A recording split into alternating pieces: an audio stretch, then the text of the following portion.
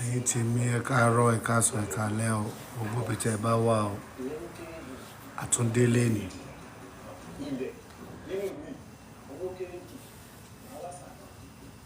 ṣé dáadáa la bá yín o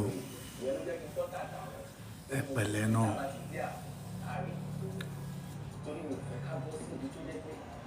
ẹ kú ojúmọ́ ẹ kú àṣálẹ́ ẹ kú ìyálẹ̀ta ṣé mo rí sọ.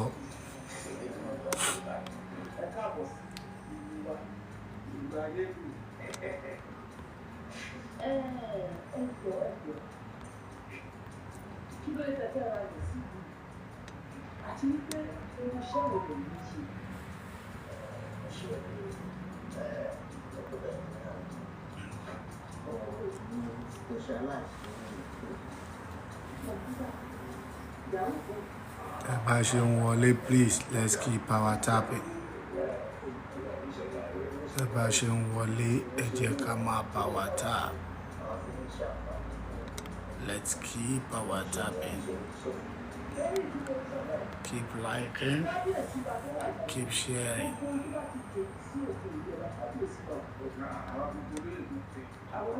Keep liking, keep sharing.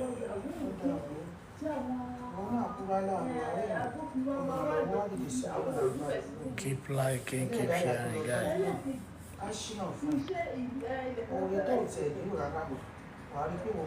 Keep sharing, keep liking, guys.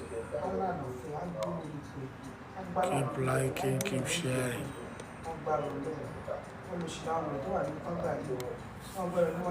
Ẹ káàárọ̀ ẹ káàsán ẹ káalẹ́ o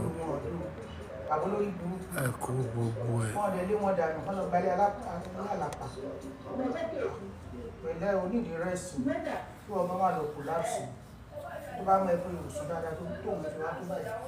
Andy Edwards.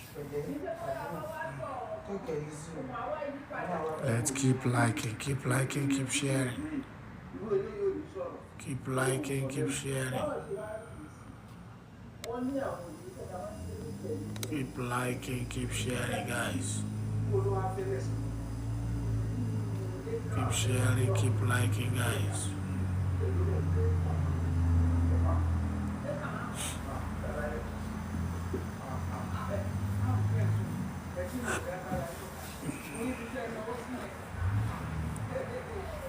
Bashan Wally Kema Power Tap, please. Let's keep liking, keep sharing. SH Fashion. Bawoni. Sharif. Classic. You're welcome. Ekale to both of you. Ekale to both of you.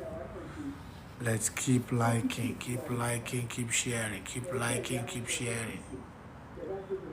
I'm doing fine, oh, Sharif.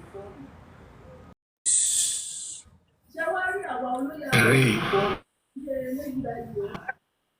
Báwo SH? Collection.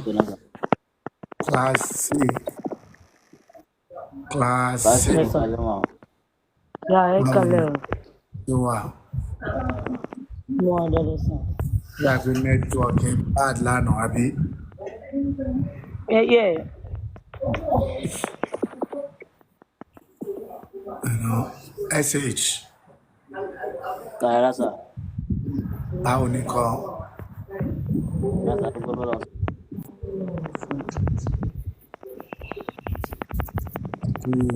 Ẹkú Sunday.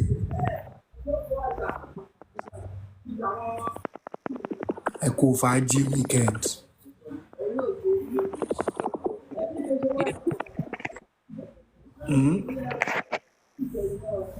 Dáadé ṣe àgbàgbé mi ṣe. Kí ló sọ? Ṣé àgbàgbé mi sà? No.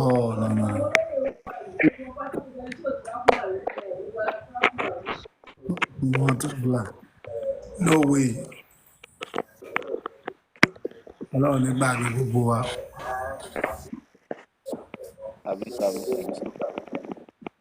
Ọlọ́run ní gbàgbé wa.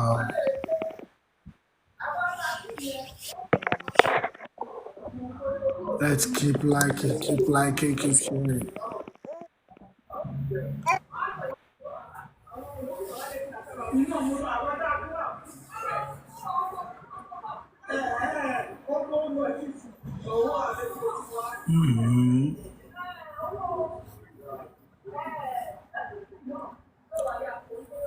Saeed Busari.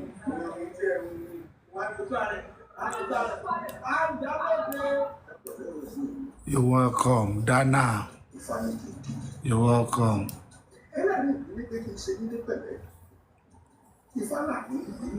Lubu iti olo. This guy. Ombura oti lo burasha. Nah.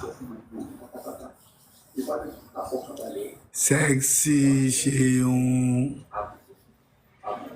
Sexy Sheun. Sexy Sheun fowó ṣeré. Boni.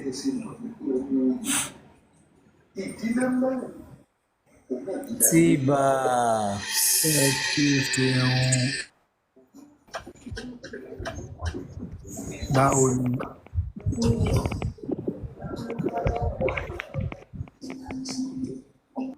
Sheun báwo ni? Ẹ kalẹ́ mà.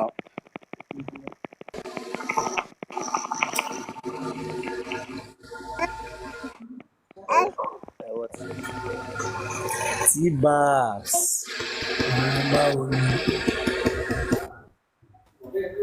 Mo ti padà gbaṣẹ́ tó ga jẹ̀mí mi lọ o. Ìyá kí ló ṣẹlẹ̀ iṣẹ́ wo ló gbà?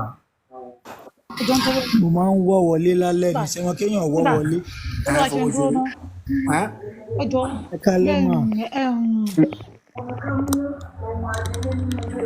Kí ni ṣe kékeré? Ẹ kálẹ́ mà. Ọmọ ẹ kalẹ́ mà. Ẹ kalẹ́ mà láì. Hello mà. Ojú bá mi ojú bá mi. Sexy Sheun ẹ kalẹ́. Ẹ kálẹ́ mà. Mo ń kí yín, mo ń kí gbogbo ilé. Ẹ Ṣadé ẹ kálẹ́. Ẹ kújọ́ mẹ́ta. Yes Owó ma. ṣeré kí ni? Owó ṣeré. Báwo ṣe ti gan pa? Ìwọ ló gan mi ò gan Ṣé ìgbà pé o. mo ń sọ̀rọ̀ ni? Ìwọ ló gan o. A gbọ́ yín. Ṣé ìyóò gbọ́ pé mo ń sọ̀rọ̀ báyìí? A ti ń gbọ́ ẹ náà. A ṣẹ̀ṣẹ̀ Ẹ gbọ́ gbọ́ mi. yín ni. Àìṣẹ́ ń gbọ́ ẹ náà ni a gbọ́ ẹ tẹ́lẹ̀. Ṣé ẹ ti ń gbọ́ mi bá? A ti ń gbọ́ ẹ náà.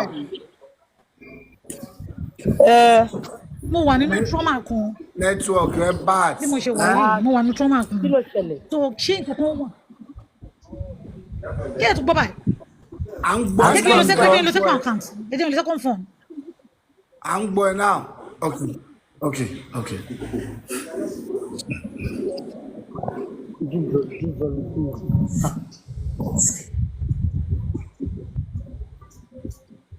Tiba. Sexy Sheun. Sexy Sheun. Sáà. Iṣẹ́ kí ló gbà tó lójú ẹ lọ? Kódà ó ti. Owó ṣeré gbéra ẹ wọlé o. Iṣẹ́ kí ló gbà tó lójú ẹ lọ? Mo máa wọlé. Mo fẹ́ ó dẹ̀ pé Bí aago mọ́kànlá mi understand ó dẹ̀ pé network ni bọ̀ mo ṣe máa wọlé ẹ má ṣe Ó kí ti n wà lọ. ókè, ó ti wà ókè, ó Gbọ́yìn ní máa báyìí, à ń sọ̀rọ̀ gbọ́yìn náà. bí eléyìí báyìí mà. A ti ń gbọ́ ẹ náà. A ti ń gbọ́ À ẹ ń náà. gbọ́yìn. A ti ń gbọ́ ẹ náà fowó ṣeré. Hello mà. Mo bọ̀ sà mo bọ̀. Káfí. Sa ẹ kalẹ́ sà. Àwọn ló ṣe. Ìkábọ̀. Ẹ kúrò. How was today? Fine sir. Fine sir, fine. Okay. Tiba. Táíwò. Mr. Dare ń kọ́. Ọ̀rẹ́ mi tí mo ní mo fẹ́ tètè lọ sùn, mo ṣe ṣọ́ra tán. Dáre wà. Tiba tẹ́jọ́ kílẹ̀ lò fún wa because ó rẹ̀ mí lẹ́yìn mo ti sọ pé mo fẹ́ tètè sùn so ní ìmọ̀ reason tí mo ṣe bára mi bí báyìí. Ìwọ lọ ti. O mọ reason tó ṣe bá rẹ mẹ́yẹn. Yes na. ó wá fẹ́ kí n sọ Ọlọ́run orísun yẹn fún ẹ tó fẹ́ kí n sọ orísun yẹn fún ẹ. mo ń gbọ́ reason. Ẹ́n? Yes na ó yẹ. Ok, màá rán ẹ káfí sí ẹ, màá Mr. rán káfí Gbọ́lá sí ẹ, ó rè máa sọ orísun yẹn fún ẹ. Káfí màá rán sí ẹ tá Mr. Gbọ́lá rè Because ó rẹ̀ mí gan lébi tó mo ti rò pé kí n pẹ̀lẹ́ ra pẹ̀lẹ́. kí n ṣọ́ra kí n Mr. sùn Gbọ́lá so. rè àwọn Agboola, èèyàn ńlá my personal person. ẹ wá sà mo Mr. kí Gbọ́lá yín ìka in crime ẹ ká ẹ lè ṣe sọ mo kí your yín o personal káfí mo person kí in yín o crime classic mo kí yín o My president personal mo kí yín mo person. kí everybody ẹ wá sà adúpẹ́ o adúpẹ́ káàbọ̀ Mr. five Gbọ́lá ṣe fàṣẹ animula la kálẹ̀ sà practice ara wa alákọ̀ọ́bá. Mo ti ẹ̀ dáhùn kan bó ṣe ti ṣe. Mr. Gbọ́lá serious ẹ jẹ́ ká láyé wá sí ìlú tiẹ̀. irọ́ ẹ jẹ́ kí ẹ jẹ́ kó kọjá ẹ jẹ́ ká Mr. change Gbọ́lá sí T-Babs ó máa pé ẹ jẹ́ kó change sí T-Babs ẹ jẹ́ ká change lójú torí àlàyé sí T-Babs. T-Babs ò léyìn ẹ kàn ń wò wọ́n bẹ́ẹ̀ yẹn léyìn ike ló ń lò Yorùbá dàbí o, ẹ má wọrí dàbí o, ẹ má wọrí téèyàn bá jẹnu dé báyìí gbogbo ẹ máa wọ́ wálẹ̀ ní àkórí gan-an. nǹkan. Alákòóbá ni Mr. Gbọ́lá Agboola tó yẹn. lọ́jà láyẹn ẹ̀mẹ́ta la kiss Orí ẹlẹ́ẹ̀kẹta yẹn ló wá ní ẹ ìjàmbára wa ńlẹ̀, lórí orí mi ńlẹ̀ kó tó, orí mi ńlẹ̀ kó tó ọ́fà ẹ̀, kó tó fún ọ ní ọ́fà. ẹ̀yin ló bẹ́tà position yẹn sá ẹ̀yin ló bẹ́tà position yẹn. Mr. Gbọ́lá dẹ̀ fún àǹdí mi ká ó dẹ̀ dùn mí kò ẹ sí má wàhálà. wọrí ẹ má wọrí Àwọn ọkùnrin méjì, bá organize àwọn pẹ̀lú ọkùnrin T-Babs mẹ́ta ẹ má làwọn wọrí. àánú lórí àwọn méjèèjì ńlẹ̀ kó tó fún ẹ ní favour yẹn. Kó tó àní fún ẹ mo rí lọ́fà wọn tó yẹ ṣe kó, life and direct lójú àlá ọ́fà yẹn yẹ kó T-Babs. wọ́n ni. T-Babs àwọn náà gbé skin mi wọ̀ ẹ má wọrí èmi àti wọn ti T-Babs sọ̀rọ̀. T-Babs ṣe wá mọ̀ nǹkan tó fọ́ ni wọ́n tún wá gbẹ̀yìn wọlé. Àbórí nǹkan. ẹ Àbórí ti pé nǹkan. T-Babs ló lo image mi àwọn náà lo image mi. ẹ kálẹ́ sàṣẹ wà fámílì nǹkan. ẹ pẹ̀lẹ́ o àlàáfíà o báwọn gbogbo Ìbàdàn. Ìbàdàn ń lọ ṣiṣẹ́ ń lọ.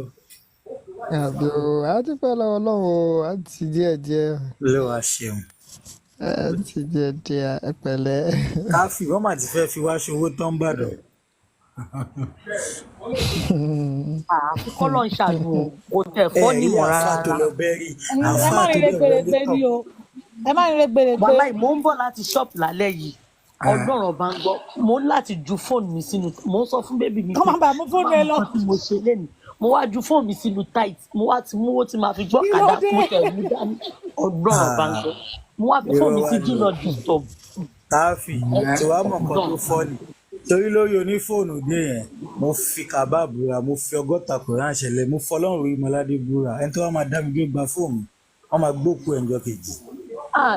kò rí bẹ́ẹ̀ mọ́ o because ó ní guy kan gan ní ilé ọ̀dọ̀ mi Dubai. káfí torí tẹ́lẹ̀ ẹ̀gbọ́n Fowóṣeré mo fẹ́ òun ló ṣe mí lọ́mọ ta tábàdìdé ń bá a gbọ́dọ̀ mú gbódà ní take away ọtí nísìnyí remove with bottle ni kó tó wá ìgò but kan wá bẹ́ẹ̀ fún náà àwọn mẹ́jọ pípù ni. yẹn gan wọn ò wá láti wá ṣeré o kọ́lọ̀ Wọ́n sábà káfí jẹ́ kí wọ́n pàdé wọn English ta. life ni wọ́n gbé lókàlì ni. lánàá àtàdé Fásíkì sẹ́mo yẹn kó tó yàtọ̀ ṣẹlẹ̀ síra lápẹ̀tẹ̀ yín. lánàá ṣá. Bójúra fi fóònù ẹ sínú táìtì ni kó máa fún ẹ lọ́dà kù. àtàdé sẹ́mo kó tó ṣẹlẹ̀ lápẹ̀tẹ̀ ẹ lánàá. mọ̀ nǹkan tó ń ṣe fún Kẹ́hìndé ẹ mọ̀ nǹkan tó ń ṣe fún Kẹ́hìndé yín. Wá ní kí táyé mọ́ lẹ́nu. ó lọ sórí fíìdì ó lọ gbá bọ̀ ní orí Ó lọ fíìdì gbá bọ̀. pólì ó wá ń bọ̀ ó lọ lọ ṣe train ó wá ń padà bọ̀ ó ní bí wọ́n ṣe àdán òun dúró nìyí ni pé kóun Àwọn pólì mú ni. fóònù òun jáde òun máa mú fóònù òun jáde bàbá ní kóun lọ sínú àkáǹtì òun bó sọ pé ẹni máa lọ sínú àkáǹtì ó sọ pé ṣé o fẹ́ sọ̀rọ̀ àbí káwọn lọ gbé ẹ pamọ́ kó ní àyè má gbé òun pamọ́ kí lẹ fẹ́ bàbá ní kóun gbé àkáǹtì òun jáde bá gbé àkáǹtì òun jáde ìwọ sì lówó nù ó yá withdraw gbogbo owó yẹn pátápátá ó náà withdraw gbogbo owó yẹn kó fẹ́ lọ àkáǹtì mi o mo ló tiẹ̀ dá fi ń gbéyàn sí tí wọ́n gbá fóònù ọwọ́ ẹ̀ àtàdé sẹ́mo kó tó ṣẹlẹ̀ Wọ́n lápẹ̀tẹ̀ lánàá. padà fún fóònù yẹn. àwọn fún fóònù gbà tó ti withdraw tó ti transfer owó tó ti transfer àti gbogbo ẹ̀ Ṣadé Má? sẹ́mo kan tó ṣẹlẹ̀ lápẹ̀tẹ̀ lánàá ni ní Fanáwọlé àáfàá kan wọlé tó mọ̀lẹ́bí kan ó dẹ̀ bẹ orí bàbá ọmọ Bánilà. Ní láìsí ní àpẹtẹ kò wa fi ń nígbà ṣe ìfúnni. fíìmù ṣé mo pé níbo jòkòdó ni ní nàìjíríà yìí wà ń lọ báyìí. àti Ṣadé ṣé mo Ó pé tẹ bó jòkòdó tẹ ní ti wà ṣọ́ọ̀bù scary mi jù. kí ló sọ. tẹ́gẹ̀t ó wá bẹ́ ẹ mọ̀ pé jòkòdó ní ṣọ́ọ̀bù mi wà oríta jòkòdó ok jókòdó ló wà ok àmì mọ ní oríta ṣọ́ọ̀bù mi jókòdó wà àárín àwọn ìyá ayé ni wọ́n wà. mi gan ọmọ ayé we die together ni wọ́n wá bẹ́ ó dẹ̀ wọlé ó wọ inú ilé tọ̀ bàbá ọmọ méjì bàbá ọmọ tó wọlé tó rí níbi tó ti ń dúbù bàbá ẹ̀ tó pariwo ó pa ọmọ ẹ̀ lẹ́lẹ̀kejì ó dẹ̀ pa ẹlẹ́kẹta ó wá fẹ́ lọ ra bákò báàgì àfa tòwé láwà ní àwọn arẹ́jẹ́ làwọn ọ̀pẹ àfa ìjẹ̀wé láwọn tírèsì ẹ̀ wọlé ó ti gbé orí mẹ́ta. Honest part wá ní pé wọ́n kàn máa mú wọn lọ sí police station wọ́n dẹ̀ máa fi wọ́n sílẹ̀. wọ́n máa fi kí ló báwọn ti sọ kí ló fẹ́ kí wọ́n ṣe ẹ kò. ti babs tó bá yẹ pẹ́ lómi ló bẹ́ẹ̀ question yẹn mo lè fún gbàjú. no kò yẹ òun ló wà lọ fẹ́ máa lọ lórí wọn fúnra wọn àfàfúnra ẹ̀ ló wọlé lọ lórí wọn. tí babs kí ló fẹ́ fi ṣe lẹ́nu yín ṣé ẹ mọ bí. kò yẹ nǹkan tí mo sọ tí mo fẹ́ sọ ni pé òun ló wá lọ gé orí fún mi wọ́n máa rán yàn ni. nǹkan tí mo ń tà láti sọ nìyẹn. bí àwọn ò lè meet up owó àwọn tó ń rán mọ́. ẹ̀rọ bí tó bá escape báyẹn wọ́n gbàbọ̀dé nìyẹn àwọn tó máa jẹ́ fún. ó wọ ilé onílé lọ ilé mọ̀lẹ́bí onímọ̀lẹ́bí ó dẹ̀ pa àwọn mẹ́tẹ̀ẹ̀ta. Ewúrẹ́ ti wọ́n ju èèyàn lọ nísìnyí. Faná wọlé ló ti ṣẹlẹ̀. Wọ́n lọ́ máa jẹ́ kó rí wá gbàbọ̀dé ní láìpẹ́. àmì o orí ẹ̀yìn ò ní lágbára gan like gan nísìnyí. mi ò ní gbọ́ fún yín lágbára lọ́wọ́ Ọlọ́run o. èmi ò ní sọ ní gbọ́ tèmi náà lágbára Ọlọ́run o.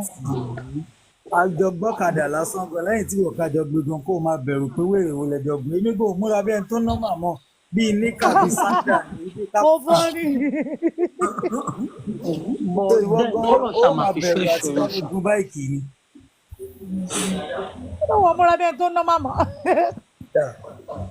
téèyàn bá ti síríọ̀sì jù sí wọn tẹ̀lé ẹni tó fẹ́ bá gọ̀kadà kan ayé a máa jápá wèrè owó rè ìwọ ká máa fowó èrè wẹ́rẹ́ pé owó ìṣẹ́jú máa bá tiẹ̀ lọ àmọ́ bí tó ti ń bọ̀ wọn ò dẹ̀ mọ̀ pé mo nọ́mà. bàtà bá tiẹ̀ rí ẹ bó ṣe ń rọ́bọ̀ gan-an àti bọ̀ bí kan bá àmọ́ ẹrù láre o. èmi àtàwọn bìtà lájọ máa ń rìn àti sọ̀rọ̀ lọ́wọ́ láìlọ́ọ̀nù máa ń jáde ní. ṣé o ti gbogbo owó mi jẹun tó o. Ó tọ́ ni èmi o kí ni mo fẹ́ máa bá gbà wọn mí o ṣé o ti gbogbo owó mi jẹun tó o. àìsàdé ọ̀rọ̀ fún ọmọlọmọ máa fi fóònù ẹ̀ sínú táìtì bẹ́ẹ̀ tó bá ti rìn ní títà. ọgbọ̀n gbàngàn mo délé lálẹ́ ìfẹ́ mo ṣe yí tí bá ń bọ̀ báyìí màá wá já láìlọ́ọ̀nù ọtí kan sẹ́nu ní ṣọ́ọ̀bù mi ní mú o máa tó ìyẹn ni tó bá lè mọ tí akànfi ha inú a máa fi rìn lọ. ó yẹ pé bàbá mi wọ́n tó bá kò ní bọ́ sáré pé lórí ìgbìlẹ̀. a ní kí wọ́n wojú kó tó ta sẹ́yìn tí wàá ta sí ó ṣe lójú ọ̀bù tílẹ̀. ó lágbára gan ẹnìkan sọ lánàá ó ní wọ́n ti fẹ́ẹ́ gbé gbogbo àwọn tán nínú Ọ̀ṣun state báyìí o ó ní wọ́n ti fẹ́ẹ́ gbé àwọn tán like pé wọ́n tẹ̀ tún wọ inú àdúgbò lọ mú yàn ní báyìí sí.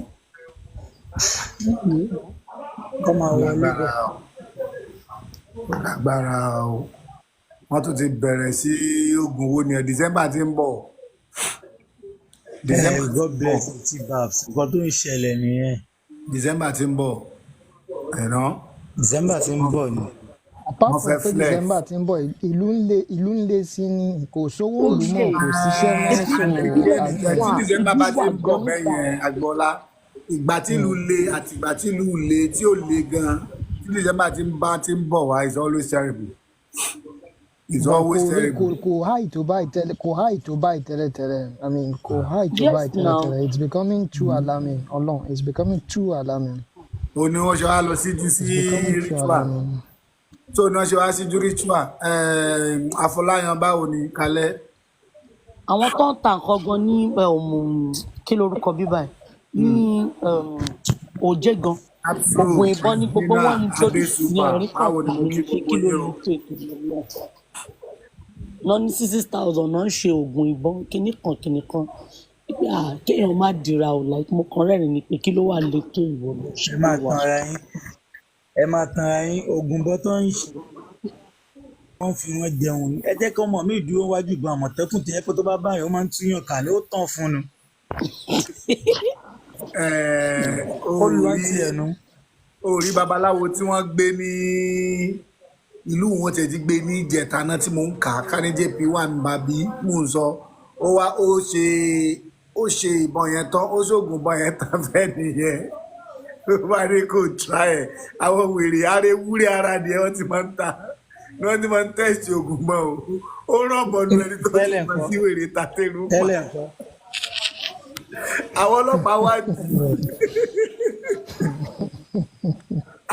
wá gbé tẹ́lẹ̀ nǹkan. ó lórí wèrè sáré ìyẹn náà ti máa ń tẹ̀sí ìbọn ni àwọn tó dẹ̀ máa ń tẹ̀sí gan wọn tiẹ̀ ní ó yà kọjú sí mi òjijì ni wọ́n kàn yẹ bá dájú tó dá wọn lójú ó dà pé nílẹ̀ Yíbò ni mi jẹ́ àbílẹ̀ Yorùbá ni mi jẹ́ ìrántí bí wọ́n ti ṣe ṣá ewé sunko bẹ́ẹ̀ ni. fọ̀rọ̀ ilẹ̀ Yíbò lẹ̀ ibi tẹ́mi gbé ẹ máa gbọ́ ibi tẹ́mi gbé lẹ́ndì níbi tẹ́mi gbé lẹ́ndì days mi ní Ìbàdàn lápẹ̀tẹ̀ gbogbo ẹran àdúgbò yẹn bíi kẹsẹ̀ kan kọ́ gbogbo ẹdìyẹ gbogbo ògùn tó lọ ṣe lákùfọ̀ àwọn nǹkan tó máa ń lò ní tó máa ti ṣiṣẹ́ yẹn tán wọ́n á gbé kọ́ adìẹ àbẹ́ran lọ́rùn wá rọ̀bù nù. kọ́nà ṣàánú wa ni. kí ni classic sọ. mi mọ̀ pé mo ń bá yàn sọ̀rọ̀. tó máa ti gbé kọ́ ẹran lọ́rùn àbí adìẹ wá wá ara iná tí wọ́n á tẹ̀sí ẹ̀ tí wọ́n kàn rí i pé òkè kìíní ìṣiṣẹ́ dáadáa wọ́n wá ṣe wá ní ṣe ò ti rí you know. wọ́n ló ń pè mí.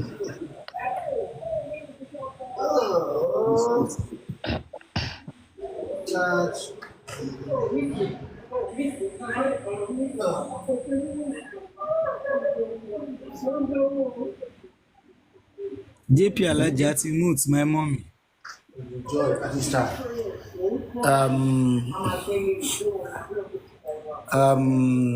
Fowóṣeré so kí ló fẹ́ sọ ló ní sórí láìsọ million cash báwo ni mo ti pè ẹ́ tẹ́lẹ̀ mo return call ẹ̀ bọ̀ àkán ó gbé more blessing brother mi kí Ọlọ́run máa fi iṣẹ́ rẹ̀ sọ wa ká máa rí lọ́jọ́ tẹ́bi ń pọ̀nà amen o. adé super ẹ má bínú gbogbo yín o tí bàbá sinú jẹ́ kí n lè sọ̀rọ̀ o. lórí ẹ máa wọlé sí yẹn ẹ máa yẹ kó. ṣe ti rí so ẹ má bínú mo kí gbogbo yín o Mr. Gbọ́lá àìsàn welcome back o. a lè sọ̀rọ̀ o. kò sí wàhálà mi. ẹ̀yin èjì rẹ̀ mi mo salute yín o. yes ma ẹ kálẹ́ ma.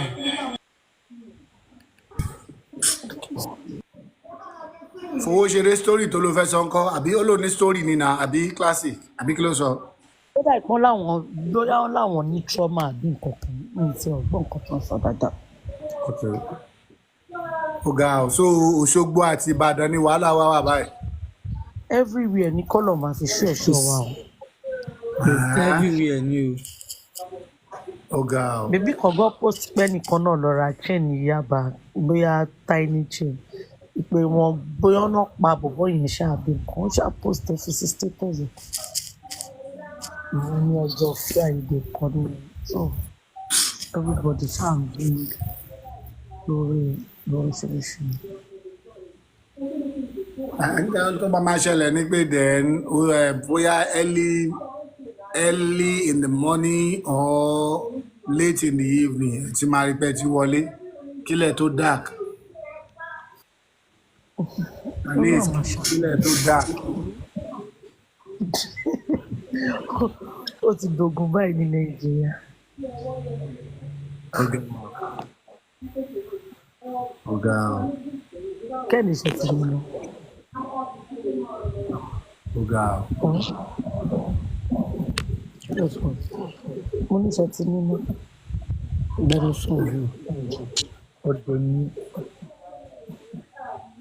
àwọn olówó ń kíìsì táyé kẹ́yìn mọ́lé lálẹ́ báyìí pé kí wọ́n ti moot wọ́n ń kíìsì wọn lọ́gbẹ́ni sọ̀rọ̀ má pariwo wọ lọ́rùn ẹ pa tí babs sórí ìjókòó benson má pariwo láti pẹ́ ẹ̀ṣẹ̀ ń dis veggie èmi gbọ́ mi gbọ́gbọ́kúgbọ́ tí babs èmi gbọ́. mo dẹ̀ máa ń gbọ́ nǹkan dáadáa wáyé tí mo wá gbọ́ ti classic. ẹ má dáhùn jàre. ọdún èmi etí ajé létí mi mo yọ nǹkan sọ fún ẹ owó ṣeré mo máa ń gbọ́ jù. ẹ máa ń gbọ́ jù.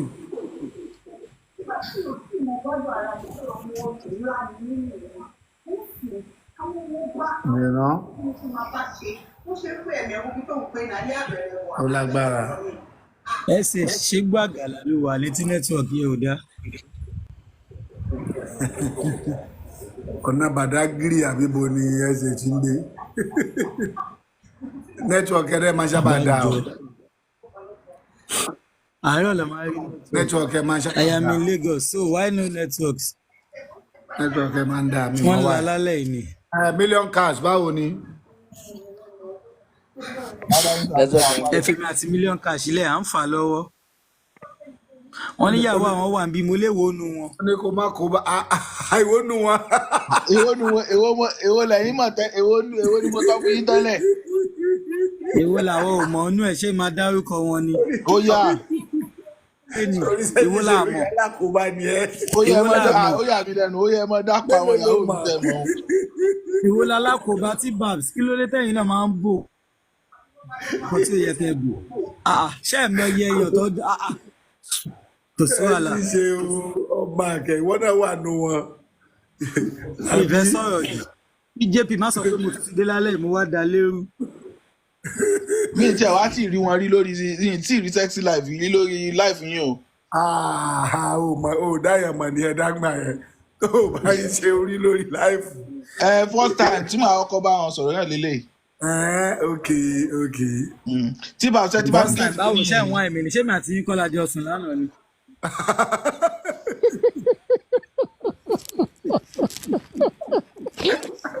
agbọ́lágò òmùgbà tó sí spíkà.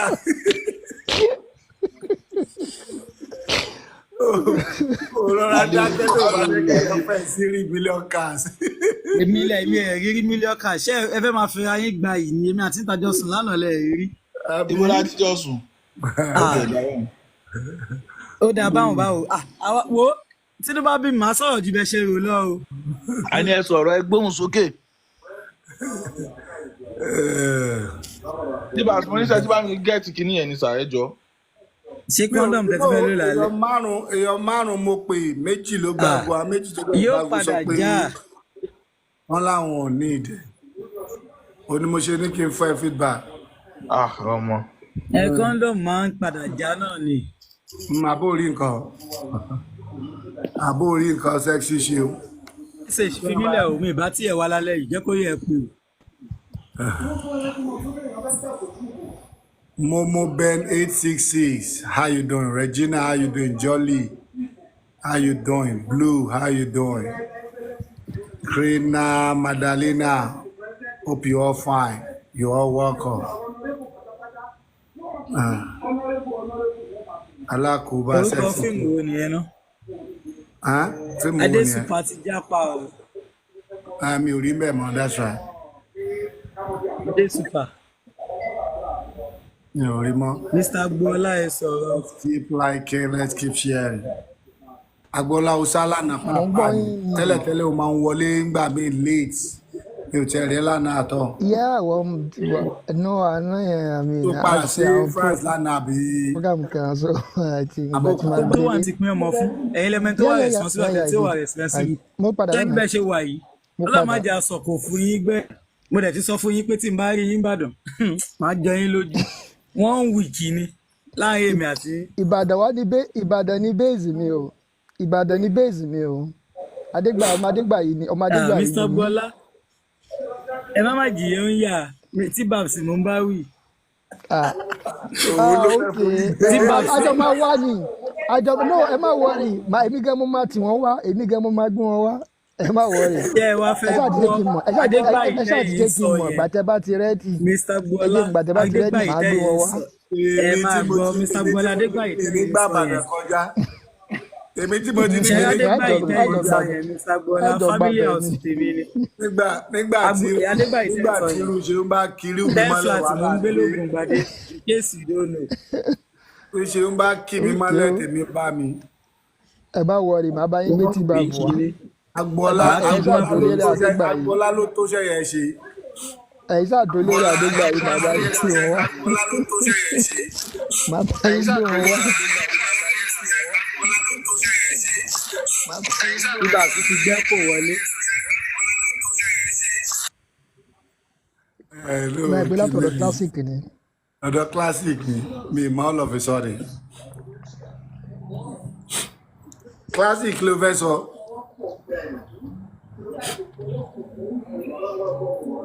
Ó dà pé classic fẹ́ ṣàánú mi ní pé ṣe sexy ṣe wọ́n gbọ́dọ̀ gbá mi mú. Ó dà pé tó fẹ́ sọ nìyẹn. Classic. Yes, Dad. Mo ló dà pé ó fẹ́ ṣàánú mi ní pé sexy ṣe wọ́n gbọ́dọ̀ gbá mi mú. Èmi ò mọ̀ pa yẹn o. Kí ló wá fẹ́ sọ̀rọ̀ sí tẹ́lẹ̀? Màtíyàn ni mo bá dé Ìbàdàn ó ní wọ́n á kànú mi. Ẹ jẹ́ kó dìgbà yẹn lọ. Èmi ò tẹ̀ níjó dìgbà yẹn ọ̀nà ẹ̀yìn máa gbà kọjá Ìbàdàn. Ọ̀nà ẹ̀yìn. Ẹ kàn ní kí mo yọ ó máa ti jìnnà jù Bàbá máa gbọ́ ẹ máa bàbá ti jìnnà nígbà jù. yìí ẹgbẹ́. Ògbómọ̀ṣọ́ mo ti yọjú ni káfí àbí kí ló fì? Káfí. Ẹgbà Àjàzírà làwọn CCTV kò síbi tẹ́ wọ̀ a tún fò lóru. Máa dẹ́ gbòsógbó wọlé máa Ibi gbọ́ tẹ́ fà wọ̀ wọlé. ayé tó bá ní kẹ́ yábà lórí pánù lé yín ó bà gbèrú. Ọ̀dà mo gbé dídágbà rẹ̀ sílẹ̀. Ibà Tó bá gbé lẹ́bù yẹn ní ẹ síbi one chance ẹ ti wọ one chance tí babs good luck. tó bá yẹ pé lẹ́bù yẹn ni mo fẹ́ respect. Bọ́dà wéra ọ̀nà Òṣogbo máa gbà mí tiẹ̀ nígbà ibi tí màá ti jáde l'Ógbómọ̀ṣọ́ mọ́. kò sí wàhálà. A wọlé tí s'Òṣogbo. babs ẹ má gbogbo mọ̀ṣọ́ o bàbá olóyè dúró dè yín o. Bàbá olóyè lórí l'Ógbómọ̀ṣọ́.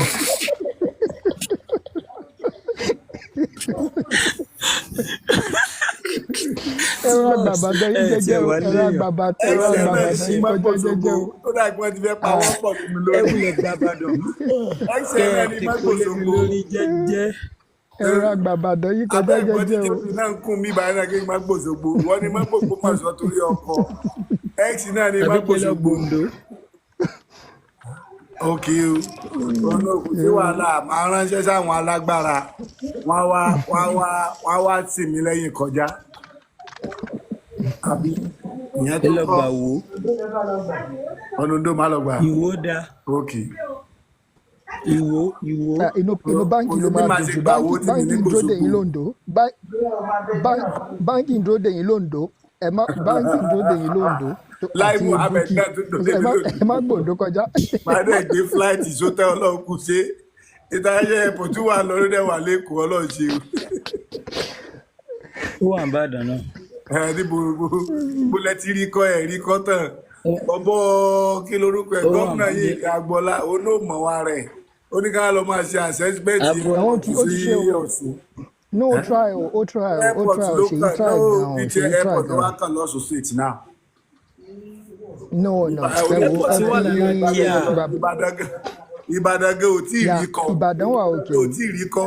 No, Ìbàdàn wà òkè o ṣèyí Ìjọ try yóò gan jẹ́ o kó ṣèyí get try brain. gan ó try gan ṣèyí try gan ní ti Ìbàdàn yẹn Ó máa tó tiẹ̀ dùn mí ní ó tó try dùn ní mọ́ ti mi. Ìbàdàn yẹn. Ó máa tó dùn mọ́ mi gan nínú nǹkan tó ṣe. Kíní tourist area Ifẹ̀ ilé Oh, okay.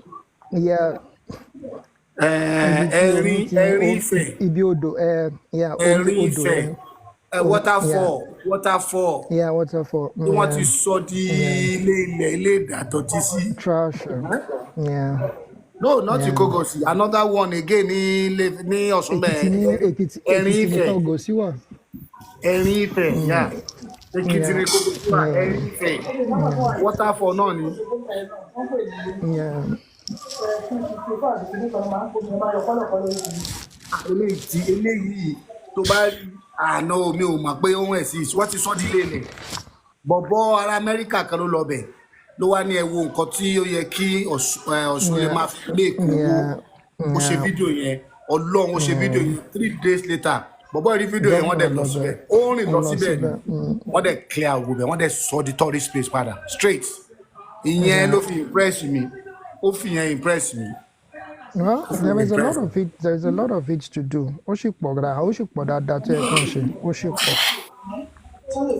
Yeah, yeah. Kefi, Seyi is the best governor so far for Ibadan. Láti gbà rí kí lorúkọ ẹ̀? Bàbá wa kí mo ti gbàgbé orúkọ wọn o Rashidi. Láti gbà Rashidi. Seyi is the best so far. Yeah.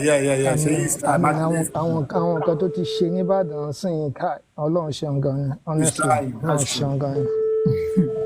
Ọlọ́run ṣeun gan ni. ẹ máa lá tọ̀mtọ̀m. A ti wà lẹ́yìn no compare sí gbogbo àwọn gómìnà tó kù a wà lẹ́yìn gan nìbàdàn honestly speaking I mean ẹ wo àwọn infrastructure tó wà ń bàdàn sí náà compare sí gbogbo ìgbà tí ó ti dé bẹ́ẹ̀ ṣójú ọ̀nà ní ká sọ ni.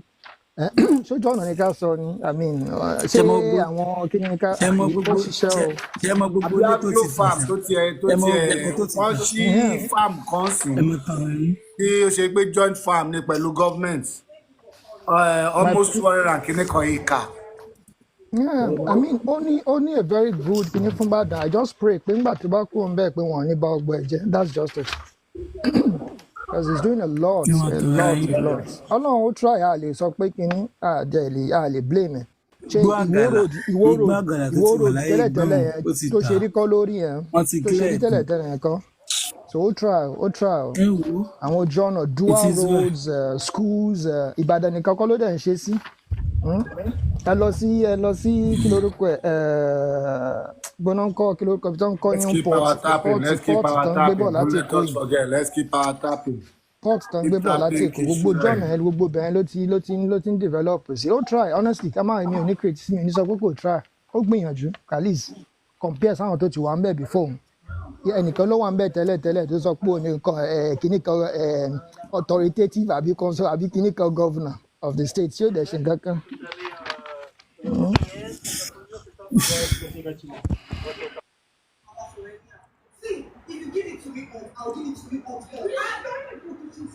Ó dà pé I mean to be frank Ṣèyí ń try. Tábà máa ta àwọn gómìnà ní Nàìjíríà lónìí is one of the first five. It's one of the first five. Adórí òkè.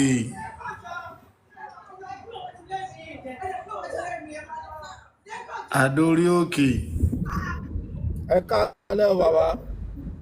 Ó ṣẹ̀ṣẹ̀ padà sí beautiful day ẹ mọ̀. Àbí Mr. Agboola ẹ kú 3 days o. Mo kíyan ẹ kú jọ mẹ́ta sà. Ẹ káàbọ̀. Àlàáfíà lẹ́wà. Àlàáfíà o. Jébì alájà ẹ kú tọ́jú tí bàbá. Èwo ni sọ lẹ́nu. tó rẹ tí babs ni tẹni wọn kù tọ́jú wọn. Èwo ló fófó èwo lámẹ̀bọ. Yorùbá ni ẹ kú tọ́jú tí babs ẹni tó bá rẹ̀kọ́ ló máa ń tọ́jú ni kí ló ṣe sí Yorùbá tẹni wọn kù tọ́jú wọn. Àbí. Inú ń bí mi lálẹ́ mo lè fọ́ orí yìí o ara ń kan mí o. Ó yí ọmọ tí ń sunkún ó yẹ ìyá rẹ̀ tí ń rẹ̀.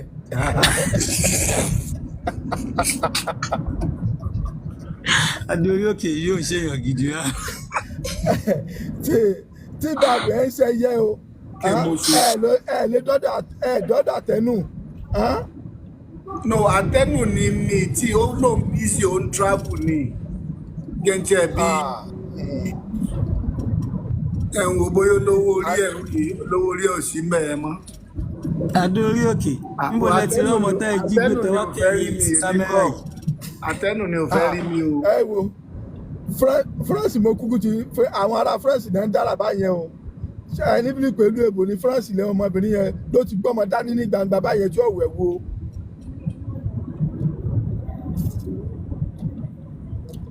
àwọn ará France yẹn wọ́n máa bí obìnrin pé wọ́n bẹ lábúlé wọn láfíríkà ni.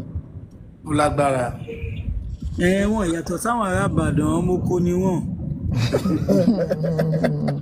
No, Sherry, no, nǹkan tó wà mẹ́ẹ̀ táwọn èèyàn understand ni pé Sherry France òun ló colonize most of African countries. So I mean I think we have 54 states or how many 54 countries in Africa or something. More than 90% of them are French. So gbogbo wọn tá bá ń travel abroad France ní gbogbo wọn bọ̀ tá bá láwọn táwa ṣe sọ pé àwọn lọ England and lọ America ẹ̀ sáré ẹjẹ́ mọ́. France gbogbo wọn bọ̀ so wọn ló fà jẹ́ pé ẹ máa oríṣiríṣi èèyàn bí báyìí àtàwọn Romanian. ní láàárọ̀ kùtùkùtù mo sì rí Senegal ó sì gbé orin sẹ́nu. ẹ tí rẹ̀ ń tó ń jẹ pákó pákó àti òbí. pákó náà ni ó gbé pákó sẹ́nu náà ní láàárọ̀ kùtùkùtù níwájú ìdààmú àwòfẹ́ àìgbà mi. Normal actually because gbogbo wọn Senegal láì sáwọn ọmọ gọ̀gán. Senegal, Mali, Guinea, Niger, Chad, Central Africa, Gabon, Congo, gbogbo France gbogbo ẹ̀ France ni wọ́n. France ni o. So gbogbo wọn bá ti kó nílùú wọn báyìí pé wọ́n travel abroad France gbogbo wọn bọ̀ that's why bá dé bíbá capital ni ó dàbí capital ni fún wọn so ẹ máa oríṣiríṣi oníkálukú pọ̀ ló wà ẹ̀. lẹ́yìn Ghana, Nigeria, Sierra Leone. Liberia tó jẹ́ English country very few ni wá mi rò pa wọ́n mẹ́wàá gan tó jẹ́ English country l'Africa. gbogbo àwọn yòókù France ni gbogbo Africa yòókù. Nigeria gangan normally initially àyìnṣe English England rà wá lọ́wọ́ Portugal ni Portuguese ni wá initially. So àwa àti kí lórúkọ ẹ̀ àwọn bíi Guinea Equatorial Cape Verde àwọn lájọ jẹ́ group tẹ́lẹ̀tẹ́lẹ̀ kó tó di pé England wá gbà wá lọ́wọ́ kí lórúkọ ẹ̀ lọ́wọ́ Portugal. ṣàṣẹ ìtí France ṣe fún Togo náà nìyẹn wọ́n gba Togo lọ́wọ́ Germany ni. Germany gẹ́gẹ́ ló kó láṣẹ yà. Cameroon wọ́n gba Cameroon náà lọ́wọ́ Germany náà ló ní Cameroon wọ́n gba Cameroon lọ́wọ́ Germany. ẹ ń ṣe mistake o wọn gbá o wọn relent ẹ wọn fún wọn because it got to a stage German ò ní interest lórí colonization mọ́. wọ́n máa ní wọ́n fún wọn náà ni wọ́n máa ní wọ́n fún wọn ni ẹ mọ̀ oníkálukú USA wọn lọ́wọ́ Portugal náà gbà tí wọ́n get some tó tẹ́ wọn lọ́rùn irú àwọn náà colonize Mozambique àwọn náà colonize Angola right àwọn other places tí wọ́n ní interest wọn they give it up kò ṣe pé wọ́n gbà lọ́wọ́ wọn bá ní European kan jagun kò tẹ́sẹ̀ tó lè bá German jagun nobody colonize German o kò sí ìlú kankan tó colonize Germany bí Britain ṣe colonize gbogbo ìlú tó kò sí ìlú tó colonize Germany. Àwọn German are part of Viking actually they are part of Viking so àwọn Viking kò wọn colonize wọn àwọn ló ní Europe. You sell your damn hand out to buy gbogbo èèyàn ti jábọ́ lókè yìí o kí ló dé network ti sá lọ tán. òótọ́ mà ní màá rí mi ìmọ̀gbà tí wọ́n jábọ́ ṣá kí ló dé. gbogbo àwọn sẹ́sìmọ̀ serious. àwọn ẹ̀sìn jábọ́ lọ. kí ló ṣẹlẹ̀. ó serious lókè yìí. lẹ́yìn SH Fashion nìkan ló tún lọ́dàbẹ̀ ní pé ọ̀rọ̀ àgbẹ̀ network SH Fashion ó strong gan-an.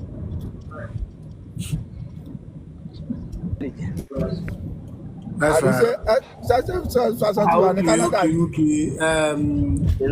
Jẹ́sí ṣe ti sọ pé low battery tiẹ̀.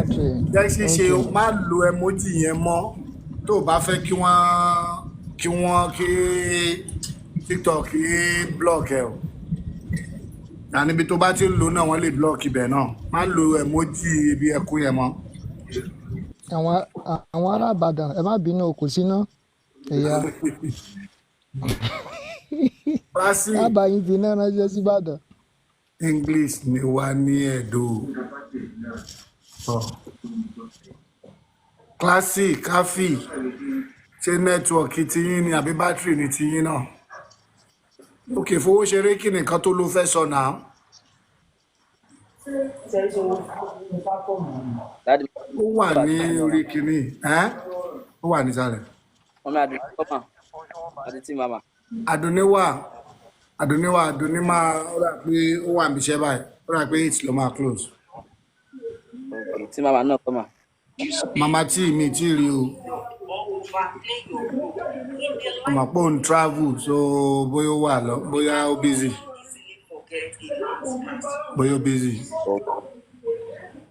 The only thing You again know? is about is so you want to have emotions, Ẹ jẹ́ ká power tap. Adórí òkè òṣìṣẹ́ lé nìyí. we are slaves to our emotions. And it means one thing. Your sacrifices mean nothing to us.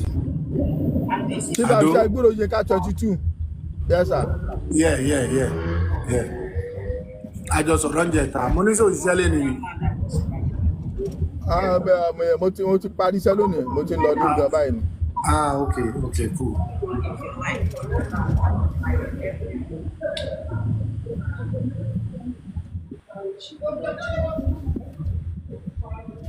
sacrifice. Alájà, jẹ́bi alájà ṣe gbúrò bàbá olóyè o. Àlàáfíà ló wà. Olúwa ṣeun. Àlàáfíà ló wà ní àti ẹ̀ sọ̀rọ̀ lánàá. Olúwa ṣeun. Ọwọ́ yín láti béèrè bàbá olóyè o.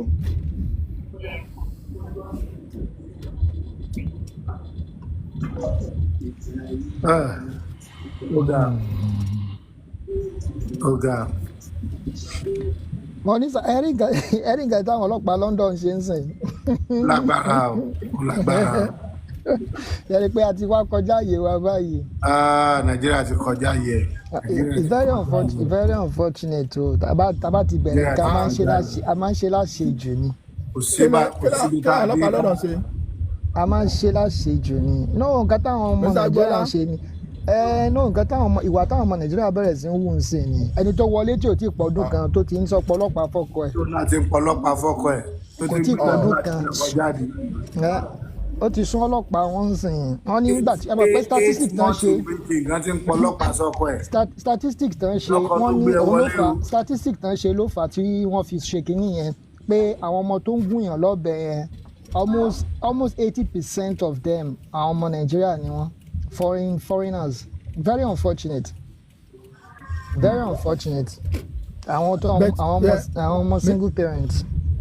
But Mr. Agboola tẹ́ bá wò lóòótọ́ lérò kẹ́ tó lè ra àwọn Chinese àwọn ọmọ India yẹn pàṣẹ́kì ni wọ́n lò gidi náà. ṣé rí problem tó wà mẹ́ni pé àwọn ò ṣé rí ìhà táwọn kọ sí owó kọ́ ni àwa kọ sí owó a ti fẹ́ràn owó jù lọ́dọ̀ tiwa a ti fẹ́ràn òun la ṣe ń sọ́n sí pé àwọn èèyàn ń pààyàn wọ́n ń géèyàn wọ́n ń fi èèyàn ṣòwò yẹn ṣe báwọn other countries l'Africa àwọn náà wà ní the same situation tá a wà but mélòó la ti gbọ́ pé wọ́n ń pààyàn tá a ṣe ń pààyàn Nàìjíríà so ìhà tá a kọ sí owó ìfẹ́ owó yẹn ti pọ̀ jù lọ́dọ̀ tiwa ó ti pọ̀ jù so òun ló bá wa délùú òyìnbó tí mo ti sọ́n bí báyìí mo ní tẹ bá dé bí báyìí ẹ máa okay for example nsìn everybody tẹ máa ti wá sí ìlú òyìnbó first thing tẹ máa kọ́kọ́ bèrè lọ àwọn tó wà ní ìlú òyìnbó ni pé iṣẹ́ wo lèèyàn ń ṣe tó wà nù ẹ̀ ìbẹ̀rẹ̀ everybody máa rọ́ sí ẹ bá ṣe délùú òyìnbó health care láti health care nsìn okay nísìnyí bá àwọn kan ti ń darí lọ síbi trailer wíwá ṣòye àwọn kan ti ń darí lọ sí computer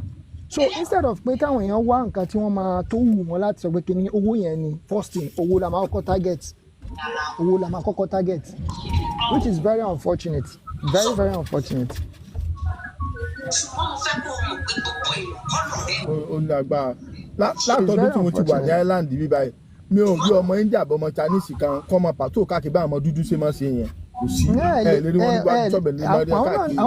àwọn náà máa ní issue títí wọn o but wọ́n mọ tán ṣe ń settle for example àwọn mọ tán ṣe ń settle àwa ó dàbí a sì sọ kíni gan ní church lánàá òun ni program tá a ṣe lánàá I mean àwọn àgbàlagbà tó máa sọ pé wọ́n advise àwọn young generation already làwọn kan láwọn ti gbọ́ ni but nǹkan tó máa tán máa ṣe inú wọn ló wà they will do the opposite of nǹkan tí wọ́n ní kàn ṣe which is the truth àwọn tó báwo lẹ ṣe máa kí ló fẹ́ justify ẹni tó wọlé ní less than a year ago tó ń pọlọ́pàá fọkọ ẹ̀ kí ló fẹ́ justify 8 months ní Britain ó ti ń pọlọ́pàá fọkọ kí ló fẹ́ justify I mean, ẹ ti fẹ́ra ẹ sọ pé ẹ ti fẹ́ra for over 10 years. Why now? Why now? So I mean, it's just you know, ó wà very kò sí nǹkan tí ẹ fẹ́ fi justify pé ọlọ́pàá ló kàn. I mean, pé òde lóyìnbó tán kìíní. No, it's really unfair. I mean, it's not about tiwa. I mean, tó bá fi mọ́lọ́pàá jáde sọ wípé ẹ bá ní issue ẹ má pè wá mọ́ o, ẹ má take care fún ara yín. And to be honest, I think to me, wọ́n ti ṣe bónú yẹn. Lórí certain country. wọ́n ti ká ní sóye yín, wọ́n ti mọ̀ pé kíní yìí kò ń ṣe nítorí kò sóòótọ́ mọ́ ń bẹ̀, irọ́ ló pọ̀ jù nú ẹ̀. Wọ́n ti rí pé kò sóòótọ́ mọ́ ń bẹ̀, irọ́ ló pọ̀ jù nú ẹ̀.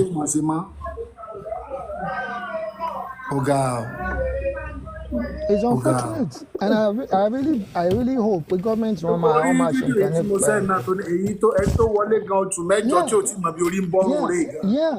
O ti pọlọ́pàá kọ̀ọ̀kan. Mo rí ó ti follow nǹkan táwọn èèyàn sọ fún. Because nǹkan tí everybody ń sọ, nǹkan tí everybody ẹ mọ̀ nǹkan tí wọ́n sọ fúnra wọn nìyẹn pé ẹ ṣe báyìí o, ṣe báyìí o, wàá tètè gbàwé o, wàá tètè ṣe kinní kan o, kò wá sí pé àwọn èèyàn follow morality mọ́, kò sí morality mọ́. Àwọn mọ̀ pé àwọn tó bí sí UK mọ̀ pé mo sọ pé marriage yẹn ní àwọn èèyàn gan.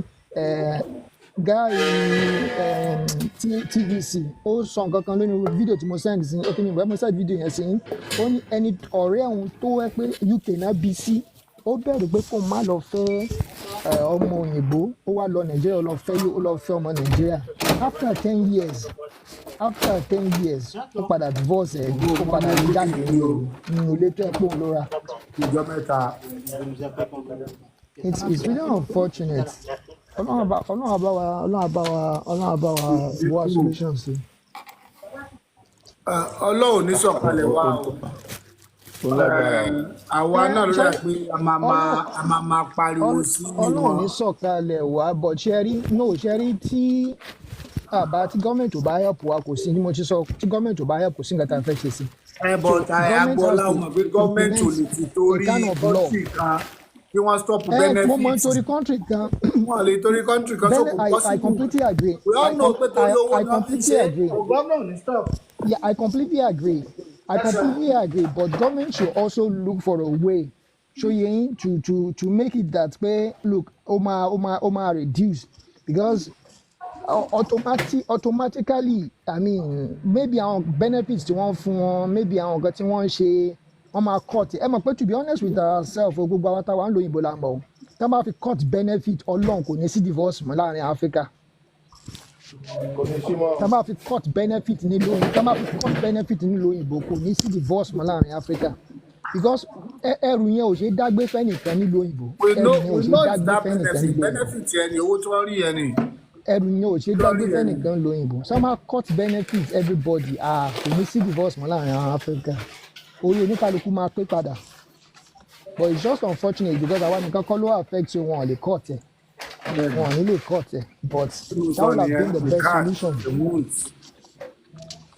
But I pray that wọ́n á wá solution sí pé wọ́n á ronú sí a way forward. Tí wọ́n bá dẹ̀ tún ní pé àwọn òòlù. They will. You know, but they need to find a solution. I strongly believe a solution wa. I strongly believe that there are solutions. Wọ́n kàn lè máa sọ pé torí pé political kìíní pé káwọn èèyàn má fi ìlú kan má fi criticize wọn pé they are applying it only to Africans. Yeah. But I think there are solutions. There are ways to go about it. Thank you. There are ways to go about it. Àdórí òkè ẹ mọ̀ pé gbà kan náà ní Ireland ẹ mọ̀ pé wọ́n ṣe kínní yẹn ní Ireland tó pé Naija everywhere. Bẹ́ẹ̀ Ẹ̀ka lẹ́wà yọ̀ ẹ̀ka bọ̀ Naija everywhere nígbà yẹn tó pé ọ̀tìgbà tí wọ́n tó mójú kò lára wọn. Àbí pé tẹ́ bá pọ̀ ọlọ́pàá gbà mí gan-an àwọn náà kò tiẹ̀ ní dá wọn lóhùn rárá. Àbí wọ́n dẹ̀ rí ṣe ní Ireland so I believe the same thing náà ló máa ṣe ní UK. I believe the same thing náà ló máa ṣe ní UK.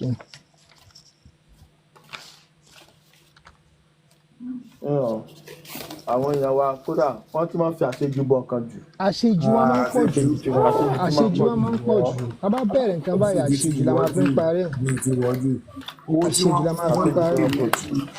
ó ti pọ̀ jù ní ká ní opportunity bẹ́ẹ̀ wà ní yankee náà àwọn tí yankee náà ti bẹ̀rẹ̀ o.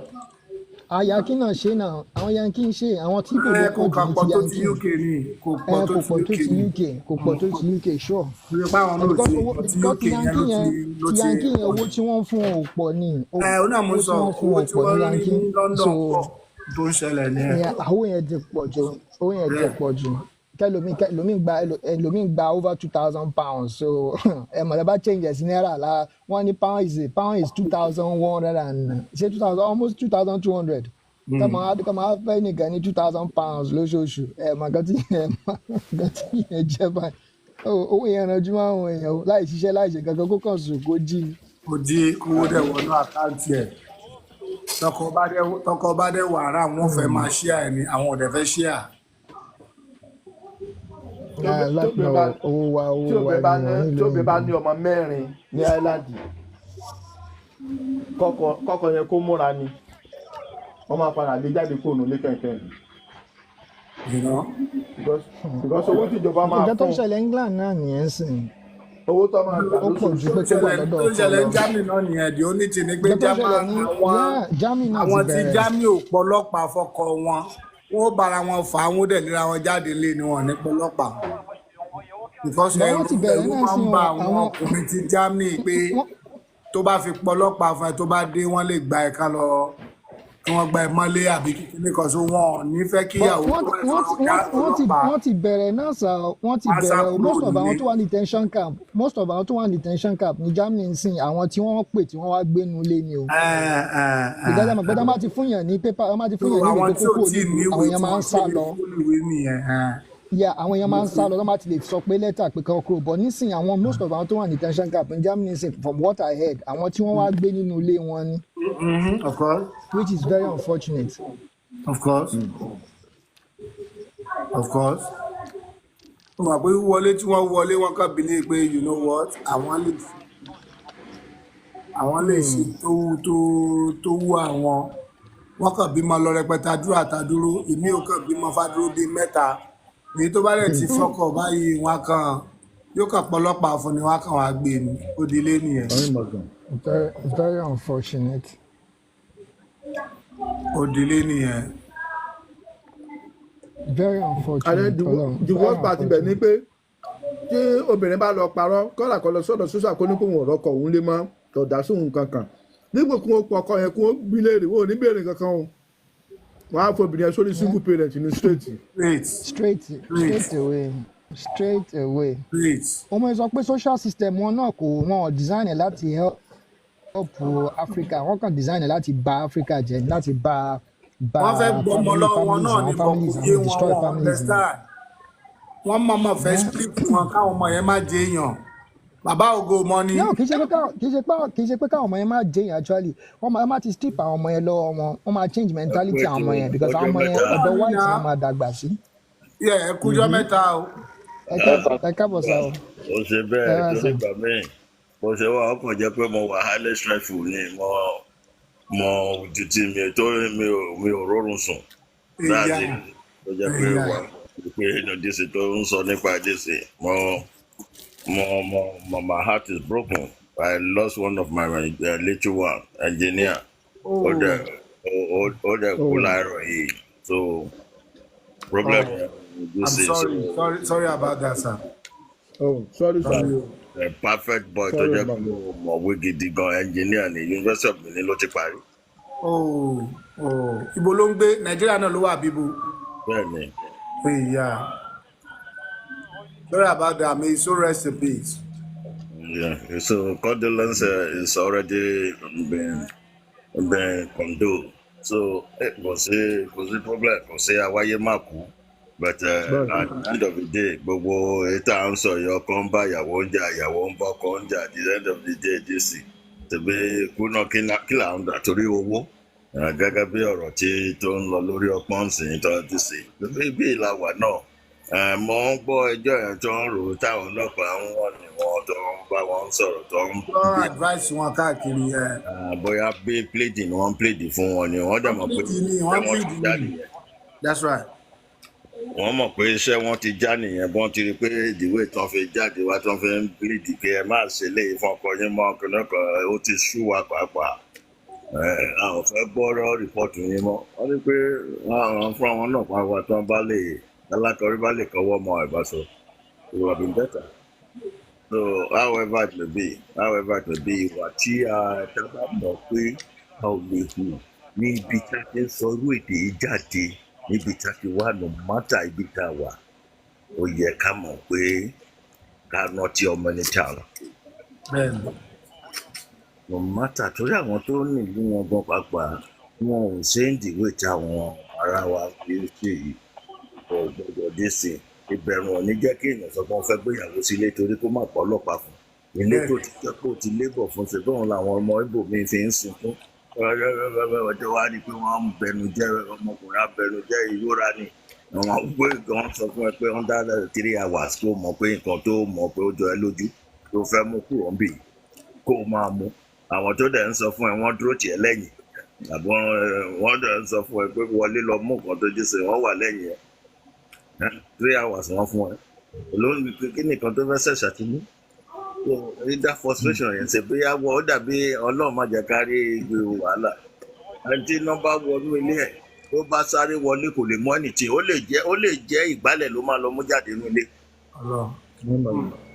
torí high confusion ló wà Ọlọ́run jẹ́ kárí àìsè àìdá ní ìtòsí wa kò ní jẹ́ kárí náà kò ní jẹ́ kárí ìjà omi. Gbogbo àwọn tá a ní àǹfààní èyí tá a fi wà ń lo ìbò kì í ṣe pé àwọn náà àwọn làmọ́ Ọlọ́run ju àwọn tó wà tó tó gbà lọ. Notwithstanding tí a bá dẹ̀ ti dé ibi tá a wà ó yẹ kí a lè rántí ọmọ ẹni tá à ń ṣe ó yẹ ká lè rántí ibi tá a ti wà kò yẹ ká ọkùnrin kó bára ẹ̀ jẹ́ kò yẹ kóbìnrin náà kó bára ẹ̀ jẹ́. Notwithstanding kò sí nǹkan tá a máa gbà ń bẹ̀ kò sí débìtì ló máa ń bá jáde débìtì ló máa ń bá jáde lórí at the end of the day gbogbo jésù wà á rí i pé ok ọmọ mi àti wọn lọ bá ìyá ẹ̀ máa sùn torí pé ìgbà tó bá ti lé bàbá ẹ̀ jáde nílé tí ò wá mọ ó ti ya gara wa sílé ìwọ ọmọ àti wọn máa bá ẹ wá máa sùn tàbú ṣé léyìí máa ṣẹlẹ̀ nílùú wa lọ́hùn yẹn tí wọ́n máa wo ẹnìkan tó sọ pé òun fẹ́ fi ìyá àwọn tó lọ ṣe oògùn owó ní Ghana tó ń sọ fún pé kó bá ìyá ẹ̀ wá sùn ìyá ẹ̀ ló mà létà pa obìnrin tó ti bí ọmọkùnrin 7 ìwọ tó jẹ́ bí karùn-ún bẹ̀ ó ní ọ̀kan tó jẹ́ pé èrò tí wo jùlọ lọ́jọ́ rí wọ́n lọ fẹ́ ṣe oògùn owó wá lọ kì ìyá ẹ̀ mọ́lẹ̀ ìyá ẹ̀ ló pa òun ló kọ́ sí ó dẹ̀ sọ fún gbogbo àwọn èèyàn pé nǹkan tó tìjú lọ́mọ ẹ fẹ́ jẹ́ wọn ò lè rí kó wà láyé ọmọ tó ti dín jáde ó yọ ọbẹ̀ sí wọn bá ń sùn Ọlọ́run lọ pọ́sì Ọlọ́run lọ fún lọ́ọ̀tà pàpà kó kú nípa ọlọ́pàá bá fẹ́ pé gbogbo òun ìlú Ẹdó ló ti ṣẹlẹ̀ ọlọ́pàá ò gbé sí combination charge náà pé wọ́n lọ sí òkú ẹ̀ dànù. Ìyá tí àwọn èèyàn bá lè rí ìyá tí wọ́n á ń bu ẹ̀tẹ̀ àwọn ìwà àìnítìjú àìrò ọ̀la mọ́ gbèsè àlùwà rẹ̀ pé bí bóyá sàárè gan lópin pàápàá torí ẹlòmíì ìgbà tó bá ti rò pé tó bá jẹ́ pé èèyàn rò pé sàárè lópin kò lè máa fi ọwọ́ bò nǹkan tó jẹ́ pé ó lè at the end of the day tí wọ́n bá fẹ́ ka mú tán àwa para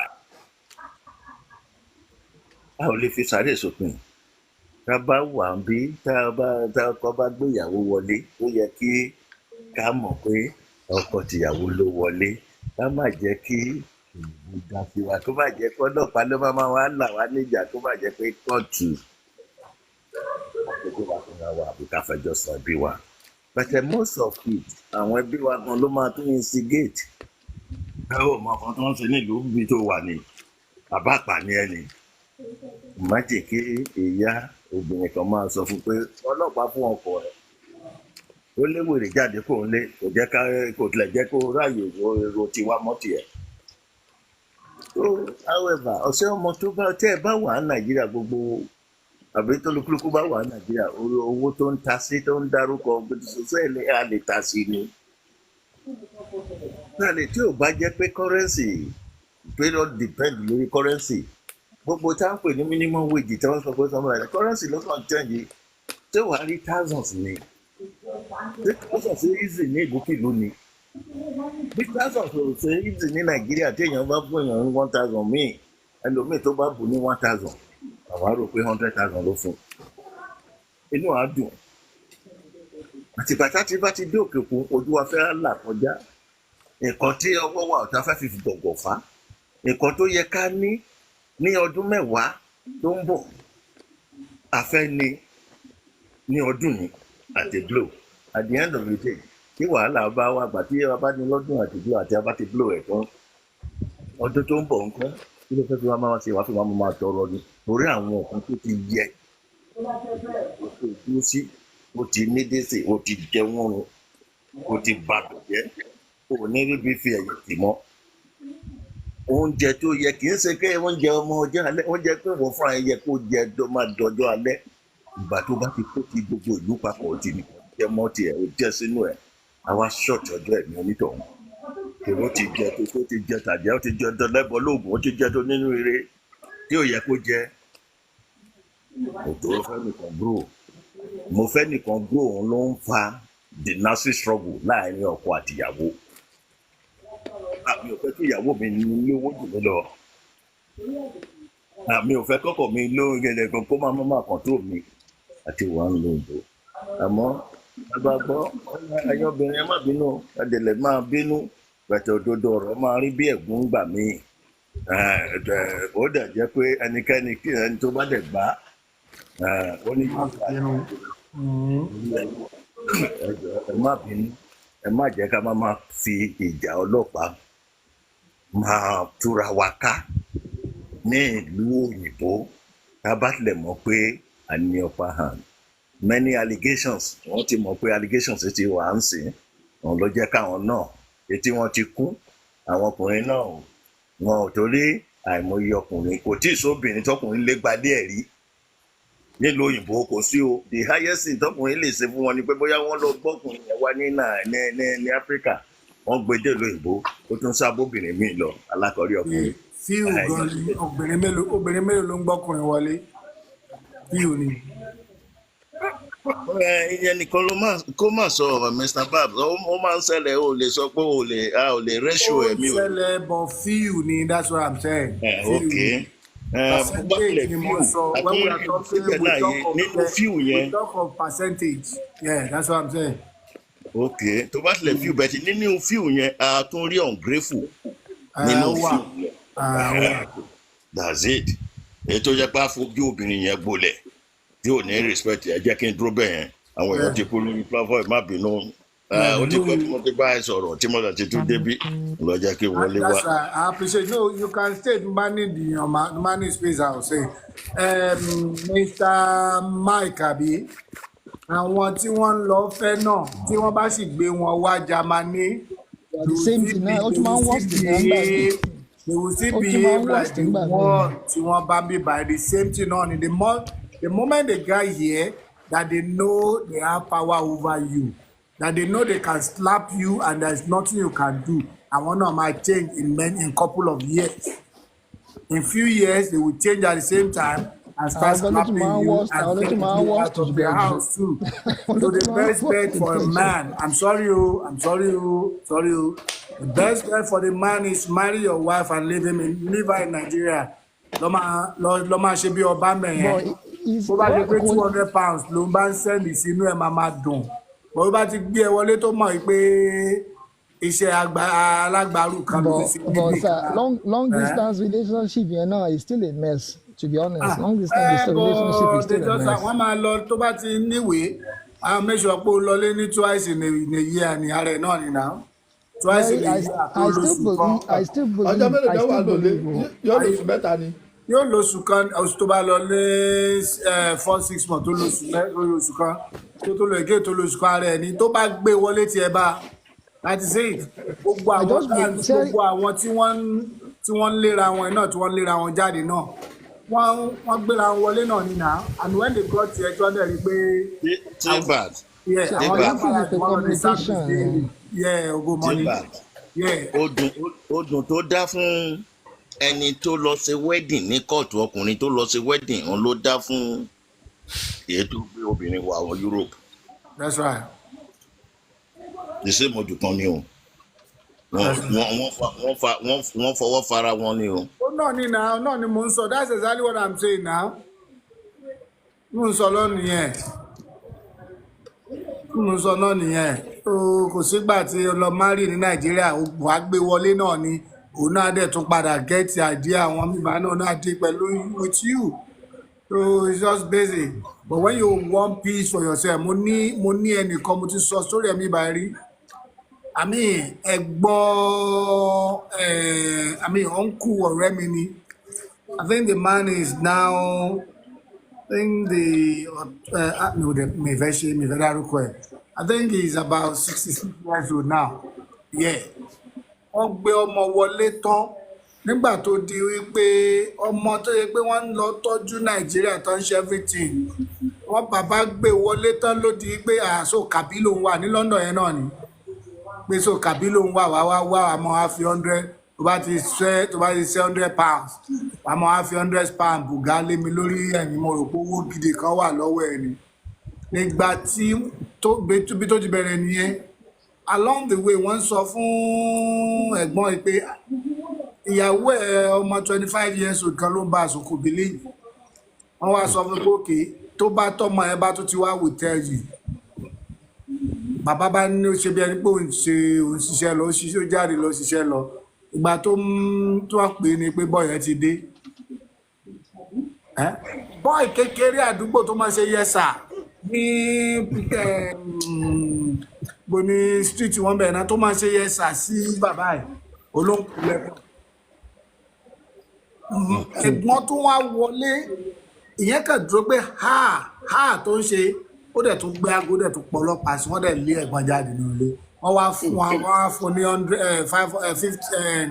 100 yard abámẹ́ni yard ni wọ́n fẹ́ gbọ́n yẹn n tó lé ẹ̀gbọ́n yẹn tó sọ ẹ̀gbọ́n yẹn dèrò Nàìjíríà ni ọdún ó lé ẹ̀gbọ́n yẹn lọ bá rí ní ṣáà ó dàgbé mo ti sọ rí that man is a multi-millionaire now ó ṣe omi ó ń ṣe fruit ó ń ṣe many things nìbàdàn he is a fucking multi-millionaire now ó lé ẹ̀gbọ́n yẹn lọ bá rí ní bọ́ kò sẹ́ni tó fẹ́ rírú nǹkan bẹ́ẹ̀ irú lílé lọ bá eré yẹn kọ́ léèyàn fẹ́ because ẹ̀gbọ́n yẹn kọ́kọ́ jẹ ìyà kó tó survive rẹ̀ nìbàdàn ó jẹ ìyà so all that thing I mean the moment they hear tó ráṣọ tó ń wọ̀ lọ bí iṣẹ́ tó rí pé iṣẹ́ alágbàrú kan ló ti ẹ̀ ṣe bóyá wọ́n tó bóyá òun parọ́ fún tẹ́lẹ̀ àwọn ọkùnrin wa méjì ní irọ́ náà máa ń pa fúyàwó wọn mo ti lẹ́gbọ́n kọ̀ọ̀kan lọ́hùn kó fọ̀rùn kẹ̀ we are in Germany together àjọ wà láti bí almost 29 years ní ìgbà tẹ́gbọ́n máa lọ gbéyàwó wọn wá iṣẹ́ kẹ́gbọ́n sọ fún wọn pé òun ò ṣiṣẹ́ àwọn lose iṣẹ́ presently àwọn tó bá wà lórí nígbà wọn mọ ẹni tí mo sọ èmi pẹ̀lú wọn close gan ẹ̀gbọ́n yẹn jù mí lọ bọ̀ kò pé mi ló kọrí ànírà ní tọ́ì wá ó yá jáde máa ń àbúrò sóyá ẹ̀gbọ́n gbọ́ mọ wọlé èmi ò dẹ̀ mọ̀rọ̀ sọ èmi kàn lọ kí wọn lọ́jọ́ kan ni mo wá ń sọ pé wo ẹ̀gbọ́n pé gbogbo tó ń ṣẹlẹ̀ yìí pé ẹ máa ń forí rú nǹkan pé ẹ ṣe ń gba unemployment benefit báwo lẹ ṣe ń survive pẹ̀lú ìyàwó ní Ọlọ́run ló ní kí ìyàwó ẹ má gbọ́ Yorùbá lèmi dẹ̀ fi sọ ọmọ Ẹdó ni wọ́n bọ̀ Èkó ni wọ́n bí wọn sí ọkọ̀ tó nílé ọjọ́ tíbà má sọ bẹ́ẹ̀ má sọ kò mọ̀ pé mi níṣẹ́ lọ́wọ́ ni kò mọ̀ pé ẹ̀ níṣẹ́ lọ́wọ́ ẹ̀gbọ́n yẹn ló parẹ́ náà he has a house tó sanwó tó right unemployment benefit ló ń gbà 70% ni now is 60%. All right. Ìyàwó àjẹ àmì ìwà oúnjẹ ó dẹ̀ fẹ́ máa ṣe bí ìgbà tí wàá dẹ̀ sanwó mortgage tó ń san iṣẹ́ kó dẹ̀ jẹ́wọ́ fi hàn pé wá 60% of my salary mò ń gbà mi ò ṣiṣẹ́ present mi ò tí ì ríṣẹ́ o ẹ wá ń ṣe jura yín lọ nígbà tí àwọn Ministry of Works tí wọ́n tún máa break owó báyìí tí ẹ̀gbọ́n wà nílé tọ́lé lẹ́tà báyìí ẹ̀gbọ́n dìde báyìí ó dẹ̀ jòkó padà àtẹ̀ ti fail. Ọlọ́run ọba. àtẹ̀ ti fail wọ́n wá sáré ìyàwó yẹn gan ló wá lé wọn sórí couch bí mo ṣe jòkó náà ó wá lé wọn sórí couch pé ẹ má já ẹ ṣáà relax ẹ ṣáà gbá tí mo yàrá owó tó pa pé àbáwọn wèrè ní kíni ni wo pépà lẹ́tà tó ọkọ̀ tó fẹ́ gé owó ìdè tó dìde yẹn ni. Heart attack. ìyàwó wa lé wọn dá ìyàwó wa wọ yàrá lọ mi máa tó lọ sí yàrá tó wọ̀ lọ tó lọ ṣe lẹ́gbọ́n dìde because he wanted to go and rectify ó dà ìpọ́n ti fẹ́ stop owó he wanted to go and rectify ó sọ̀kalẹ̀ sí ẹnu ọ̀nà lé ẹ̀ níwájú ta ló break down ó dẹ̀ forí gbá that was the end. I'm talking of 2006. I came back. Mo bá wọn ra video cassette and everything. Toy bá mi ra àwọn Yorùbá movie yẹn àti ìmọ̀ rí gbogbo ẹ̀wò lórí YouTube gbà wọn bí sí pé anything là ń wò. Mo bá wọn ra CD, mo bá wọn ra everything and I came and I called him. I was in Germany this Wednesday and I called him and he said Saturday kò bá mi mú CD ní àmúdẹ̀ ní all right. January 6, 2006 ìyàwó ẹ pè mí tí bá a sún níyẹ ọ̀rẹ́ yìí ti kú mo dẹ̀ fọ́n sẹ́kún. Do I explain? I know he's going to die. I know because he hides a lot of things and he put a lot of things on his heart, on his mind. Nǹkan tó yẹ kó open up. This is a mistake some of our men does at the same time. Lebira là ń ṣe bí by tell them. Ìwọ tó bá ti pẹ́lú tọ̀.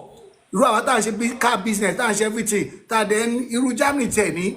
Tó o bá gbọ́ German, you can't even upgrade yourself. You can't.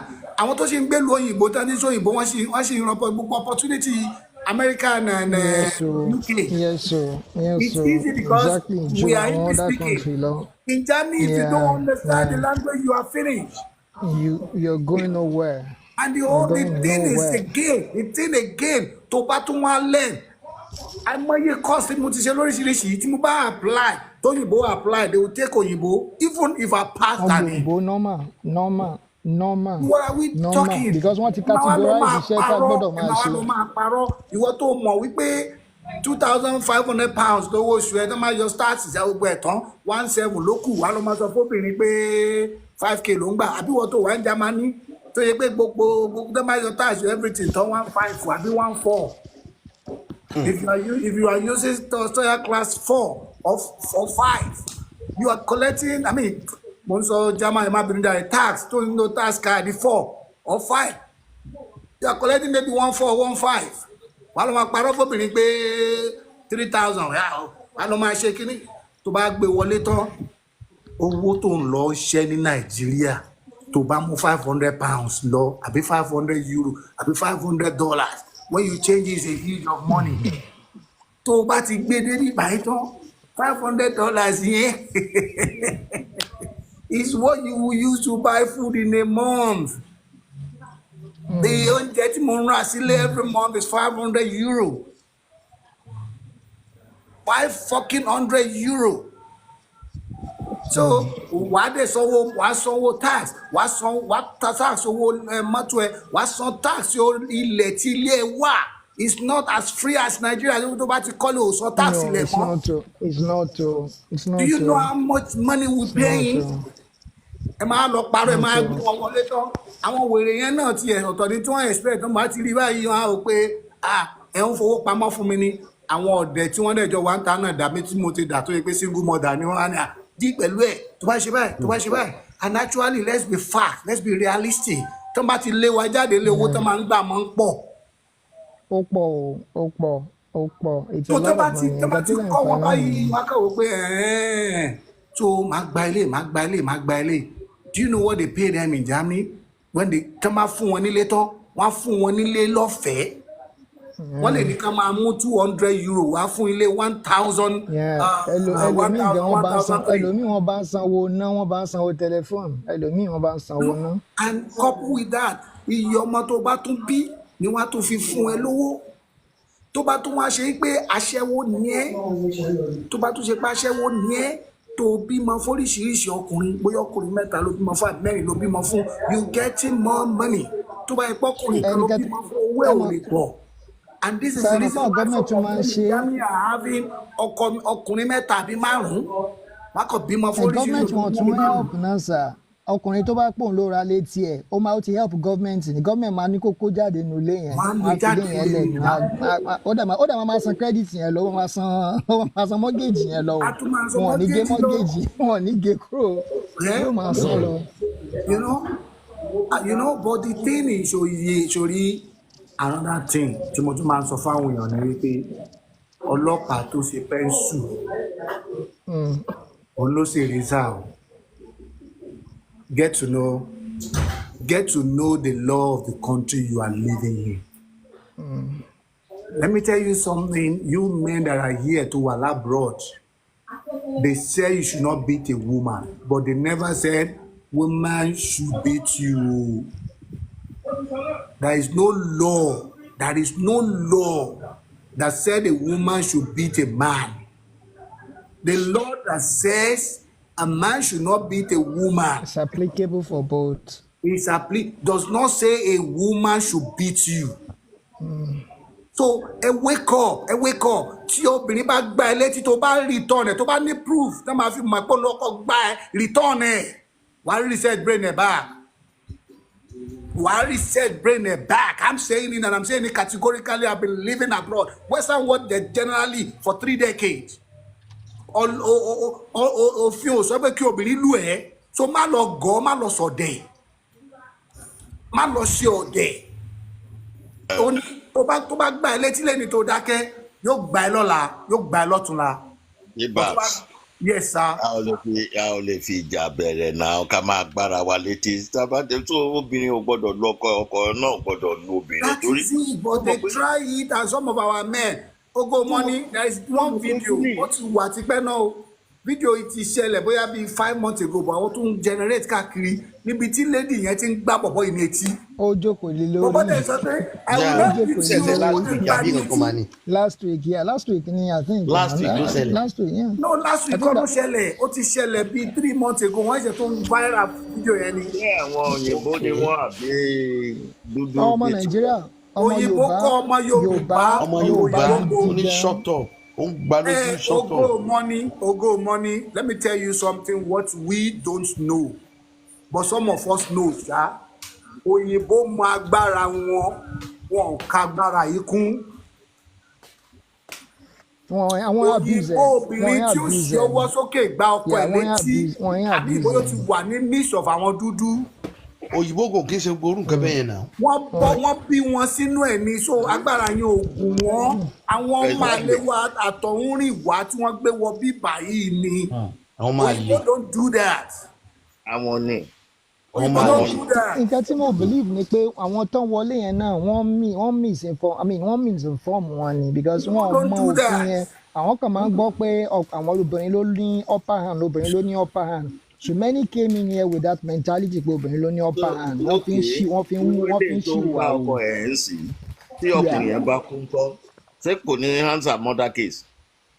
Well, Emma, the thing is this: the way that I'm judge the case. I mean, ọkùnrin yẹn ti sọ pé kí ni ẹni shut up your mouth pa bọ̀bọ̀ dẹ̀. Bọ̀bọ̀ dẹ̀ shut up. No, bọ̀bọ̀ dẹ̀ kan dúró lẹ́gbẹ̀ẹ́ wọn ọ̀dọ́. Yellow video. Actually, ìyẹn lógo mọ ní inú bí mi bẹ́ẹ̀ nínú bẹ́ẹ̀ lára ń gbọ̀n mi bí mo ṣe ń wò pé ayírú kí lélẹ̀. Ìyẹn fídíò fún It's serious one. I say shut up your mouth. Yeah, on video for proof actually, but well. You have that proof. You have that evidence.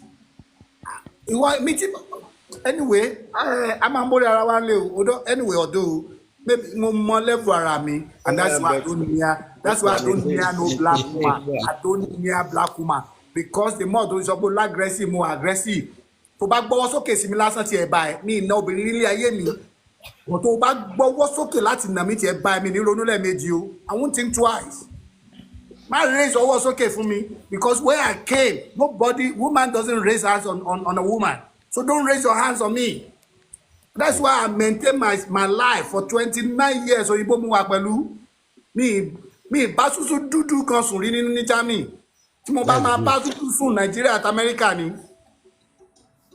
You know, don't try it because wọ́n ní ẹ̀wọ̀n wà aggressive ni. Èmi kan wà aggressive, wọ́n jọ bí wa sí Nàìjíríà ni náà. Wọ́n jọ bí wa sí Nàìjíríà ni, wọ́n wá raise ọwọ́ sókè fún mi. Àbí wàá gbá mi létí? No, you won't do it again. You won't do it again. So, ó yẹ kí àwa dúdú náà mọ̀ kó ṣe wí kákan wọ̀lú kan. Ogomoni, ṣe rí nǹkan tó yẹ ká máa sọ fún àwọn èèyàn. Tí wọ́n bá ti wọ ìlú, wọ́n wá relax. Wọn ò ní ṣèwádìí pé tí nǹkan báyìí bá ti ṣẹlẹ̀. Ìgbà tí mo sọ náà nìyẹn. Kí ni mo lè ṣe o? Informations. Ẹ lọ bá lọ́yà, ẹ lọ bá gbà, ẹ lọ bá wọ, ẹ lọ béèrè right yín. I think one need to organize a forum so that people will get to know. Ẹ lọ sórí Google. Mo ní àwọn citizen information. You know? Iṣẹ́ tí a ń ṣe nìyẹn. Ẹ lọ sọ́dọ̀ citizen information. Ẹ lọ béèrè right yẹn. What is your right? What can you do? Tí nǹkan bá ṣẹlẹ̀, kí ni mo lè ṣe? Tó máa ń ní pé wọ́n máa ń bẹ̀rù pé tí nǹkan kan bá ṣẹlẹ̀, ó máa bà citizenship wọn jẹ́, ó máa bà ìwé wọn jẹ́. Ó really gé apá ọkùnrin tó pọ̀, exactly, ó gé apá ọkùnrin tó pọ̀ nílùú òyìnbó, and it's affecting a lot. It's really affecting a lot of people. But I think information you won't need. They need to enlighten them. It's not good for violence in both cases, actually. But I mean, some people just came in with wrong information. Most of àwọn obìnrin tó ń bọ̀ ń sìn irú àwọn táwọn sọ lẹ́ẹ̀kan yẹn tó yẹ pé 8 months péré náà ti lò ní UK ó ti bẹ̀rẹ̀ sí ń pọ̀ ọlọ́pàá fọ́kọ ẹ̀. It's because information tó get nìyẹn wọ́n orientation tí wọ́n fún nìyẹn pé look obìnrin lágbára ju ọkùnrin lọ, whereas àwọn ọkùnrin wọn jẹ́ kó understand pé you also have the same equal right, but you need to prove it, you need to make it known pé mo mọ ẹnìkan tó yẹ pé ìyàwó ẹ̀ lè jáde ńlé but kò dẹ̀ sọ anything, ó dákẹ́ for 5 good years, ó fi cumulate evidence gbogbo ilé ńlá tí ìyàwó yẹn lọ kọ́ sí Nàìjíríà, ó wá kó gbogbo ẹ̀ lọ́wájú government. Ẹ mọ̀ pé government wọ́n sú obìnrin at the end ni pé ó mọ̀ọ́mọ̀ lé ọkọ ẹ̀ jáde nítorí pé ó fẹ́ jalè ni. She was, I mean, one case was based on fraud because ó fraudly gbowó lọ́wọ́ ìjọba ni láti kọ́ ilé tó kọ́ sí Africa, owó ìjọba ló fi lọ kọ́. So people need to know, people need to be enlightened. By the time everybody bá wà enlightened, táwọn obìnrin náà bá rí pé àwọn ń lọ sẹ́wọ̀n o, they will change. They will change. But very unfortunate. Pé kó jẹ́ pé at the end of the day, àwa pé fún ìgbésí ayé rere, ìfọkànbalẹ̀, ìtẹ́lọ́rùn, agbéra wa débí tán, àwa di pé a tún fara wa lé ìjọba lọ́wọ́, a tún dìtẹ̀ ara wa. Ọkọ ń vi ìyàwó náà ń vi ọkọ, wọn ìyàwó ò gbọ́rọ̀ sọ́kọ lẹ́nu, ìyàwó gan tó ṣẹ̀ṣẹ̀ dé lòun fẹ́ take over. Ẹni tó ti wà ń lò ó tó ti ṣe ìwé tó ti fún wa mú ẹ wọlé ló tún fẹ́ take over life ẹ̀ kí ẹ náà di ẹ̀dùn arìnlẹ̀ wà á lè jáde kúrò nílé wọ́n á measure 200 meters square fún the south north east west tí ò ní gbọ́dọ̀ súnmọ́ ilé tí onítọ̀hún wà. ilé tó jí yàrá. Example of etí host náà ń sọ lẹ́ẹ̀kan pé tí obìnrin yẹn ń na ọkùnrin yẹn tó dẹ̀ jẹ́ pé Yorùbá ni wọ́n. Then tó bó ti sọ pé wọ́n fi pé wọn ò ní lọ wọ́n fẹ́ kú síbí ni at the end of the day tí wọ́n bá kú tán wọ́n á jókòó wọn sínú ìgò bóyá àwọn ọmọ wọn gbé sí inú báàgì máa rìn káàkiri ní school lọ síbi tó fẹ́ máa lọ. Wọ́n á lé bàbá ọmọ wọn jáde wọ́n wá gbé ọkùnrin míì wọlé. Náà mọ̀ ń bọ̀ náà tí ò bá jẹ́ pé kí ẹ sọ pé káwọn ẹbí ọkùnrin yẹn kó rí ìwà tí obìnrin yẹn ń lù nílùú òyìnbó àwọn ẹbí ọkùnrin yẹn kan ò ní sọ pé ọmọ wo ni wọ́n bí yìí dáadáa gan tó wo ni wọ́n bí yìí ó bẹ bí jẹ́ tí àbúrò ẹ̀ ọkùnrin bá wá rí i pé obìnrin wà lórí ẹ̀gbọ́n òun ó ń fẹ̀gbọ́n òun létí bíi wèrè tó dẹ̀ ń sọ fún pé kó shut up nígbà tó fẹ́ bá máa sọ̀rọ̀ tó ń sọ pé káwọn rí i pé wọn ò lù padà o tó tẹ̀ tó ń sọ fún pé shut up kí ni ṣílè àwọn àbúrò ọkùnrin yẹn máa jẹ́ lórí ẹ̀gbọ́n wọn kì í ṣe family disgrace ni ìwọ obìnrin náà gan pàápàá tó lọ ń ràgàbọ ọkọ ẹ tó sọ pé wọn kọ ẹ ní ẹ̀tọ́ ibi tó wọn bí ìyá ńlá ìyá ẹ sí tí bàbá ńlá bàbá ò lóko sí nítorí ó ti wọlé ìlú obìnrin ló wà àwọn obìnrin lẹ́tọ̀ọ́ wọn lè lé allegation ìwọ náà ń lé allegation kò rántí pé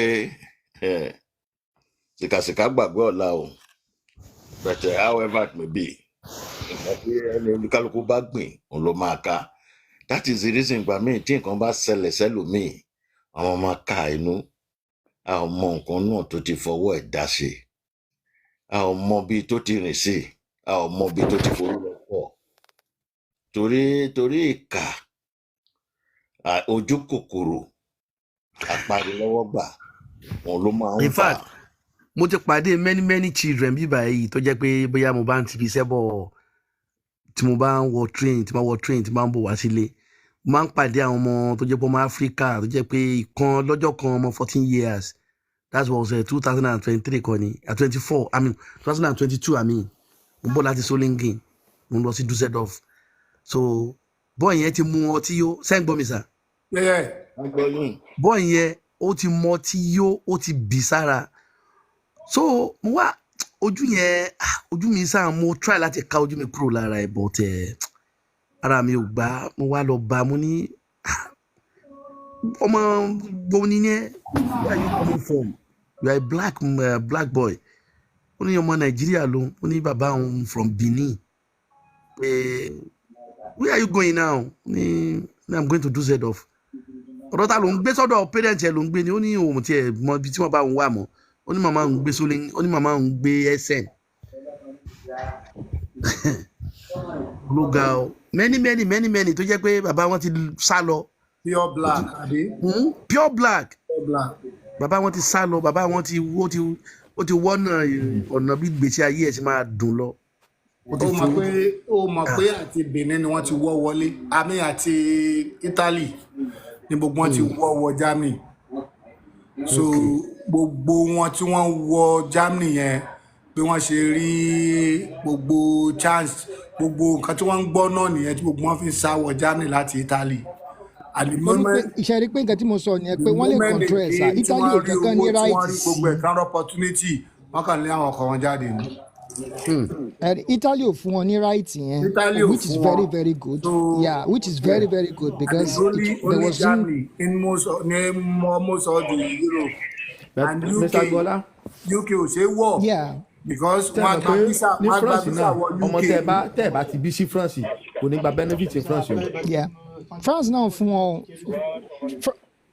ọmọ tẹ́ ẹ bá ti bí France ọmọ tẹ́ ẹ bá gbé wọ France. wọ́n ṣẹ̀fẹ̀ cancel ẹ̀ ń sìn ni wọ́n ṣẹ̀fẹ̀ cancel ẹ̀ ń sìn ni sẹ́ bàbá àdó wọ́n ṣẹ̀fẹ̀ cancel ẹ̀ àwọn èèyàn ti pọ̀ tán ti abuse ẹ̀ so wọ́n ti rí pé àwọn èèyàn ti ń abuse kìíní yẹn nísìnyí wọ́n wá àwọn far right òun gan ló fẹ́ fi win election ní last time wọ́n ní nísìnyí báyìí sìn tẹ́ bá fẹ́ ní right sínsìn ẹ gbọ́dọ̀ ti kọ́kọ́ wà nílùú kẹ́ ẹ ti ṣiṣẹ́ 8 months I mean 3 years kó tó di pé èèyàn máa ní right sí because wọ́n believe pé owó àwọn tó wà lù tó ń ṣiṣẹ́ làwọn èèyàn ń gbà so nísìnyí wọ́n try láti cut ẹ̀ so wọ́n ti bẹ̀rẹ̀ normally on each children I mean on each child ẹ lè gbà tó 150 then wọ́n tún máa sanwó school wọ́n máa sanwó ẹlòmíì mo mọ àwọn èèyàn tó ń gba bíi 2,000 mo mọ èèyàn tó ń gba 5,000 mo mọ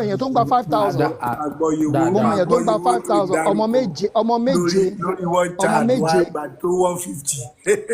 no that is pé no at the end ṣẹ́rí no at the end tàmà pé wọ́n break àwọn owó yẹn ni ṣòye wọ́n break ẹ̀ ni at the end tẹ́ bá calculate ẹlòmíì gba 2,500 mo break it down ní actually.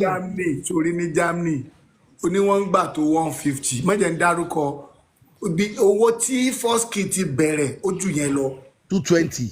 Second kid mi ní kó dá mi ní kó sọ.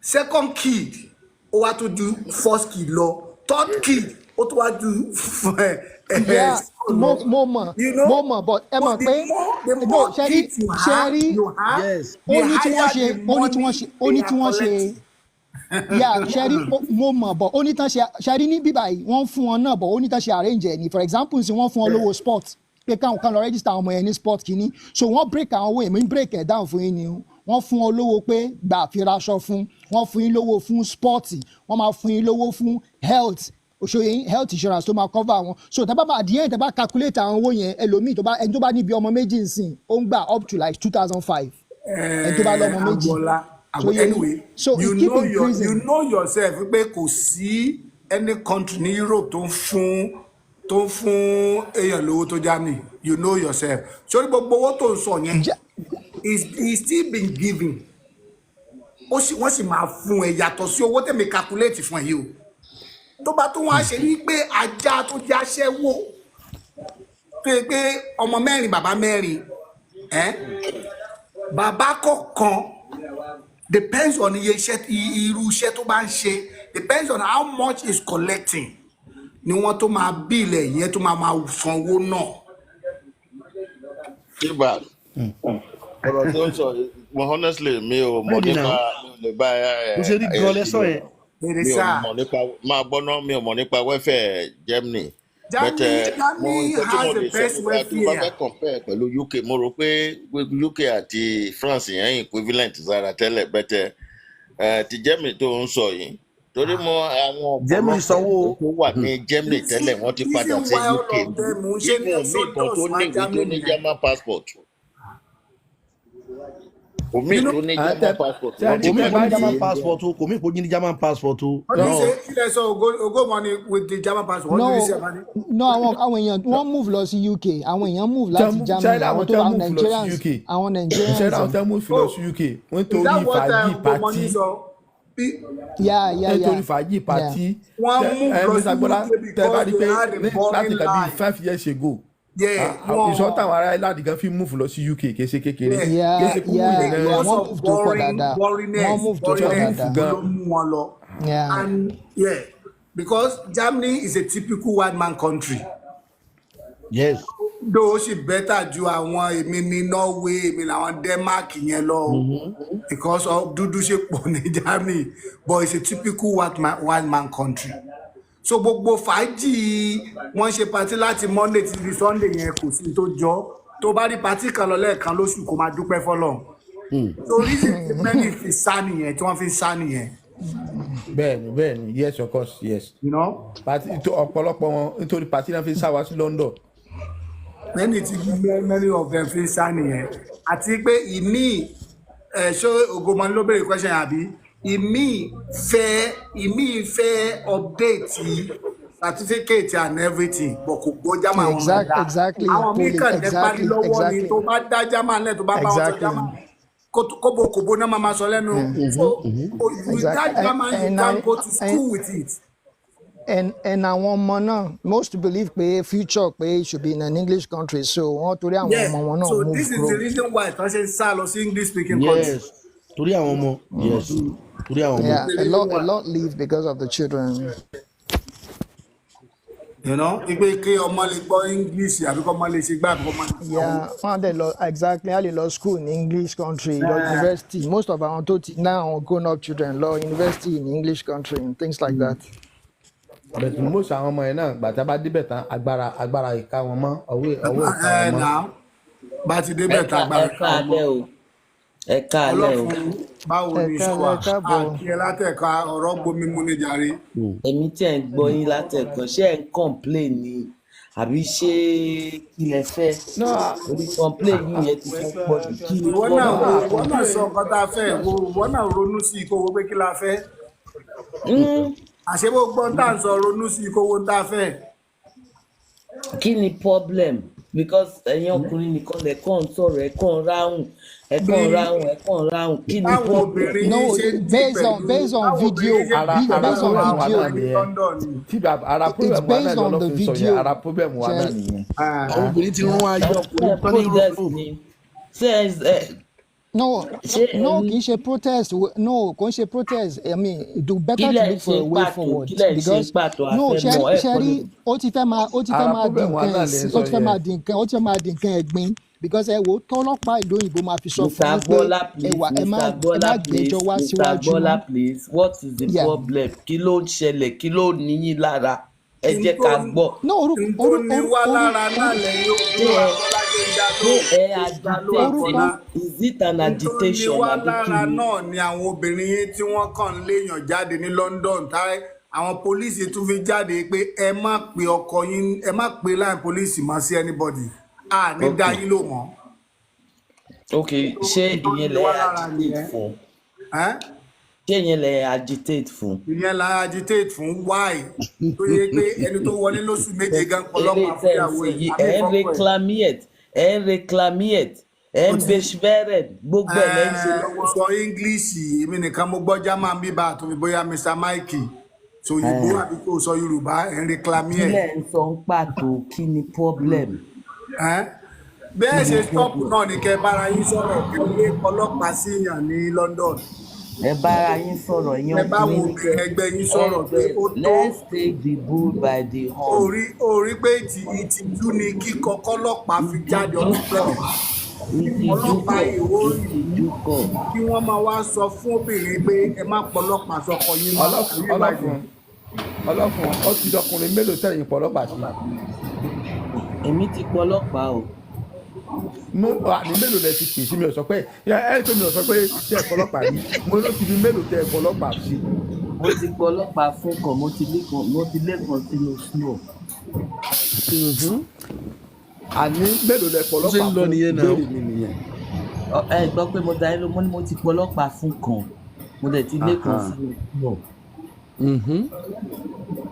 because ẹ dúró you can eat your cake and have it back. This is the bottom line of it all. Nobody can eat his cake and have it back. ẹ jọ sísà wa tó bá jẹ́ Nàìjíríà ó lè ṣẹlẹ̀ bẹ́ẹ̀ ni. ẹ dúró ẹ jẹ́ kí n sọ̀rọ̀ sà. ẹ jẹ́ kí n sọ̀rọ̀ sà. Look àwọn ọkùnrin yẹn tó ń bá níyàwó wọn Nàìjíríà wọ́n máa ń fìyà jẹ wọ́n. bọ́dà wá wo bí mo ṣe gbé wọn bí wọ́n ṣe wá ìgbà kí wọ́n náà fi àṣẹ wọn. ẹ jẹ́ kí n sọ ẹ tọrọ dáríjì ni ẹ tọrọ dáríjì ẹ̀ṣẹ̀ madam. ìdáríjì là ń sọ lẹ́nu sọ ok continue your agitation ẹ ṣe ní pé àwọn obìnrin ẹ ní pé àwọn independent ẹ ní pé gbogbo wọn wà bẹ́ẹ̀ wọn ò dá sí i wọ́n ní kẹ́ máa agitate lọ because you people are refusing to get the bull by the horn. tọkùnrin bá wà ní Nàìjíríà tó fẹ́yàwó tó mọ̀ pé ó níyàwó wọ́n máa fìyà jẹ ìyàwó wọn ní Nàìjíríà kíní yẹn ló máa bá wọn dalẹ̀ o ẹ kàn ń jọjà àárọ̀ ẹ mọ̀ pé àwọn obìnrin Nàìjíríà wọ́n máa ń ní sùúrù gbogbo nǹkan tọkùnrin bá ṣe fún wọn jẹ́ kí n sọ̀rọ̀ mi fẹ́ lọ sùn wá ṣiṣẹ́ lọ́la tí wọ́n bá fìyà jẹ àwọn obìnrin yẹn láàárọ̀ báyìí ìgbà táwọn obìnrin yẹn yọ̀ wọ́n àwọn obìnrin yẹn máa mú mọ́ra tó bá wá di alẹ́ tí àwọn ọmọ wọn ti dàgbà ẹ̀sùn ìṣòro àwọn sí ìlú táwọn ọmọ wọn bá ti dàgbà lẹ́sẹ̀ máa rí i pé wọ́n máa fọkàn wọn lẹ̀ wọ́n á lọ máa ṣe òmùgọ̀ káàkiri. àwa lóbìnrin obìnrin máa ń dáríjì àmọ́ wọn ò kì í gbàgbé. tó nǹkan táwọn obìnrin yẹn máa ń ṣe nílùú òyìnbó revenge nǹkan táwọn ọkùnrin yẹn ṣe fún wọn láfíríkà ni o. ok fẹ́ẹ̀ ṣe nìyẹn. revenge kò kí n ṣe ok jẹ́ kí n sọ story kan ẹ dúró 1 minute ta ló ń ṣe fùfù yẹn ṣé ó ń sùn ni. ó ti mute. ok now ẹgẹ́ yẹn ọkọ ẹ gbé wá sílùú ìbò. thank God díjà. wọ́n dé tira wọn Nàìjíríà o gẹ́ yẹn happen láti wá from a very poor home àwọn òbí ẹ̀ ò lówó so kò dẹ̀ ní choice bọ̀bọ́ yìí ń fẹ́ bọ̀bọ́ yìí ó ní ó máa gbé girlfriend oríṣiríṣi wálé tó bá gbé girlfriend wá ní kí gẹ́ yẹn dìde lórí bed gẹ́ yẹn máa dìde ó máa bá obìnrin yẹn máa lọ tó gẹ́ yẹn wá travel wá sí ìlú òyìnbó ìgbà tó tán délé ìlú òyìnbó náà tó bá lọ sí Áfíríkà in short ó ní tó bá dé báyìí first night second night ló máa fi súnlé gbogbo àwọn ọjọ́ tó kù ó máa lọ club pẹ̀lú àwọn ọ̀rẹ́ ẹ̀ wọ́n máa sun hotel ó máa jayé káyé gẹ́yẹ ni ó máa sunkún pé tí ò bá jẹ́ owó tó bí wọn ò ní tóun bá kúrò nílé ọkọ nísìn níbo lòun fẹ́ lọ gẹ́yẹ wá fara dà títí títí wá ní sùúrù bọ̀bọ́ yẹn máa ṣe gbogbo nǹkan fún gẹ́yẹ wá ní sùúrù gan-an. títí tó gbé wọ̀ lóyìnbó.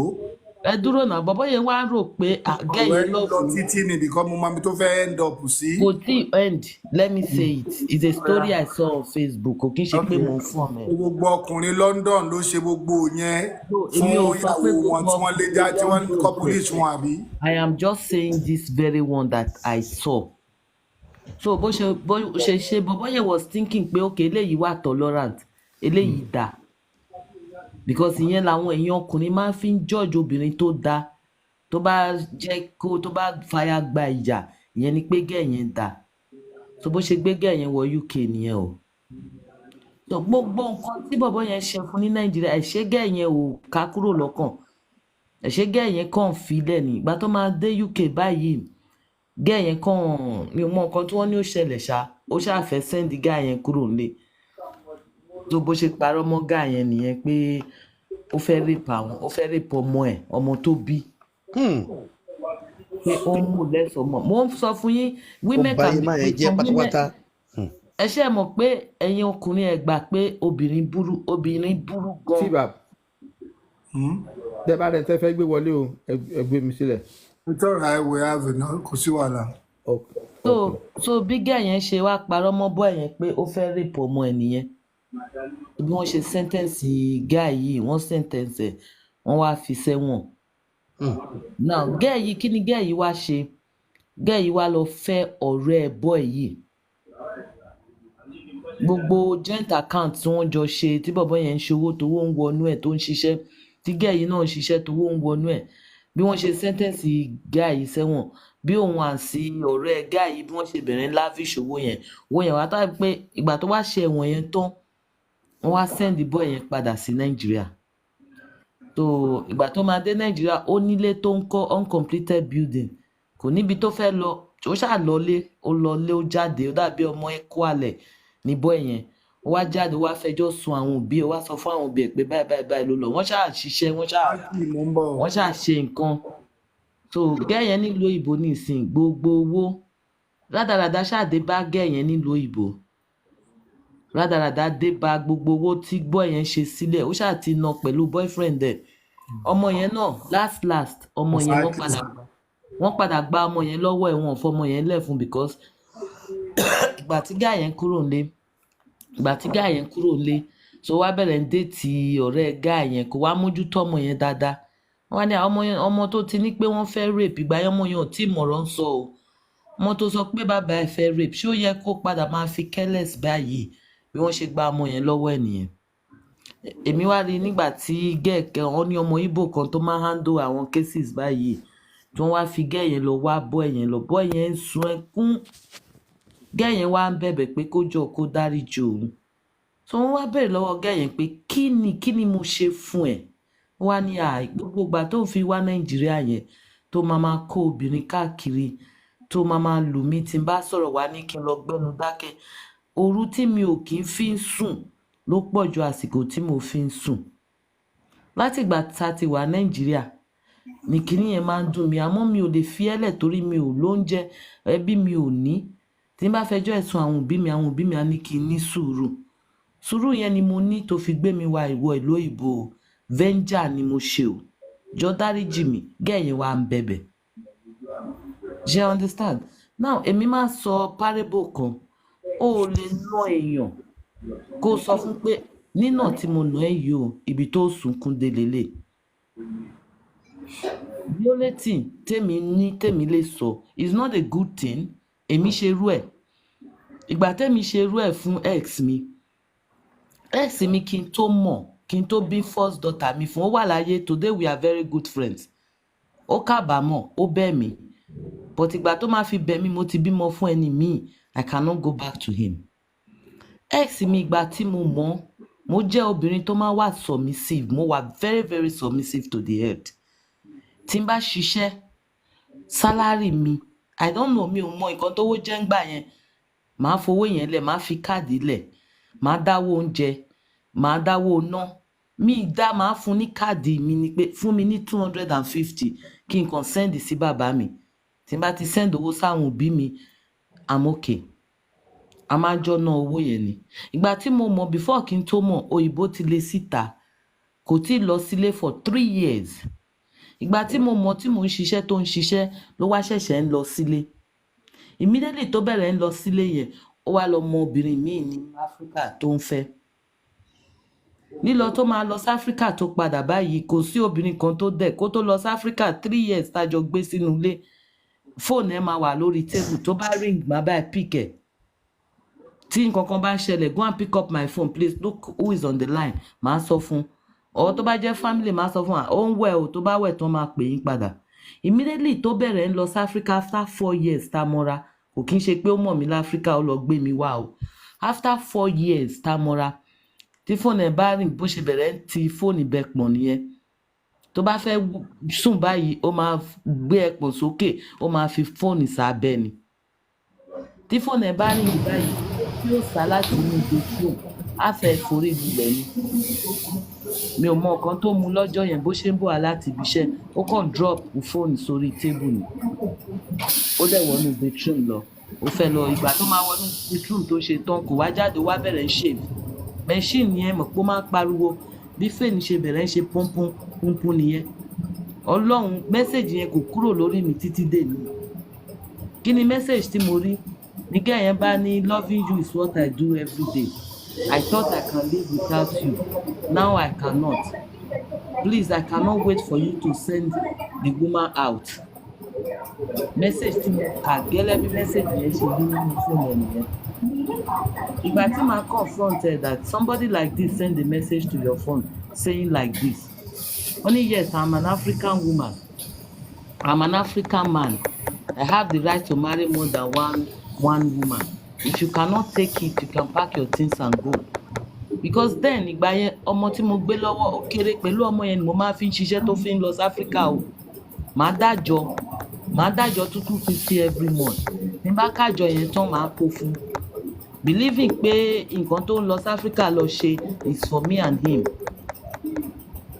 ṣe understand ẹ ṣé ó fẹ́ build another family sí Áfíríkà kó build èmi sí bíbá yìí èmi ò mọ̀ ìgbà tí ìyá yẹn kọ kíní yẹn tí mo confront ẹ the first comment of a man will tell you if the man was lying or not ó kàn sọ fún mi pé he is an African man he have the right to marry more than one wife if I cannot stand it I should pack and go and this time I cannot pack and go my paper is not strong I'm trying to build my life ìgbà tí mo wá rí pé okay ọwọ́ yìí ló mú wá no problem ìjà yẹn ṣáà bẹ̀rẹ̀ ó wá stop kò tún gbé mọ́ ó wá sórí couch ní sitting room òun ló dẹ̀ sanwó lé èmi kàn á assist yìí and ìlú tí mo dẹ̀ wà social is ìgbà tí màá fẹjọ́ ẹ̀sùn social tí ìjà yẹn ti pọ̀ jù ariwo ti pọ̀ jù kò fẹ́ máa ṣe bí ọkọ mọ́ àwọn social dẹ̀ ni pé tí kò bá fẹ́ bá mi gbé mọ́ kí n jẹ́ kó máa lọ àwọn máa sanwó lé fún èmi àtọmọ àwọn máa take care èmi àtọmọ which I really did not want to do but he was not behaving náà màá wà nínú ilé ìgbà tíjà yẹn wá ti wàálẹ̀ tó mọ̀ pé mo ti mọ̀ ó máa píkì kọ́ ọ̀gẹ́ yẹn lóṣojú mi ó máa sọ fún wọn pé tóun bá fi lélẹ̀ ìjọba máa dá ẹ̀yìn padà you know so at the end of the day before you caution the women now pé kán má ṣerú ẹ̀ mọ́ àwọn tó fẹ́ jápa tó wà Nàìjíríà tó máa gbéyàwó wọn jápa begin to caution them now begin to caution them because nobody eats his cake and have it back begin to tell them to be behaving nice to their wife kò sí kíní ẹlẹ́dẹ̀ tí ó kì í jẹ̀gbẹ́ èyí tó bá fi tiẹ̀. kán má gbé ìyàwó wọ ìlú òyìnbó má basic finish. kán má gbé ìyàwó wọ ìlú òyìnbó mọ́. àbúrò sọ pé. ẹ jọ sister please I have one question to asking you please. Now ṣé ẹni tẹ́ fẹ́ yẹn ó dájú ẹni tẹ́ fi sílẹ̀ lọ number one question nìyẹn. èmi ò fẹ́ anybody díbi pé mo fẹ́ compare. Number two question I'm coming ma number 2 question ni pé bí ọkọ yín ṣe rí yẹn there's no any family ẹ̀ kankan tẹ́ ẹ lè pè láti report ẹ̀ fún pé ẹ jọ. ilé àwọn family lóbìnrin yẹn wà Nàìjíríà. ẹ̀yin gangan ni mò ń sọ ẹ̀yin gangan ni o. family ta ni obìnrin tó ń pè tó da ẹlẹ́rú nílùú òyìnbó ó wà nílé ó wà lọ́dọ̀ àwọn family ẹ̀ ní Nàìjíríà ó ń bá wọn gbé.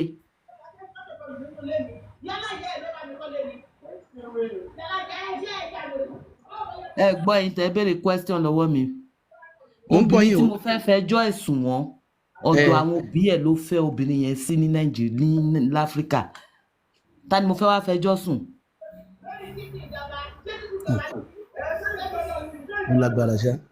tó jẹ́ pé tó bá ń lọ sí áfíríkà the same ẹbí ẹ̀ yẹn máa ra aṣọ máa ra bàtà máa lọ sí Senegal máa lọ ra lace máa kó lọ fún wọn ilé wọn gangan lobìnrin yẹn ń gbé ta ni mo fẹ́ wá fẹjọ́ ẹ̀sùn. ẹ mọ̀ pé ẹni tó wá láti ìlú òyìnbó ní áfíríkà ó dàbí ọba fún wọn ni òun ni breadwinner òun ló ń sọ nǹkan tó ń ṣe ta ni mo fẹ́ fẹjọ́ ẹ̀sùn tó jẹ́ pé ọ̀dọ̀ wọn kí àwọn ló fẹ́ yàwó yẹn sí. So you can eat your cake and have it back.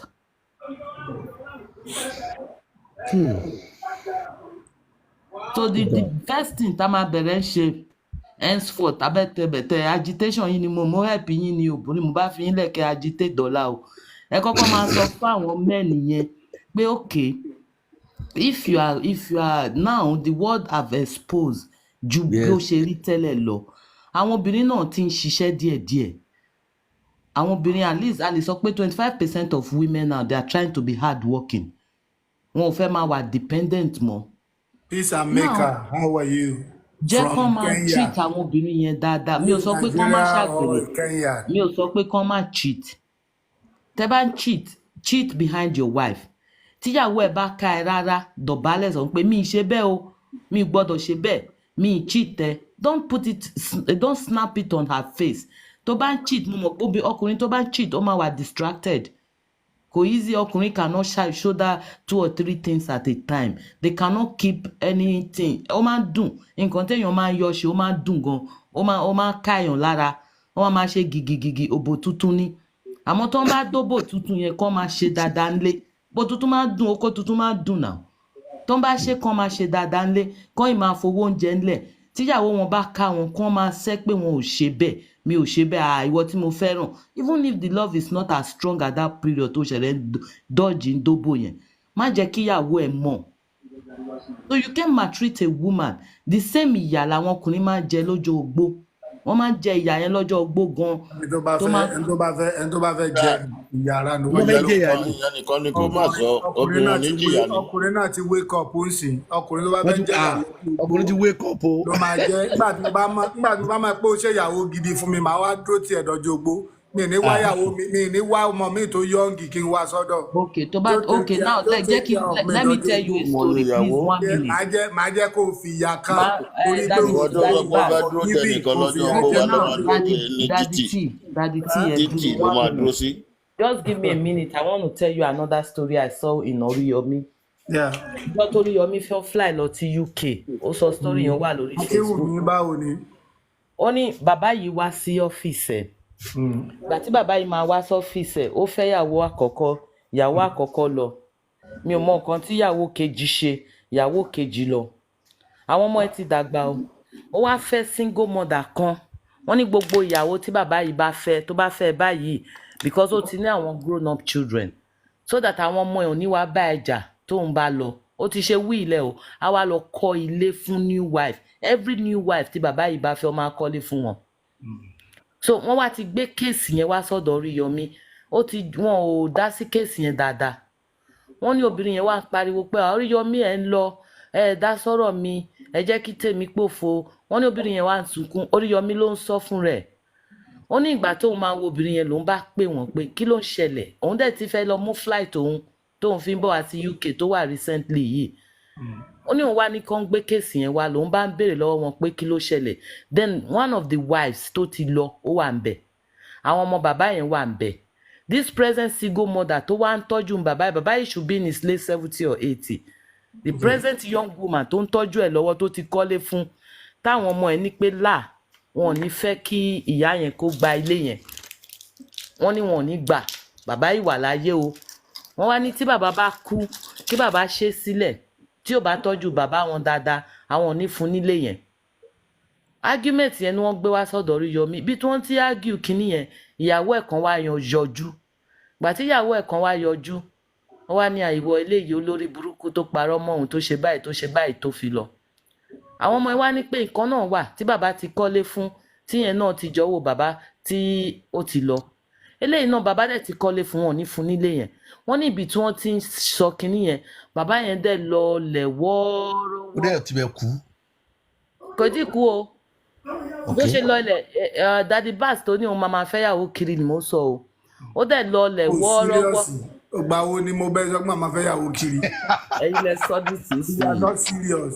mo sọ fún ẹ kóbìnrin ọkùnrin tó bá fẹ́ jẹ́ kí wọ́n fìyà jẹ lọ́jọ́ ogbó yìí. eléyìí tó lówó tó ń fẹ́yàwó kiri ni mo gbọ́ tán tí mo sọ. oya go ahead na. wọ́n ní bí bàbá yẹn ṣe lọ lẹ̀ wọ́ọ́rọ́wọ́ nìyẹn. wọ́n ní tí kinní kan ṣe inú ẹ̀ ló wà. excuse me so Oríyọmí ní òun bá ní kán rọ̀ṣẹ̀ lọ sí hospital ìgbà tí wọ́n máa rọ̀ṣì bàbá yẹn dé hospital ó ní òun dé UK òun wá béèrè pé àbí òun dé airport òun dé Murtala Muhammed lòun fi pe office pé báwo wà ní bàbá yẹn ni wọ́n bá ní bàbá yẹn ti dákẹ́ o in the process tó ń fẹ́yàwó tuntun kiri ibi tó dákẹ́ sí ni Àgídìgbò. in the process tó ń fẹ́yàwó tuntun kọ́ àníkan táwọn ọmọ ẹ̀ náà ṣe. I am telling you now. Let me now tell you not in the process you concluded you judge.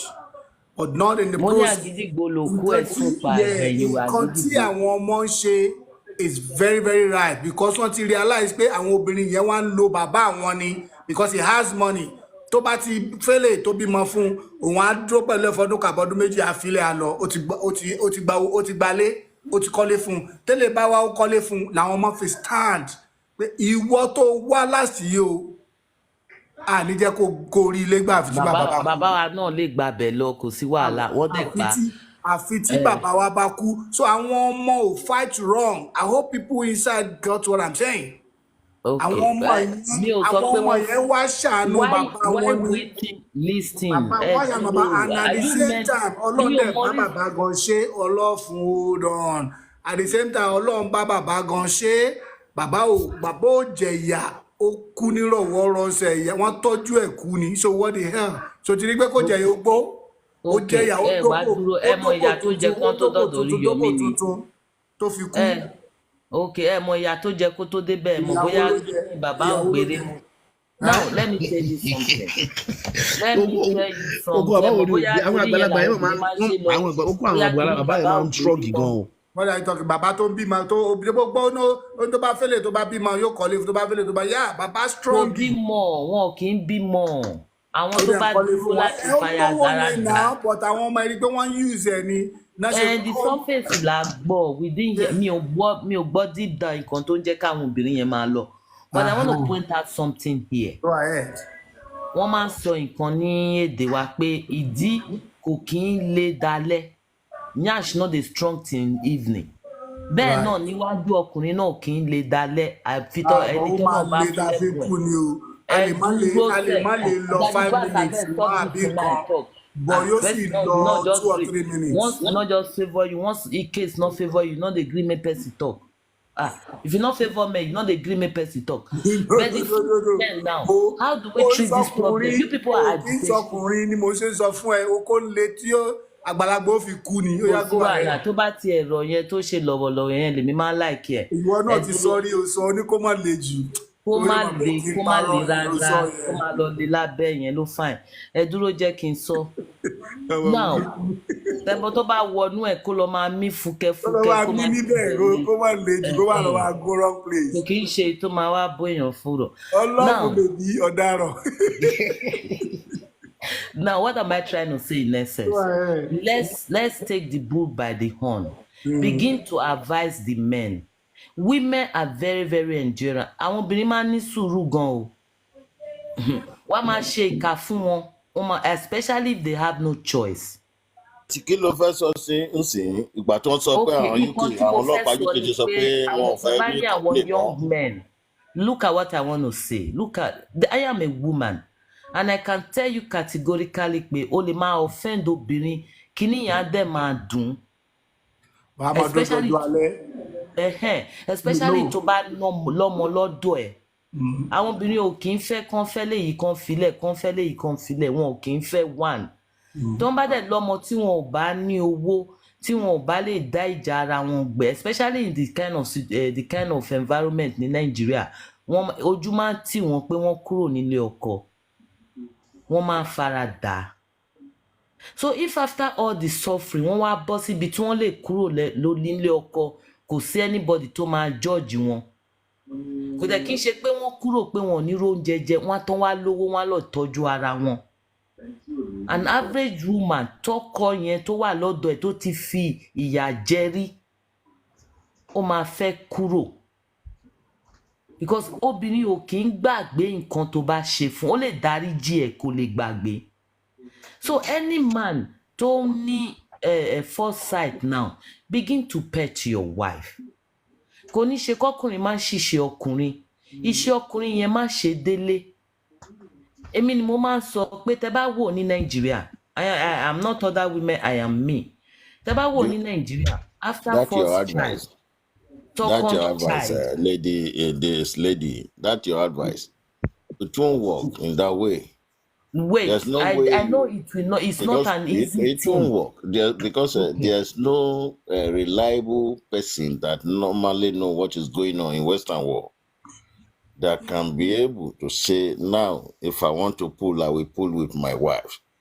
No matter how obedient No, she woman. is, no matter you people live together in peace. Ogo ìmọ̀ràn, wait. Ẹ mọ̀ pé ọkùnrin, I have been able to study with time. Báwọn ọkùnrin ṣe máa operate. Men, when they said something is bygone, is bygone. Ọkùnrin believe pé tóun bá ṣe obìnrin tóun bá ti ní má bínú. Òun ti bẹ́ẹ̀ náà, òun ti ní má bínú. Obìnrin yẹn ti dáríjì òun, life goes on. You are judging from You can't say that because all men are not equal. Okay. They are not equal in strategies. They are not equal in thinking. If you said all men are not equal, if you have the capacity of not being able to maltreat your woman, begin to impart it. Because no woman forgets any evil you did to her during pregnancy. The more tó bá ń rí ọmọ yẹn, bọ́mọ yẹn ṣe ń dàgbà, ní anger yẹn fi ń grow. More accepting so, but this is my own question, all right? Now, if all those things you're saying, like I believe it's true though, but why will you not kuku sit down and tell the man? Because there's one thing women always, get wrong, is that it's always said that majority of divorce to alone is based on uncommunicated expectation. Now, what you are saying now, why didn't you tell the husband? Because at the end, even if they divorce the guy, they become single mom, they still end up going back to people of the same nature. Yeah. Mr. Agbola, you understand? Mr. Agbola, Yes. Mr. Agbola, look, the anger in the woman is not against the present person. Women operate. Why not just try to read about women? Women operate differently. More understand. What I'm saying is that why don't they settle with the old one? It is hard. Because you know what I'm saying is this. Ṣé èyí tó fẹ́ lọ settle pẹ̀lú ń sìn obìnrin mi náà ló tún lé yẹn náà jáde ńlé. So you see what I'm trying to say, that it is actually the same problem. Agbola, Mr. Agbola sir, reason tó máa fi ń work ni pé ẹni tóbìnrin míì lé jáde yẹn ó lẹ́ni lẹ́sìn ẹ̀. Character tó put up tóbìnrin míì fi lé jáde yẹn tó bá dé ọ̀dọ̀ obìnrin tuntun yẹn kò ní lo character yẹn mọ́. Men don't learn by action. Àwọn ọkùnrin máa learn when they fail. Tọkùnrin bá fail, anything tọkùnrin bá ṣe tó fi fail lọkùnrin máa learn from. Ọkùnrin ò ní learn nígbà tó ń ṣe process. àwọn obìnrin máa ń learn nígbà tó ń bá ṣe process ẹ mọ̀ pé bọ́kùnrin lọ́hùn ṣe wáyà ọkùnrin kọ́ ló fi wáyà obìnrin àwọn obìnrin wọ́n máa ń learn as they are doing the thing they are learning but men only learn by the time tó ń bá try nǹkan tí wọn ò bá succeed tó ń bá fail lórí kinní yẹn ni wọ́n máa ń learn so tó ń bá ṣe kinní yẹn fún ìyàwó wọn tí wọ́n bẹ̀ wọ́n máa rò pé ìyàwó yẹn ti gbẹ̀bẹ̀ but the truth of the matter is that obìnrin yẹn máa gbẹ̀bẹ̀ but the pains will be there women are pain endurance. So look at the kind of pain tóbìnrin go through in labour mi ò mọ̀ bóyá ti experience the pains of labour ọkùnrin kan ò ní experience pain labour kó padà ṣe o lájẹ́ but wo bá àwọn obìnrin wọn máa experience that serious pain of labour immediately tí wọ́n drop ọmọ yẹn they will want to give birth to another child. That is how women are being wired. No matter amount of pain that influence on a woman. So if I understand very well, a lot from what you are saying now is that women actually don't have forgiving spirit. It's as simple as that. They don't have forgiving spirit because if they forgive, they don't forget. If you forgive, they will not use it against men in the that means they are not forgive. They just try to forgive. Forgiveness free. Never forgive. That's what you are trying to say that you people just forgive. Okay, now can I tell you something? Because tí o bá ṣe pé ẹ kì í forgive wọn ní àwọn ọkùnrin ò ní máa gbọ́ káàkiri pé ọjọ́ alẹ́ lè máa fìyà jẹ wá. Okay, now what we have done when you are young, why not start early now and start because I think gbọ́n sí. Now let me tell you something. Do you know when listen to this one again. This is things I read. Do you know why is it that ọjọ́ alẹ́ yẹn táwọn ọmọ bá ti dàgbà tí wọ́n bá ti lọ the woman have the spirit of I am fulfilled tó ń bá ṣiṣẹ́ yẹn tán that is when they remember pains. There was a man we brought here last time. Look at his own action. Tony, I don't know who that man was. I don't remember his name. Tó ń tọ́ àwọn ọmọ ẹ̀ tó dátà àwọn ọmọ ẹ̀ tó nìkan dátà àwọn ọmọ tó wá sọ pé yes tó fi sọ pé tí àwọn ọmọ yẹn tó bá fẹ́ fẹ́yàwó òun ní fẹ́ kíyàwó wọn kí bàbá wọn wà bẹ́ẹ̀. ṣe network ẹni or you draw. Okay, do you know that if that man was a woman kò ní sọ̀rọ̀ yẹn síta? If it's a thing that is doable. máa keep ẹ̀ dìgbà tí wọ́n bá ṣe ìyàwó ni. Yes. Yeah. But that is how men are wired. Ó ti mọ ibi tóun ti lè forgive ẹ̀ lòun sọ síta yẹn. But if that was a woman, kò ní sọ he will be in that pain. The only time she will feel fulfilled is when the children really grow up and wants to marry. That is how women are being wired. It's not, they are not doing it deliberately. Women are being wired like that. But look at a man, ọmọ tí ẹ ti dàgbà mọ́ ìwà ní 16 years àbí 9 years. Ó ti ń sọ pé tó bá fẹ́ ṣe ìyàwó mi ò ní gbégbá kó wà ń bẹ̀. That is man. Ibi tó ti lè forgive ẹ ló sọ yẹn and he is going to forgive and let go. Ó máa gbàgbé. But if he's look at it, tó bá jẹ́ obìnrin ni ó máa keep kíní yẹn, ó máa jẹ ìyà yẹn. Wàá rí àwọn obìnrin kan ọkọ wọn máa nà wọ́n, ó máa ṣe gbogbo ẹ̀, ó máa jẹ ìyà yẹn, ó máa dúró káwọn ọmọ ẹ̀ dàgbà. If the woman is doing it because of the children, because kò lè tọ́ àwọn ọmọ yẹn, immediately táwọn ọmọ yẹn bá dàgbà, wàá kàn rí pé a kàn bẹ̀rẹ̀ ṣe anyhow ni, a kàn kó báàgẹ̀, a kàn fẹ́ lọ. That is how women are wired. Why not let's take the bull by the horn now and begin to tell the people that look, this is how, read about women. Women enjoy pains. Wọ́n máa kó sínú ara, inú ara wọ́n máa jiná, wọ́n máa kó síbẹ̀, kíní yẹn máa kún. They will wait. Then the reason why they are doing that thing, till they succeed in that reason.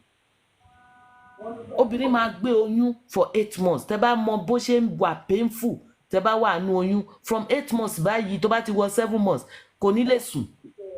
Kò ní lè sùn sẹ́gbẹ̀ẹ́, kò ní lè sùn sẹ́yìn. Immediately tó bá ń sọ ọmọ yẹn kọ wàláhì, I'm telling you from my own experience o. Ọjọ́ tó bá bí ọmọ yẹn ló máa fẹ́ go through another same pain. Why? Where is that pain that she just finished from? Oh, why no are there? That same pains here, no man go through, tọkùnrin bá ń ṣèkà fún wọn, they will still stay, the pain will be accommodating. Tí kò bá rí pé òun bá ọkùnrin yẹn débi tóun lè sọ fún pé nǹkan tó ṣe fún mi bó ṣe dùn mí tó, mo fẹ́ ṣe fún ẹ padà kí ìwọ náà rí. It's not a revenge, it's the way they are being wired. That is why men now, the women are I now don't having really know how opportunity to to practice pronounce it. your name Look, correctly, madam. look, okay, if you keep agitating, you don't want to take advice. I want to leave you guys to agitate. Agitate now. No, we are listening to you. We are listening to you. We are listening to you. Please continue. I will not talk anymore because you people are interrupting me. Mo ń sọ fún yín, mo ń sọ secret obìnrin fún yín. You are saying Listen, kò sẹ́ni do you tó dá think yín.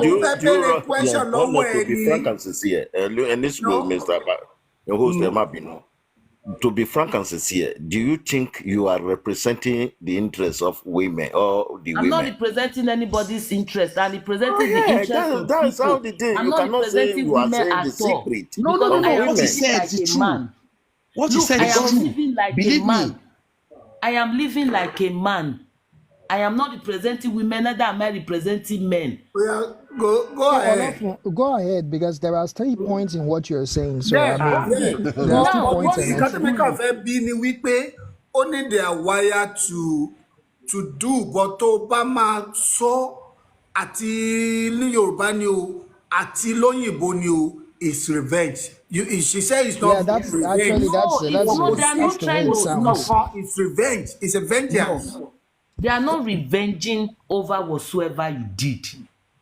They are acting the way they are being wired. Yeah, well, maybe to women, but to men, it will. I mean, if we are to judge it, it is a Yes, revenge. so that Actually, this kind of issue should stop coming up. Èmi fún yín ní expo ni. Tẹ́ bá ṣe nǹkan, tẹ́ bá ṣe nǹkan lẹ́yìn ẹ̀yin ọkùnrin. Even let me tell you something. Ẹ mọ̀ pé tí ọkùnrin èmi, I have been alone since the year 2009.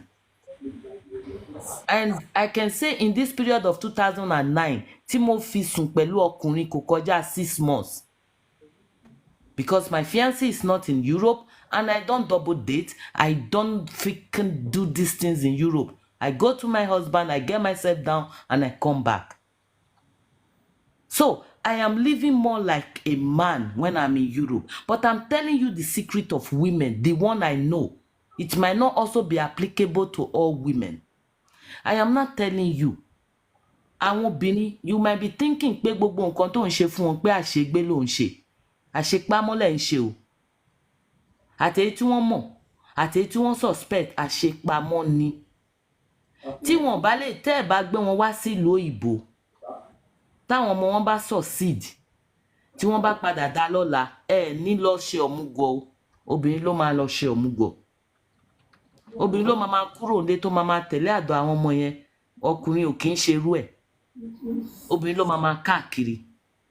A woman always look for a way after enjoying the pain. They always look for a way to tell you that you hurt them so and so time. The pains are there inside their body. And this pains does not come up this sometime. Títí dìgbà táwọn ọmọ wọn, títí dìgbà tí wọn ò ní interest mọ́ láti endure pain yẹn. Ìgbà tí wọn ò ní any reason láti endure pain yẹn, that is when they feel the pains. That is when they cry more. Ìgbà táwọn ọmọ wọn bá tiẹ̀ succeed gan, táwọn ọmọ wọn lówó, táwọn ọmọ wọn fly wọn káàkiri.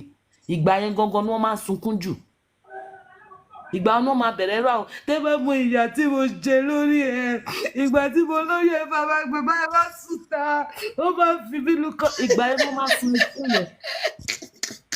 Ìgbà táwọn ọmọ wọn bá ti lówó yẹn gangan tó máa ra aṣọ tó fine fún wọn, tó máa ra mọ́tò fún wọn. Ìgbà yẹn wọ́n máa rántí pains yẹn jù o.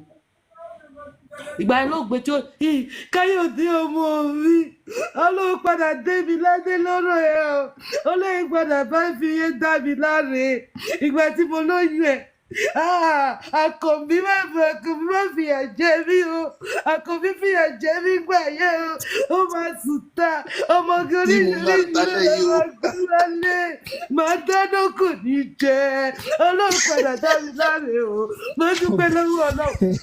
That is when she will feel the pain o. àti ó ti fi hàn pé actress ni ẹ̀kẹ́ ń bá wa ń ṣòfin mi.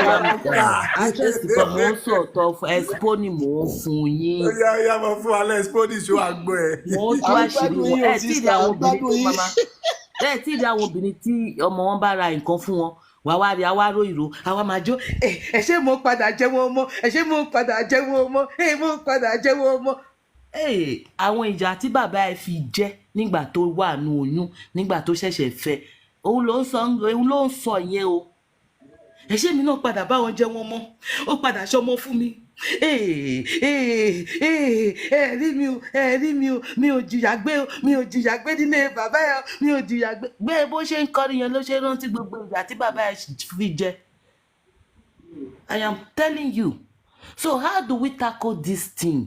La máa wá jókòó kájọ sọ. Ó ní pé ẹ mọ̀ pé tọkùnrin bá ń ṣàgbẹ̀ ẹ mọ̀ bó ṣe máa dùn. Tó bá yọ pé lẹ́yìn ẹ mọ̀ bó ṣe máa dùn. Tó máa sáré lọ tó máa ṣe 5 minutes tó máa sáré wálé bí pé òun ò tí ì ṣe anything. Àwọn obìnrin máa mọ gbogbo kinní yẹn wọ́n máa fara dà ní. Obìnrin tó bá bá ọkọ ẹ̀ gbé ó mọ how many days tí ọkùnrin yẹn máa fẹ́ fi ń ṣe ó mọ̀. Wàláì ó mọ̀. Tó bá ṣe first round tó bá bá ọkùnrin sùn tó bá bá obìnrin sùn for over 3 weeks or 1 week. Tó bá ṣe first round a very wise woman mọ how many minutes tó máa last. Tó bá ṣe second round ó mọ̀. Tó bá ṣẹ̀ṣẹ̀ ṣe níta tó bá wá ṣe pẹ̀lú ẹ̀ ó mọ̀. Different ways làwọn obìnrin máa ń fi mọ nǹkan tọ́kọ wọn lè ṣe tẹ̀yìn ọkùnrin ò ní mọ̀ pé wọ́n máa ń mọ̀. Ẹ̀yin fún ara. Ọkùnrin tí o bá ṣe street boys. Tó bá ti ń ṣe street boys o ò ṣe street boys o obìnrin tó o bá fẹ́ tó o bá bá sùn fún ọjọ́ 3 ọjọ́ 4 tó bá bá sùn ó mọ how long tó yẹ kó last. Tó bá wá ṣe second round ó mọ how long on a norm tó máa last. Tó o bá last more than necessary ó mọ̀ pé o ṣẹ̀ṣẹ̀ ṣe lánàá ni. These are the things táwọn obìnrin máa keep to themselves tí wọn ò lè sọ fún ọkọ wọn even tí kò bá mọ̀. So men should be now start being diplomatic over their act. Ẹ wà diplomatic. Ẹ mọ̀ pé tẹ bá ń dóbò tuntun ìyàwó tó wà nílé ẹ kì í fà mọ́ra jù. Ẹ má jìnnà sí díẹ̀.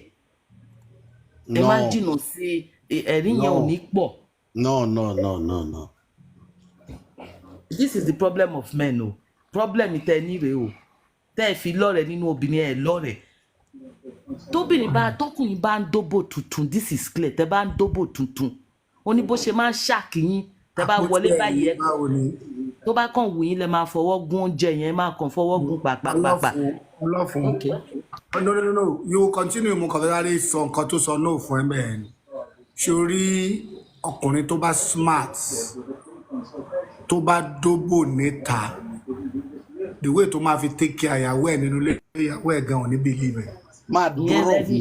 Ẹ̀yin ẹlẹ́ni tó ti mọ sí kí. Ìwé tó fi dó ìyàwó ẹ̀ nílé gan inú ìyàwó gan ó tó nígbà tó mú nǹkan ni. Ìyẹn ni ọkùnrin tó ti mọ̀. Ọkùnrin tí ò bá smart tó bá smart nìyẹn náà. Ìyẹn lẹni tó ti mọ̀. Ìyẹn lẹni tó ti mọ̀ pé okay this is àwọn ìkan yìí ìyàwó òun lè mọ̀ ìyàwó òun ìyẹn lẹni this is the same thing I'm saying here. Àwọn tí ò tí mọ̀ àwọn skit yìí tí ò tí mọ̀ bó ṣe ń play they should start acting well because there is no woman ẹ wá gbọ́ Daddy T there is no woman tó ní very caring husband. Tẹ́ sọ nǹkan tẹ́ sọ yìí ọkọ ẹ̀ ń ṣe ń ta o kò ṣe ń ta o tó bá wọlé tó máa hùwà dáadáa tó máa fi nǹkan bẹ́ẹ̀lẹ̀ tó máa fọwọ́ máa pa ìyàwó ẹ̀ lára even when he is not in the mood tó ń tọ́jú ẹ̀ dáadáa. Àwọn obìnrin máa ń need care tó máa wá dé ìlú òyìnbó even with millions she wouldn't want to lose that care. With billions kò ní fẹ́ lose ẹ̀. Ẹ wo sister ṣe rí ẹ ṣe gan látàrọ ṣẹ́ni tí mo kàn rí sọ nínú ọ̀rọ̀ yẹn ni wípé ẹni tí èèyàn bá fẹ́ bá dòwò pọ̀ kéèyàn kúkú fi sílẹ̀ kò nídìí wọ́n ní speak no evil move no evil eat no evil má wulẹ̀ bá ṣe tó bá ti mọ̀ pé ọ̀bọ yìí ó ti ṣẹ̀ ẹ́ tó bá yẹ kó ọmọ kan ló fẹ́ bí fún ọmọ kan yẹn kọjọ wà láàrin ẹ̀yin méjèèjì ìsílẹ̀ kó máa pa títí ẹ lọ. Mr. Microphone ẹ ní understanding rárá. ok. ìdí tí mo fi sọ pé ẹ ní understanding lélẹ́yìí tẹ bá gbé ìlú òyìnbó yìí ta wà yìí gangan even pẹ̀lú bó ṣe da tó pẹ̀lú bó ṣe dùn tó àwọn èèyàn marry out of circumstances níbí báyìí. yes. àwọn èèyàn marry out of no choice. mo ti sọ lọ́jọ́ kan you don't love the man you want to be with him because of the circumstances tó surround ìlú tẹ̀ ń gbé. yes ó ti ẹ̀ pọ̀ gan. ó pọ̀ now in Africa ló ti worst jù.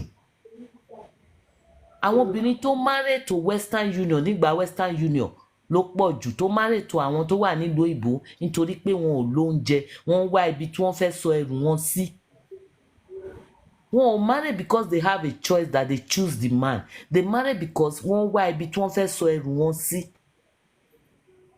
so tírú obìnrin yẹn ò báyìí máa fìyà jẹ o ò báyìí máa ṣe gbá o ò báyìí máa ṣàwo nǹkan tó mọ̀ ni pé the future of the children tó ń bá bí síbí ó wà guarantee. tó bá wá ti fi gbogbo ìyà yẹn jẹ tó wá ṣe babalá mistake tó gbé wọ̀ lóyìnbó ibi tí ó ti rówó tí ó tọ́jú àwọn ọmọ yẹn fún ara ẹ̀ ó wá fẹ́ máa bẹ̀rẹ̀ párapàra tó ṣe pẹ̀lú ẹ̀ láfíríkà in short inú snow ló máa sùn mọ́jú. I am telling you this one and I am telling you with 100% that is the reason tí kìíní yìí fi pọ̀. tẹ́ bá wá fẹ́ help àwọn ọkùnrin ẹgbẹ́ yín tẹ́ ẹ̀ agitate fún òun ni pé gbogbo ìjà àfijóbìnrin yẹn kàn dínkù. tó ń bá ṣe ìranù wọn kàn máa ṣe lẹ́yìn ìyàwó wọn. kàn mọ tíbi pé tó ń bá tẹ̀ ìranù tó ń bá ní urge tó ń bá wọlé kàn padà máa satisfy ìyàwó wọn kàn má jẹ́ kí ìyàwó yẹn rí traces. Sister Olófun àwọn tí ò wá ń ṣèrànù nǹkan ẹgbẹ́ ṣé gbogbo àwọn tí wọ́n lè jáde tí wọ́n pọlọ́pàá fún lọ́dọ̀ ẹ̀ ló ṣe there are men actually that don't do anything like that that don't do now ẹ such. wá gbọ́ do you know this love part tí wọ́n fi sọ pé love is like lust. tẹ́ bá ní pé I love this person it might actually be that you don't love the person you just lust after the person. Because of one reason or the other. If the reason of which you lost over this person is being taken away, you will find out that you don't love the person. If you leave Africa, ó wá lọ kúrò Europe, ó lọ sí Nigeria, ó lọ pàdé obìnrin torí ọmọbìnrin yẹn set, ìdí ẹ̀ wà ń bẹ̀. Gẹ́ẹ̀ yẹn dé máa date ẹnìkan kó tó mọ̀ ẹ́. But you are the highest bidder. Obìnrin yẹn wá gbà fún ẹ. Ìgbà tó máa gbà fún ẹ tán, kò love ẹ. The woman only lost over your money. She herself might not even know that she don't love you. Kò ní mọ̀ pé òun ò love ẹ. Torí smell, Europe smell tó níyẹn mọ̀ pé tá bá dé Nàìjíríà, a máa scent specially. Bẹ́ẹ̀ ṣe scent yẹn. Àwọn euros àti dọ́là tó ń wà lórí tébù ló lọ òun fúnra ò ní mọ̀ ó máa dé ìlú òyìnbó tán kó tó mọ̀ pé òun ò love ẹ̀. I want to tell you a story of a friend tó wà nílùú tí mo wà. I was her stylist. Mo ní mini salon lé tí mo ti ń ṣerun. Obìnrin yìí ọkọ ẹ̀ lówó gan ní Nàìjíríà ọmọ chief dẹ̀ lọ́kọ ẹ̀ mọ̀ tó ó nílé ńlá story building ló ní Nàìjíríà. Wọ́n ṣe business canopy business àwọn tó máa wá rent àga every weekend wọ́n lówó gan guy yẹn dẹ̀ ṣe importation of cars and everything. But nílò ìbò ní bíbá yìí the guy is living in 3 rooms and a parlour. Eléyìí wọ́n sọ fún mi I went there to settle this matter mi ò dẹ̀ rí ṣe. Now ìgbà tí ó bí ọmọ mẹ́ta ló bí fún máa yẹn ó bí twins ó wá bí single bí mo ṣe bí àwọn ọmọ mi but our own twins were boys. So ọkọ ẹ̀ nígbà tí ọkọ ẹ̀ ti ṣetán pẹ̀lú òyìnbó ló bá lọ gbé ìyàwó ẹ̀ wá láti Áfíríkà. Ìgbà tó gbé ìyàwó ẹ̀ wá ìgbà tí ìyàwó ẹ̀ máa débí ó kàn rí pé they are in 3 rooms and a parlour. The boys were in 1 room, the daughter was in 1 room, and the woman and the husband wọ́n wá wà nù kan. ìjà yẹn ṣáà ti rilẹ̀ wọ́n ń jà because ó jù mí lọ o but the woman likes me because I will tell you the truth I only make friends with older women my best friend is in her 55 years or 56 I don't make friends with my old men because kì í lè ronú the same way when I'm in Z they are still in F kò kí ń jẹ́ kí ìrònú wa máa papọ̀ so I have old friends ọkọ ẹ̀ tó ti wà ní 60 ó ń lọ sí 60 ló pè mí òun fẹ́ rí mi ṣé kò sí sà ó ní kí n máa bọ̀ mo dẹ̀ lọ rí màá yẹn kí ló ń ṣẹlẹ̀ sà ó ní ìyàwó òun for the past how many months visitors room lòun ń sùn ó ní visitors room daddy ó ní bẹ́ẹ̀ ni because I call him daddy kí ló ṣẹlẹ̀ ó wá kálàyé lẹ̀ ó wá sọ fún mi ìgbà tí màá délé ìyàwó ẹ̀ òun ti lọ sí Africa ìgbà tó fẹ́ ó sọ fún mi a day before kó tó lọ sí Africa it was during Xmas wọ́n á sọ pé okay kó má worry because of this I will take my then I was still having my little daughter my first daughter wọ́n á ní màá lọ ṣe Christmas lọ́dọ̀ ẹ̀ mo mọ ayé wọn tẹ́lẹ̀ mo mọ bí wọ́n ṣe gbé Nàìjíríà mọ̀ pé the guy is wedding in Nigeria but not here kò tiẹ̀ wà nínú class àwọn ọkùnrin ní bíbá yìí kò wà yọ́pì kò lómi lára ó gbẹ bíi pangolo ni kò wà nú ẹ̀ rárá but in Africa hot cake ní fúnyàwó ẹ̀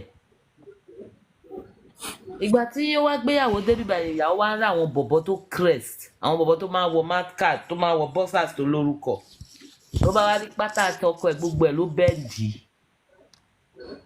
ìgbà tí mo wá délé mo wá dáná mo ṣe máìmáì lọ́jọ́ ọdún ni mo ń sọ mo ṣe máìmáì mo bá ṣe jollof fries gbàtà ti jẹun tán mo wá gbé jókòó sí sí tó máa ní mọ́mì ó ní hẹ̀ wọ́n ní look ọmọ kékeré ni mí o ẹ jù mí lọ lọ́jọ́ orí o mo ní dádì ló pè mí ó pè mí lánàá ní jẹrin ó ní ó ti lọ sí Africa mo ní mo mọ̀ ó pè mí mo pàdé ẹ̀ ní train station wa báyìí ló bá mi sọ mo dẹ̀ dream of it kó tó pè mí tó jọ ọmọ kékeré pé kí n bá ẹ sọ̀rọ̀ definitely ó mọ̀ pé mo mọ̀ nǹkan tí mò ń ṣe ni kí ló ń ṣẹlẹ̀ ló bá kálàyé lẹ̀ ló bá ní ìyá tó fi jẹun tó fi jẹ òun tó bá wá láti Europe ń gbà yẹn oríṣiríṣi obìnrin ló máa ń kó òun ò dẹ̀ ní choice bàbá òun kú sílẹ̀ òun ló bá òun sín gbogbo bóun ṣe kàwé ní College of Education òun ló ń sanwó school bàbá òun ò lówó ìyá òun ò lówó òun ò nífẹ̀ẹ́ o òun fẹ́ sọ fún mi wholeheartedly òun ò nífẹ̀ẹ́ máa jí láti ilẹ̀ ọ̀rọ̀ tí mò ń sọ lálẹ́ yìí àárín òru la wà tí bá parọ́ kẹ́lẹ́dàá mi fìyà jẹ mí. My God. ó ní Fúnláyọ̀ mo ní ó ní mi ò nífẹ̀ẹ́ máa yí ẹni tí mo fẹ́ fẹ́ gangan kò sówó lọ́wọ́ ẹ̀ mo dẹ̀ fẹ́ kàwé máa yí kàn surface mo wà ní College of Education ó fún mi ní mọ́tò mo gun mọ́tò ó ń fún mi ní gbogbo nǹkan tí mo fẹ́ mo ń díjú bá sùn ní ọmọ mẹ́ta tí mo bí fún yìí wàláì torí wọ́n fi mí mulẹ̀ ní o ni mo ṣe bí àwọn ọmọ mẹ́ta yìí fún o. tí n bá parọ́ fún ọ̀rọ̀ obìnrin ni mí àṣírí tí mo tú fún yín ẹ̀yin ọkùnrin yìí ẹ mú dání stop agitation and talk to your fellow men. ó ní òun ò nífẹ̀ẹ́ máa yí o ó ní ìgbà tóun débí báyìí ni wọ́n mọ̀ pé ilẹ̀ pẹ̀pẹ̀ ló wà gbogbo pátá bó ṣe jáǹdì tó bá ń bọ̀ wá Nàìjíríà àwọn new bossers ló máa rà á wá lọ kọ́ ẹ̀ lórí irun ẹ̀ á wá fi iye tíṣẹ́ tí á wá máa bounce bíi bọ̀bọ̀ ẹ ṣé àwọn bọ̀bọ̀ tó wà jù lọ ó kún bíbà yìí òun ìfilẹ̀ ni ò torí ọ̀rọ̀ táwọn èèyàn fẹ́ sọ lòun ṣe filẹ̀ kó máa sun visitors room o kí n má dánú bí òun o mo wọ inú yàrá tí màá yẹn sùn ni mo sùn mọ́jú ẹlẹ́dàá mi ò dẹ̀ lọ́rọ̀ tí mo ń sọ lálẹ́ yìí o tí bá parọ́ fìyà jẹ mí o. No. You see the reality. Yàrá tí màá yẹn sùn èmi ni mo lọ nù ó ní how do you leave your husband to sleep in this kind of room ó ní kí n filẹ̀ pé olè òṣèlóbùkù yìí ṣé òun nífẹ̀ẹ́ ni òun nífẹ̀ẹ́ kó ṣe kókó jáde ni lòun dúró dé o ó dẹ̀ bí ọmọ mẹ́ta fún máa yìí ní Áfíríkà mo wá wọnú yàrá yẹn listen that is the reason why lèmi náà sọ fún yín yìí kẹgbọ́ àwọn obìnrin ọ̀pọ̀lọpọ̀ àwọn obìnrin tó wà pẹ̀lú nínú ilé láfíríkà wọn ò nífẹ̀ẹ́ yín sẹ̀ ẹ ń fìyà jẹ wọn kàn ń wò yín ni pé ọ̀dẹ̀ ni yín ni I'm telling you the truth. Mo wá wọnú yàrá máa yẹn. Mo wá fa bed, mo wá nu gbogbo dust, mo wá dust yàrá yẹn, mo wá nu àwọn àkísà tó wà ńlẹ̀, mo wá kó, mo wá dust bed ẹ̀, mo wá dress bed yẹn. Wọ́n ní àmọ́ mi eléyìí ò dá tó, ó ní kí n wà ń bẹ̀ kí n máa wò ó ràn. Táwọn ọkùnrin bá ṣe fún àwọn obìnrin ṣé wọ́n máa ń wo ẹ̀yìn. ẹni tó ná owó fún, tó ṣe gbogbo ẹ̀ fún, tó ẹ̀pù gbèsè ayé ẹ̀. Onífẹ̀ẹ́ ló sọ ìdí tó fi nífẹ̀ẹ́. Ìkíní tó jẹ́ kó nífẹ̀ẹ́ ó ti lè ṣe fún rẹ̀. Ẹ ṣáà ń gbọ́ ẹ̀yin ọkùnrin. I hope you are learning. Yes. Ẹ gbọ́. Ìkíní tó lost after was money. She's now in position to get that money herself. Before she realized that she never loved this man. Listen and listen very good. That is how women are being wired. She doesn't love the man from beginning itself. From beginning at all, but she enjoyed and gave birth to 3 children. Let's keep our tapping, guys. Let's keep our tapping. As you are listening, let's keep our tapping. So, kíní yìí tí mo ń sọ, ìlú tí mo wà yìí ló ti ṣẹlẹ̀ gba tí mo wá nínú yàrá yẹn tán. Mo ṣáà bá a sọ̀rọ̀ níwọ̀n mú mọ̀ pọ̀ ọmọ kékeré. We should up to 40,000 by now. We are 180. We should up to 40,000. Mo mọ̀ pé ọmọ kékeré ni mí. Àmọ́ kọ́kọ́ ẹ tó wà in his late 50 kó tó pè mí pé kí n wá bá yín sọ̀rọ̀ kó fojú ọmọdé wò mí. Mo wá kúnlẹ̀ mo ní mọ́mì mo bẹ̀ ẹ́. Ẹ̀yin náà bí ọmọkùnrin. Táwọn ọmọ yín bá ṣe báyìí fún ọmọ yín ẹ ní láìkẹ́. Ó ní nǹkan tó bá wù ìyàwó kó ṣe. Ayé òkáyọ̀ ò ṣáà dùn lòún fẹ́. So I left. Listen o, kéèsì yẹn ò end o, I left. Àwọn kíní wọ̀nyí ó expose how dubious and evil-minded some nature can be. Yes. Ìtàn jẹ́ kí n sọ̀rọ̀, má pa ọrùn mọ́ mi lẹ́nu. Now, what happened? Ìgbà tí bàbá yẹn máa wá dé láti Africa, woman yẹn kúkú pé jókòó pé I'm no more interested. Mo fẹ́ kẹ́ kó kúrò lé lọ wálé. So, máa yẹn ṣáà lọ wálé. Then before then tó bá wá sílé ọ̀dọ̀ mi á ní ìwọ nìkan ò dẹ̀ ń kó ọmọ kiri ṣé kò tí ì tó kó wá ọkùnrin kan fún ara ẹ̀. Wọ́n sọ pé I don't want a man to choose me, I want to choose my man. I want to love my man unconditional. Mo fẹ́ nífẹ̀ẹ́ unconditional. Mo fẹ́ nífẹ̀ẹ́ without reason. Mi ò dẹ̀ tí ì rí ọkùnrin tí mo nífẹ̀ẹ́ without reason. Mi ò fẹ́ nífẹ̀ẹ́ pé torí ó ga. Mi ò fẹ́ nífẹ̀ẹ́ torí owó wà lọ́wọ́ ẹ̀. Mi ò fẹ́ nífẹ̀ẹ́ torí àjọ wà nílùú ìbò. I want to pick my man. And however, ọba ìjẹ́ cripple ẹni yẹn o, ọba ìjẹ́ arọ ni o, anything tó bá jẹ́, I will just love him for who he is. Mi ò dẹ̀ tí ì rí anybody, so don't force me. Because she's older than me. How can you just take care of 3 children alone? Ó máa bá mi jà. Later, ó wá fi ọkọ ẹ̀ lẹ̀. That guy went from 3-bedroom flat. Ó fi àwọn àtàwọn ọmọ mẹ́ta lẹ̀, ó lọ rent studio 1 room. Ibẹ̀ lọkùnrin yẹn wá lọ ń gbé. So torí yẹn mi ò ṣerun fún mọ́ o. I am saying what I did. Mo fa abẹ́rẹ́ gún ní gbogbo orí ni because I was so angry with her. The last irun tí mo ṣe fún, mo fa abẹ́rẹ́ gún ní gbogbo orí ni. Kò dẹ̀ dọ́dọ̀ mi mọ́ títí dìgbà yẹn, títí dàárọ̀ là. Ìgbà tọ́kọ ẹ̀ wá ti kúrò lé ló wá bẹ̀rẹ̀ ń date òyìnbó. Tó bá wá síbi báyìí, àwọn àtọ ìbò òun, àwọn lọ sí France, àwọn lọ sí 5-star hotel, àwọn ṣe gbá, àwọn ṣàmú wá sọ pé mọ́mì, I was 23 years tí mo wọ ìlú yìí. So that is to tell you pé mo ti lọ sí 5-star hotel, wọ́n ti dó bastard lára òyìnbó. Ṣé òyìnbó lóko tí wọ́n fi dóbìnrin ni? Kí lẹ̀ ń sọ fún mi? Kí lẹ̀ ń jọ ṣe? Ó máa ṣí báyìí fún un. Ó máa lá òbò òun. Oko bo òyìnbó kẹrin. Gbogbo ẹsẹ̀ yín ló gbogbo ẹsẹ̀ òun ló máa gbọ̀n mọ́ ní èyí tèmi hate jù lára ọkùnrin nìyẹn. Ọkùnrin tó bá ti lá òbò tí ẹ ti bàjẹ́. Òyìnbó yẹn ayé ẹ ti ta.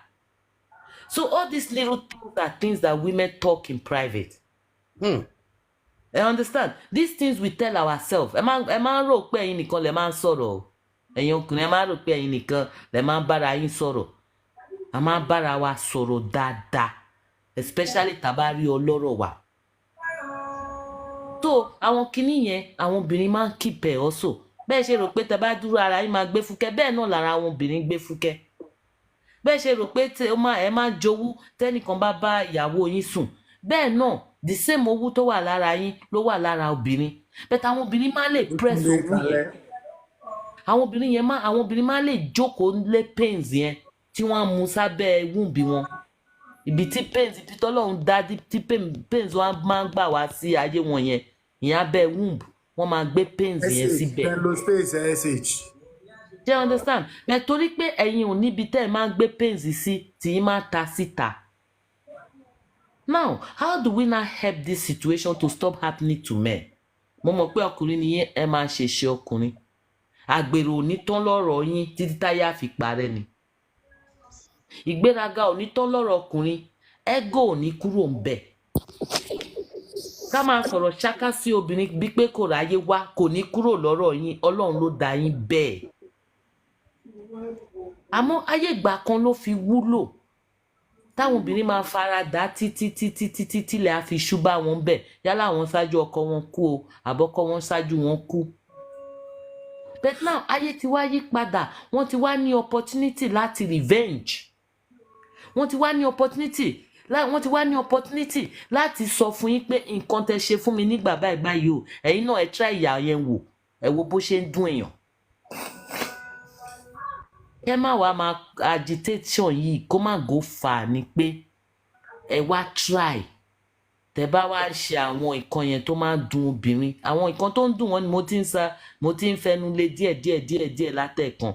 Ẹ máa ṣe pamọ́. Tẹ́ bá fẹ́ kàrẹ́sì ego yín, ẹ mọ̀ pé tóbìnrin bá ti wà nílé ọkọ tó ti wà nulé, kò ní reason láti sọ pé òun fẹ́ máa kàrẹ́sì ego ẹni ọkùnrin mọ́. Àfi obìnrin tó bá gbọ́n bírú àwa yìí lóyìn máa láyè láti kẹ̀ tá bá dẹ̀ fẹ́ ya wèrè náà a máa yà délẹ̀ ni. So tẹ́ bá fẹ́ lọ kàrẹ́sì ego yín lọ́dọ̀ àwọn young girls yẹn tí ò tí ì rí yín fín yẹn, because man have to experience that ego. Ó ní láti wà níbi tí wọ́n ti kàrẹ́sì ego ẹ̀ tóbìnrin kan máa ti tẹríba tóun náà máa feel like a big boy. Tẹ́ bá ti feel big boy níta ẹ má gbé wá lẹ́sẹ̀. Torí kò sí bẹ́ẹ̀ ṣe máa ṣe tó tẹ́ bá gbé wá rí obìnrin máa mọ̀ o, ó máa fi sábẹ́ womb ibi tí pain wà ní o. Tọ́ bá wà ní period abẹ́ womb ní pains wọn máa wà. Tọ́ bá gbé ọmọ sínú abẹ́ womb ló máa wà. Ọjọ́ tọ́mọ bá jáde ń bẹ̀ ibẹ̀ gbogbo pains yẹn ẹ̀yin ò dẹ̀ ní womb tẹ́ máa fi pains sí. Obìnrin ló ní reason tí màá yẹn ṣe lọ kú sọ́dọ̀ Oríyọmí nìyẹn o. All right. Okay. Ẹ̀yin tẹ́ bá ní question láti béèrè lọ́wọ́ ẹ̀ sìn ẹ go ahead, but kémi tó jẹ́ káwọn èèyàn máa béèrè question lọ́wọ́ ẹ̀ ó dẹ́ pé Lake Abdul sọ pé nǹkan kan true ọmọ ń bọ̀ ogo money náà fẹ́ sọ nǹkan. What am I saying now? Bóyá òun wo gbogbo message, we appreciate everything you say because you say the real fact about women, right? But ẹni tí ò bá mọ̀ tẹ́lẹ̀ náà ni ò mọ̀ tẹ́lẹ̀. Some of us know, some knows it. But the thing is like this. Why this thing is only happening among only Nigerian women in UK? Why not among other country? Why is it only among Nigeria? And why is it our women? Ẹ mọ̀ pé ẹni tí mo bí ọmọ mi àgbà fún. Me and Agbola have asked this question again. Nǹkan tó kàkàlẹ̀ yìí, ṣé gbogbo ọkùnrin London ló ń ṣe ni? Tó yẹ pé gbogbo wọn tó yẹ pé tó wọlé ní 8 months gan, call police, sending their husband out. Tó fi di wípé the whole police of UK wá mọ̀. Tí wọ́n wá ń jáde, tí wọ́n wá ń sọ káàkiri pé Nigeria women stop calling police to your husband. Small thing that you can be taking care at home, you call police, you send him out. Stop it. We are tired of your calls. Okay. Is that a question? Yeah. Why? Mo fẹ́ pín kíní yẹn wẹ́lẹ́wẹ́lẹ́ reason tó fi ń ṣẹlẹ̀ láàrin Nigeria. In other parts of Africa, their men are very soft. I have most of French dada. I speak French like I am speaking English. Timba so French, you will never believe I'm a Nigerian. I have been opportune to deal with French-speaking men. They are very soft on their women. The only African country where their men are hard is Ivory Coast. If you see them, they look more like Igbos. The Ivory Coast and the Congolese. So now, in every other part of Africa, their men are very soft. They don't mind. Their men are very soft, means they don't offend their women too. They don't do. They don't offend their women. They do They are so offend their perfect. women. No, listen to the kind of offense, Timonso. Listen. Yeah. The kind of offense a Nigerian man will offend his wife, he will find it difficult to say he's sorry. A Nigerian man cannot go on his knee. Listen, an average home Ibile Okuni Nigeria cannot go on his knees and start crawling for his wife. Never. We will not do that. Yeah. But French-speaking man, il va se mettre à genoux. He will go on his knees and start saying, ma chérie, pardon. Ma chérie, je ne fais plus, pardon, je ne fais plus ça. Je ne fais plus. He will be crying on his knee, begging his wife. And women like also seeing men be vulnerable. Then the next time he will offend the wife will say, hey, you will finish now and go on your knee and start begging and mocking the man. Then the man will answer, hey, if I now beg you, uncle, si you demand pardon, qu'est-ce qu'il y a? Si you demand pardon, qu'est-ce qu'il y a? Si I'm a femme, you are my wife, I will beg you, and I will offend you again, I will beg you. But Nigerian man will not say that too. Surely a buruni. Yes, Nigerian man wọ́n sọ pé wọ́n gbá létí tó ń sọ pé kó support fún lẹ́ẹ̀kan tí ó fọwọ́ kan yàwó ẹ̀. ìyẹn ní reason tó fi mú mọ́ra sẹ́. I'm talking of natural Nigerian man. I'm not talking of the one that have reason. I think you are making your own Nigerian man in your head, if no disrespect. No, except a Nigerian man that can crawl like a Frenchman is not a Ibile Nigerian. Is a soft one. Boy, I want to see Loibo. I don't want to see French country. I want to see French country. You see, what you are saying is most of them are not true. By selecting certain African nations, I'm not selecting some. I am telling you about the one I dealt with. So the one you dealt with, right? You just said the right word. The one that you dealt with. That's what I said. I said I was opportune. Right, but that doesn't mean most of the men in that country are like that. I didn't stay in their country. I said the one I was opportune to deal with. There's a lot of do you know that I as a person in Nigeria too. I as a person, Eduro, I as a person. Hold on, please. Chairman, most of the rich men in the world, do you know most of them don't have a wife at home? Yes. Yeah, they don't. Why? Because if they do, they might not reach this level they are. I'm so sorry.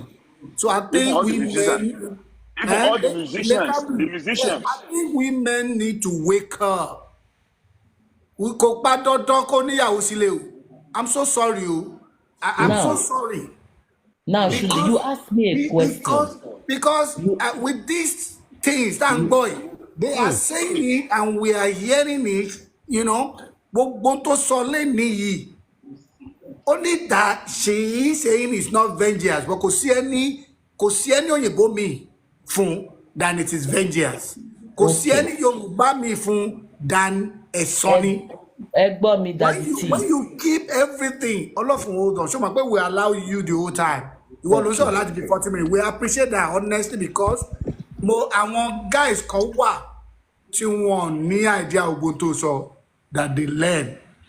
You know, àwa kan wà tó ṣe pé a mọ̀ wípé tó bá pàdé obìnrin tó smart, tó bá dóbo nta, ó máa mọ̀ pé ó dóbo lé. Mo yẹ ṣálẹ̀ àwa tá ti ẹ̀ fẹ́ white rí, tá fẹ́ white.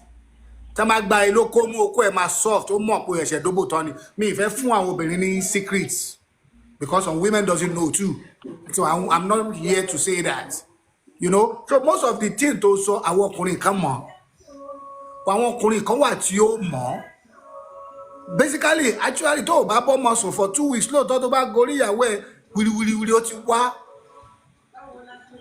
ọkùnrin tó tí ó bá gọ̀ ni ò ní mọ̀ obìnrin tó bá dẹ̀ wà observer náà tí ò ya jìntà bíi tiẹ̀ náà ni ò ní mọ̀ pé tọkùnrin máa ń dóbò léra wọn tètè wá but tó bá ti dóbò ti pé ó máa tètè wá you know we know this so we appreciate everything you said but the fact tó ṣá wà lẹ́yìn ẹ̀ ni pé why is he only Nigerian men calling police? You didn't let me answer that question. I was coming there. No, because you said nǹkan táwọn yóò gbà ni wípé nǹkan táwọn sọ táwọn dá sí sọ ni wípé you can't say all the African men are perfect than all. I didn't really deal with Nigerian men that much. Yeah. Now, but mo mọ̀ pé this character of a Nigerian man, Nigerian men are very hard. They offend you, they wait for you to come and say sorry. If you refuse to be sorry, if you refuse to calm down, they don't know how to say, admit their fault, say sorry, and move on. Although women have difficulties moving on. Yes, your word. Adoni, you welcome. Adoni, come, welcome back. Welcome home. So they have that problem. Instead of a Nigerian hard man, I love hard men. Mama let's give it tit for tat. It's better for me than wakon shake bolo wakon wama dobalo shi. I don't like it. Let's fire, admit your fault, then let's work on it and move on. But in the case of most Nigerian men, they will offend their women, they will maltreat them, even when they are caught sleeping with another woman, even when there is proof, they will still claim it's not so.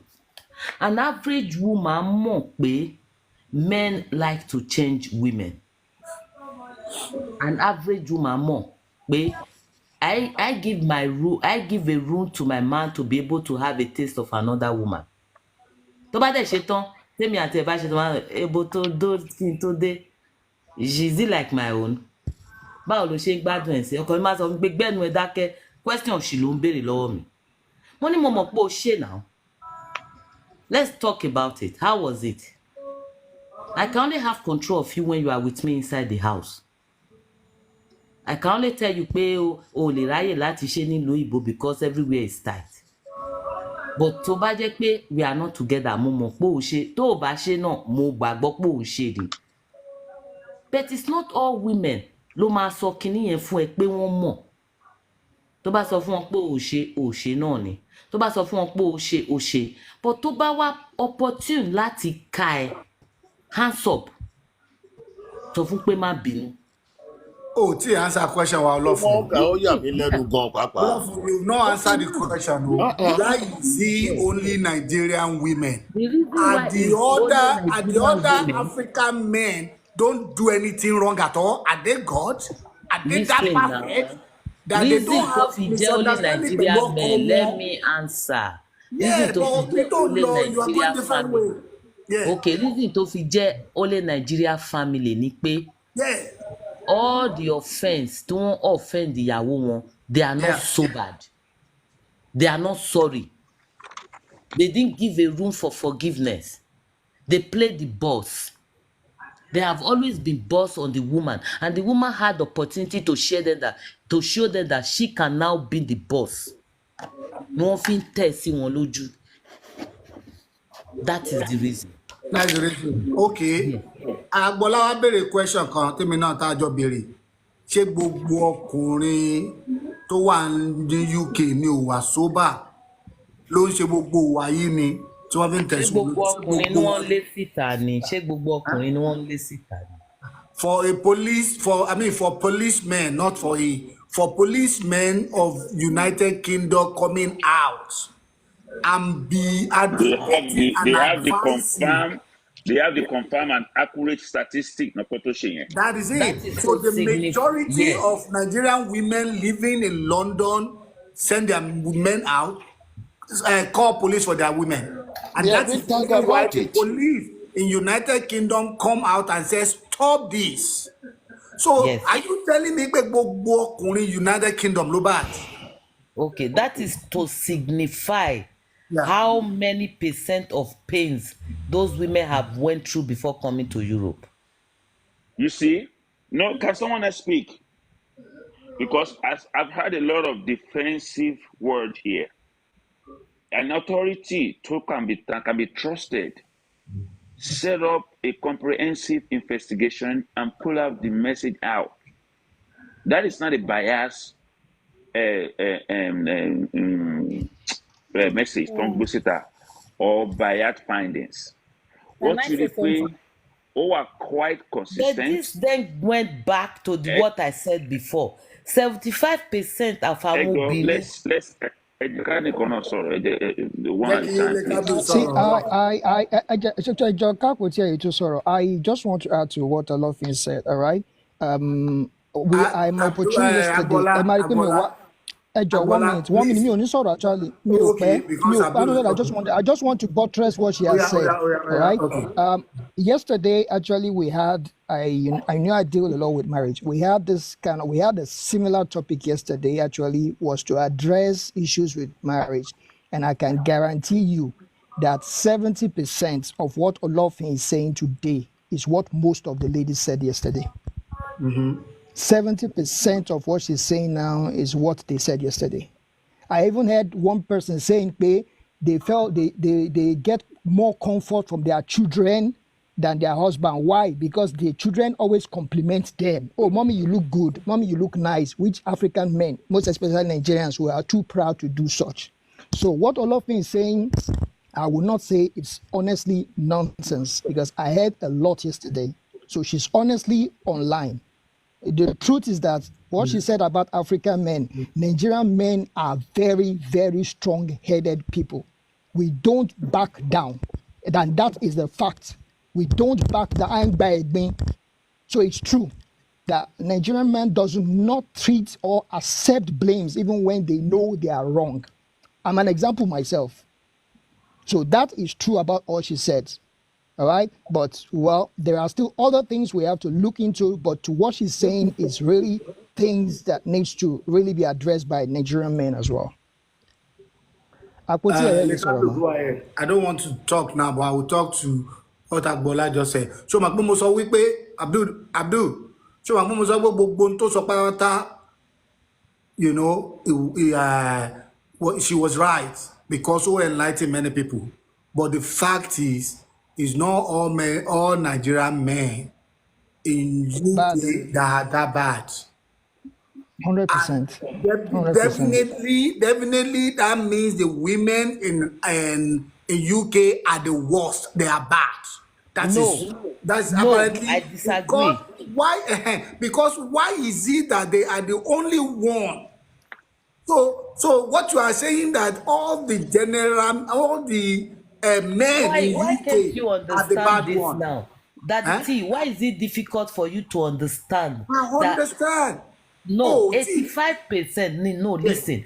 85% of women in Africa are married out of love.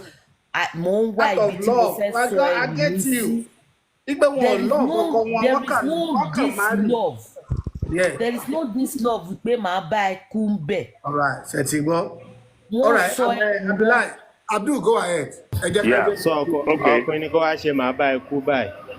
Okay. Now, I'm gonna. There's a caveat to all this stuff.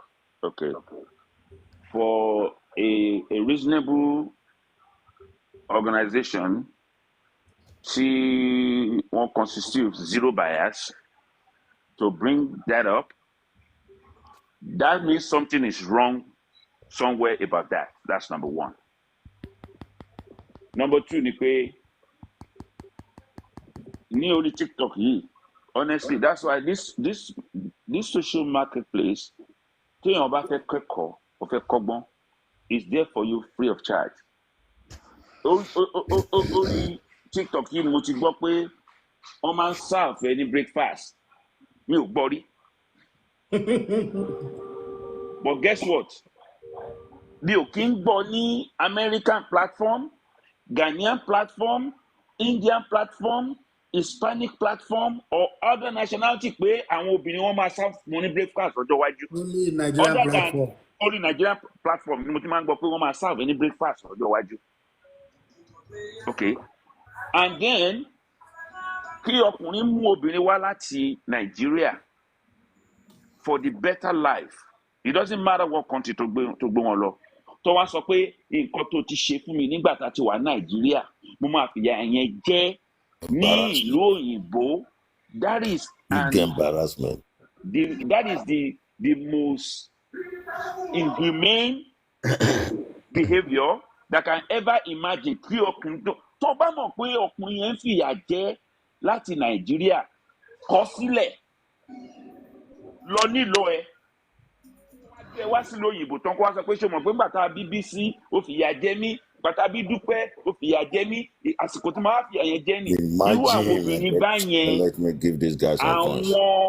àwọn ọmọ wọn ní ẹ̀yìn wọn àwọn ọmọ wọn náà ń ṣe láìdá especially bàbá tó bá jẹ́ bàbá gidi. I am now sitting up here and say pé ọkùnrin ò wrong obìnrin o. I am not sitting up here pé ọkùnrin ò ṣe nǹkan tí ò dá fóbìnrin o.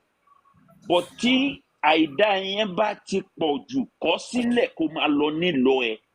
Kò lè kọ̀ sílẹ̀ kò níbi tó fẹ́ lọ kò lè tọ́jú ara ẹ̀. That is an hypocrisy of the highest order ní Eden. That is an hypocrisy of the highest order. Please, Mr. Let me Emo, àwa tá à ń sọ̀rọ̀ àmọ̀ nǹkan tá à ń sọ. Lake Abdul ni mo jẹ́ Lake, not like Lake Abdul. Excuse me, sir. Hold on. Now, Ọlọ́fun ẹ jẹ́ kó nọ́ọ̀sì, ẹ jẹ́ ká Abdul sọ̀rọ̀ tiẹ̀. Let him say. Abdul, go ahead. Ṣẹ́rí ní ibi báyìí ní US, ó yàtọ̀. Why tó fi yàtọ̀ ni pé gbogbo àwọn àyè tó wà ní UK bẹ́yẹn kò wà bẹ́yẹn bí báyìí. And you know US is bigger, though you can't really make any ṣe mọ̀ tó bá parọ́ nílùú yìí tó bá parọ́ pé ọkọ ẹ ṣe kọ́kọ́ fún ẹ they gonna listen to you as a lady first of all they gonna investigate. Tó bá jẹ́ pé ó parọ́ ni you gonna go to jail. Kò yẹ you gonna go to jail just for that for you láti lè jẹ́ pé wọ́n mislead the law enforcement about certain things. Ọkùnrin tó bá ṣe nǹkan tí ó yẹ kó ṣe fún yeah they gonna take him to jail.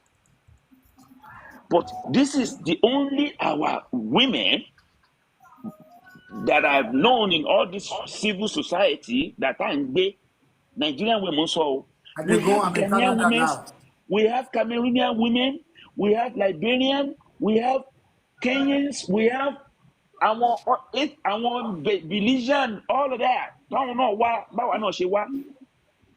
We are the notorious ones. No. Why is that? I have no idea. No. Nigeria. See, hold on. Why are you interrupting me? Please. Ọlọ́fun ẹni sọ̀rọ̀ tá máa parí a máa rí àwọn tó gba visa lottery wá sílùú yìí tó gba visa lottery wá àtọkọ àtìyàwó tó wọn mọ̀ fáwọn máa win tó dẹ̀ dá Amẹ́ríkà tó dẹ̀ sọ pé ó ti fìyà jẹ ní kinní kan nígbà kan máa fìyà yẹn jẹ padà ní US. But nǹkan tó ṣe pé kò ó wà mọ́ glam kò state mi gan ó fẹ́ ju another country lọ ní Europe. So àti parọ́ manipulate yẹn kò fi bẹ́ẹ̀ síbẹ̀ yẹn ní bíbáyìí because they go to investigate you to the teeth and look it's in the US we have more single mother Nigerian single mother than any civil society. But torí pé ilé ó tóbi so lè máa rí wọn bẹ́ẹ̀ yẹn. I went to a party 2 weeks ago. About 200 vehicles wọ́n bẹ̀. Àwọn tó jẹ́ single mothers wọ́n bẹ̀ like 100 and something. Mi ò rí yẹn rí ever láti ìgbà tí mo ti wà nílùú for almost 3 decades. Single mothers. Ṣé gbogbo ọkùnrin ni ò dá ni? But ìyá tí whatever tó ti bá yín ṣe tó ti whatever nǹkan tẹ́ ti jọ go ọkùnrin náà lose ilé nílùú iná ọkùnrin lọ sẹ́wọ̀n náà. Obìnrin àwọn ọ̀rẹ́ mi bá ọkùnrin lórí ìyàwó wọn nílé náà tó ń walk away from their home tó ń lù sílé wọn because tó máa fọwọ́ kan ìyàwó yẹn ẹ̀wọ̀n náà máa lọ. But we don't talk. Men don't talk. So for the UK police department or London police department, láti lè put in that media information out, wọn wà bias. Tí wọn ò bá rí, wọn ò ní sọ thank you. Yeah. Thank you, Nekabu. Mi tiẹ̀ pàtẹ́ of anybody lálẹ́ because ọ̀rọ̀ yẹn jẹ́ tàṣíbí. Má bínú. ẹ jẹ́ kí tún já yín sí kinní kan. Now let Mr. Mike talk. Ẹ jẹ́ kí tún já yín sí kinní kan. Ṣé yí obìnrin tó bá tẹ̀ tó pọ̀ lọ́pàá fún ọkọ. Àpótí ẹ̀rí mo ń bọ̀ to you sorry tí Mike bá parí. Thank you very much sir. Ṣé rí obìnrin tó bá tó pọ̀ lọ́pàá fọkọ ẹ̀ ní Europe ó tún dá o. Kinní kan ń ṣẹlẹ̀ ní Germany nísìnyí. Wọ́n tún já mi sí pé kí n ṣọ́ra gan, understand? Àwọn obìnrin kan wà tó jẹ́ pé tó bá rí ẹ wípé àwọn single ladies yẹn tó bá rí ẹ wípé ó wà òkè dáadáa wọ́n ra kíní yẹn bọ̀ láti Nàìjíríà wọ́n á lọ ra ìgò tán ti lọ. Wọ́n máa rún sí oúnjẹ fún oúnjẹ díẹ̀ fún ọkùnrin yẹn. Ìyẹn ti ń go on láti bí ọdún 5. Ó ti tán lẹ́yìn òfin parọ́ nìyẹn. Ìyẹn ti ń go on láti bí ọdún 5 they kill you torí pé wọn ti ẹ̀ nílé find out pé ó ti tán traces. Àpótí ẹ̀rí. Yes, ẹ káalẹ́ o, ẹ káalẹ́ sà, ẹ káalẹ́ mà. Ìwọ ló ṣe máma ṣó wa pa. Mo wà pa ọ̀rọ̀ ẹ̀lẹ́ kàtàárọ̀ gbogbo wa gbèrò pé lórúkọ Jésù. Àmín. Àmín Ọlọ́run. Ṣé rí nǹkan tí mo fẹ́ sọ ni pé àwọn wọ́n máa ń sọ pé obìnrin ò nífẹ̀ẹ́ ọkọ wọn. Kì í ṣe pé obìnrin ò nífẹ̀ẹ́ ọkọ wọn. Àwa kọ́ ni Ọlọ́run sọ pé ká nífẹ̀ẹ́. Ọkọ wa ló ní kó nífẹ̀ẹ́ wa. Ẹ̀yin obìnrin ló ní kẹ́ ẹ support kẹ́ wá submissive. A submissive àwọn obìnrin wọn wà submissive nígbà tá a ti dé ìlú òyìnbó. Tí a ti lè ṣiṣẹ́, tá a ti lè provide fúnra wa, tá a lè ra mọ́tò, tá a lè jáde, tá a ti rí pé a ti achieve. Tẹ́ ẹ bá wò wọ́n sọ pé àwọn ọkùnrin Nigerian wọn kì í sọ pé you are looking good I love you. Ìlú òyìnbó tá a wà ní o, wọn ò ń sọ bẹ́ẹ̀ o. Bàbá wa ò ń sọ bẹ́ẹ̀, àwọn ìyá wa ò ń sọ bẹ́ẹ̀ o. Àwọn ìyá wa dẹ̀ wà submissive fáwọn bàbá wa. It's not our culture. Ẹ jẹ́ kí n sì tọ́ fún yín. Ìlú òyìnbó ló ti jẹ́ culture wọn. Hey baby, hey honey. Wọ́n dira wọn lọ́wọ́ mú. Bọ́kọ mi ṣe wà yìí, a ti bẹ̀rẹ̀ láti ìgbà tá a ti wà ní university. Even college gan ká tó lọ sí university láti jọ ń bọ̀. Mo sọ fún yín for good 8 years la fi ṣe boyfriend and girlfriend. Even ìgbà tó ń sọ pé máa fẹ́ mu ní fẹ́ ọkọ ló kàn. Èmi tó jẹ́ pé ìrìnàjò mi jìnnà. But Ọlọ́run gbàdúrà yẹn. Bó ìṣe wà yìí tá a bá dé tàti bá dì í lọ́wọ́ mú ń ṣe inú ilé lórí ìjẹta ló ti máa dì mí lọ́wọ́ mú ni. Ẹ gẹ́ẹ̀tì nǹkan tí mo sọ, I know that my husband don't love me. Ifo àwọn èèyàn máa ń fìgbéyàwó wa tọrọ ni kọ́lọ́run túbọ̀ jẹ́ kó rí bẹ́ẹ̀ kó mọ kí èṣù má wọ̀ wá. Àwọn èèyàn máa ń sọ ni màmá kan ti fi gbàdúrà ọmọ ẹ̀ wà ní UK ó ní the day I saw you Yibo ni ó ní I just dey pray inside the car when you and your husband pick me up. And I'm praying that God, I've never enjoyed marriage, but let my only daughter enjoy. I pray this marriage. In point of contact, they pray for me. Nígbà tí ọmọ ẹ wá enjoy, ó wá ń sọ fún wa pé níjọ́ yẹn ló ń wọ mọ́tò pẹ̀lú wa. Pé two of you are doing like brother and sister. Àwọn gbogbo èèyàn ti mọ̀ wá. Wọ́n ní ìyẹn tẹ̀lé lè fẹ́ra yín ṣe lè dàbí ẹ̀gbọ́n àtàbúrò. Very ṣe mọ̀ nǹkan tó ń ṣẹlẹ̀ ìyẹn ò tí sọ pé nítorí pé kò dì mí lọ́wọ́ mú ta kò nífẹ̀ẹ́ mi. Ẹ get nǹkan mọ̀ fún. But we are not used to it. Ta ló bí mi nígbà tí máa máa rìn ní títì Nàìjíríà tí mo yìí wà ní yunifásitì tọkùnrin máa dì mí lọ́wọ́ mo tí bàbá mi máa yọ lọ́ọ̀kan ó bọ́n mọ́ kí tálájì bá yọ máa bù dànù ni aago 9 gbọ́dọ̀ wà ń ta. Alájì fẹ́ lu ẹ̀ pa. Àná ọkọ̀ bọ́kọ̀ náà wá fi já etí ẹ̀ dànù. Wọ́n lọ́mọ kọ́ ẹ máa gbọ́ ọkọ̀ sí ẹ ní ìṣirò ẹ jẹ́ kí n sọ. So àwọn ọkùnrin kan ti use but that one doesn't mean they don't love you. Àwọn obìnrin ló yẹ ká mọ̀ ká understanding in marriage ẹ jẹ́ kí n sọ fún yín tí babs ní ìyàwó ẹ̀ lọ́wọ́ mú ọkọ mi ò dì mí lọ́wọ́ mú ìṣe pọ́kọ mi ò nífẹ̀ẹ́ mi that is their own understanding and their own. Èèyàn ní marriage ó ṣe nǹkan tá à ń copy kò sẹ́ni tó pass it's a school that we all went to kò sẹ́ni tó lè graduate àṣẹ bẹ̀rẹ̀ ni a máa kọ́ everyday ni.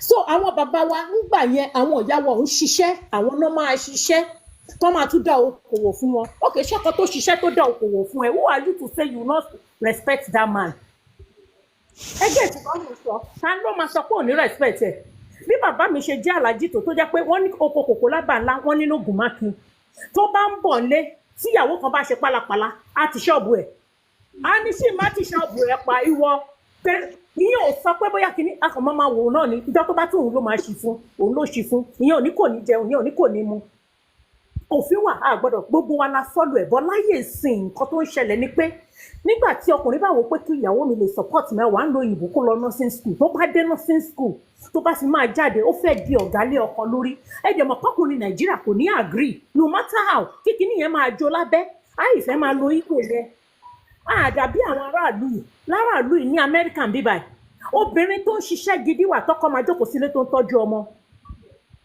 tó rẹ̀ yẹ pé hey baby I've cleaned up for you baby I've told ọkùnrin nàìjíríà ò ní gbà yẹn so nǹkan tó ń ṣẹlẹ̀ gangan tó fà á tí gbogbo nǹkan yìí ń ṣẹlẹ̀ táwọn wò pé bí àwọn ò nífẹ̀ẹ́ wọ́n nífẹ̀ẹ́ wọ́n ṣe pé ọkùnrin ló ní kó nífẹ̀ẹ́ kì í ṣe obìnrin tó bá dẹ̀ mọ̀ pé ò nífẹ̀ẹ́ ọkọ ẹ̀ it's not by force rọra sí sílẹ̀ kì í ṣe do or die mi ò lè pa ẹ́ ò lè pa mí nǹkan tí èmi rí i pé ó ń ṣe kì í ṣe gbogbo ọkùnrin nàìjíríà ni ò dá most Nigerian men dá obìnrin nàìjíríà náà àwọn kan ò dá tó bá débi tán oge tí wọn ò ráyè ṣe ní nàìjíríà they are not exposed maybe tailor ni wọ́n mi sọ pé tailor ò dá o wọn ò jáde wọn ò mọ̀ nípa life wọn ò lọ party tán bá dé lóyìnbó tán ti ń ra skirt and blouse tán ti ń wọ jeans tán ti ṣe gbogbo ẹ̀ táwọn náà kàtìkè wọ́n fẹ́ jáde then ìjáde yẹn a kó wà lálẹ́ wọ́n á di ọ̀gá mọ́kọ lọ́wọ́ ọkọ kẹrò pé bí mo ṣe ń control ìyàwó mi ní nàìjíríà ni máa control ẹ̀ bí kò rí bẹ́ẹ̀ mọ́ ẹ wo má nǹkan tó jẹ́ pé hami ni tó pa ìyàwó ẹ̀ tó dẹ̀ pé ọkọ̀ kan arrest òun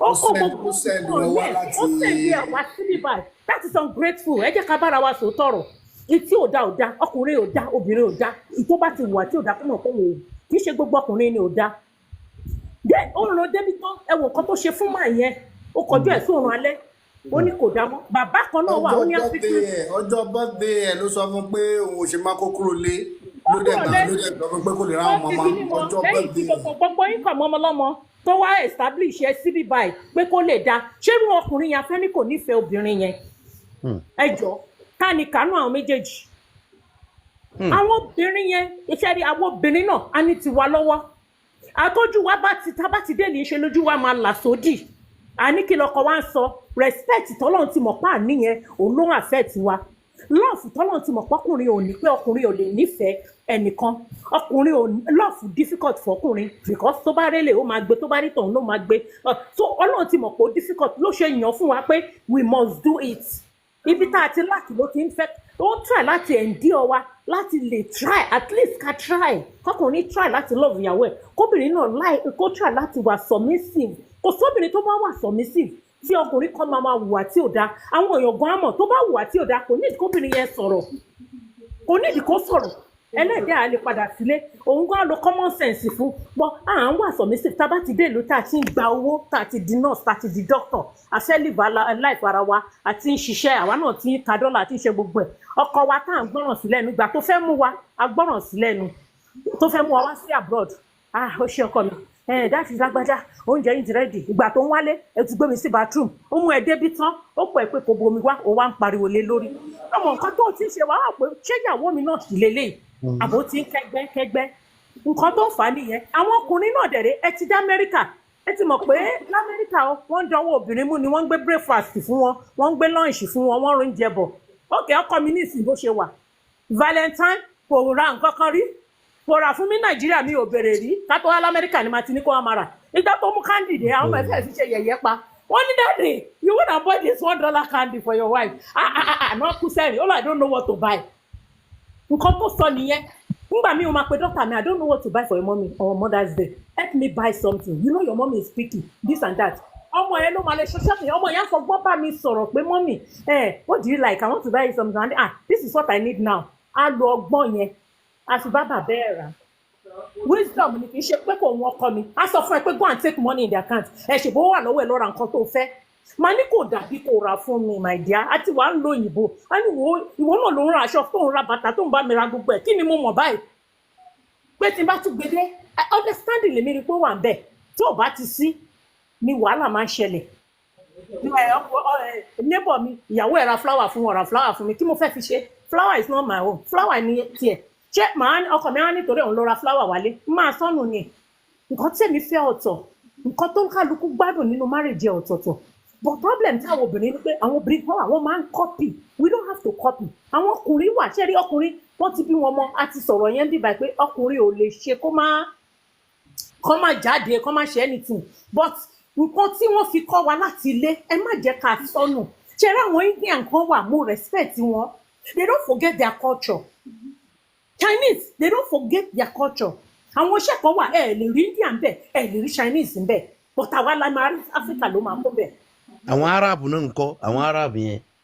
àwọn iṣẹ́ yẹn wà and then kí lè ṣe pé wọ́n ní àtọkọ wọn but wọ́n wà okay wọ́n wà contented pẹ̀lú nǹkan tó ní but àwa la fẹ́ ṣe ju ara wa lọ nǹkan tó ń ṣẹlẹ̀ nìyẹn ṣẹ́ẹ̀dẹ̀rí tí UK yẹn ẹ wo nǹkan tẹ wíṣà Mr Mike tẹ sọ pé America ó rí àkótó lè níbo ló ti fẹ́ wọ bọ́ọ̀sì tó o bá ní mọ́tò ò lè wọ bọ́ọ̀sì ṣé nǹkan tó mú ti UK yẹn wọ̀ sí ni pé when they enter bus ẹ máa pàdé oríṣiríṣi because everywhere tẹ̀ lọ bọ́ọ̀sì ní train nǹkan kan a máa pàdé bí tí bá ti ṣe sísá mi ẹ̀ tó mọ̀ rí ó ti di ọ̀rẹ́ ẹ̀ ó mọ orí èèyàn tó jẹ́ ó kó sí ẹ lábẹ́ ó ń kọ́ ẹ ìwọ ń bèrè question ẹ jọ mo ṣẹ̀ dé lu ìní ẹ báwo la ṣe máa ṣe báyìí dábí mo ṣe dà náà máa fọ ẹ dà tó o bá tún ṣọ́ra àwọn ganan máa wálé ẹ̀ tó máa wá fẹ́ ọkọ ẹ̀ ibi tí wàhálà yẹn ṣe ń pọ̀ fún kọ̀ǹtínú tó ń kẹgbẹ́ tó ń ṣe gbẹ́kẹ́gbẹ́ tó ń da nǹkan rúta gbàgbé culture wa báwo mo ṣe fẹ́ pọlọ́pàá fọ́kọ mi ọkọ tí mo ti nífẹ̀ẹ́ tẹ́lẹ̀ tẹ́mi àti ẹ̀ lè sórí bed the only thing is what I will not allow is abuse when it comes to abuse tọkùnrin lay hands on you that one is wrong if you start abusing your wife or your husband that is very wrong àwọn ọkùnrin wa a dẹ̀ máa ń sọ wọ́n di ọ̀dẹ̀ ní tó bá ti dé lu yìí à ń jẹ́ kó rọ ọpọlọ mọ́ nítorí pé kíni they are scared of police they are scared of going to jail a máa ń sọ wọ́n di ọ̀dẹ̀ ní I'm not supporting men o maybe àwọn ọkùnrin burúkú kan wà omi ò ní parọ́ ọmọ kan wà bí ọmọ afẹ́mi. You are telling the truth both sides. You are saying the facts, man. Both sides. o ṣe rí ọmọkùnrin kan wà bí ọmọ afẹ́mi ní ìyàwó ẹ̀ wọ́n jọ wá síbí báyìí nígbà tí lady yẹn dé òun ló bẹ̀rẹ̀ iṣẹ́ èmi gan bá wí mo ní kí ló dé tí ọkọ ẹ tó dé pé èmi ṣókòtò ọ̀nà àdúná kó máa gbọ́kùnrin kó máa gbóbìnrin ó ní mọ́mì ó ti sú mi mi ò mọ kí ló mọ ẹ lè bílíf pé máa yẹn sọ fún lady yẹn pé kò lè fi machine fọ ọwọ́ aṣọ òun ọwọ́ ni kò fi máa fọ bí lady yẹn ṣe sọ fún mi pé ó ní mọ́mì nǹkan tí mò ń ṣe nìyẹn mo ní irọ́ ló pa mo ní kí ló dé tó máa sọ ẹ mo ní mọ́mì mo ṣàní kí n satisfy ẹ wàhálà ẹ kó lè jókòó lé mo ní àbí ẹ kì í jẹ́ kó bá yín ṣeré ó ní mọ́mì kò sí style tó fẹ́ tó wọn ò fún ó tún wá yà mí lẹ́nu mo ní mi ì ní gbọ́ ti ẹnu kan màá pè é màmá kan wà ó dàgbà gan ẹ lè bí lọ́kọ ẹ tó sí màmá yẹn nígbà tí mo gbọ́ ọmọ tí mo dẹ̀ ń sọ it's like 20 something mo ní Jésù ọkọ ẹ tó sí ìyá àgbàlagbà kí ló fẹ́ fi ṣe mo ní àwọn ẹ ṣáà máa wò ó tì yín lẹ́yìn yẹn wá ní bóyá nítorí pé òun ò tí ì bímọ pé mọ́mí òun ní kóun lóyún kó bímọ òkè ó wá lóyún wà ní oyún yẹn ó wá gbé obìnrin míì láti California ó gbé wọ Palestine ìlú tá a wà ní Texas ó gba ilé fún ìjọ tó máa lọ gbé mọ́tò obìnrin yẹn lẹ́yìn yẹn ló ní mọ́tò ẹ̀ ló lọ fi gbé tó gbé tí òun yẹn wà bíbá ẹ̀ tí ariwo yẹn lọ lẹ́yìn yẹn ò mọ tó ṣẹlẹ̀ ọ̀dọ̀ mi nìkan ló wà ìjọ yẹn mo kàn ń gbin plant ní woman kan pè mí yíbo lónìí hey make I ask you I hear something o na say one man he dey use kini kan hammer èmi dẹ̀ rí bí pé mo ń pe plant mo gbé sí speaker ó dẹ̀ wà ń bẹ̀ bílẹ̀ díẹ̀ ó ní wọ́n sọ pé he carry one woman come o say he get the wife báṣìírí yẹn ṣe tún sọ́wọ́ lady yẹn nìyẹn ẹ wo bàbá ẹ béèrè lọ́wọ́ ẹ pé dé tó wọ̀n ó ní how many months lóyún yẹn kí bàbá yẹn tó lè béèrè ó fẹ́ sọ fún kó ṣẹ́ oyún yẹn dànù ni ọmọ yẹn wá sọ pé yẹn ó ní o ti gbé cross yẹn ó ti gbé cross yẹn ọmọ yẹn sunkún dádì ẹ jọ̀ọ́ dádì ẹ dáríjì mi bàbá mo ṣàní kó ní sùúrù kó jẹ́ kó bímọ yẹn ó bímọ yẹn tán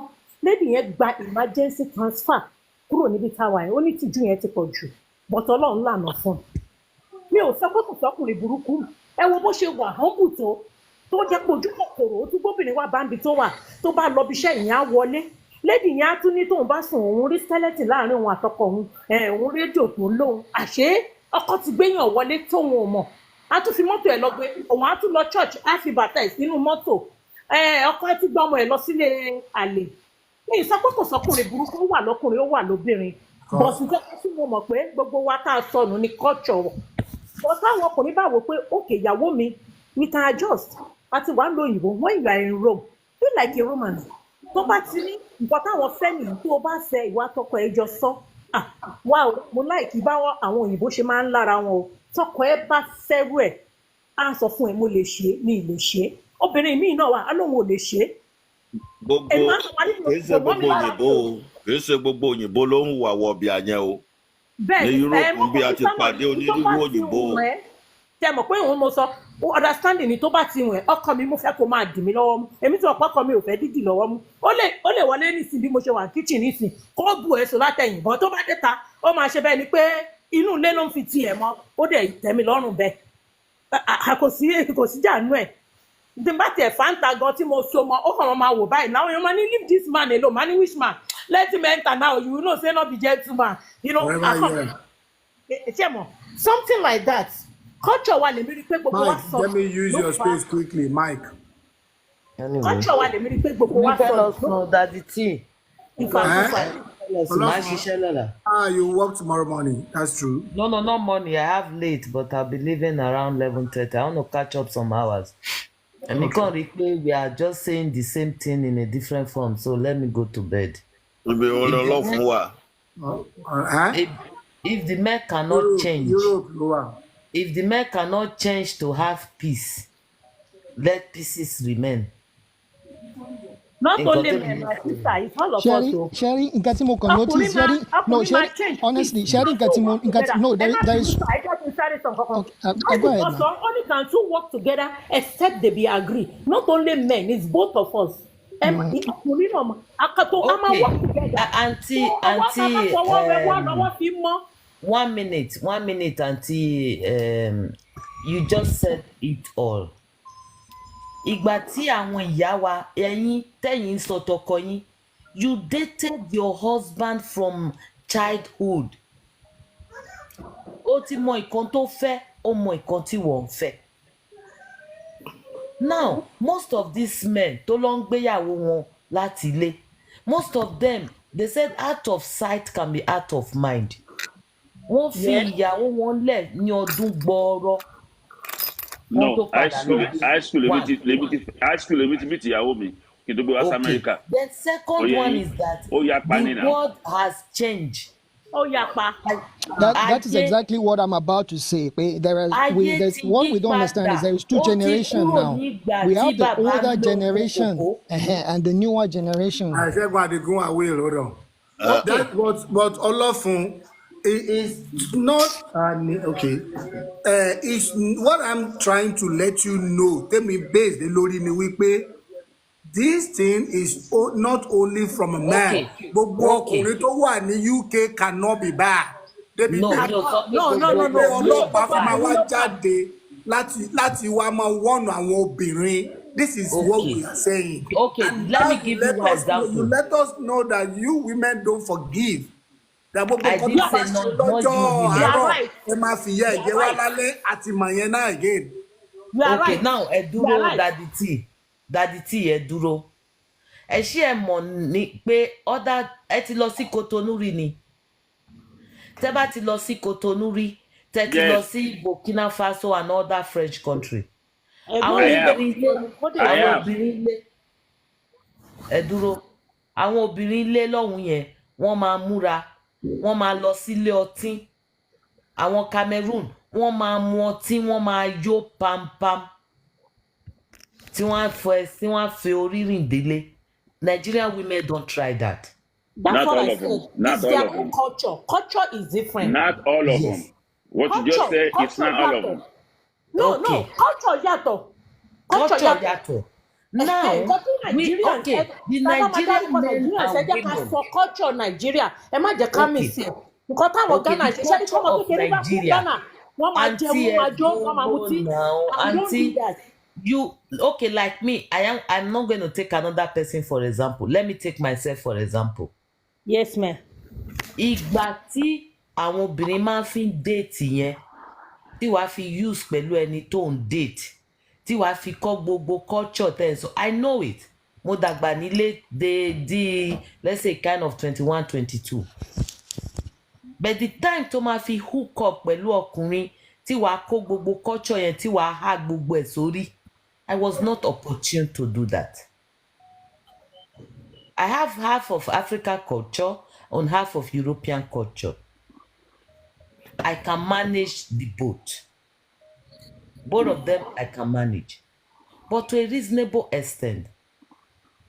Àwọn tí ó tó ní opportunity láti mọ that whole culture of Africa, pé ọkọ ẹ máa ṣàgbèrè o, ọkọ ẹ máa kígbe mọ́ ẹ o, ọkọ ẹ máa sì sọ pé bàbá kú bàbá ẹ o, wọn ò bí ẹrẹ, wọn ò ṣe gbáre, wọn ò ṣàwóre. There are women that learnt only that in Africa that never ever experience freedom. They never experience the opportunity to make money for themselves and take care of themselves. But even if you do, that doesn't mean you should go astray. Wait, it does not mean that you should Even go if you astray. do, you shouldn't compete with your man.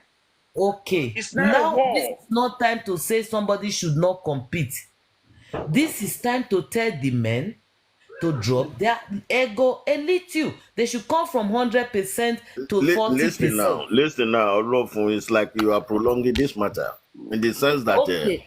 even Okay. the United Kingdom law enforcement agent, they came out and resorted that the women are oppressing the men too much. They came out in form Yes. of pleading That to is them to tell you how and many still percent getting of them suffer warning they are that they suffering in will not Africa. listen to them again. You see, you see Please, validating it. You see see, trying to flip it. mo fẹ́ ká understand kankan. Generation, Olofin is representing, I don't want us to attack her the way I'm saying it. Let her speak for some generation. Some people are like that. Some people are in the situation she's speaking of. So, Akpoti is also speaking of a generation, Ocho, who also react that way. So, no, let's not like Honestly, look, it's like I'm not. attacking. It's not. Let's There's no need come of to the attacking her. Let neutral. her speak Let's come because to there are a the lot of neutral and there's a address lot the of matter. ladies actually in the shoes of exactly what Olofin is saying. So let us try to. You I are mean, right. There are let's some try ladies. to That's what listen I to said. it. Not Let's only try to female listen to or both not of only them. male. Is there? Olofin is not saying it's not personal. Olofin is not saying. I mean, she can do whatever she wants, but we should. I mean, tend to understand and take. I mean, what or listen and grab things from it. All Yes, right. I'm not supporting I'm anybody. not supporting I'm not Olofin. either I'm in a not supporting position. anybody. Èmi ò sí ilé Agboola ọkọ. Olofun, ẹ jẹ́ ká jẹ́ kí Adonijọ sọ̀rọ̀, ẹ jẹ́ ká gbọ́ from Hausa. Oh, hold on, Adoni. Ogo Money, are you done? No, already the way tí òun fi ń put ọ̀rọ̀ yẹn ni let other people talk. Okay, all right, okay, Adoni. Ẹ jẹ́ ká power tap, please. We are 234 and we are on 26 like. Please, let's keep our tapping, please. Let's power tap. Power tap, bá sọ̀rọ̀. Ẹ jẹ́ ká máa power tap. Bold on the comment section, please. Adoni, go ahead. First and foremost, we are talking of àwọn Yeah, tó and pe thanks for the or whatever the gift. àwọn tó ń pe ọlọ́pàá fún ọkọ wọn. Now, one thing we should first of all get straight is if you have not called ọlọ́pàá for your husband, you may not be able to speak on behalf of àwọn tó ń pe ọlọ́pàá fún ọkọ wọn. Àwọn náà mọ nǹkan tí wọ́n rí tí wọ́n fi ń pe ọlọ́pàá. We can only talk based on what we feel. That's it. Pé ó lè cause ẹ̀. So nobody can totally stand in the gap láti sọ pé okay, àfi tá a bá rí ẹni tó yẹ pé ó ti pọ ọlọ́pàá rí o tó lè wá ṣàlàyé fún wa pé okay o nǹkan tó sún mi débi pé mo fi pe ọlọ́pàá nìyí. We are all just guessing.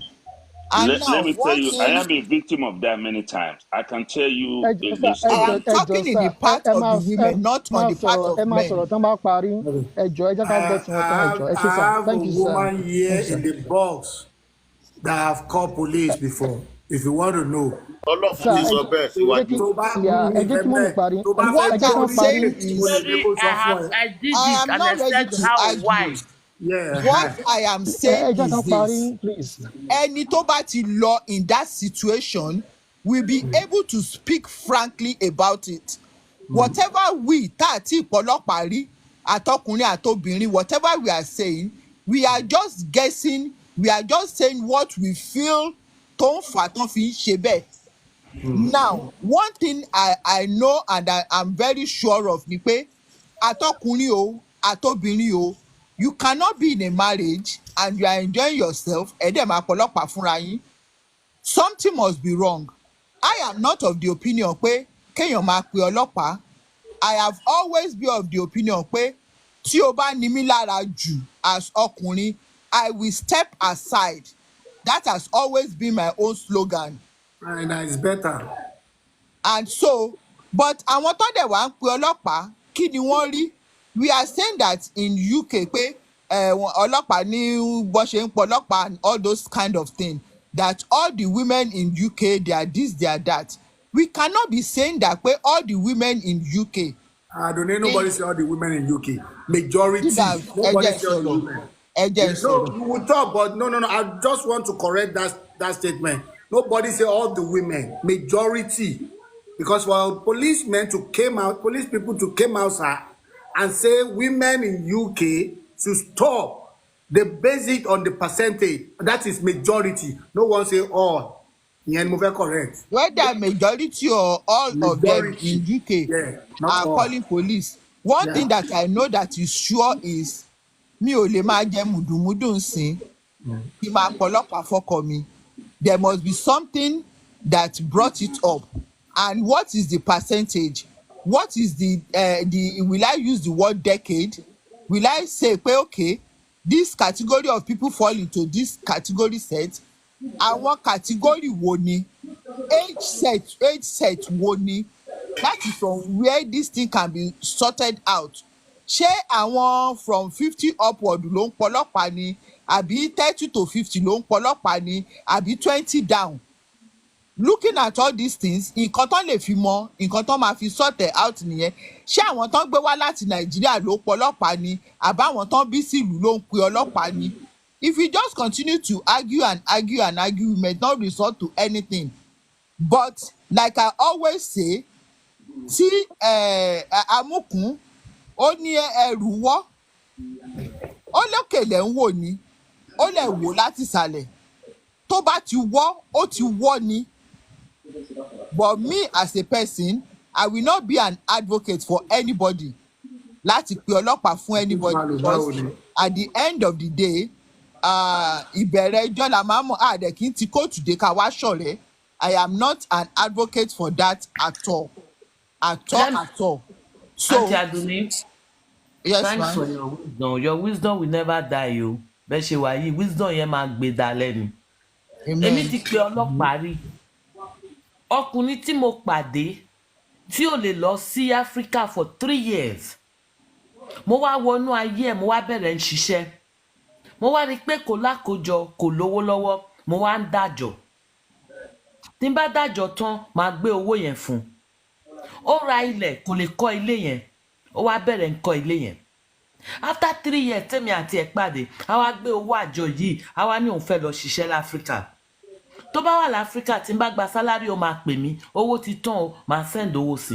Yetunde, I'm so sorry. Ṣe. Ẹ máa gbọ́ reason tí mo fi pe ọlọ́pàá o. Ìgbà tí ó wá lọ sí Africa 1 year, lọ́dún yẹn, even now, I'm not even, mi ò tí lọ school. Mo ṣiṣẹ́ ní McDonald, ní Burger King. Bí McDonald mo ti ń ṣiṣẹ́.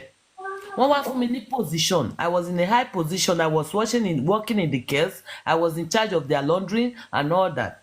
Mo wá ń gba owó gidi. Mo dẹ̀ ṣẹ̀ṣẹ̀ gba iṣẹ́ yẹn. Mo wá choose pé okay, mo wá bẹ̀. Mo wá ní ọdún yìí mo ṣẹ̀ṣẹ̀ gba iṣẹ́ yẹn ni o. Mo wà ní probing period. Mo ní the 3 months probing. Ṣé o lè dáríjì mi torí Ọlọ́run kò jọ? Kò dúró kí n parí probing yẹn. Kò tó lọ sí holiday. Even hence mo ti ń gba good salary, a lè jọ lọ. So that mi ò ní lose iṣẹ́ yìí.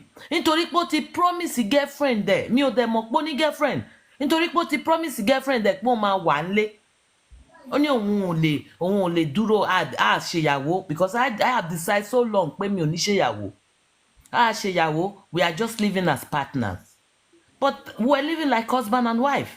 Ìgbà tó wá yìí sí tó wá ní òkè kémi gbé ọmọ fún òun, ọmọ tó wà ní 3.5 years. That's my daughter that is 18 years today. Kí n gbé ọmọ fún òun tó bá jẹ́ torí pé kò sẹ́ni tó máa wo ọmọ ni. Kémi gbé ọmọ fún òun kó ń gbé lọ sí Africa. Mo ní káwọn girlfriend ẹ lọ pa mí lọ́mọ.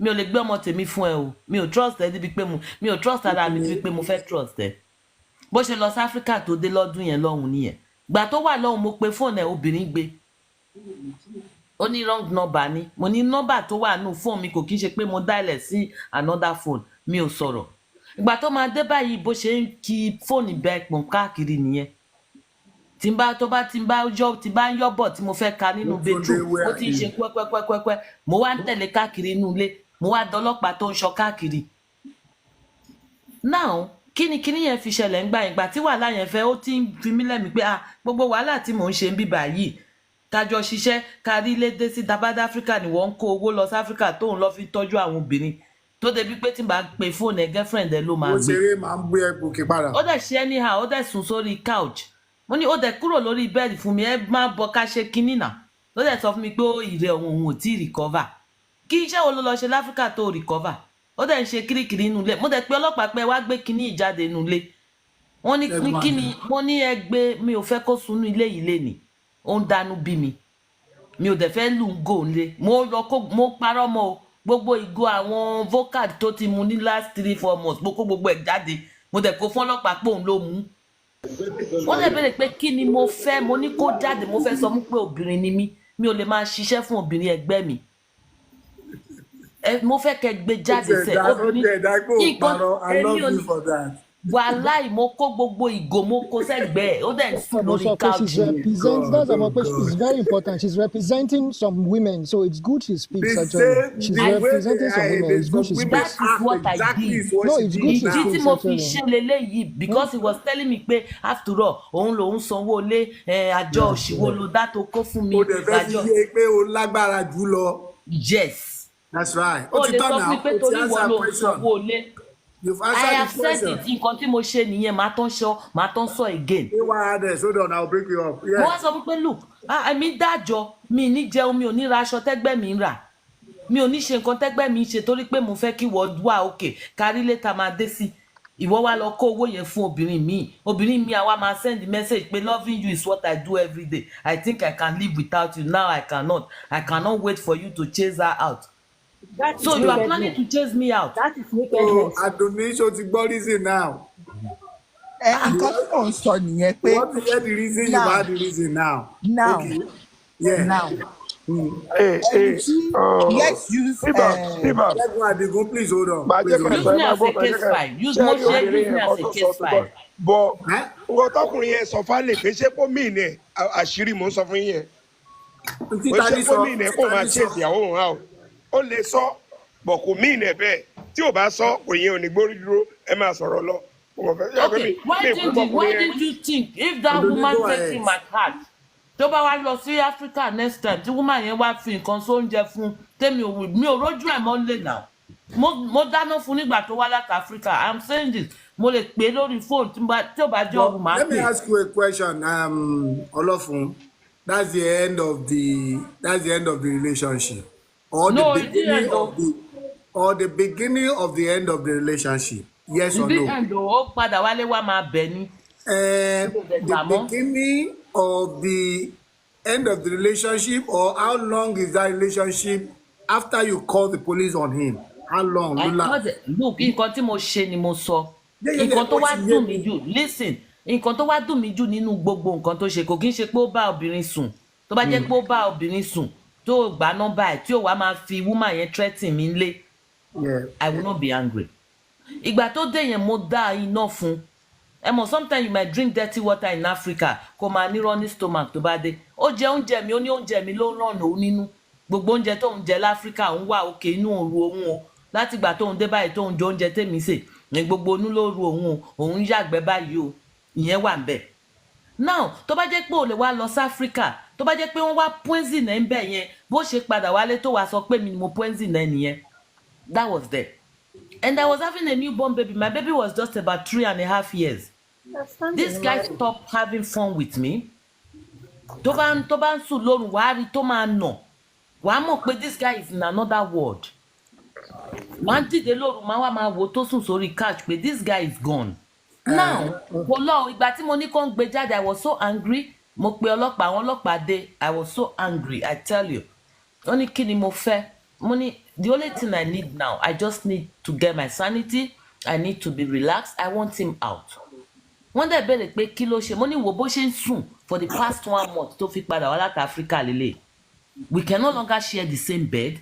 We can no longer discuss because he's in another world. And I don't want to fight him. They should take him out. Ó dẹ̀ sọ fún wọn pé òun ò níbi tóun fẹ́ sùn. Wọ́n ní kó lọ sùn nínú mọ́tò, ó ní òtútù wà, it was during winter. Àwọn ọlọ́pàá wá sọ pé òkè kò sí wàhálà, àwa ní yàrá ní police station dọ́wà o. O lè wá sùn bẹ̀ mọ́jú láàárọ̀ la wá gbàbẹ̀ lọ síbi iṣẹ́.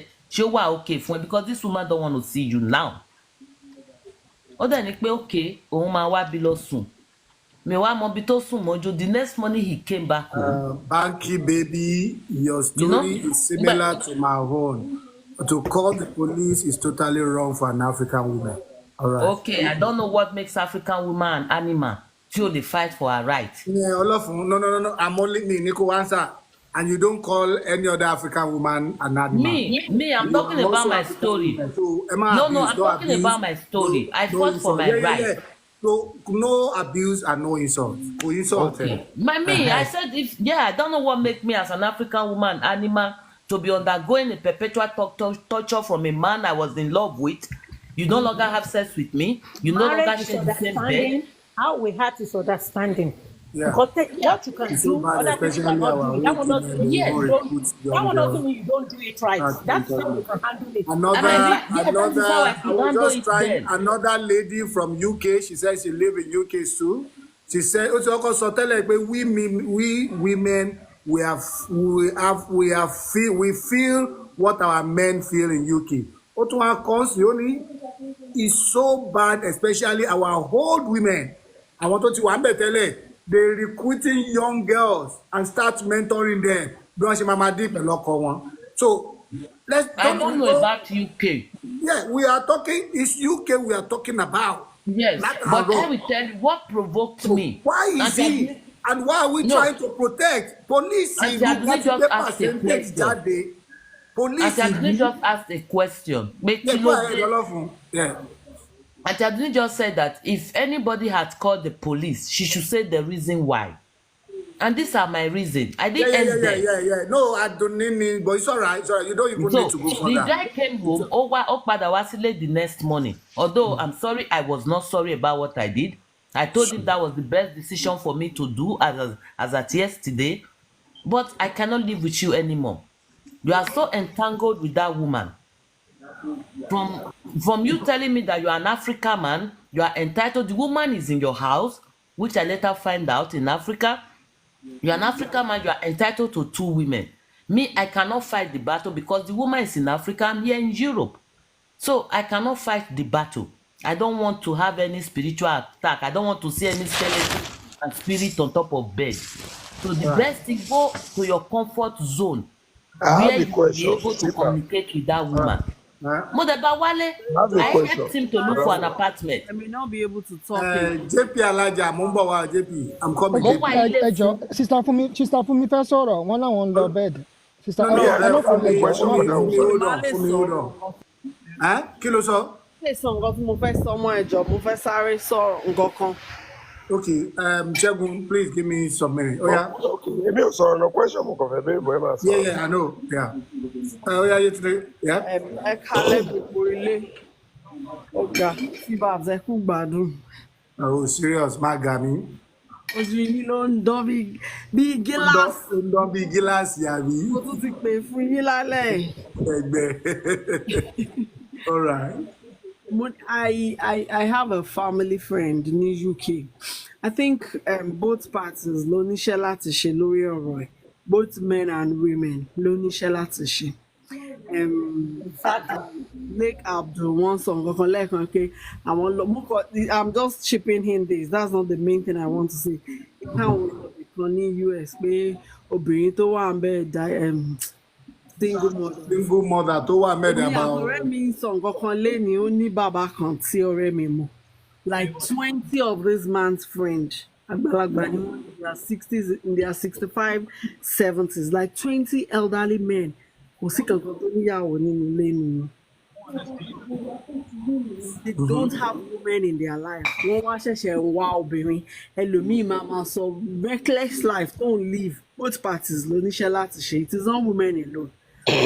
Bá ṣe nǹkan kan, èmi fẹ́ believe pé nǹkan kan ló prompt obìnrin yẹn tó fi act bẹ́yẹn.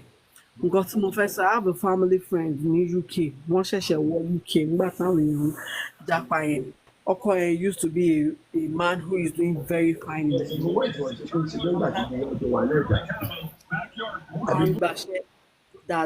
The woman is not really doing anything because the husband is okay.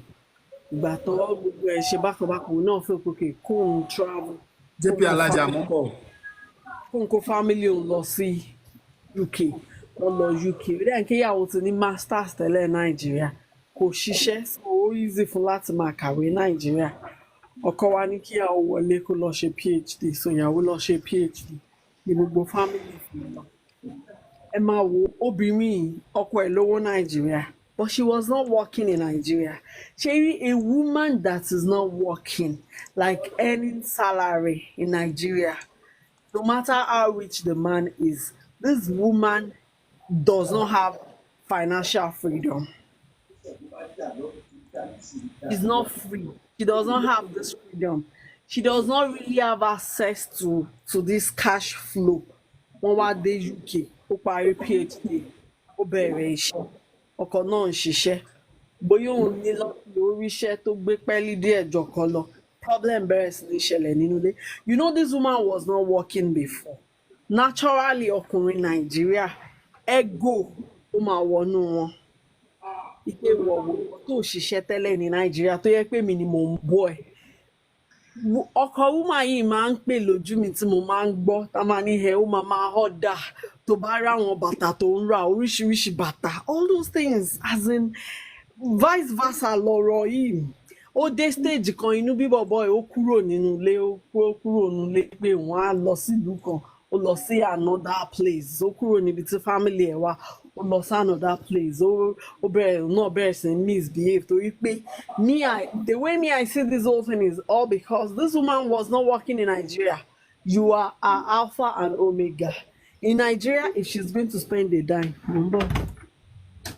if she's going to spend a dime in Nigeria, she would have to consult you before she spend. Now she's in the UK. She's working. She's making money. She can buy whatever she wants. She can do anything she likes. And there is now a problem in the house. I think we both have atọ́kùnrin. People ó kàn jẹ́ pé obìnrin ara wa gbóná ló ṣe rí bẹ́yìn. I think that's the major thing I still have the problem. Sister Funmi, let me ask you a question. Did she not contribute to the house? She just spending her money or she will contribute. She's contributing to the house. But you know now she's free. Like she now she's not financially free. She has a freedom. This is the person. Her husband is a rich man in Nigeria. He's not bad. He's doing fine. But I know what I am saying because I'm talking from experience. Ọkùnrin náà ní ọkùnrin tóbìnrin bá ní I'm going to say 50-50. Tóbìnrin bá ní 50% lórí ọ̀rọ̀ táwọn wá ọkùnrin náà carried 50%. It is both parties. 80%. Most marriages don't dàrú. That's the major problem. Ipe obìnrin ọkùnrin African man naturally wọ́n máa ń like káwọn lè control ìyàwó àwọn financially. Then káwọn lè I don't know how I'm going to say this thing, but that very family nǹkan tó ṣẹlẹ̀ sí wọn ni mò ń sọ they are a very good example. It is what I had. That man left the house ó lóun ò lè gbélé yẹn mọ́. Then bóyá woman yẹn bá àwọn èèyàn kan ṣe visa àwọn èèyàn yẹn náà wá dé sínú ilé yẹn ó níyàwó òun sọ fún un ó ló máa dá bill san ni ó kàn bínú ó kúrò nílé yẹn ni ó kúrò ní ibi tí wọ́n wà yẹn gangan. He left the place and went to another city. He was doing his life there. The woman was now staying in the house with the children. Ọkọ ẹ̀ wá ń sọ wípé gbogbo owó tó fi ń ọ̀dà yẹn ìgbà tóun nìkan bá dá bill san torí ẹ̀ gbóná ó máa calm down. Talks like that like both parties ló níṣẹ́ láti ṣe lórí ọ̀rọ̀ wọn ọ̀pọ̀lọpọ̀ like bóyá tí màá yẹn bá pẹ́ jù nínú ilé yẹn náà situation lè warrant kí woman yẹn náà wò pé okay òun máa ṣe something nasty fọ́kàn. But Thank you so much. we both have Thank work you. to do. The thing Thank is you. that men consider a woman àpótí financially ẹ̀rí ẹjọ́ mo fẹ́ béèrè lọ question kan lọ́wọ́ náà àpótí ẹ̀rí mo fún yín ní gift gan tí mi kì í fún yàn because ẹ sọ̀rọ̀ tó impress mi àpótí ẹ̀rí tí bàbá ẹ jẹ́ kí n sọ̀rọ̀ fún ọ ẹ sọ̀rọ̀ tó mo dẹ̀ máa ẹ máa ẹ ọlọ́fun question tí mo fẹ́ béèrè ni pé why ló ṣe pé tẹ bá dé abroad tẹ máa ń pọ ọlọ́pàá the same ìwà tá à ń wù ní nàìjà là ń wù lamẹ́ríkà ní London ní Germany à ń ṣe ṣìnà nàìjà à ń ṣe ṣìnà lamẹ́ríkà à ń ṣe ṣìnà Canada à ń ṣe ṣìnà gbogbo ẹ̀ bóyá kí n pọ ọlọ́pàá náà. ìṣìnà tẹ̀ máa ṣe láfíríkà ẹ̀gbọ́n mi kan náà wà ní olótùrò question ẹ̀ kí n pọ ọlọ́pàá náà. ó yá dúró jẹ́ kí n sọ fún ẹ reason tóbìnrin ò lè fi pọ ọlọ́pàá fún yín ní ọlọ́pàá yìí tó bẹ́ẹ̀ wọn gbogbo yóò tó bẹ́ẹ̀ pọ ọlọ́pàá nàìjà. ó yá dúró náà Àǹtí mi wọn lè gan pe tó wà ọlọ́pàá lára èmi ipò pe tó bẹ́ẹ̀ láti ọlọ́pàá pọ ọlọ́pàá. nàìjíríà tèmi lọ yìí mo pe ọlọ́pàá wọ́n ti ọ̀pọ̀ ọlọ́pàá fún èmi ni look let me tell you the reason táwọn obìnrin áfíríkà ò lè pe ọlọ́pàá wọ́n rí i pé tóun bá kúkú pe ọlọ́pàá nísìn ẹ̀yìn ọkọ wọn ti àwọn obìnrin tó wà around náà máa sọ pé kí ló ń pe ọlọ́pàá. I may not be able to talk much, so let me go here. Yeah, mo fẹ́ bí ẹn question tẹ́lẹ̀ ni but I won't be able to because of ọ̀rọ̀ tí ọlọ́fun sọ but let me put. Okay, ẹ béèrè nǹkan tẹ́ fẹ́ béèrè kí n tó sọ kalẹ̀. Okay, question JP Alaja mú bọ̀ o because I stop Àdùnní látẹ̀kọ́ ni kò tí ì parí ọ̀rọ̀ ẹ̀ ṣé ọlọ́fun wá answer question àdìgbò pé ẹ pé ọlọ́pàá Nàìjíríà wà in abroad but fún mi tí mo fẹ́ bí ẹ o ní. It takes two to tango, which is true. Men has a lot to do too. But why is it that that thing is too rampant in UK? And why is it that it's only the Nigerian women? Why not other African other countries? Why is it only Nigerian women? Say our Nigerian women nìkan la bad ni ọ̀la nílé what to do. ẹ̀yin Nigerian men nìkan ló ní ẹ̀gò tó láì. ọlọ́fun wọ́kọ́ mo ń béèrè question lọ́wọ́ ẹ̀ wá dáhùn ti Ṣẹ́gun I'm asking for Yétúndé ni mo ń béèrè lọ́wọ́ ẹ̀ question yẹn. nǹkan tí mo rí sọ̀rọ̀ yẹn is that. Yeah. Nigerian man. Mo ń bọ̀ náà please. Nigerian man bá ti travel out of Nigeria I want to say always calm down like reduce those Nigerian habits. I know for you to be a man, ego is a Nigerian man's priority, both especially Yoruba and Igbo. I think basically in Nigeria we have three tribes. Let's just put it like that: Yoruba, Igbo, and Hausa. Every other thing goes in between them, especially Yorubas and Igbos. Let's put it like that. We both have this ego, like we have 100% ego. Ego in amount work. I'm not saying you're going to do away with this ego, but make it like just reduce it a little bit. Like give your let's be ready. Like I'm no more in Africa. Let me just reduce this thing. And if you reduce your ego, like just be reasonable a little bit. I think there will be peace. The Fulanis and Hausa they are awesome men. They are very, very unique people. I've lived in the north. In your local Fulanis and Hausas, we cannot. I'm not going to put them to, but I'm not going to judge them like a Yoruba man and Igbo man. A Yoruba man is full of agaga. I think Igbos too are like that. People, when you come abroad, just try and reduce it. Make it like 70%. Take away the 30%. Try to take some things. You know what I've been saying since. A normal Yoruba man. Nigeria and although I'm not going to say he's not all men. Nigeria, you will do. The woman will be the one still responsible for everything. There are so many. Why is it that okay? I want to use this example. In Nilu Oyibo, you have a wife. ìyàwó ẹ̀ ti ṣe ẹ mọ̀ pé normally ní mi mọ other countries but wọ́n máa ṣe ọbẹ̀ sínú freezer ṣe all those things sínú freezer okay bóyá ìwọ ló kọ́kọ́ délé. Some Nigerian men, he will come back from work, sit down and wait for the wife to come. What will take a Nigerian man to just bring out the obe in the freezer, warm your obe and make maybe your eba? Eba that on just two ends and you would eat. Like you're not going to be doing the obe, doing all those ceremonies. So it's just for you to eat it up, boil water and turn something 2 minutes, 3 minutes, and you eat. You will still have to wait for the wife to come back. Maybe she's going to come late. That is when you say, oh, go to. Some men are like that. Nigerian men, like those two tribes I'm saying, they should reduce their ego. I think if the ego is reduced a little bit, there might be peace. I'm not sure, but there may be peace in the house if such things is reduced. That's the way I see it, Sha. Me, in UK, so me really more much in there. Thank you, my sister. It's a very good insight. It's a very good insight. One thing is understanding. My name is Chris for me. So, that's what I say. It's understanding. I'm just godless to what Sister Fumi said. It's understanding. It's a thing you can say, dear, bá mi gbọ́ bẹ̀ yẹn, dear, mo máa pẹ́ bá mi gbóúnjẹ yẹn síta. What depends lè béèyàn bá ṣe bá wọn ní pẹ̀lẹ́ ló bí ó lákọ. Oh, money, please, I will need your space for 5 minutes. Àwọn ọkùnrin tá a rò pé wọ́n burú yẹn, àwọn ọkùnrin kan wà tán sọ́bọ̀n. Àwọn obìnrin gbọ́n jù wọ́n lọ.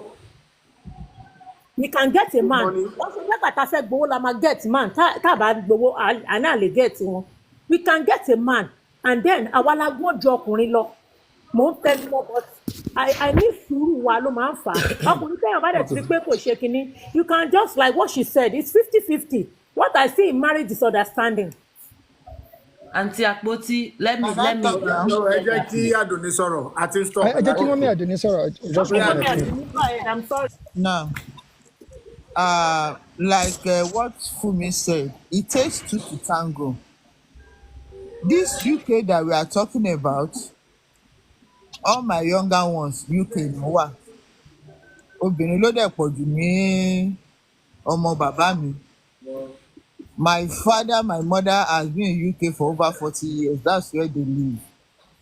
But one thing I grew up to know about my dad and my mom, tí ìyàwó bá ń gbé gàrí, ọkọ amórógùn dání, they help each other. Ìgbà táwa ṣì kéré, tí ìyá bá lọ night, bàbá múra fáwa ọmọ. When she comes, she takes over from there. But these days, it is not like that. Bàbá ṣe lay bed wa, la ṣe máa lie on it. If we have this mentality of pé obìnrin ló gbọ́dọ̀ ṣe everything. Yes, from our country, we have this mentality pé obìnrin ló ń túnlé ṣe, obìnrin ló máa ń ṣe everything. But we should not forget pé we have helpers back home. Abroad, we don't have helpers.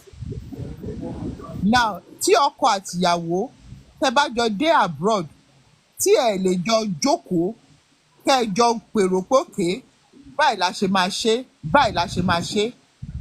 Mo ti lọ síbi iṣẹ́ látàárọ̀, ìwọ tó jẹ́ ọkọ mi náà ó ti lọ síbi iṣẹ́ látàárọ̀. You came 2 hours before me, oúnjẹ wà nínú fridge, o ò lè gbé, kó warm ẹ̀ kó jẹun. You are still waiting for me to come and do it. Yes, I might be doing it and doing it and doing it. It's going to get to a point tó jẹ́ pé a breaking point tó jẹ́ pé tí màá ti break tó jẹ́ pé nǹkan gan tó máa fa breaking point yẹn kò ní ní meaning. But it has been an accumulation of things that has been happening. Tẹ́lí ṣùgbọ́n wọn pọ̀lọ́pàá, I as a person, I cannot call any ọlọ́pàá. But kó tó dé stage yẹn, báwo lẹ̀yin méjèèjì ṣe jọ pòpòpò tó fi arrive sí pé ẹ̀ ń pọ̀lọ́pàá? Yes, we know that there are some women that just want their freedom, but not all women. Not all. bí This one wey you ọkùnrin say ṣe you dey wà agree the way you live long bí ọkùnrin ṣe wà tí obìnrin wà ọwọ́ wa méjèèjì tá a bá fẹ́ fọ̀ nínú tá a bá jẹun tán tá a bá fọ̀ wọ́n ní ọ̀tún wẹ òsì òsì wẹ ọ̀tún òun lọ́wọ́ fi mọ́ if we tá a bá ní ìrẹ́pọ̀ láàrin wa tá a jọ ń ṣe nǹkan and one thing tí mo fẹ́ kọ́ àwọn ọkùnrin mọ̀ ni pé ọkùnrin you are the head of the home no matter what it is there should be you should have ọpọlọ at least 2-3 steps ahead of your wife tó jẹ́ pé báyìí náà ṣe máa ń pa òwe yẹn o òkú òwúrúru àbí wàrú or something like that that the two of you cannot be mad at the same time one has to be ewúrẹ́ one has to be àgùntàn kò sí ni kò sí bá a ṣe fẹ́ sọ àfi tá a bá ń tanra wa wípé 2 people will come from different homes and they will march together and there will be no issues there will always be issues but how do we handle those issues yes wọ́n láwọn kan wà ń sìn tí wọ́n ń train àwọn ọmọ ọlọ́mọ tí wọ́n ṣẹ̀ ń dàgbà bọ̀ nínú ìgbéyàwó and that is why anytime I talk I still say it still boil down to kí ni training ta fún àwọn ọmọ training ta fún àwọn ọmọ ló máa jẹ́ kí ọmọ dúró in the test of time let me put it that way now we were discussing something here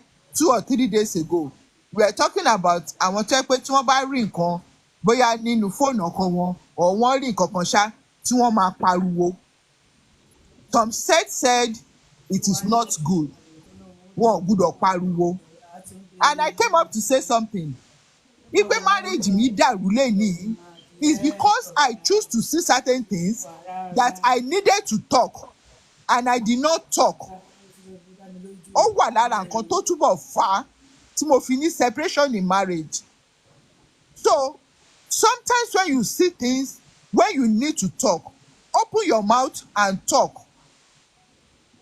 tẹ́ bá jọ sọ ẹ jọ fà síwájú ẹ jọ fà sẹ́yìn ẹ dẹ̀ parí ẹ̀ síbẹ̀ one thing I want everybody to know ni pé a lè rí irú ọkùnrin méjì a dẹ̀ lè rí irú obìnrin méjì there will always be a difference so bí A ṣe máa handle ilé ẹ̀ ó yàtọ̀ sí bí B ṣe máa handle ilé ẹ̀ so ọpọlọ yẹn lóníkálukú máa béèrè fún pé how do I go about this thing and àwọn ọmọ wa tá a ti bí tí wọ́n ti tó láti lọ sílé ọkọ then we need to keep telling them pé ẹ má gbọ́ àwọn tí wọ́n ń sọ oríṣiríṣi until I came to TikTok mo bẹ̀rẹ̀ sí ní gbọ́ oríṣiríṣi about marriage and all these kind of things ni mò ń gbọ́ tẹ́ pé àwọn kan wà tẹ́ pé they just specialize on teaching things that are wrong and all those kind of things so àwa náà la níṣẹ́ lọ́wọ́ tá a bá lọ́mọ obìnrin tá a lọ́mọ ọkùnrin we need to keep talking to them keep advising them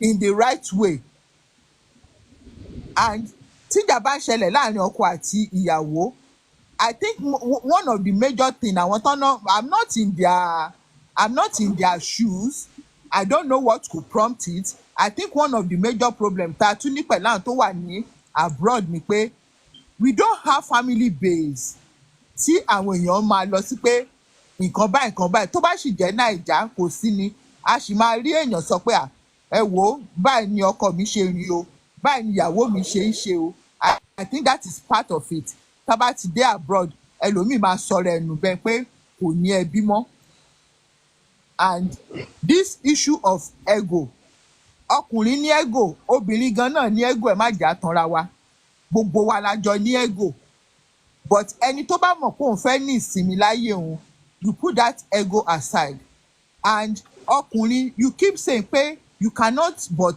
keep side chick okay agree that you cannot but keep side chick while keeping your side chick you need to keep that side chick away from your wife no matter how gentle your wife may be no matter how submissive your wife may be tó bá ti ń fi side chick ná ìyàwó ẹ ní ojú your wife will disrespect you and your wife will be pushed to the wall to do the unthinkable that is the truth I have come to only TikTok náà ni mo ti come to agree pé okay o yes having side chick is a norm for men wípé obìnrin kan ò kí n tó ọkùnrin good and fine but when you have your wife at home do your side chick outside don't let it any little kini about it má jẹ́ kó ta sétí ìyàwó ẹ because Yorùbá náà ló pòwe pé òrìṣà jẹ́ pé méjì obìnrin kò dénú from there they will start disrespecting you ojú tó fi ìpele tó gbé ẹ sí tẹ́lẹ̀tẹ́lẹ̀ you are going to fall from that ìpele so it will be good as a man if you know you must have side chick have it far away from your wife once you are in your matrimonial home don't talk about it don't give a clue about it because most of the time tẹ́ bá tíṣù désàlẹ̀ kòkò pẹ̀lú gbogbo àwọn tó ń pọ̀ ọlọ́pàá àtàwọn tó ń ṣe wọ̀nyí náà it still has to do with things like that and women too do all you can to respect your man and tó bá dẹ̀ ti ń dé ibi pé bóyá tó bá ń la ẹ̀mí lọ pé ìgbájú ìgbámú o èmi ò lè sọ pé kóbìnrin má pọ̀ ọlọ́pàá when it comes to that tó bá ti ń di violence but tí ò ń ṣe violence and you cannot cope kindly step aside and one of those people that I'm advocate for that stepping aside yẹn kò ń pẹ́ lẹ́nu ti tèmi because I will not allow anybody to push me to do the unthinkable téèyàn bá ti ń ro àròkàn ló máa lọ máa ṣe àwọn nǹkan tí kò yẹ kó o ṣe so if it's getting to that level let each person step aside tẹ́ bá step aside for like 3-4 months tẹ́ bá sì ní ìwúlò ara yín by that time oníkálukú á ti gbépo á ti gbéyọ̀ á ti gbómi á ti mọ eléyìí tó wúwo jù then you can now come back together and sort things out tó bá pé living under the same roof we will not sort things out instead of going the violent way or pé kéèyàn pé ọlọ́pàá but èmi o to pé ọlọ́pàá o if it involves violence call the police but if there's no violence there's no point calling any ọlọ́pàá there's no point you sit down and sort it out tẹ́ ẹ bá dẹ̀ rí sort out kò yẹ kéèyàn kan step aside kẹjọ step aside fúnra yín kẹjọ lọ tú wò dáadáa pé ṣé a lè continue àbí a lè continue that is where I stand but nǹkan tó mú ìyá àti bàbá mi that they are still together till today in that same UK I think if ọkùnrin àti obìnrin tó bá pe ẹ̀dọ̀ àti ìfun wọn tó pè jókòó they should still be able to manage their home and still stay together. God bless you.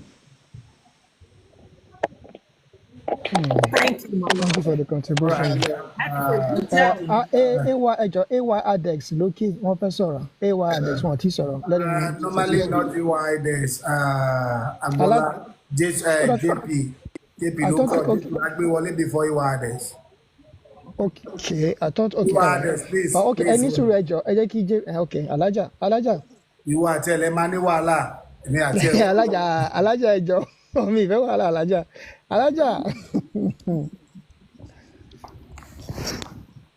Alájà. JP. Lédè.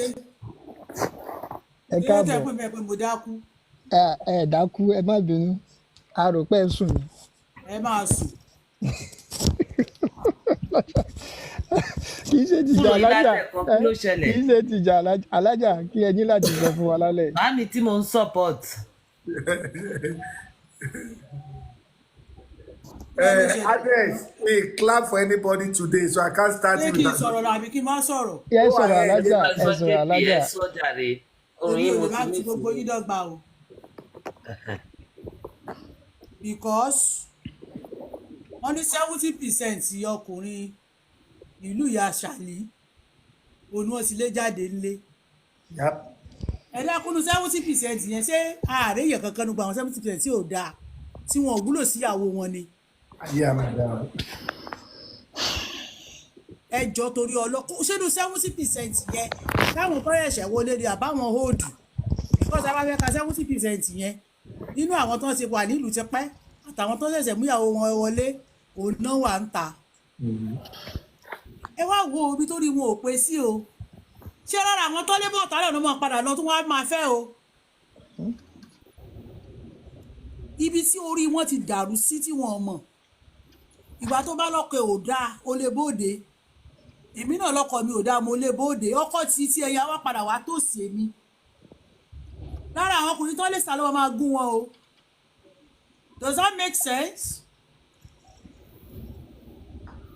Because bó ṣe ní àwọn ọkọ wọn síta yẹn wọn ò lè sọ pé àwọn máa remain single bẹ́ẹ̀ forever pé ọkùnrin mi kan ní kò ní gorí àwọn mọ́. Nínú àwọn ọkùnrin tó ti lé síta náà ló tún wá máa befriend wọn wọ́n wá máa gún wọn káàkiri olọ́kọlé ẹ̀ ò dáa àwọn different men àwa máa gún ẹ ní kúkúgùn because tó bá pé àwọn obìnrin yẹn nílà káyè èmi ò rí ọ̀rọ̀ tá a fẹ́ sọ tó justify àwọn gender mi tó ń hùwà burúkú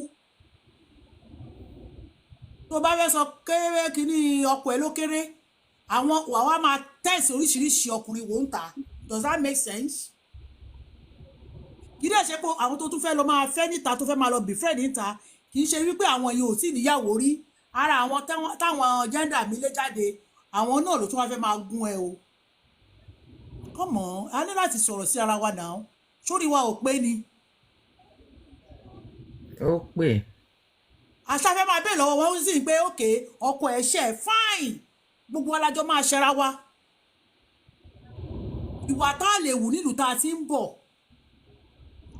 àwa dé ìlú òyìnbó àwa gbé sórí àwa sọ pé àwa àti arrive àwa sọ pé ó ní nǹkan tọkùnrin yẹn ṣe fún ṣé kò ní nǹkan tọkùnrin ṣe fún ní nàìjíríà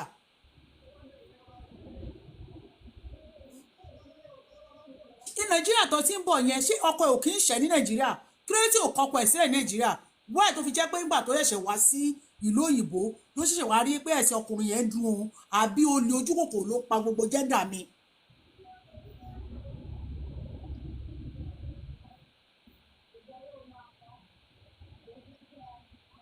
rádaràda 70%. bọ́ọ̀sì yẹn ó gùn o. inú ń bí mi ni. má bínú yá mi. ẹ sọ̀rọ̀ látẹ̀kan inú kan ọ̀run mi ni wípé kí là ń sọ gan kí là ń sọ lẹ́nu tí ò dùn. but there is something àǹtí jẹ́ kí n dáhùn kan tán. ẹ fọ kẹ́sì kan sí ìbá wà á máa ṣẹ́ra wa. ọlọ́fun let her finish. a máa ṣẹ́ra wa mẹ́. tẹ́ bá lé ọkùnrin yẹn jáde tó ṣe máa remain single forever ni ṣé ẹ ní befriend anybody mọ́ ni. Healers don't talk to me. ẹ ṣé gbogbo àwọn tó ń lé ọkùnrin jáde lé yẹn ṣé wọ́n remain wọn befriend ọkùnrin kankan mọ́ tó bá yẹ pé wọ́n remain wọn ò fi ọkọ mọ́ màá ní òkè wọ́n kàn go ahead bọ́ lára àwọn tí wọ́n lé jáde nínú ilé yẹn òun náà tó tún wá máa gún wọn ó yẹ sọ fún mi kí ló wá make sense ẹnìkan tó ní kò dáàbì kan ilé ẹnìkan tó máa padà wá gbé sílé ló máa wá sí ọbẹ̀ fún un. àti alájà very good point very àwọn èèyàn gbọ́ bí mo gbé sí speaker wọ́n ní very good point. Okay, please let her continue. àbára àwọn iná kan náà wọ́n máa faṣọ kọ́ sínú yàrá wọn wọ́n máa jẹ ọbẹ̀ wọn nǹkan tó lè ṣe fọkàn tó lè jáde lé wàá máa ṣe fún Mr. Stupid tó wá sínú ilé ẹ tó wá kaṣọjọ wá tó gbowó lọ́wọ́ ẹ lọ o ara àwọn tó lè jáde lé ni o so wá make sense.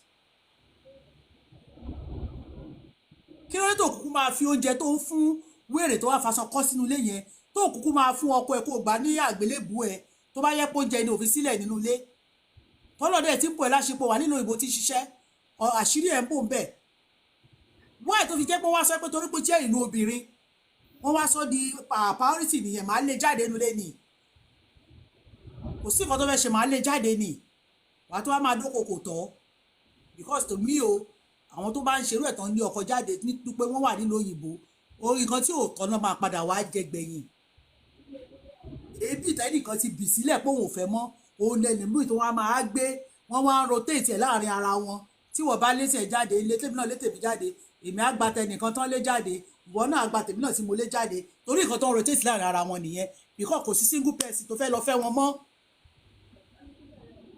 àwọn tó máa lò wọn àwọn jìgólò náà máa rí gbé.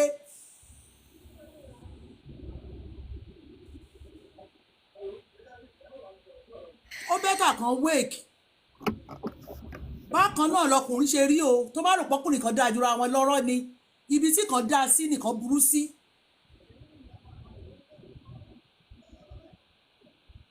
ó dẹ̀ ti bọ́ lọ́rọ̀ àwọn àtàtẹ̀ ti kọra kọlẹ̀ báyìí but àwọn generation tó ń bọ̀ lẹ́yìn ó jẹ́ bẹ́tà ká máa sọ fún wọn wípé ọkùnrin kan kò dájọ́ ọkùnrin kankan lọ bẹ́ẹ̀ ni gender mi kankan kò dájú ra wọn lọ. between 279 290 látàárọ̀ àdẹ̀kọjá 33%. I mean like please keep on liking ẹ jẹ́ ká like.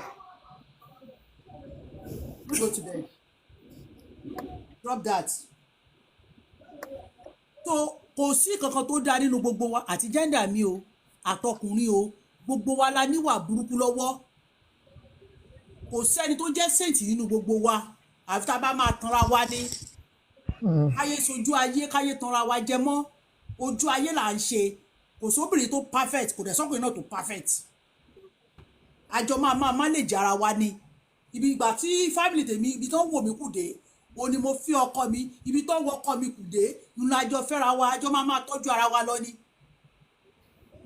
tí ò bá ti mú wípé mo sọ kankan lénìí tí bá gbé mi witness kankan ṣẹlẹ̀ àwọn kankan lé mi wá sọ fún wọn mo ní láyé o tọkọ tèmi bá yan àlè mo ní mi nítorí ẹ̀fínú lé mi lẹ̀ o ló bá yà ìta máa lé wálé wá bá mi because ọkùnrin tó bá ti ń ṣe kò sí bóbìnrin ẹ̀ sọ pé òun fẹ́ burú tó ń lé káàkiri tó kó ṣòkè tó kò ní jáwọ́ bọ́tẹ̀ mi ò nítorí tìyẹn finú lé mi sílẹ̀ tó ò bá ti ní mi lára máa jókòó táwọn ọmọ mi máa dẹ̀ gbajúmọ́ṣẹ́ mi because kò sí ẹ tí mo tún fẹ́ lọ fẹ́ tí n bá kọ̀ sílẹ̀ ṣé mo mọ orúwà tó máa tó ní ìyẹn lè má yàlè kó tún níwà burúkú mi.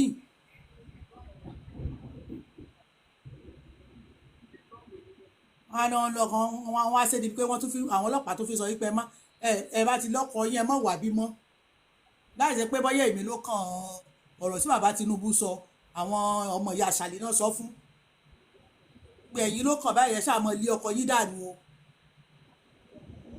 àwọn á sọ wípé ó ní nǹkan tó wọ́n ṣe ó ní nǹkan tọkọ wọn ṣe kí lọkọ wọn bá ṣe fún wọn so nǹkan ọkùnrin tán fẹ́ẹ́fẹ́ tó wá ń gún wọn mọ́lé yẹn ṣé kò ní nǹkan tó ń ṣe fún ìyàwó ti tiẹ̀ wáyé tó fi ń gbà kó wá máa gún un ṣé ó bẹ́ẹ̀ lọ́wọ́ ẹ̀ pé kí ni ìwọ ṣe fún ìyàwó ẹ̀ kí ìyàwó ẹ̀ tó di pé wò ó níyàwó tó fi wá ń bí friend èmi láwọn ọkùnrin máa fẹ́ gbọ́n ni ó yẹ kó máa jìgólò wọn kó máa gbówó wọn ni kó wá máa fún wọn ní return máa ṣe padà léṣe ẹrù pé iṣẹ́ ẹrù pé ti ya wèrè ni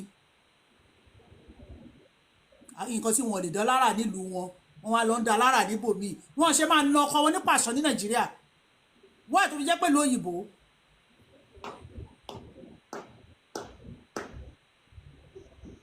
rádaràda ẹjọ́ ẹ ṣí mi lẹ́jàre.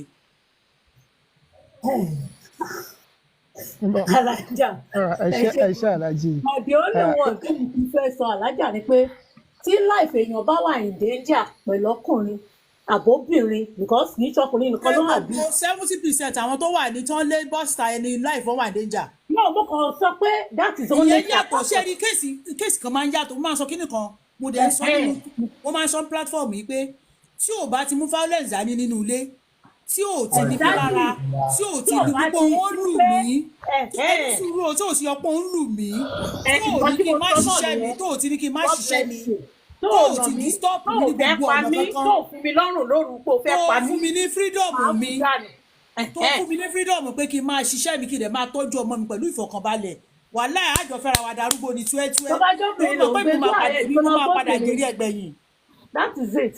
but tó bá ti tó jẹ́rí ẹgbẹ̀yìn torí bèrè tó wà ń ta yín ò ní jèrè ẹ èmi ló máa padà jèrè nǹkan mi. reason tí mo ṣe sọ bẹ́ẹ̀ pé tó bá mọ life ẹ wo man tó pásítọ̀ ní Ghana ní lamẹ́ríkà bíbá ẹ̀ tó ṣẹlẹ̀ ó báyàwó ẹ̀jà ó nù àwọn ẹ̀gbọ́n ẹ̀ dẹ̀ débẹ̀ wọ́n fẹ́ pọlọ́pàá ìyàwó ní kó má pọlọ́pàá fọkàn ṣọ́mọ̀ pé pásítọ̀ ni òkè wọn á lókè wọn àwọn máa yẹn mú ìyàwó yẹn lọ sílé ìyàwó yẹn ṣe tán lé àwọn ẹ̀gbọ́n ẹ̀ ó lọ síbi iṣẹ́ láàárọ̀ ọkọ ẹ̀ dẹ̀ lọ síbi iṣẹ́ láàárọ̀ bí lẹ́nu yẹn ṣe fẹ́ wọlé báyìí ó dẹ̀ shoot ó dẹ̀ pa ó wà ní New York níbẹ̀ yẹn ẹ̀gbọ́n ẹ̀ ń sunkún pé tó lóun mọ̀ ní kóòtù pọlọ́pàá wọ́n ti arrest máa yẹn tó bá wà ní jail níbẹ̀ woman yìí ò tó bá ti involve life yàtọ̀ nínú gbogbo àwọn 70% yẹn gbogbo wọn kọ́ lóyìn ni wọ́n fẹ́ pa ìyàwó wọn.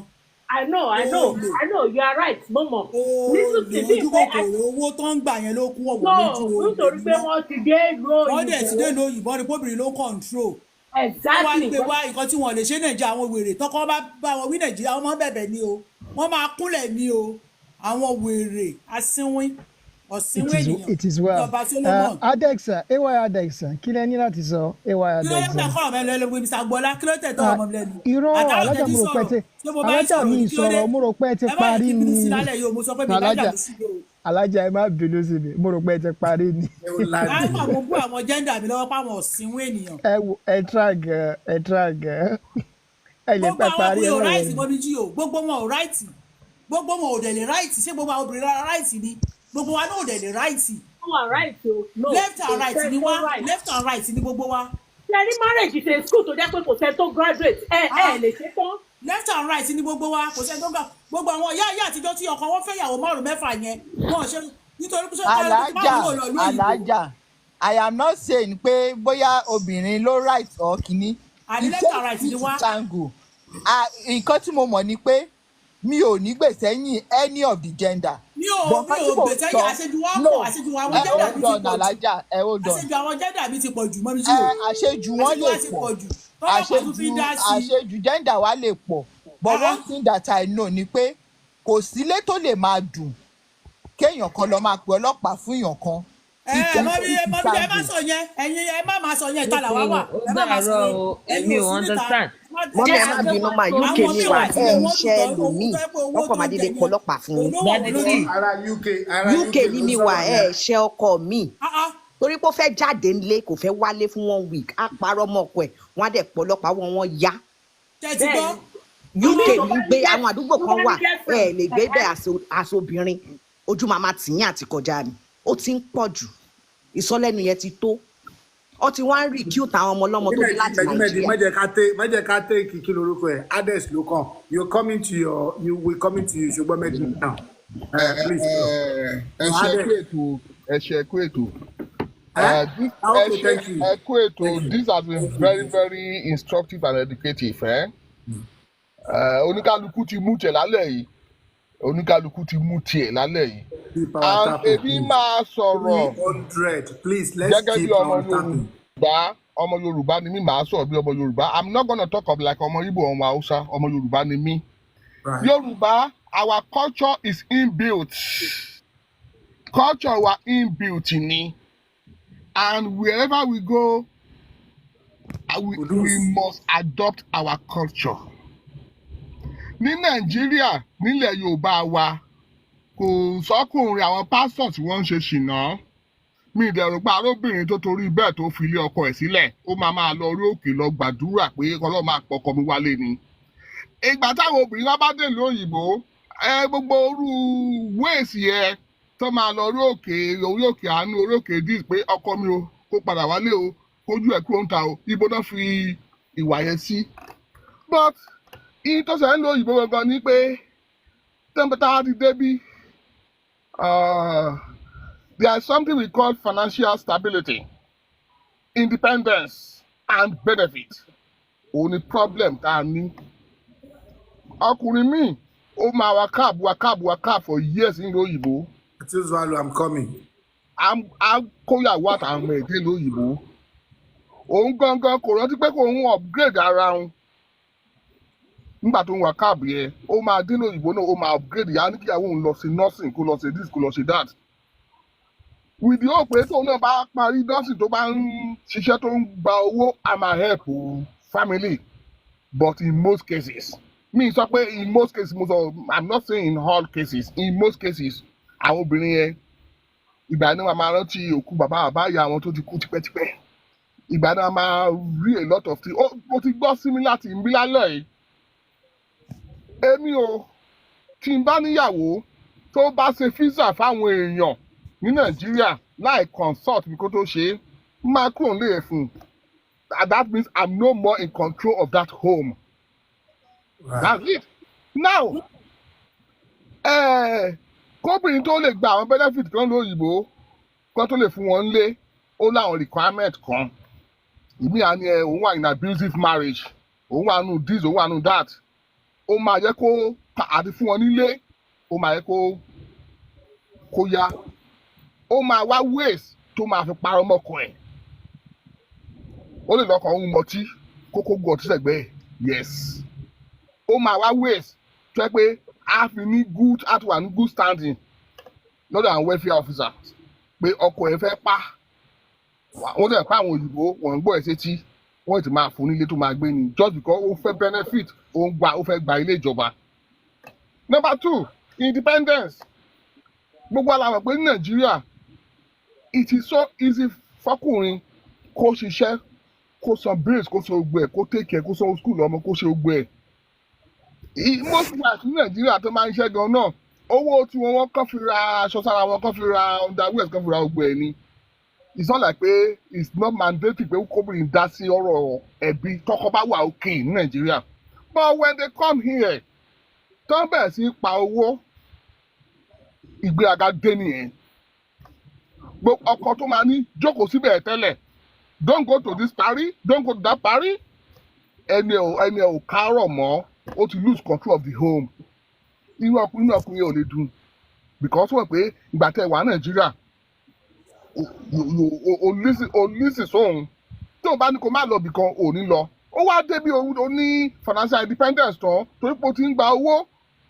You don't listen to him again and this man is not used to that. Inú ẹ̀ ò lè dùn. And one other thing tí mo tún mọ̀ ni pé ọkọ mi ń ṣe ṣìnà ọkọ mi ṣe this kò bá mi sùn kò jó oúnjẹ tó dáa. No, yeah, that is kò jó oúnjẹ mi. That is not a ground to invite the police into your family. That's not a ground. Now, ibo la fi fouls tá a ṣe lọ́jọ́ marriage yẹn gan ibo la fi sí gan. For better for worse here. Where is it? I must be honest with you. Àwa ọkùnrin ni mí. Kí ọkùnrin tó wá tẹ̀ tó lè gbà pé òun bá obìnrin sùn ó bímọ fóun wọ́n jọ ń gbé one roof tí ò bá love ẹ̀ ọmọ ló máa gbà lọ́wọ́ ẹ̀ tó máa já dànù. But the fact remain pé social disease ni pé kọkùnrin ní sísí ń ta. But ó mẹ́ni tó love ó bá wọn yẹ sùn ń ta ó bá wọn sùn mọ́lé wọn ó padà sọ́dọ̀ ẹ̀ tó love wá sùn lọ́dọ̀ ẹ̀ tó love ni. Ìgbà tí mo wà Nàìjíríà mo ṣe ṣìnà tí n bá ti ní girlfriend tajọ́ tí wàá ti mọ orúkọ ìyàwó ilé mi ìjọ ẹ̀ ló máa ni mo ti dọ́dọ̀ ẹ̀ last because my home is my home ìta nìwọ́ wà. Ọjọ́ tí n bá ti ní girlfriend tajọ́ wàá sọ pé mo gbé àbí síwájú mọ́tò mi òun kí mi dáhùn ó bye bye nìyẹn mi ìbá sọ̀rọ̀ mọ́ tèmi nìyẹn. Mo is a social disease ní fọkùnrin pé fọkùnrin lálẹ́ ń ta but ọkùnrin mental love ó mọ ilé ó mọ ibi tóun máa sùn ó mọ ilé ẹni tóun lọ. So èmi kàn mo kàn fẹ́ advice àwọn ọkùnrin ṣe rí àwa náà we need to work very hard. If we can work very hard Olúwa thanks to make money to bring our women into this Western world táwọn náà wá ní liberty and freedom. Now we didn't bring them here kan wá fi liberty and freedom problem. Àìmọye ọkùnrin láyé wọn ti bàjẹ́ tó ti nífẹ̀ẹ́ lòdì tí wọ́n lè iṣẹ́ mọ́ tí wọ́n lè iṣẹ́ tó dáa mọ́ láyé táwọn obìnrin ti bà tí wọ́n jẹ́. Àwọn ọkùnrin náà ká mọ̀ pé well you know what bákan méjì ni ó lè mú wá bí kó ṣe dáadáa ó dẹ̀ lè mú wá bí náà kó ṣe dàkejì. Ìyí káwa náà máa fi fún un ní priority pé we have to upgrade our wife kó lọ ṣe PSW course kó lọ ṣe this owó ẹ̀gàn náà kọ́kọ́ lọ upgrade ara ẹ̀. Wọ́n fi ṣe nǹkan fúri ara ẹ̀ thank you. Upgrade ara kí wọ́n gan kó ní very good and stable job. Yeah, thank you. When you have very good and stable job you be in control. So bọ̀bọ̀ ní pé mo sọ ọkùnrin a máa ń fẹ́ pé ká ṣiṣẹ́ kára àwọn ìyàwó wa lọ school ni but gbogbo obìnrin kan ló mọ̀ ọ́ but like I'm telling you this ọmọ Yorùbá ni wá culture wa should be inbuilt agbèdàgbà ni but tomato Western world most of our obìnrin they want to adopt the Western world culture they don't care about our culture again. So èmi á kàn rọ àwọn èèyàn ni àwọn ọlọ́pàá UK tó sọ ń sìn they have their statistics. Exactly. They came out with that based on their statistics. Wọ́n mọ nǹkan tó rí wọ́n dẹ̀ mọ nǹkan tó ń sọ. Wọ́n ń ṣe novice kó sọ́pàá Nàìjíríà nìyẹn. so èmi á kàn ràn àwọn obìnrin wa ẹ ká take it easy ọkọ mi ń ṣe ṣìnà ọkọ mi ò jó oúnjẹ mi kò bá mi sùn ó lálẹ́ sí Nàìjíríà ìyẹn ò tó ká pọlọ́pàá sọkọ wa o mò ń bẹ̀ ẹ̀yin ìyá mi ẹ̀yin àǹtí mi mò ń bẹ̀ yín ẹ ká take it easy gbogbo wa wá sí abroad ni fún better life fáwọn ọmọ wa fáwa náà but àwọn ọ̀dà tì ní pé ọkọ tiẹ̀ dáńtà gan náà ọkọ náà dáńtà sí i ta ló máa níyàwó tiẹ̀ sílẹ̀ sí tó fẹ́ take up ìyàwó méjì ní abroad ta ló máa níyàwó tiẹ̀ sílẹ̀ tíyàwó ẹ̀ nice tó ń ṣe dáadáa sí tó máa lóun fẹ́ fi ìyàwó òun náà fẹ́ lọ fẹ́ obìnrin míì and when you have your chance when you blow it is gone èmi sí obìnrin kan ò lè pa ọlọ́pàá sí mi kémi ẹ̀tún ní àjọ fẹ́ ṣe ọkọ àti àwọn ọmọ láíláí kò lè ṣẹlẹ̀ bẹ́ẹ̀ kò lè ṣẹlẹ̀ so èmi á kàn rọ àwa ìyá wa ẹ̀yin àti ìwà ẹ ká take it easy ọkùnrin tẹ́ bá jọ ń gbé ọdún méjì ọdún mẹ́ta ọdún mẹ́rin tí ò bá nífẹ̀ẹ́ yín á ti sá lọ ṣé bákùnrin lèmi náà àmọ́ bá a ṣe ń ṣe ń gbòòrò náà obìnrin tí wọ́n gbọ́ kàn fẹ́ bá ṣeré ni tó bá ti bá ṣe bí ẹ̀mẹ́ta mẹ́rin márùn tó bá ti ń pè ẹjọ́ máa lè lọ kó máa lọ́nà ẹ̀ ní onígbàgbọ́ ẹ̀ mọ́ but tí bàbá yẹn sì ń wálé tó sì wá ń sùn tó lọ Nàìjíríà tó sì pàwọ́ nílé ẹ̀ náà ẹ jẹ́ ká fara dà á social disease ni ṣìnà fọkùnrin but in any case tí relationship tí marriage bá become very toxic very violent well I think there are different ways to approach that. Tí gbogbo ẹ bá ṣe náà, you can invite the police, but ẹ má parọ́ mọ́. Don't lie on him. Don't incriminate him. You can tó bá sọ fún ọlọ́pàá pé okay, you don't just want him under your roof again. Wọ́n ní fún ní charge. But when you now lie on him, pé criminal ni this ni ó fẹ́ pa mí ó gé mi lọ́bẹ ó ṣe kinní kan ha you know what tẹ́ bá dé court tẹ́ bá lẹ́ẹ̀ṣẹ̀jọ mọ́ ìjọba sọ di ìjọba versus accused bàbá ẹ̀ máa ní ó máa ní record ẹni tí ò bá ní tó bá ní record tí ò lè ṣiṣẹ́ tó dáa mọ́ how is he going to take care of the children how is he going to take care of his own life so ẹ̀dá kọ̀rọ̀ wá àwọn ọkùnrin náà tá a bá ń ṣe ṣìnà wa. We should make sure our home is our number one priority in life. Our home should be our priority. And tó bá dẹ̀ ṣìnà tó bá dẹ̀ mọ̀ ṣe tó bá mọ̀ ṣe tó bá gbé kó clean up phone no. Tó bá gbé kó clean up phone I'm bringing you back please.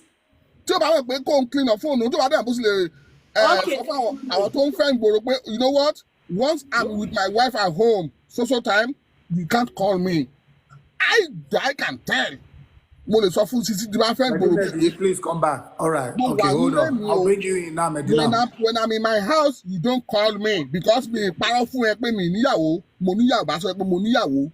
Màá dẹ̀ sọ pé tí bá ti wà ń lé mi o ò lè pè mí. Yeah, kò ṣe it's not a do or die. If you agree, you agree. If you don't agree, you don't agree. So bó ṣe rí nìyẹn but ká fi sùúrù ṣe because this thing is getting rampant kò ṣe UK nìkan ni o kíní ẹ wà ní Canada wà ní America wà everywhere o ti UK láṣìgbọ́n sìn. ó kọ́ ẹgbẹ́ ti UK ló jáde jù nínú wọn sọ. ó jáde jù sí ni the whole Western the whole UK US Canada they are becoming the same thing now I must be honest with you they are becoming the same thing now and àwọn obìnrin náà níbi iṣẹ́ because we know that pé health sector yẹn gbogbo àwọn obìnrin wa ti máa ń ṣe jù at 80% àwọn obìnrin wa they are into health sector right.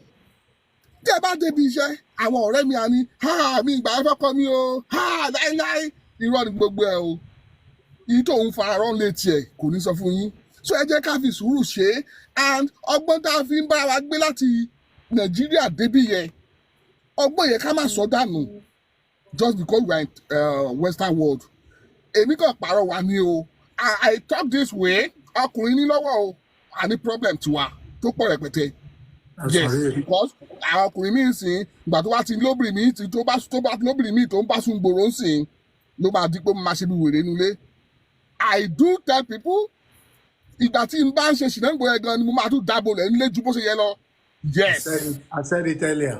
mo bá tún dáàbò lẹ́yìn létẹ́ pé kò tiẹ̀ lè suspect mi láíláí so bó ṣe rí nìyẹn àwọn ọkùnrin náà ní lọ́wọ́ àdìsẹ́rù bá àwọn obìnrin don't let us get carried away gbogbo àlà ń padà lọ bí tá a ti wá ní lábọ̀ sí ní oko and ìwà tá a ní ní ayé nàìjíríà ká tó débi yẹn ẹ má yẹ ká sọ dànù bí bó bá ṣe set wà up nìyẹn báwo bí wá ṣe ń ṣe nìyẹn báwo bá tìyà wá ṣe ń ṣe nìyẹn so ó jẹ́ tí mo fẹ́ sọ ẹ ṣe mo dúpẹ́ o and like I told you keep on doing this thing. This is a very educative and very instructive program. Thank you, Hades. Thank you. Thank you. Thank you. I appreciate. Can I use your space, please? Medina, hold on, Medina. Adegun, do you want to say something now? Or is the question you want to ask?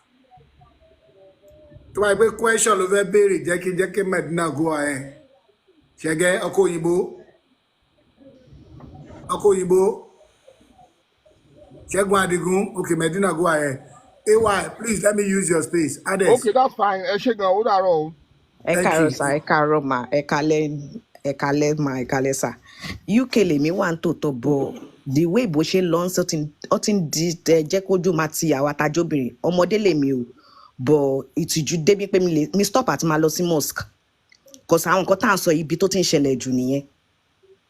Wọ́n máa recute yín ni pé àṣọkọ ẹ̀ ń tọ́jú ẹ̀ tẹ́ bá ti ń gbọ́ ṣó lọ́kọ ńlé ṣó ń tọ́jú ẹ̀ ọ ti wá nǹkan míì tó fẹ́ ẹ dẹ̀ mọ́ pàwọ̀ obìnrin á ní flexible brain ọmọ bọ́yìn twist brain yẹn débi pé. àtúntò àlù kí ló ń ṣe network yẹn. ṣé ó dancing. no ìwọ́kọ́. ẹ̀yin kọ́ ẹ̀gbọ́n ẹ̀. ẹ mọ̀ ọmọ bọ́yìn twist brain yẹn débi pé níbi torí pé mi ti pẹ́ ń bí by there mi ti lo bí 17-18 years mi dẹ̀ wà pẹ̀lú ọkọ mi for 15 years so ó máa hàdí fún yín láti wá. Wonderful, that's great. Brainwash mi bọ àwọn tó jẹ́ ọ̀rẹ́ tèmi ti náà rẹkọrin débi pé àwọn ibì kan wà tẹ́ pé àsọmọ Nàìjà tẹ́ bá ń gbé ń bẹ̀ ojú tí tẹ́ bá pọlọ́pàá gan hàn ní dáyín lò ojú tó máa fi wò yín pé kí ni gbogbo eléyìí ẹ mọ̀ tá bá tún wá advocate fún wọn pé wọn ń ṣe báyìí ṣe mọ̀ pé èmi yìí náà ti bú mi pé ọdẹ ni wọ ṣebí wọ ni wọ́n fẹ́ dúró nílé ọkọ àgbàlagbà lẹni tó sọ. Àwọn tó wá márì ọmọ wọn èmi náà bímọ ọkùnrin méjì obìnrin kan débi pé ẹ̀rù ti ń bà mí fáwọn ọmọ mi ọkùnrin lẹ̀ wọ́n ti tó èjì yẹn bọ̀ ẹ̀rù ń bà mí ẹ máa gbọ́ ọkọ ọmọ yín ṣẹ̀ ó wá fẹjọ́ sùn yìí ìyá ló máa lọ kó ẹrù ẹ̀ ló máa sọ ẹ́ kó pọlọ́pàá fún ló máa bá lọ kó ẹrù ẹ̀ kúrò lé ọkọ. Ìkan wà lórí social media ń sìn ó parọ́ sórí social media ọkọ òun máa ń ná òun máa ń ṣe gbá ìgbà tèmi gangan mọ gẹ́ ọ̀yẹ́ mi èmi gan káwọ́ mọ́rí pé àgbá kò lélẹ̀ nípa àgbákọ ẹ̀gbọ́n mi gan ò lè fẹ́ rí eléyìí ẹ fẹ́ jáde torí pé ọkọ yẹn ti mọ pọkọ yín ò ní jẹ́ kẹ́ lọ máa pọlọ́pàá fún ṣé mẹyìn èèyàn tó ti wà Nàìjíríà lórí pé wọ́n parọ́ mọ́ wọn. Recent footballer yìí ọmọ Ghana yìí Benjamin Mendy àbí Mensah àbí kíní ọmọ Nàìjíríà wà lára àwọn èèyàn tó sọ pé ó rèpò òun ẹ mọ ẹndí kéèsì yẹn wọn ò rèpò kò tiẹ̀ ṣe nǹkan tó jọ ọba kárí àbọ̀bọ̀ yẹn jẹ́ Bọ̀kárí àti bàjẹ́ already. Ọba kárí àbọ̀bọ̀ yẹn jẹ́ for how long are we going to do this? Ẹ̀dẹ̀ ni a máa sọ̀rọ̀. Ṣèbóbìnrin là wa, adẹ̀ ń bímọ ọkùnrin tá a bá sọ̀rọ̀ sí ṣé ó dìgbà tó bá jẹ́ ayé àwọn ọmọ wa yẹn tó máa bàjẹ́ ni. Mi náà rẹ̀ kan, màá ṣe experience bọ̀bọ̀ yẹn ti wà lẹ́kọ̀ọ́ sìn. Ọmọ ó bímọ fẹ́ni tá à ń sọ yìí torí pé ó filẹ̀. Bọ̀bọ̀ yẹn ní ìwẹ̀ ò bá òun lára mu.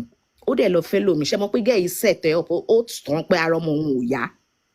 Bọ̀bọ̀ dẹ̀ wá wọ ọmọ ẹ̀. Ẹ mọ̀ pé gẹ́yìí dẹ̀ ti pọ̀ ọlọ́pàá pé ó rèpò òun. Bọ̀bọ̀ yẹn fi ẹ̀wọ̀n gbára guaranteed nìyẹn kò sí ọṣẹ tó fẹ́ fi wẹ̀ mọ́ ẹ mọ mélòó bẹ́ẹ̀ lọ́wọ́ wọn under the bridge bọ́yẹ̀ ń sùn ọ́n lé wọn kúrò lé torí pé ẹ fẹ́ ṣe party ẹ fẹ́ ra gold ẹ fẹ́ ó pọ̀ ní ṣebí NHS mi ti ń ṣiṣẹ́ ẹ wá wo bọ́yẹ̀ ń parọ́ mọ́ àwọn ọkọ wọn a máa ń sọ̀rọ̀ obìnrin máa ń sọ̀rọ̀ wọ́n máa kọ́ yín kọ́ tẹ́ máa sọ ni. Ìgbà mi wà mí máa wà lẹ́gbẹ̀ẹ́ yín kó yá pọlọ́pàá sọ pé báyìí. Ṣé tẹ̀rí ti pépà yẹn lásán ọkọ máa fọ pátá ṣe bẹ́ẹ̀ mi náà nọkọ̀ ọkọ mi náà help mi náà now. Ṣé communication goes a long way in relationship. Ẹ pé ọkọ yín nǹkan tó ń ṣe rè mi ò like ẹ̀ ṣó dìgbà tá a bá pọlọ́pàá fúnra wa ni. Accent yín lásán ọlọ́pàá máa drop lórí yín. Ẹ dẹ̀ ní ká má sọ̀rọ̀ ẹ wo a lè má rí ìlú yìí mọ́ àwọn ọmọ tó ń wọlé sí ìyá ń jẹ kò sọ́kọ ọkùnrin tó fẹ́ wọn dà ṣèbí nǹkan tó ń fà á rèé mi ìfẹ́ wàhálà ọmọ nàìjíríà ọbẹ̀ yìí máa gbọ́n sí nìyẹn gbogbo wọn ń sá ti UK yìí pọ̀ ọlọ́pàá UK ò parọ́ ṣèbí UK làwa náà ń gbé àwọn àdúgbò yìí náà tẹ́ bá dá àwọn àdúgbò yín kò ní fẹ́ dúró ń bẹ̀ kọ̀sọ̀ ẹ̀ máa ẹ̀ ní fẹ́ kọkùnrin àwọn ọmọ yín so tẹ́ bá lè bá wa máa sọ báyìí inú mi máa dùn bọ̀ obìnrin lèmi náà mi advocate pé ká ṣèbàjẹ́ obìnrin o bọ̀ ó ti ń pọ̀ jù ó ti ń affect wa mi sọ pé naija ni mi ta bí ìjà mú mi máa ń wà kò sì tìjú yẹn ti ń pọ̀ jù ẹ ń sọ Yorùbá títí gan báyìí máa sún fún yín ni kò sí mi fẹ́ kọ́ àtàṣì mi mọ́ wọn kò séyàn tó gbàdúrà kó máa fọwọ́ sí ju èlé bàbá ẹ̀ náà bó títí ju yẹn bá pọ̀ ẹ jẹ́ aṣọ ó pọ̀ àwọn ìyá wa ló ń ṣe wọ́n á gbọ́kọ ọmọdé wọ́n á ti máa ní kí ló fẹ́ ṣe sí tèmi mi ní kẹlẹ́ ọkọ yín lé ni kódà ọmọbìnrin tó wọlé sí àwọn ọmọ jápa tó wọlé sí wọn ò lè rọkọ kò ń ṣe pé kọsọ ti ń kọ́ wọn nǹkan tó máa ṣe ọ ti ń kọ́ wọn ti nà ok àwọn tó dé látẹkùn ń sìn ẹni àwọn tó mọ bí rúùtù bíbà ìṣeré bọ́ọ̀tì ẹ̀yìn mọ bọ́yé ń live life ń sìn àwọn ọlọ́pàá ọlọ́pàá jù ẹ̀ tó fẹ́ gbọ́ ọkọ mi ti ṣẹ̀ mí tipẹ́tipẹ́ ò fẹ́ wá fìyà jẹ UK àánú ẹ̀ ò ṣe mí kí ló fẹ́ sọ fún ọmọ ẹ̀ tó bá dàgbà ìdí sì ń là ń wò ẹ ṣe jẹ́ àwọjọ́ iwájú kí mi fẹ́ sọ fún ọmọ mi pé ọmọ èmi mi rán bàbá ẹ̀ lẹ́wọ̀n ṣọ́mọ ẹ̀ máa forgive irú ìyá bẹ́ẹ̀ ni nǹkan tí mi kò fẹ́ sọ nìyẹn sà mi ti gba bírèkì mi ti tán. Thank you Medina, thank you so much. Thank you. Rex, you have anything to Adigun, are you there? Ọkọ òyìnbó Ṣẹ́gun Adigun. Ìyẹn mú wa ń bẹ̀. Gbogbo ọ̀rọ̀ tí mo fẹ́ sọ ní Alájà ti sọ àǹdẹ̀ àti àpótí ẹ̀rí. Mi ò ní láti sọ àwọn ọkọ mọ, wọ́n ti sọ nǹkan tó dáa, kò sí nǹkan tí mo tún fẹ́ sọ mọ́. Wọ́n sọ good side. Ó ń ṣẹlẹ̀ náà l'Amẹ́ríkà. Irú ẹ̀ náà ló ṣẹlẹ̀ sáwa náà. Torí ẹ̀ mo ṣe béèrè lọ́wọ́ ọlọ́fun lẹ́ẹ̀kan pé okay, mo agree, èmi ò na obìnrin rí gbangba mo ti ń sọ girlfriend gan mi ìná rí. Ọkùnrin ẹgbẹ́ mi yọ ẹ̀ṣẹ̀ sí mi bàjá rí. Màá kọ́ ignore ni. Normal bí mo ṣe ń wà ní Naija, worst mi ò kí mọtí mi kí mu sìgá mi kí mu gbó mi kí ṣe anything. Mo máa ń ṣiṣẹ́ mo dẹ̀ máa ń ṣe ṣìnà. Ó tọ́ mo dẹ̀ máa ń tọ́jú ilé mi. Gbà tí mo dẹ̀ rí pé jáde mo kẹ́rù mi mo ọ̀ra kúrò kó má pọ̀ bí kan mo níṣẹ́ gidi. Tẹ bá dẹ̀ ti lọ ní violent l'Amẹ́ríkà bá irú iṣẹ́ mi wá dá mi dúró ní straight. Clean record tí mo ní ló jẹ́ kí n máa yọ̀ kiri tí màá máa jayé kiri tí mo ń pa owó gidi mo yà kẹ́rù mi. Inú mọ́tò ni mo kọ́kọ́ sùn fódìdí ọ̀sẹ̀ kan kò sẹ́ tó mọ̀ bí. Ṣé ẹ wo mi T-Babs gbogbo táyì tí mo bá kiri sọ̀rọ̀ ẹ̀ inú mọ́tò ni mo sùn ọlọ́ọ̀ ẹ̀kan mọ̀ ní everybody yóò mọ̀ tí mo dẹ̀ mẹ́kọ̀ owó gidi lẹ́sẹ̀ rẹ̀ ṣàpọ̀ rẹ̀ mi kan mo ní ìdílé nǹkan mo dẹ̀ ọ̀ra mo dẹ̀ ṣebí lé mi mo lọ́ sìn kò lé mi o mi ò ní parọ́ mo máa sọ pé òun ò lé mi o but mi ò fẹ́ jẹ́ kó push mi kí n nà àbúrò mọ̀ sí mi ẹ ti kú bẹ́ẹ̀ animal fọwọ́ kan ṣọ̀pọ̀ ọ̀gá ọlọ́pàá ni mi ní Nàìjíríà mo dẹ̀ rìtá má na obìnrin o kẹ́rù ẹni tó bá ti ń fẹ́ wàhálà ó ń ṣiṣẹ́ tó dànù olówó lọ́wọ́ náà kẹ́rù ẹ ọ̀rọ̀ ọmọ mi ìfẹ́ ẹlòmí àfẹ́ kó náà lọ fẹ́ lómi kájọ wọ ẹni tó máa pay fún jù mo máa ń tọ́jú ilé o òun náà sọ lẹ́nu ìwé àní mò ń tọ́jú ilé mò ń tọ́jú ọmọ mo ń ṣe ṣìnà bọ̀ ìwà tẹ́mi wù náà ìjà mò ń wù mí mi ì rẹ̀ gbé sójú mi ì rẹ̀ ṣe bóyá mo lọ Nàìjà ó tán àwọn ọ̀rẹ́ àwa máa pè é pé àwọn ọ̀rọ̀ ọmọ kan tó ń gbé mọ́tò mi kiri ṣé bó mi mo fi rà mi ì rẹ̀ gbowó lọ́wọ́ ẹ̀ rà bẹ́ẹ̀ ṣe kan tó yẹ kí n ṣe àwọn alájà ti sọ méjèèjì àwọn ọkùnrin míì wà tí ò dáa o wọ́n wà o dáadáa tó máa ń ná ìyàwó ṣe gbogbo ẹ̀ kò dáa tó bá obìnrin bá ti fún ẹ ní problem lọ jìyà ń ta kẹ́rù ẹ kúrò kó má nà á ba rẹ́kọ̀dù ẹ jẹ́ ni ọgbọ́n ọlọ́gbọ́n lèmi fi kọ́gbọ́n kó má ba rẹ́kọ̀dù mi jẹ́ ó tán ìyẹn ló máa wọ́ọ̀sì jù irú àkáwọ́ lórí mi. mo láìkì nǹkan tá à ń ti tó tún sọ̀rọ̀ tán ìsìn ní UK ìyá ìkẹta mo láìkì nǹkan tó wọ́n sọ lórí ẹ̀ máa fẹ́yìn náà ní gift lórí ẹ̀ mo ṣe fún alájà àti alájà àtàkùtì ẹ̀rí ní gift wọ́n sọ̀rọ̀ tó yẹ pé obìnrin ni wọ́n lórí orí TikTok yìí irọ́ ló pọ̀ jù. lẹ́ẹ̀ ṣe fún mi àbí lẹ́ẹ̀ ṣe fún mi torí mo sọ̀tọ̀. àwọn tó bá sọ point tó dáa màá sọ pàdé gift dẹ fún wa. Okay, ẹ lọ gbọ́dọ̀ fún kú yìí ṣẹlẹ̀ kí bàbá parọ́. Lórí irọ́ gift tí mo wo ọ̀nà mo serious. kìíní lórí coin. alájà kí lè rí àdìgbò fún yín fáì. ó dá o. 5 coins bọ̀ ó fún ẹ ní gift. Ó dàárọ̀ o dadi tí ó dàárọ̀ o. ẹ má wọrí ìwà tó tún lè pín in. Ó dàárọ̀. Kíní tó ló jẹ́ pé kí a máa sọ̀rọ̀ lọ́la. Yes, ó dàárọ̀ ó dàárọ̀. Ó dàárọ̀ àṣòjì. Bye. Okay, bye. Thanks for the contribution. Thanks for the contribution. alájẹ máa wọ ojú fẹ́ fún yín o. Young Roy. Ó dé ẹ ṣé o. Young Roy. Ẹ ṣe àdúpẹ́ o.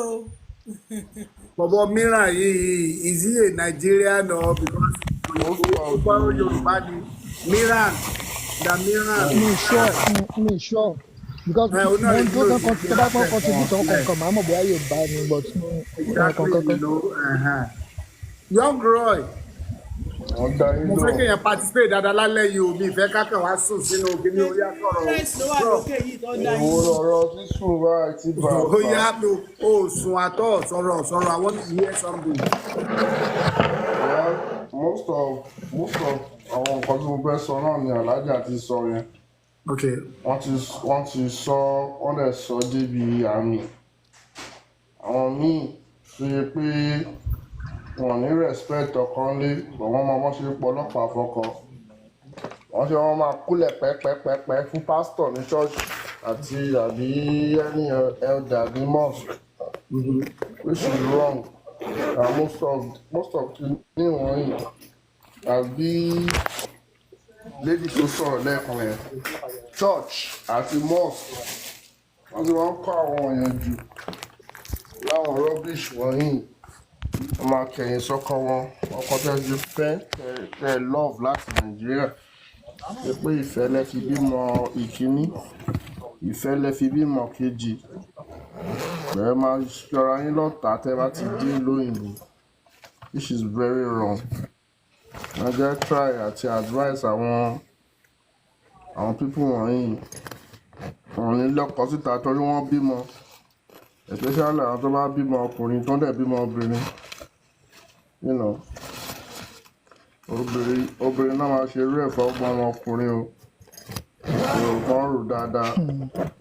Wọ́n máa yé lé wọ́n yẹn máa torí nǹkan táwọn ọmọ tó máa ń wù àsọ́rí bàbá wọn. Because I don't really understand sometimes how people feel. And I don't know if their children don't really ask them questions. That why is daddy? Why is mommy? Most time, I just feel like some females they find a lot of joy in sending out their husband out of the house, which I don't know why they do that. I felt like it's because of they're hungry or whatever it is. It's not fair. On the bimo.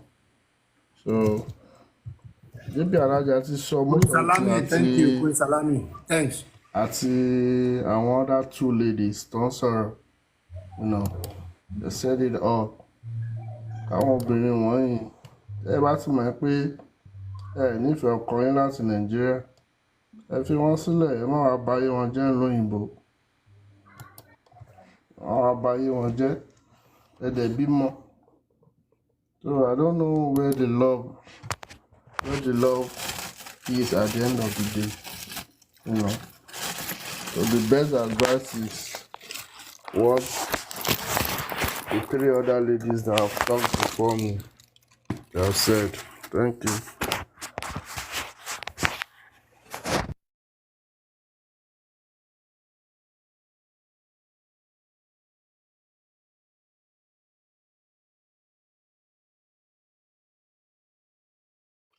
Can I talk? Ẹ kálẹ́ o. Okay, relax. Ẹ kálẹ́ gbogbo lé o. Gbogbo lé kí ẹ. Yeah.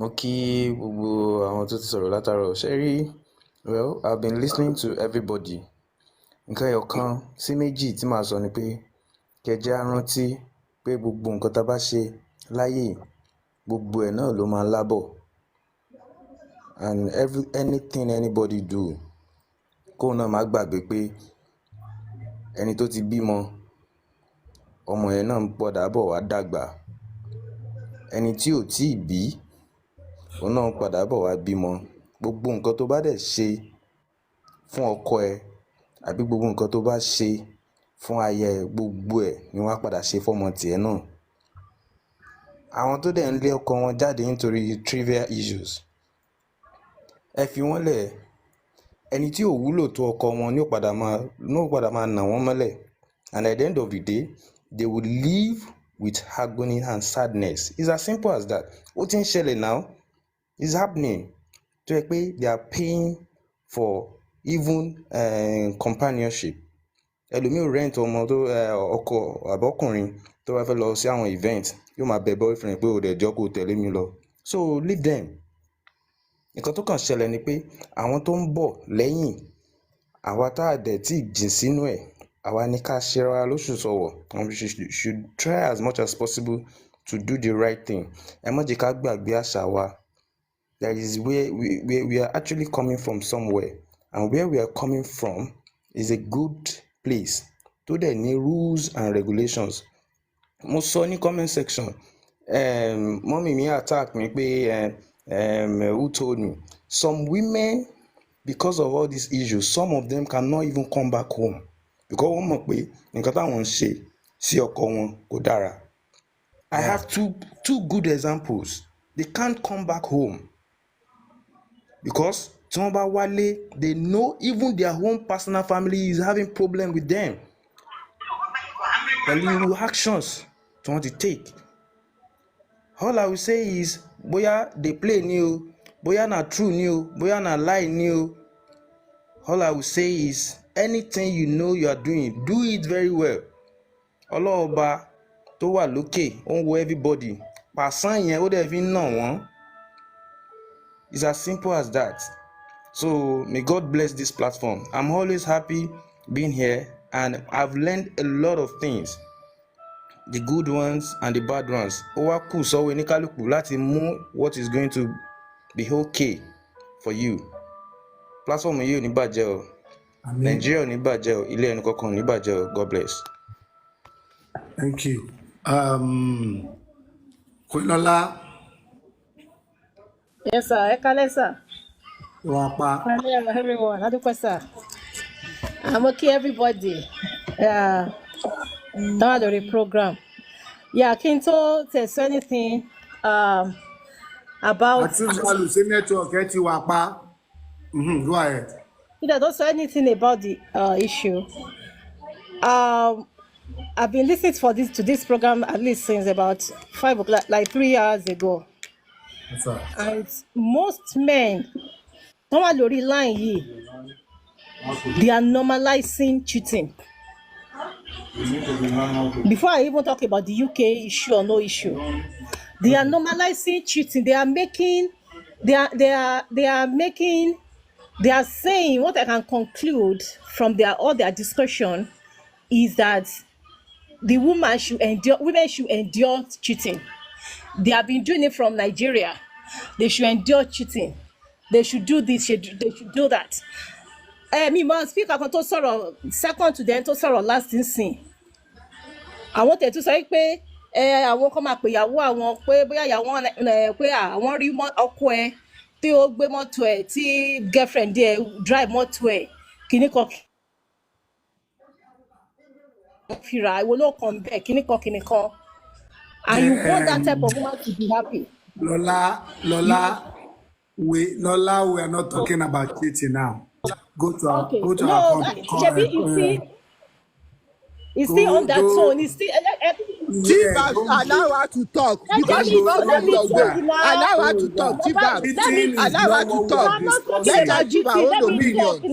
No call her sorrow fancy. So don't talk about it. Why not the men are talking and they are saying that you didn't stop them. Okay, no, go ahead. This is double standard. Go ahead, man. Go ahead. Sir, if you know, sir, let us speak. Adonai, can I talk? Chivas allow her to talk. That's our own opinion. It's her time to talk. Let her express herself anyhow. Mama T, Queen Let Lola, her go go ahead, ahead. sir. Emma worry. Let her go ahead, sir. Just go ahead. Go ahead and speak. Yeah. Okay. Anyway, tẹ́ bá ní ká má sọ gbọ̀ngbà tí gbogbo àwọn ọkùnrin tó ń sọ sọ kọ́kọ́ stop wọn but it's okay. Ṣé àwa sọ wípé ṣìnà ìgbà tí wọ́n sọ sáwọn sọ̀pọ̀tì wọ́n sọ ni wípé táwọn ń ṣe láti Nàìjíríà nìyẹn tí ò bá dẹ̀ fi you stop it. We must don't forget that we can marry 2 wives, so don't forget we can marry 2 wives so in Nigeria.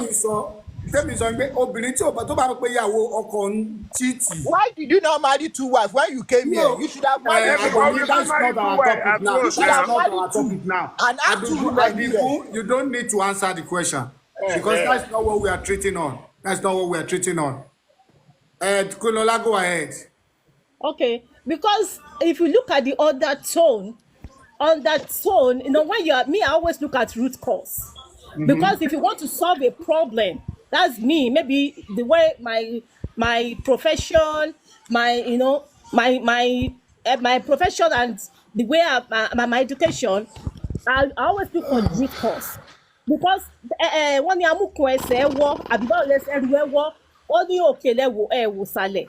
you have to look at the root causes. You have to look at the root causes of all these things to happen in UK. It's not only in UK, it's all over the world. To UK were more pronounced. Yeah. All these things may have this undertone. So UK were pronounced because I believe a lot of immigrants to Walati, let's say Nigeria, I focus on Nigeria now. To Walati Nigeria, UK, most of them law. They have highest percentage of immigrants to UK. Maybe that's why TSA pronounced. And they must have been going through this issue in Nigeria before they move in. I understand. And most women, somebody need that power in Nigeria. Somebody UK, they will not want to exert that power. But because it stop me and not that flow, but it's okay. I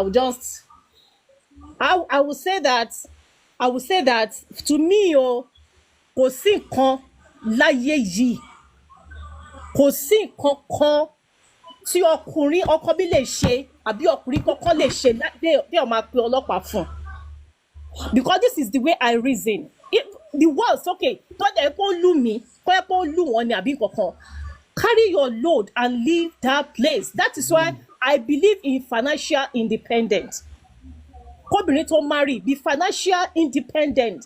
There is owó kan tó ń pè ní owó mokoya tó ní láti ní. Be financial independent. To bá pé the world and they stop her from submitting to your husband, or stop her from respecting your husband, or stop her from being submissive. It doesn't stop you. It doesn't stop you at all. Kò sí nǹkan náà, the worst thing tó lè ṣe pé bóyá ó lù ẹ́. Tó bá dé lù ẹ́, then leave the house. Mi ò sọ opinion anybody o, yẹ pé ká tún sọ opinion tiẹ̀ tèmi lèmi ń sọ o. Opinion tèmi kò sí nǹkan tí ọkọ èèyàn lè ṣe fún yàn téèyàn máa pe ọlọ́pàá fún ọkùnrin yẹn.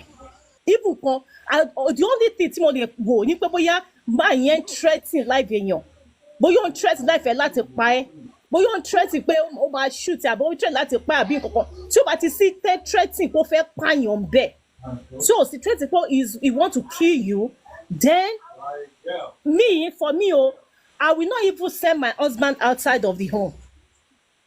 Sorry, this is where I reason. This is my own reason,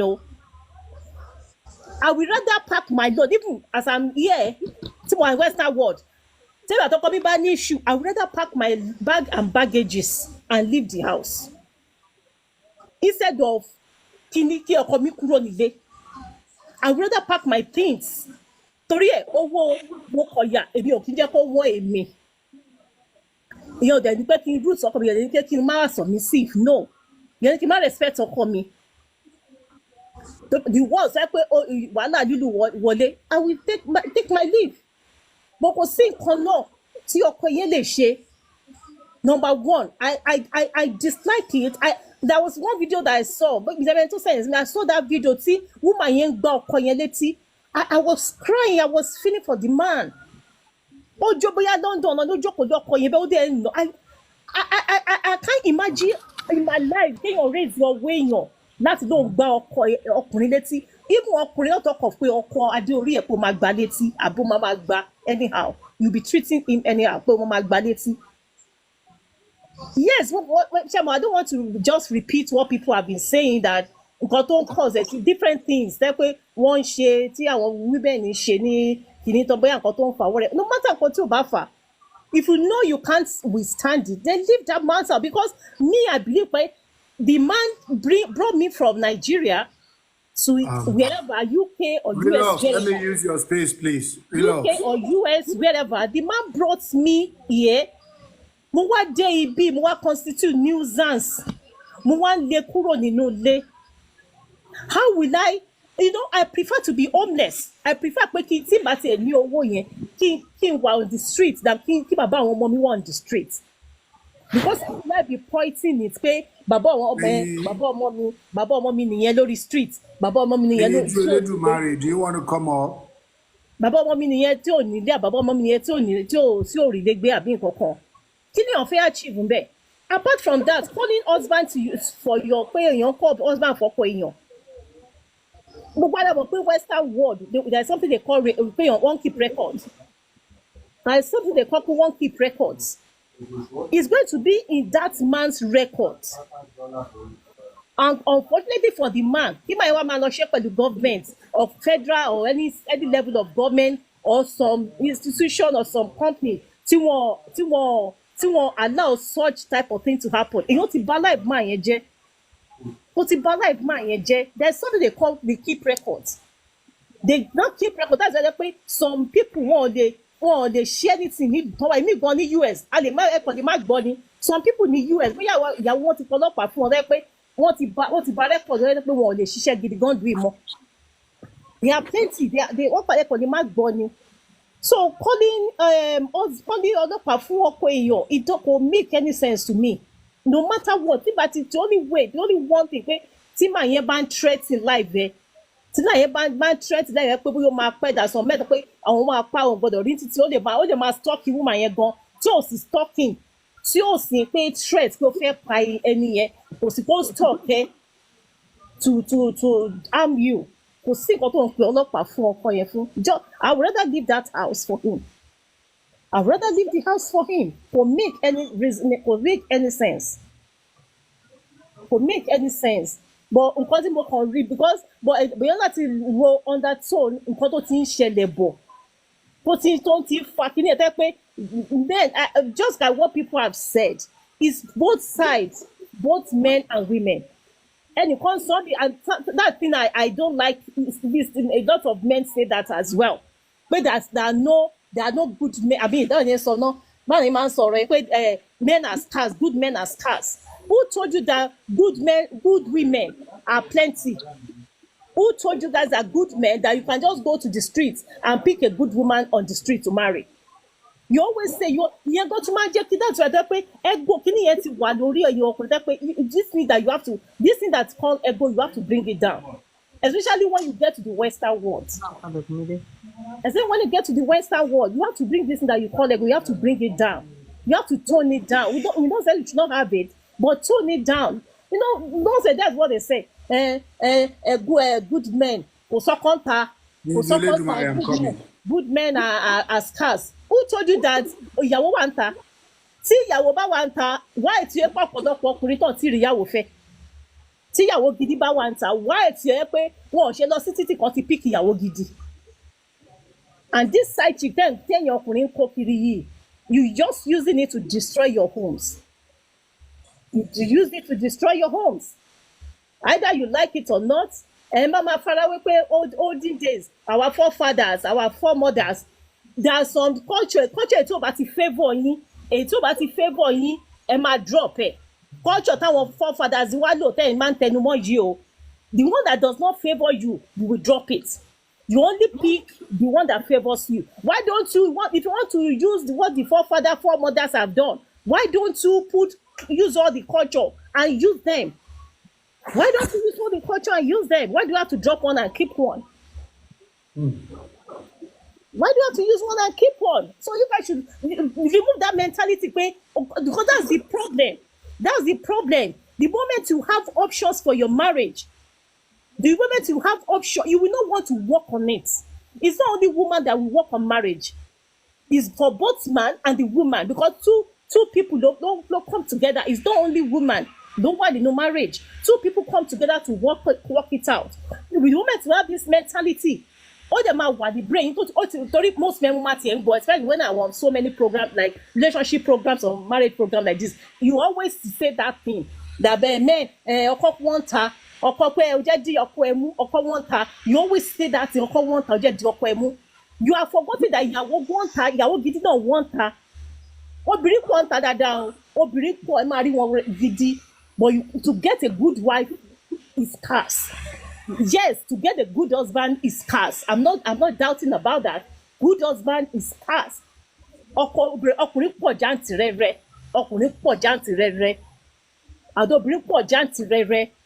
You guys should remove this thing from your mind. So because you want her, you will treat your wife anyhow. Ọ̀rọ̀ yín dàbí ẹni tó ń gúnyàn lábẹ́rẹ́ ni. Ọ̀rọ̀ yín dàbí ẹni ẹ̀ ń gúnyàn lábẹ́rẹ́, ẹ̀ ń gún níṣó, ẹ̀ ń star bẹ́ẹ̀, ẹ̀ ń ṣoríṣiríṣi sí ẹ̀ ń star bẹ́ẹ̀, ẹ̀ ń nélẹ̀, ẹ̀ dẹ̀ fẹ́ kó sunkún, ẹ̀ fẹ́ kó dákẹ́ kó máa mú mọ́ra, ẹ̀ dẹ̀ nélẹ̀, ẹ̀ dẹ̀ ń destroy ẹ̀ ń ṣoríṣiríṣi, ẹ̀ ń abuse ẹ̀ ń maltreat ẹ̀, and you don't want her to cry, you want her to keep quiet. Yes, actually, I'm not supporting what I want UK women show, because me, I will not do it. I will rather leave the house for my husband, because onlo ni liye. That's my own reasoning. Onlo ni liye. Mi ò lè wá débì kí wá ni mo bá yé ẹ̀jẹ̀. Ọmọlọ́mọ wò mí sùsù pé 1 billion obìnrin àbí how many billions obìnrin tó wà láyé yìí tó rí. Ibi tó wà kò mú kankan. Ó wá sí yan Nàìjíríà, ó wá mú mi. Màá wá dé màá ni mo fẹ́ bá yé ẹ̀jẹ̀. Tí people gan tí ò bá sọ̀rọ̀ gan ẹlẹ́dàá ẹ̀ máa sọ̀rọ̀, ó máa sọ̀rọ̀ fún yàn, ó máa jà fún yàn. Kó má sọ̀rọ̀ kó má jà. Women, they don't know that all those things wọ́n ṣe wọ́n bá yé àwọn ọmọ wọn jẹ́ ni. Wọ́n bá yé àwọn ọmọ wọn jẹ́ ni. When you treat bàbá ọmọ tó jà síta báyẹn, wọ́n bá yé àwọn ọmọ wọn jẹ́ ni. So I'm not supporting that, and it's it's a ridiculous and appalling action. So that's my own submission. Thank you. Thank you, Queen Lola. Okay, Queen Lola, thank you. Queen Salami, choose value. I choose value. Hello, ẹ̀gbọ́n mi. Ẹ má bínú. Salami, please hold on. I choose value, look on. I choose value. Ẹ má bínú. Network wọn kára fídíò dà. Ṣé rí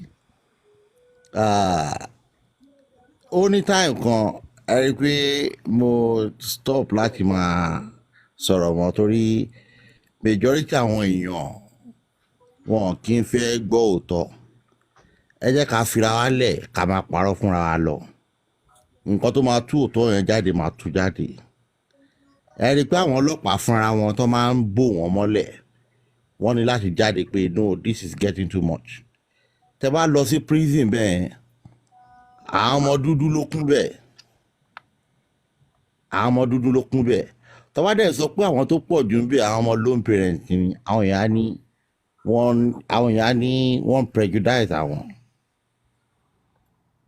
Ọlọ́run ṣe pé àwọn tí ò mọ̀ wá rí through statistics wọ́n jáde pé ẹ má bàlú àwọn jẹ́. Torí ìlú táwa àti bàjẹ́ àtúkúrò ń bẹ àtúlọ́ta àtúlọ́mbà ní olúlu jẹ́. Ẹ̀gbọ́n ṣe rí tọ́ bá so tọ́ fáwọn èèyàn àwọn èèyàn á ní wọ́n ní làwọn ni. Angel Elédùmarè, I'll bring you up now. Ṣe rí àwọn tó ń pera wọn ní so-called born again yẹn. Àwọn ilé ìdá wọn lè dá. Mo fẹ́ sọ fún pé gbé DNA machine wọ nílé wọn. Àwọn tó support wọn kan máa yìn wọ́n bọ̀ ni. ẹ gbé DNA machine wọlé wọn àwọn tó support wọn máa yìn wọn bọ̀ ni. ṣẹ́rí time kan tí a pariwo kiri ń bí pé ẹ jọ ṣé family lè dúró Nàìjíríà láti wá kò sí benefit ń bẹ náà everybody ló ń struggle ilé òde dàrú Nàìjíríà ó ti wá díẹ̀ bíi tí wọ́n ti ràn yín lọ́wọ́ pé kẹ́ jẹ́yàn lẹ́tí wá ń da lérú benefit most of our people ń gbà látọ̀dún yìí kí ló ti fi dà ṣọ́ọ̀tì ti fi di Dangote ni àbọ̀n ti fi di $10. ṣe rí problem ta ní poverty ni problem kan ta ní kò sí kan táwọn èèyàn bá sọ pé kíní kan irọ́ ni poverty ni because àwọn èèyàn wa tó wá láti Nàìjíríà wọ́n ní this poverty mentality ó fẹ́ compare rẹ̀ pẹ̀lẹ́ tó ti wà nílùú òyìnbó fún bíi 30-40 years tó ti grow ara ẹ̀ nínú system nǹkan tó ń ṣe ìwọ tí wọ́n ṣẹ̀ṣẹ̀ dé náà fẹ́ ṣe majority wọn máa pé mi ò lè bọ́kùnrin pín bíìlì o tí bá ti ń bọ́kùnrin pín bíìlì àti di mate nílé nìyẹn ìta tó fẹ́ lọ tó fẹ́ wá jayé ń ta àwa ló máa bá níta tó bá wà ta àwa ẹ̀ ló máa bá ń ta ṣáà ní interest at heart bí ẹni tó bímọ fún. irọ́ ni náà irọ́ ni àwọn èèyàn wa ọ̀dẹ̀ kí ń gbọ́ràn tí babs ṣẹ́ni this poverty of a thing ó ti so wọnú àwọn èèyàn wa gan tó yẹ pé wọn ò rí nǹkan mímọ́ owó ni àwọn ọmọ nàìjà àwọn ọkùnrin nàìjà ń bí wọn ò fẹ́ tẹ̀ lóbìnrin nàìjà ó dẹ̀ ṣe gbogbo obìnrin nàìjà ló bad but majority àwọn obìnrin wa ò dáa majority àwọn ọkùnrin wa náà ò dáa ẹ ká sòótọ́ fúnra wa bẹ́ẹ̀ ṣe rí àwọn ọkùnrin máa ń ní kinní kan pé kinní kó má bàjẹ́ jẹ́ àfọwọ́sowọ́pọ̀ ṣe bẹ́ẹ̀ ṣe rí majority àwọn obìnrin wa benefit yẹn báyìí tó máa fẹ́ gba benefit yẹn wọn ò kọ̀ kí gbogbo ilé kó wó torí wọn fẹ́ gba benefit yẹn èlò náà dẹ̀ ló ń gbà kẹ́rí ibi tí poverty tó bá yé àwọn èèyàn dé mi ò dẹ̀ really blame àwọn èèyàn wa o ó kò yẹ pé result ti poverty mentality yẹn ó máa ń destroy society ni ìjọba ti destroy wa ká tó kúrò lé so tá bá débi tí ìrọ̀rùn ti wà gan tó yẹ káwọn èèyàn rí opportunity tó wà ń bẹ̀ poverty tó ń filẹ̀ lé yẹn lọ́n rí anything jẹ́ kí sáré ko tí bá ti lè kọ́lé tí mo lè ṣe gbá tí mo lè ṣàwo mi ò ní jìyà mọ́ lọ́la ta ló sọ fún ẹ pé o máa rí ilé náà kọ́ tọ́lọ́mọ̀ bá kọ́lé náà ṣe lásán ni tá bá sọ pé London pé ní UK táwa yẹn ó worse ju anywhere lọ wọ́n máa ní wọ́n prejudice wọn ni ṣe bó àwọn ọlọ́pàá náà gbé jáde tẹ́lẹ̀tẹ́lẹ̀ 75% ní kíní yẹn bẹ́ẹ̀ ní sí 82% ní everybody lọ fact check ni 82% àwọn obìnrin Nàìjíríà níbí they are single ẹ wo percentage yẹn ẹ wo bóyá tóbi a majority wọn are prone to poverty ìwọ tó bí ìgbà tó mọ̀ kó fẹ́ lé owó kí ló dé tó lọ márì tó bímọ ó bá ti má bímọ kó kọ́kọ́ lé owó náà kó dàbí Dangote kó tó máa bímọ àwọn òun wo implication poverty mentality yẹn kó tó máa wùwà ẹ wo àwọn promising child tó wà ní prison wọn lè amount sí nothing mọ́ ní system yẹn náà wọn lè amount sí anything ní system yẹn wọn kò dẹ̀ sí nǹkan tó fa tọmọ fi ń lọ prison tí kò bá ti sí corporation nulẹ̀ ìwọ obìnrin tó bá ti gbọ́rọ̀ sọkùnrin lẹ́nu kò sọkùnrin tó máa jókòó tiẹ̀ mẹ́ẹ̀ ìwọ ọkùnrin náà tó bá ṣe nǹkan tó yẹ kó ṣe nulẹ̀ problem máa wà nulẹ̀ yẹn ni bẹ́ẹ̀ ẹ rí i pé ọkùnrin ní lọ́wọ́ obìnrin ní lọ́wọ́ bẹ́ẹ̀ tóbìnrin ní lọ́wọ́ yẹn ó ti pọ̀ jù torí ẹ̀ làwọn people let me use your space briefly Adigun. torí ẹ̀ làwọn people ṣe jáde tó fi ń pariwo ẹ̀yin obìnrin wàhálà yín ti pọ̀ jù ṣẹ́rí ẹ lọ sí bíi ti Canary Wharf yẹn ẹ lọ sí family court tó wà ń bẹ̀. ẹ̀yin jẹ́ Olódùmarè where are you. ẹ rí i pé majority àwọn ó jẹ́ pé àwọn ọ̀dà rẹ̀ èso kì í wá o majority àwọn tẹ́ máa bá ní family court àwọn nàìjà wa dùn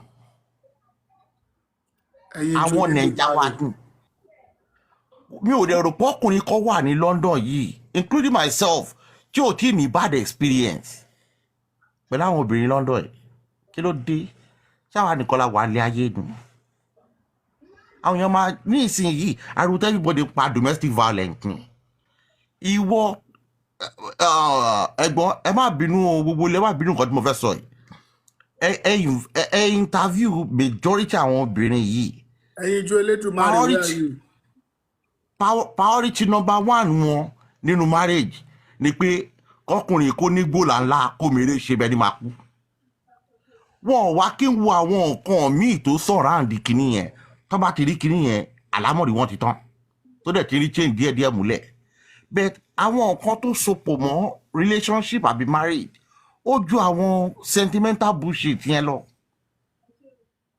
tó bá ti wá kó sínú ẹ̀ tán láti bímọ àbí méjì wọn á ṣẹ̀ṣẹ̀ máa rí reality of life á ṣẹ̀ṣẹ̀ máa dán sí wọn wọn á máa sọ pé kíní kan domestic violence nǹkan tó choose lórí tọkùnrin ò bá jókòó sílé kò ṣe pé ìjọ tó pàdé ẹ̀ yẹn náà ló bẹ̀rẹ̀ wá yẹn ó ti ń wùwà yẹn ó ti náwọn ìwà burúkú yẹn lọ́wọ́ kó tó fẹ́ ìwọ náà dẹ̀ mọ̀ bẹ́ẹ̀ torí pé o fẹ́ sáré gbàwé o fẹ́ sáré ṣègbà o fẹ́ sáré ṣàwo o fẹ́ o bímọ kan o bímọ méjì fún ìwọ fúnra rẹ̀ ìkà ni ẹ́ torí tó bá ń ro future àwọn ọmọ yẹn ni o ò ní rí ọkùnrin wèrè àṣàbà kó sọ pé torí o fẹ́ gba kíní kan àbí nǹkan kan kó sáré lọ bímọ fún pé tó bá dọ̀la o máa divorce ẹ̀ àbò máa sílẹ̀ ṣé ọmọ méjì àbí mẹ́ta ò ti wà lọ́wọ́ ẹ̀ ni báwo lè fẹ́ ṣe life àwọn ọmọ yẹn èmi ò prejudice anybody o but òótọ́ ọ̀rọ̀ tá à ń sọ látọdún yìí táwọn èèyàn sọ pé ẹnu wa ń rùn òun lọ́lọ́pàá gbé jáde yẹn sójú òtí àwọn èèyàn wa dùn sójú òtí àwọn èèyàn wa dùn gbogbo ẹ̀ owó majority wọn tó dẹ̀ wá sórí platform yìí ẹ ló wo ọmọ wọn ẹ̀wọ̀n ló wà wọ́n tún wọ́n máa sọ pé women are fighting for women mi ì sọ pé obìnrin ò dá tán o mi ì sọ pé ọkùnrin dá tán o ọkùnrin burúkú wà obìnrin burúkú wà bẹ́ẹ̀ ó kí ló dé tó yẹ pé ìwọ obìnrin tó mọ̀ kó dáa kí ló tó yẹ lọ́mọ ọkùnrin burúkú ó wá ń pariwo domestic violence lórí social media ìwọ ọkùnrin burúkú náà tó lọ mọ́bìnrin burúkú ó wá ń pariwo kinní kan lórí social media ẹ̀gbọ́n Ọlọ́run á bá wa yọ poverty kúrò ní life wa táwọn èèyàn bá ti gbé poverty yẹn kúrò mind wọn tó bẹ̀rẹ̀ sí ní do it right ẹ rí i pé àní ní problem in society mọ́ society wa mọ́ ẹ̀mí èrò tó ń kó kúrò ní UK ni tó ti kó wá sí Canada yìí torí lifestyle UK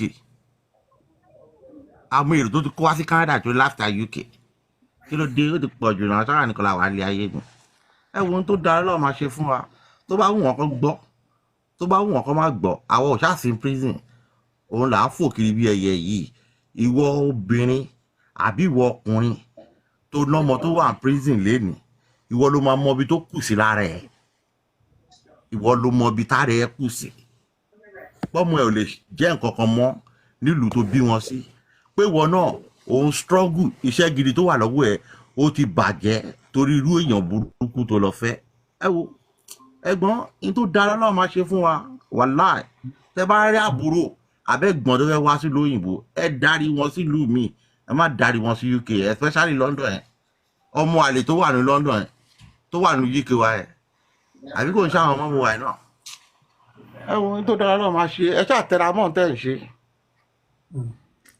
All right. Queen Salami.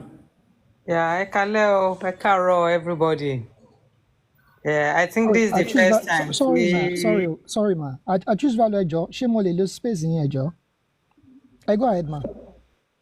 Okay, I think this is the first time Tim. Absolutely, sir. Yes, sir. But to come up. To so come up, yes, 2 or 3 days ago. Yeah. 2 or 3 days ago, right? Oh, Mo kàn ní few things because I've been listening to it like almost 45 minutes now. Everybody ti sọ a lot. But one thing we can't believe, Sherry, what we call marriage, aláwọ̀kọ́ ó deep gan to my own feel. And marriage, it can take us up, and at the same time, it can bring us down. Right. Yorùbá dẹ̀ ní kọ́kùnrin tàtọ̀rìn. Obìnrin tàtọ̀rìn. Obìnrin tàtọ̀rìn. Wọ́n máa lómi lẹ́yìn ẹsẹ̀ jura wọn Wọ́n lọ. máa lómi lẹ́yìn ẹsẹ̀ jura wọn lọ. That's right. Tẹ́rí gbogbo nǹkan tá à ń sọ yìí pátápátá. Ọwọ́ àwọn obìnrin ló kù sí jù. Tí a bá fẹ́ tanra wa ló yà kù. Ọwọ́ àwa obìnrin. Torí ìdí tó jẹ́ kí n sọ báyẹn ni pé òpó múlé iró, òpó mú ilé ró, ọwọ́ obìnrin ló wà. Ilé tó bá da, obìnrin ló dì mú. Ilé tó bá kù díẹ̀ káàtó, obìnrin ló dì mú. Kò síbi tí ṣe ò sí o. Ó wà ní Nàìjíríà tí gbogbo wa ti kúrò. Ó wà nílùú UK, ó dẹ̀ wà l'Amẹ́ríkà. Kò ṣe rí àwọn obìnrin, ẹ má bínú gbogbo àwọn obìnrin tá a wà lórí platform yìí. Àṣìṣe tá à ń ṣe òun ló pọ̀ jù. Torí ìwà tí èèyàn bá fẹ́ wù, ẹ jẹ́ ká kọ́kọ́ wo àwọn ọmọ tá a bí sílẹ̀. Gbogbo tá a bá wù pátápátá, ọjọ́ orí tiwa yẹn ó ń dínkù ni, but àwọn ọmọ yẹn ó ń lékún ni. Kí ni àǹfààní ilé ayé tóbìnrin gbé tí ó lọ tí àwọn ọmọ ẹ̀ tí wọn ò jẹ́yàn nínú ayé mọ́?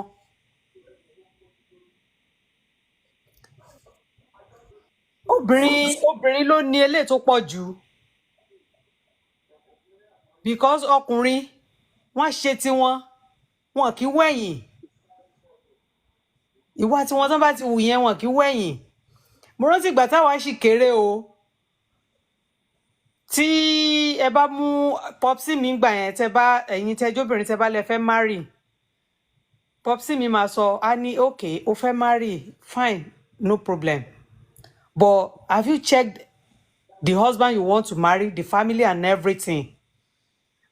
Wọ́n ní okay, reason táwọn ṣe bèrè ni pé tó bá ti mọ́kọ wá, táwọn dẹ̀ ti ṣe marriage fún ẹ tó lọ, àwọn ò fẹ́ kó padà wá kó ní dáàdì mi mọ̀ pé wèrè lọ́kọ tí mo fẹ́. A jẹ́ pé wèrè yẹn lọ́lọ́run ti yàn mọ́ ẹ nìyẹn. No coming back. But ṣe rí life tí àwa obìnrin ń gbé ń sìn. Most especially tá bá ti lè kúrò ní Nàìjíríà, a ti believe pé ìlú tá a wà yìí, I can do anything. A lè ṣe nǹkan tó wù wá. Ẹ lè ṣe nǹkan tó bá wù wá, but àbọ̀ ẹ̀ ń kọ́ tó bá padà dé, ó máa ń burú gidi gan. Because gbogbo àwọn ọmọ téèyàn bí, they will just think, ẹ máa rò pé wọ́n rí yín. They see a lot. And like tí I choose Falo tó sọ́nsìn, mo pick point kan nú ẹ̀. Pé tẹ bá dé prison sìn, àwọn ọmọ tó wà ní prison yẹn, most of them, they are from broken home. Kò ṣe UK nìkan ló wà, kò ṣe America nìkan ló wà, kò ṣe Canada nìkan ló wà, even in Nigeria. Tẹ bá wà àwọn ọmọ tó ń já báàgì gbà lábẹ́ bridge, tó ń já báàgì gbà ní Èkó, Ìbàdàn and all, they are all from broken homes. Most of them wọ́n ní ìyá, wọ́n ní bàbá, but ta ló raise wọn? Either their grandma or grandfather. Òun ló raise àwọn ọmọ yẹn. Ìmí inú wọn wọ́n ti pàdánù, ìmí wà ní jail ní Nàìjíríà tá a ti kúrò, tí gbogbo wa ti kúrò gan, apart from pé a wà nílùú òyìnbó. Gbogbo nǹkan tó ń ṣẹlẹ̀ yìí, obìnrin tọkùnrin mú wá sílùú òyìnbó tó ti torí pé bóyá ọkọ ẹ ó ṣe nǹkan kan, ó hùwà kan tí ò dáa, ó wá mú fóònù, ó pọlọ́pàá, ó ti wá náà lé ọmọ tó bí lórí. Tó bá ti ọkọ tó mú ẹ wá, tó bá ti torí pé ìwà tó wù, bóyá ó ka pẹ̀lú nǹkan kan, ó wá ti torí ẹ ó pọlọ́pàá fún. Ó ti bà ayé ẹ̀ jẹ́ bọ̀ àwọn ọmọ tí wọ́n gan bí sílẹ̀ ńkọ́. Tá bá dẹ̀ ní ká wo pé okay o, bọ́kùnrin ṣe hùwà, gbogbo ọkùnrin tó wà pátápátá, gbogbo wọn ló ní madness. Ṣé wá rí madness tọkùnrin, Ọlọ́run ọba ń gbọ́ kò tó tóbìnrin. madness àwọn obìnrin ṣebí nílùú òyìnbó tá a wà yìí náà lẹ ti máa rọ́kọ àtìyàwó tán jọ máa gbéra wọn wọlé tọkọ máa tó máa kó gbogbo ohun tó ní bóyá trailer lọkọ ẹ ló ń ṣe tó máa make sure pé okay you just be somebody lọ ṣe nursing after tó bá ṣe nursing ẹ̀tàn tó parí tán ó máa dọ̀gá lọ́kọ yẹn lórí mà ní àbí kò ṣe lu òyìnbó yìí náà ládìjọ wà tó yẹ pé tọkọ yẹn bá sọ ó báyìí 100 ló máa fi reply ẹ̀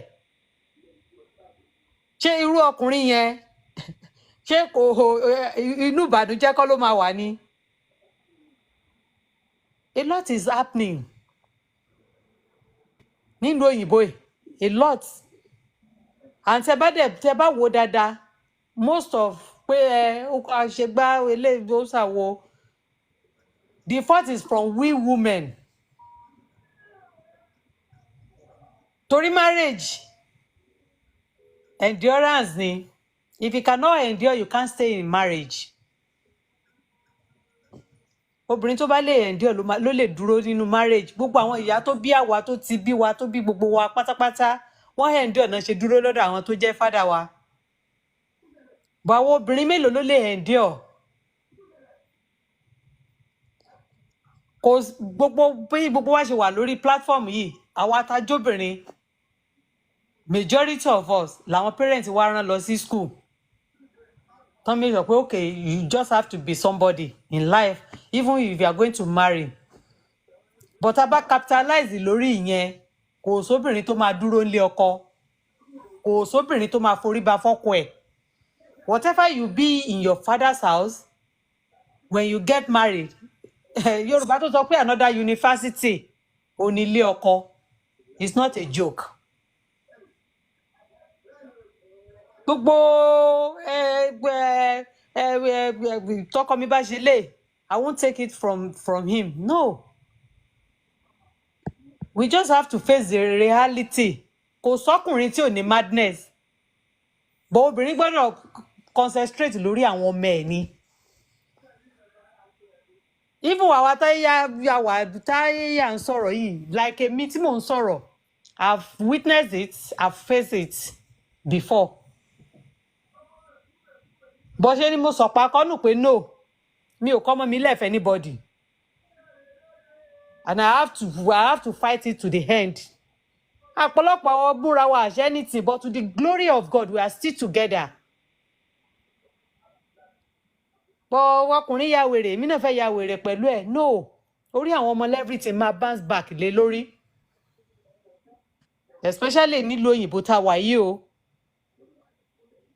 even káwọn ọmọ yẹn lọ sí school if you have any issue with the father in the house there is no way he's still going to ó máa reflect lára àwọn ọmọ yẹn a lot there's issue tó ṣẹlẹ̀ l'Amẹ́ríkà ní bóyá bíi 4 days ago ọmọ tó lọ yìnbọn nínú class Atlanta. ní Atlanta yes that's the state I am not even far from my daughter's school. Wow. Ọmọ yẹn is a broken home ó ló cause the issue ọmọ yẹn the father and the mother are not together again so wọ́n bully ẹ̀ ní school and at the same time ọmọ yẹn ó nọ́ọ̀sì pé ìyá òun pẹ̀lú àti bàbá òun they are not together anymore. Ṣé tí màmá ẹ̀ àti bàbá ẹ̀ bá rò dáadáa pé okay ọmọ táwọn bí yìí torí ẹ̀ let me sacrifice for this marriage because of that son, that boy ṣé ọmọ yẹn máa turn to into delay ni ọmọ 14 years and that is what is happening to us in we Africa now. Tí bàbá ẹ̀ lọ ń ràbọn fún. Tí bàbá ẹ̀ lọ ràbọn fún tó fi ṣe Christmas gift. Ọmọ 14 years. Ọmọ 14 years. Ó náà ti lọ jail.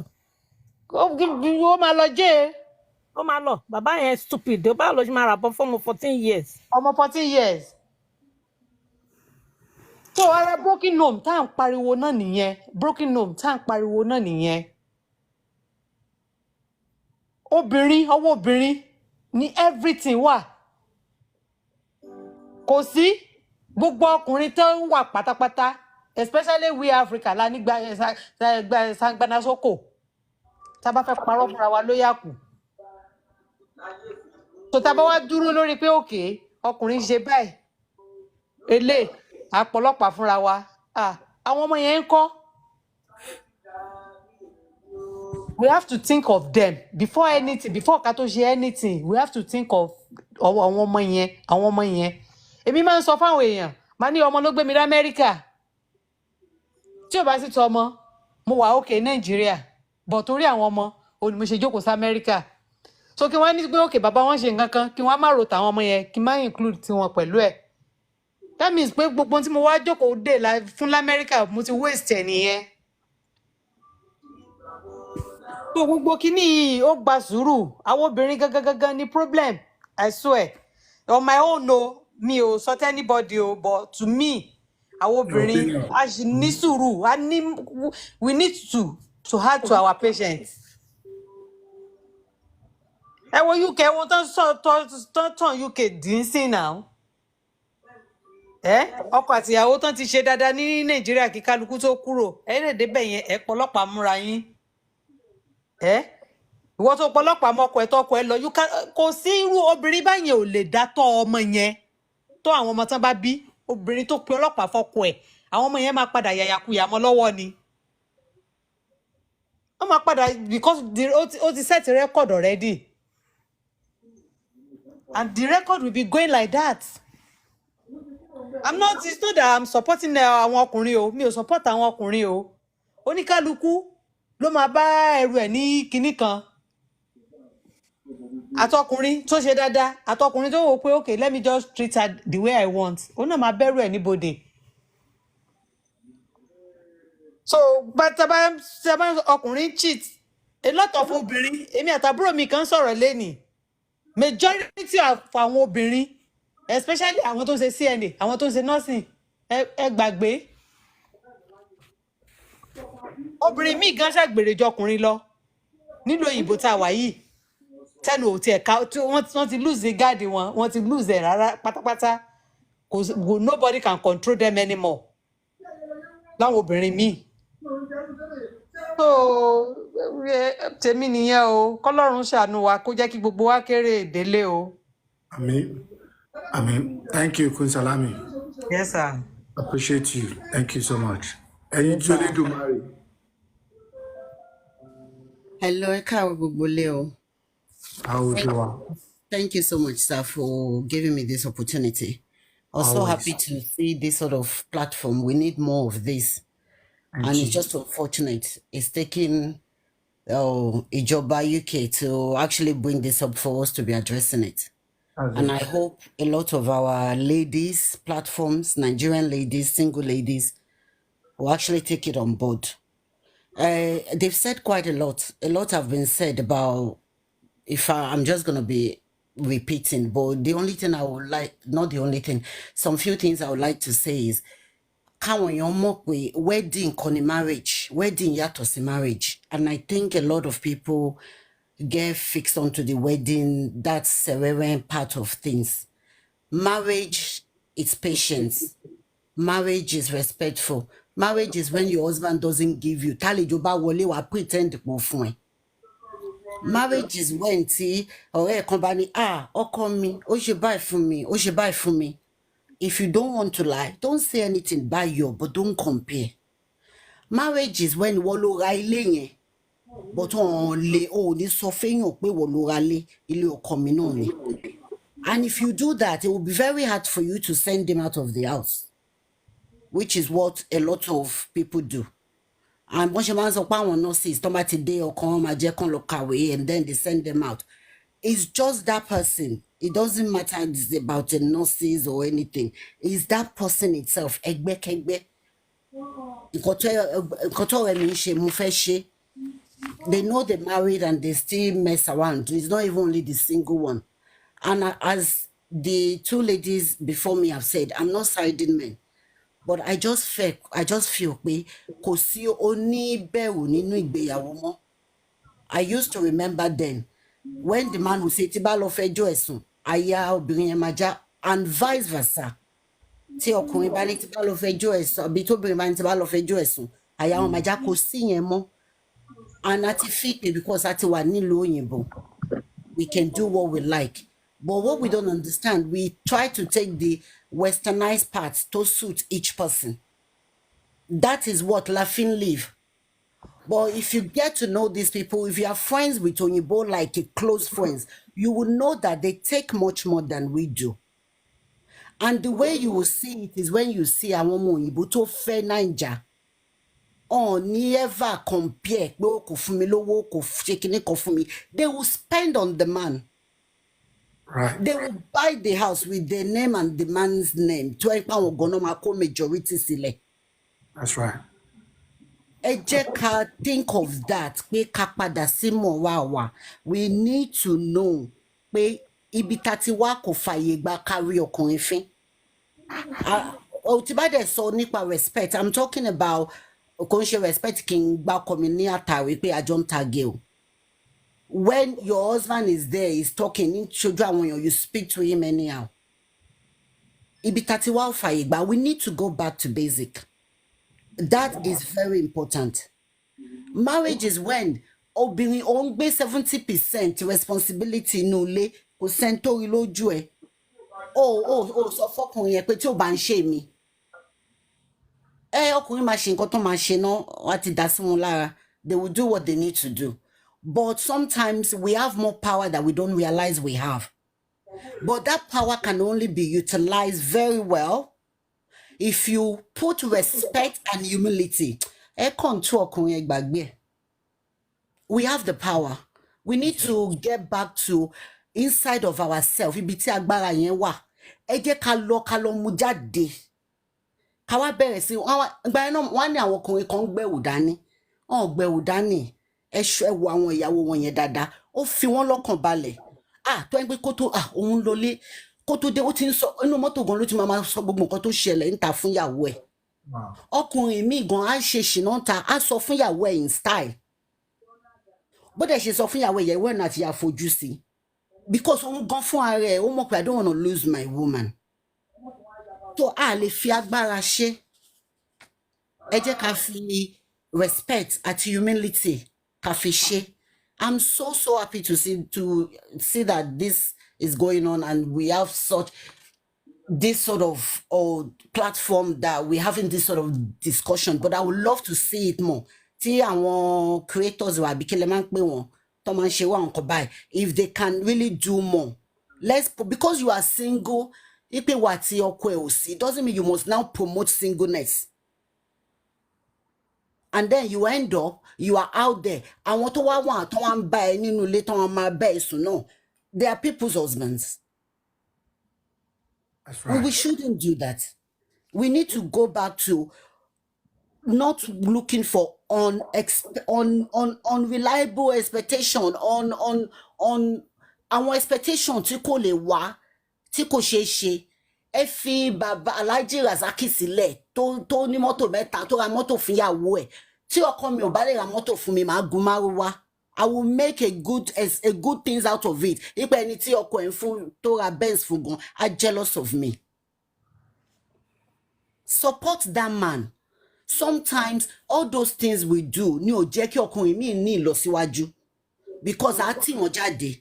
Wọ́n wá lọ bá ẹni tí ò yẹ kán bá sùn tó máa mú kí ló máa ń pè nǹkan tí ò dá bad luck wá sínú ilé nítorí wọ́n ti lọ fàyà kan àyà because a fi wọ́n lọ́kàn balẹ̀.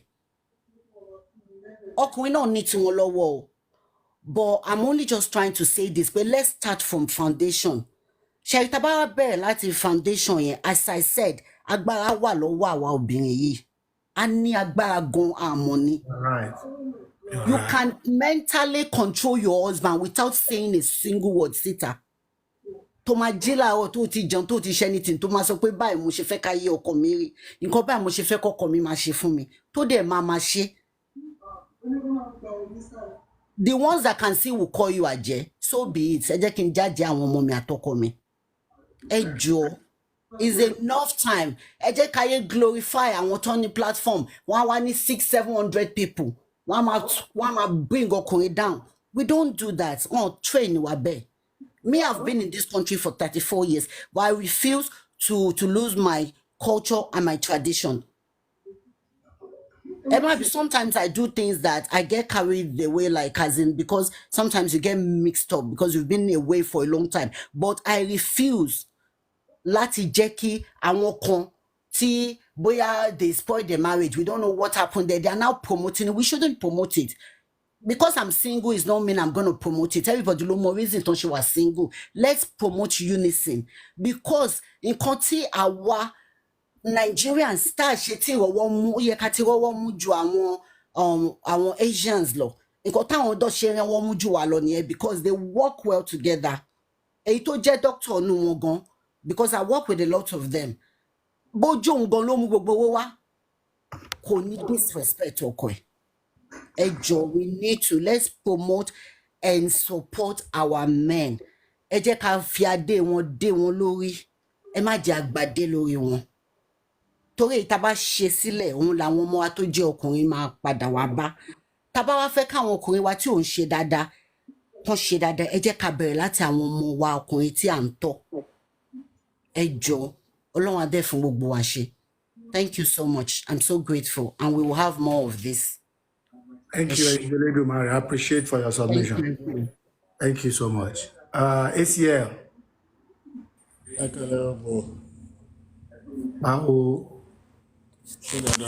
Ṣé fún opportunity mo kí everybody lórí platform àti lórí FYPO àti comment section. I'm going to be quite brief. A lot of people have said a lot of things, but in this kind of discussion, I try to encourage people not to make it a gender, not to let it degenerate into a gender war. I happen to have been privileged to work closely with the police, with immigration, and all of those government officials, government, how will I call them? Government departments that carry out law enforcement one way or another. I've also been privileged to deal with many family cases, representing in court and also working, in a specialist team within social services. And believe me, for the Metropolitan Police to go all the way to bring out a program which involved ethnic police officers so that it is who look like me that is talking to us, not someone who doesn't look like me. For them to have brought out a budget to cover that and deploy police officers to go into the community to deliver this singular message. Warning, and it's a warning, stern warning, look. Yeah, and all of that. There is a reason they targeted churches and mosques. I can tell you the reason straight away because we've done this work you are seeing now is not today. This thing here is not today. It's been something that's been going on. I was part of the initial stage in terms of my own work and the reports we deliver in terms of what we're seeing. Statistics kì í ṣe sìn lọ́bẹ̀rẹ̀ sí collate o. Kì í ṣe sìn lọ́bẹ̀rẹ̀ sí investigate. In fact, let me give you an example of one case I dealt with then, where this woman came claiming homelessness with a baby in hand. Now, typically, we put her up, arranged accommodation for her to take her away from the guy and all of that. Now, I decided to do further investigation about it to get to the root of why someone would be so callous to put a woman with a baby in that kind of situation. When I interviewed her, she gave a lot of instances, the typical whole shebang, domestic abuse, blah, blah, blah, exploitation, whatever. It just brought her from Nigeria. In fact, what caught my own curiosity was the fact that she had only come from Nigeria. And I know one thing that was going on before. You see, unfortunately, if you're a British citizen male, you are a moving target. The same way you may be if you're a British citizen female. Now, more of the male, because with children, she becomes even more powerful than you. And it's rightly so too, to protect children from harms, promote and safeguard their welfare and all of that, and do so within their family, right? Now, she claimed all these things against this man. I know that if you're a British citizen male and you bring a woman into the UK, tí wọ́n ti fún níwèé on the basis of your citizenship pé yàwó ẹni tó wọlé, tí woman yẹn bá wọlé lénìí, tó wọlé sí UK lénìí, tó kúrò l'airport lénìí, tó claim domestic violence against you lénìí, she will get indefinite leave to remain in very short time. Wow. In a very short time. The UK. Yes. Wow. This is work I did for many, many years, and I still do it here and there. You get my point? She will get, in fact, there are two special categories in immigration just for that purpose, for domestic violence. The first one, within a week, you will get papers with no recourse that allows you claim benefits and all that. Initial one to take you away from it, before they now process the main thing for you. So you will not be dependent on that person that is subjecting you to domestic abuse, having brought you here. Because the rationale behind it is that person has an upper hand against you, so that you are at risk of many different things, like maybe even depending on what you claim, but they did this thing to cover many things like trafficking, modern day slavery, abuse, all of those kind of things, just to protect the individual. Do you get my point? Men too can benefit from it if they can prove, but believe me, it works out easier for women. It works out easier for women. Now, the second one, that one is straight up. You apply for indefinite leave to remain, they give it to you straight up. It will depend on your circumstances, whether you go through the temporary first to get the main thing, or straight up they will give it to you. You get? Now, when I did the investigations, what I found was that this man, because she was claiming that he abuses her, and okay, so what do you do when he starts? She will run into the bathroom and lock the door and all of that stuff. My brother, I conducted an unannounced home visit to go and see that property, kind of go to the crime scene kind of thing and evaluate the evidence this woman is giving in terms of her testimony of what happened to her. And guess what I found? This man is a disabled man, so disabled to the point that there is no way he could perpetrate the kind of abuse that woman was claiming, which is physical abuse. There was no way he could perpetrate that abuse on that woman. There is no physical way possible that can happen. Number one. Number two, any tolo malon tira mo bathroom. Well, bathroom lock and all that. It turns out that their bathroom had no lock on the door. So the question was, so how do you then lock yourself up? Or sometimes you don't have to one way. Sometimes I run out of the house. Sometimes I do all that. Anyway, long story short, investigation showed that this woman did that because she was trying to get her papers quickly away from the man, because she didn't want to continue living with the disabled man. So, number one. And then number two, to report in Niomo, where Lunye offered Bali council and benefits. You see the point? Now, to leave the story there, you can see the extent to which that woman was ready to go. If not for diligent case working and investigations, joint working, this woman will have her way, and she will have tarnished the man's image one way or another. So for the Metropolitan Police to now come and say, look, this is getting too much, it is because they have investigated these cases. They have seen that all of these cases are frivolous. Emphasis on frivolous, meaning that it has no merit. I've been hearing people say,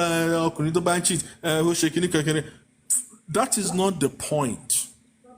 That is not the point.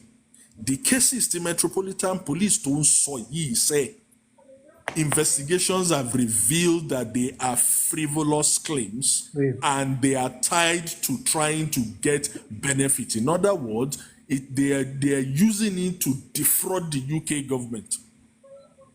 That's right. And that is why they are issuing them with a stern warning that you need to stop wasting our time and wasting our resources. Yeah. Again, I stress, it is not the general thing they are talking about. These are cases that they have investigated, and it is very, very clear that they are frivolous claims. Frivolous claims that have no merit. So, 70%, I can guarantee you, I'm telling you again, it is those ones that are frivolous, that have no merit, that there are no truths to them. So I want to worry clearly, these people are weaponizing this opportunity against these poor men. That is why that warning has come. Now, I can tell you what will follow. But the warning is to first sensitize you and all of that. Untoma follow is that women who do this kind of things will begin to see backlash in terms of criminal offenses, in terms of prison sentences, in terms of harsh punishments when they do this thing. You know the UK, the way they do it, they will first advise you, Metropolitan Police to commit so much money into this stuff and get officers to go into the community and begin to do. This is the beginning of something that is coming that will mean that women who do this thing and they find out it's frivolous will pay for it, and they will suffer the consequences. This is also coming from the backdrop of the fact that majority of those in prison are, especially youths that are in prison, that they are having problems because I dealt with a lot of gang work, youth gangs, and all of those kind of things, county lines, movements and stuff like that. Most of the youths involved in these things are from this kind of homes, broken homes like this. You think UK police love doing paperwork? Nobody likes to do unnecessary paperwork. The whole thing is becoming too much and unbearable, and is not necessary. Not to mention the kind of destruction that it does to the men that these things are being done to. I'll give you an example of another case I dealt with at some point. The guy was our client. So this guy, the girl asked him for something, and he didn't have it or he didn't give her, right? She seduced him, invited him, girlfriend, your girlfriend or your wife, would your wife seduce you to come and do blah, blah, blah with her, and you say no? You won't say no now. In fact, you will run so fast there that you won't even know if she's on her period or not, unless she tells you she is. That's right. Yours truly, in the expressway, do you get my point? She seduced him knowing that she was on her period, and they did thing. Whole bed full of blood. Whole bed full of blood, tissue, blood everywhere. The guy was like, why are you in your period?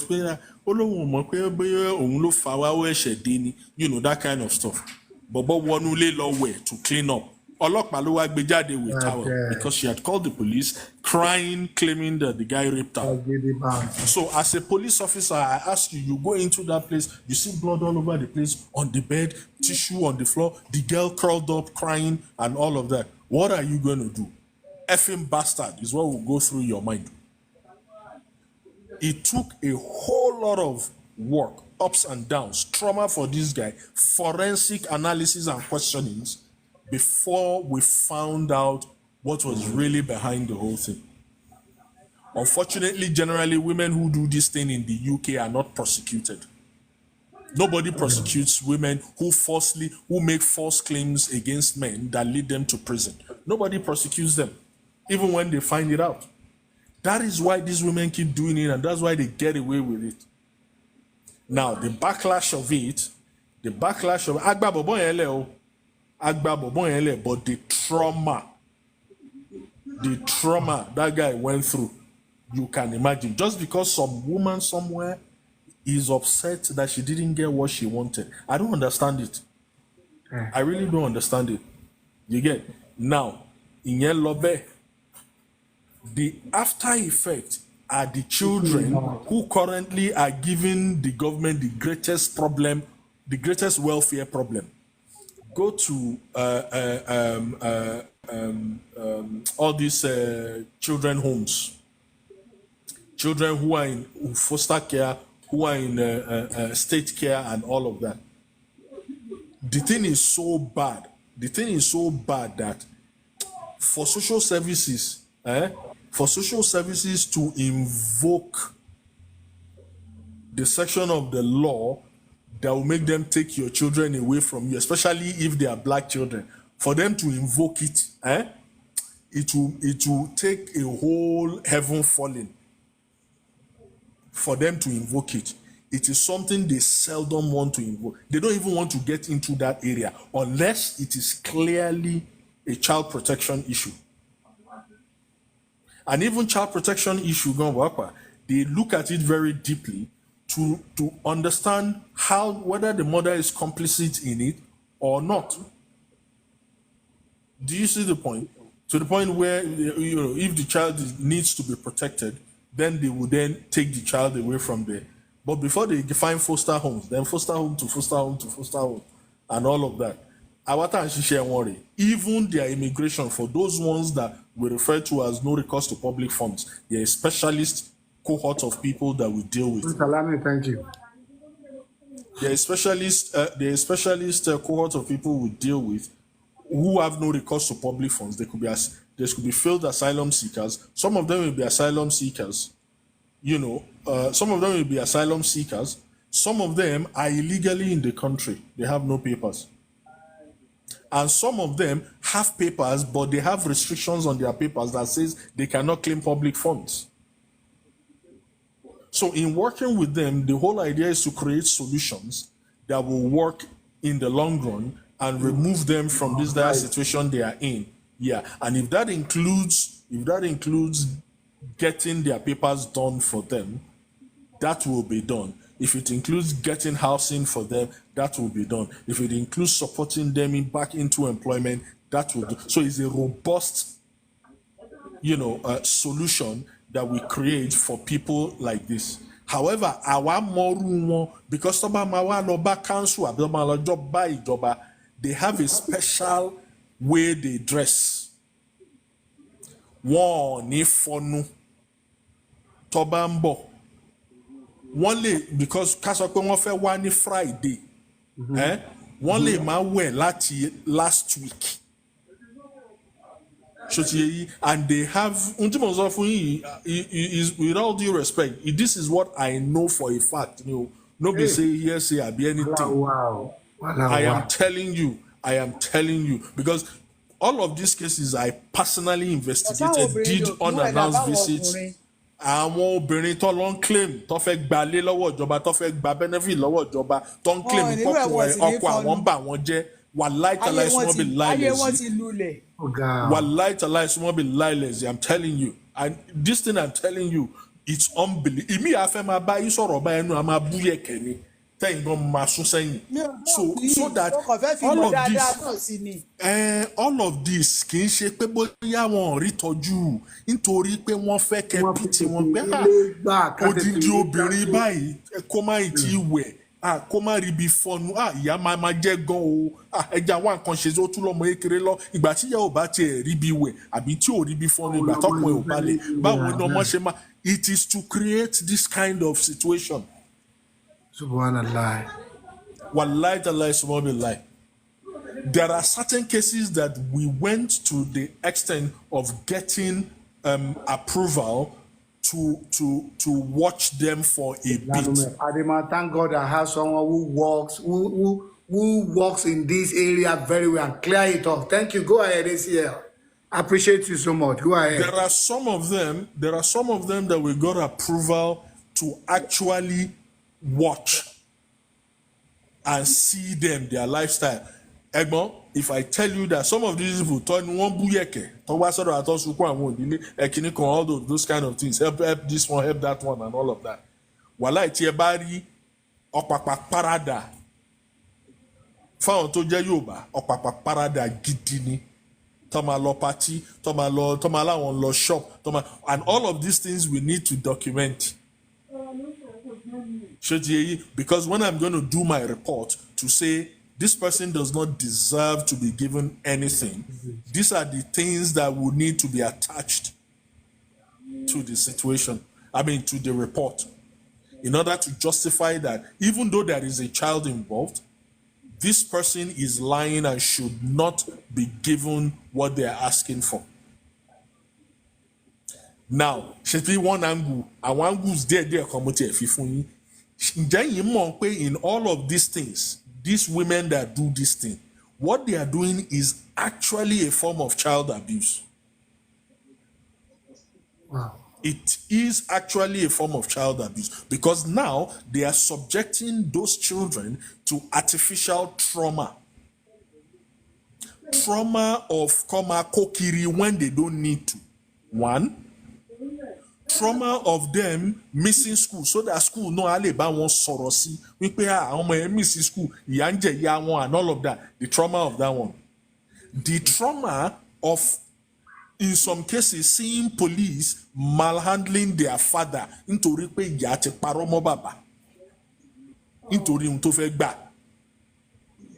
And also the trauma of cutting off the children from their father, who, by the way, is a willing father. All because of what they want to do. So can you see how it is actually another form of child abuse on those children, but nobody is really looking at that. And it is this abuse on those children that has led them to now be committing these crimes that is the problem that we are talking about. Do you see the point? It is this abuse that they subjected them to in nítorí pé ẹ fẹ́ di ìyàwó ìjọba. Àwa dẹ̀ máa ń sọ àmà fi ń dọ̀wẹ̀kẹ̀ pé ìyàwó ìjọba girlfriend gbogbogbò ni ìjọba ò ní bẹ́ẹ̀ sùn kíní ìyá á dẹ̀ yún ẹ. Á dẹ̀ yún ẹ. Now nítorí pé òun gbádùn ilé ìjọba òun gbádùn owó ìjọba owó ọ̀fẹ́ àwọn tó bá ń gbé wálé àbí tó wá ń gorí ẹ ṣótiyé ò ní lè go long term pẹ̀lú wọn nítorí pé tíjọba bá fi lè mọ̀ wípé o lè yàn lẹ́nìyàn dẹ̀ ń tán fún àdínkù àbí kọ́ gbà á ò dẹ̀ fẹ́ bẹ́ẹ̀. So ìwọ gan ò ní lè serious pẹ̀lú ilé ayé tiẹ̀. So eventually wàá máa pààrọ̀ ọkùnrin ni and kò sí bó ṣe lè ṣe èéfín níwà. Àwọn ọkùnrin tó wá ń gorí ẹ̀ wọ́n á rí àwọn gan ò respect benefit woman. Àwọn tó mọ̀ ń pé girlfriend ìyàwó ìjọba ni ẹ́. Bọ̀dá kan lẹ́ẹ̀kan, which was why I was saying that guy is telling the truth. Àwọn tó máa bá ń ta náà nìyẹn. I choose value ní London náà. I choose value. Then àǹtí kan sọ lẹ́ẹ̀kan náà pé àwọn tó lè ń tà ń bì kan àwọn náà lẹ́tún máa parọ́ gbé tọ́tún máa gorí yí is a vicious recycling situation. It is a vicious recycle of nonsense. And àwọn tó ń máa jẹ̀yẹ jù náà làwọn ọmọ yìí àwọn ọmọ yìí náà ló máa dàgbà àwọn ló ń fún ìjọba UK lẹ́dẹ̀kì ń sìn in terms of youth violence, stabbing here and there, gun violence here, drugs here and there and all of that. I don't even want to begin to tell you about cases I've dealt with young children from single mothers that are involved in débi tó ẹ pé ìmí ti nà yẹ ìmí ti nà ìyá ẹ̀ as in ó nà ìyá ẹ̀ gidi ni ní UK mbẹ yẹn náà dẹ̀ ni tí kì í ṣe pé kíní ṣé tí bàbá bá wà nínú ilé yẹn tọ́jọ́ ń gbé ṣé ọmọ kan á gbójúgbóyà á lóun fẹ́ na ìyàwó níwájú ọkọ ẹ̀? Is that really even ọmọ yẹn gan ò lè láyè kò lè dé stage gbogbo wọn yẹn. Never. Wọ́n wá mú nature wọ́n sorí ẹ̀ kodò.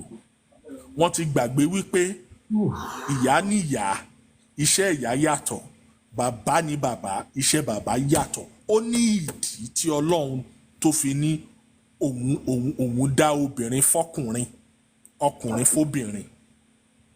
There is a reason for it. But for as long as you keep trying to tinker with nature, with the intention of the manufacturer, with the intention of God, you will begin. Wọ́n ti sọ tẹ́lẹ̀ pé ìgbà fọ́lọ́hun nìsinmi, ìgbà fọ́lọ́hun ìyọnu ni. Ìwọ ọkùnrin tó bá gbà pọ́kùnrin ni ẹ́, ó máa yọnu. Ìwọ obìnrin tó dẹ̀ gbà pọ́bìnrin ni ẹ́, ìyàwó gidi ló yẹ kó jẹ́, wàá yọnu ni. Ìyọnu á bá ẹ kò sí, kì í ṣe pé. It is a fact. That's what's going to happen. That's what's going to happen. So all this one of equality. Look, there is no such thing as equality. The real deal is equity. Because obìnrin ò lè ṣe ohun tọkùnrin lè ṣe, bẹ́ẹ̀ lọkùnrin ò lè ṣe ohun tóbìnrin ṣe. Ó yẹ kẹ́ fọwọ́sowọ́pọ̀ ni. Because ibi tọkùnrin tó dúró sí, obìnrin kò lè dúró ńbẹ̀. Ibi tóbìnrin náà dẹ̀ dúró sí ọkùnrin gan kò lẹ́nu ń bẹ̀. Ṣọ́kùnrin fẹ́ lóyún ni àbọ́kùnrin ṣe nǹkan oṣù ni. Gbogbo wọn yẹn ò kan ọkùnrin. Ìrànlọ́wọ́ la lè ṣe fún yín tẹ́ bá wà nú ẹ̀ tó bá ń ṣe yí bákan. Bí ká bá yí gbómi kaná, ká bá yí wọ́ra tó bá gba bẹ́ẹ̀, ká lo oògùn fún yín tó bá gba bẹ́ẹ̀. Nínú wa gan a ṣe ń jẹ fún yín, à ràn yín lọ́wọ́ tó bá gba bẹ́ẹ̀. But n tọkùnrin ń go through níta ṣóbìnrin lẹ́mìí ẹ̀. Obìnrin ò lẹ́mìí ẹ̀. Why do you want to kill yourself? N tọ́lọ́run ò gbé fún yín ẹ wá gbé sórí ara yín.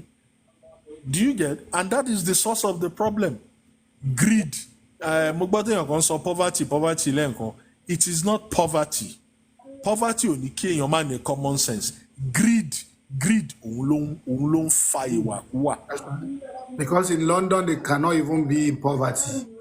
The poverty in Nigeria is different, but when they get to London, it's no more poverty. Exactly. Greed ni is not poverty. Ọ̀kánjúà ó pọ̀ fáwọn èèyàn wa. Gbogbo agbárí wọn foreign exchange ni. Bó ṣe máa kọ́ mansion síbì kan, bó ṣe máa ìmí inú wọn tó gbé lágége kó tó wá sí UK. Lẹ́kì ló fẹ́ ra lé sí. Ṣé wọ́n káwó lórí igi ni? Àṣeṣera wa pọ́bọ́. Ká gbà fọ́lọ́run, ká gba ohun tó. Wọ́n ní ohun téèyàn bá ní ló ná ni.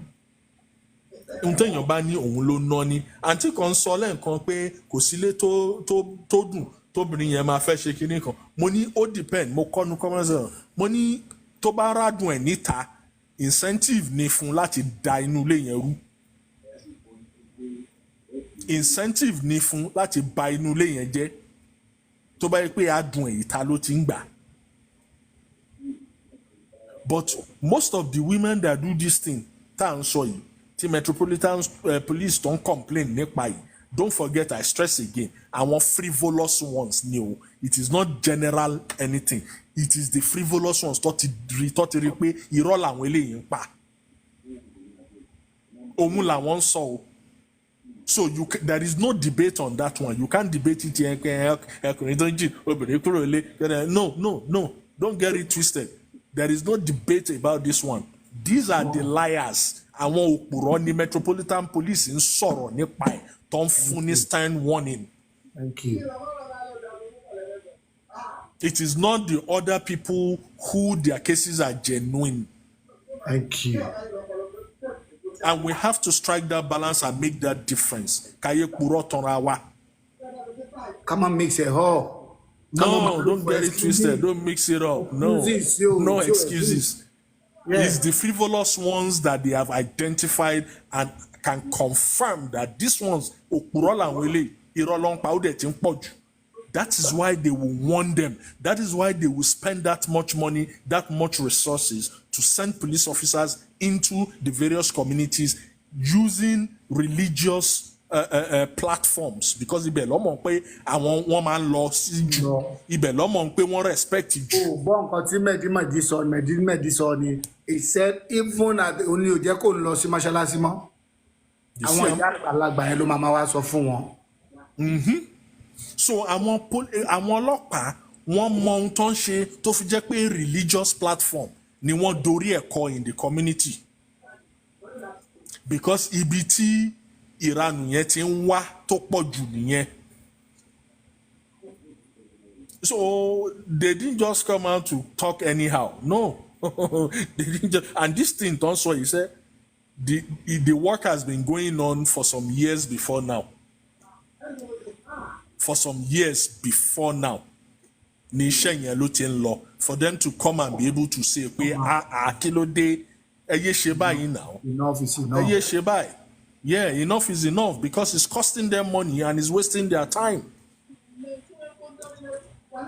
Kò jẹ́ bó ṣe jẹ́, I will leave it here for now. Irú àwọn topics where it's always good that we be very clear about what really the issue is. It is a fact that it's becoming a pandemic, especially Nigerian women.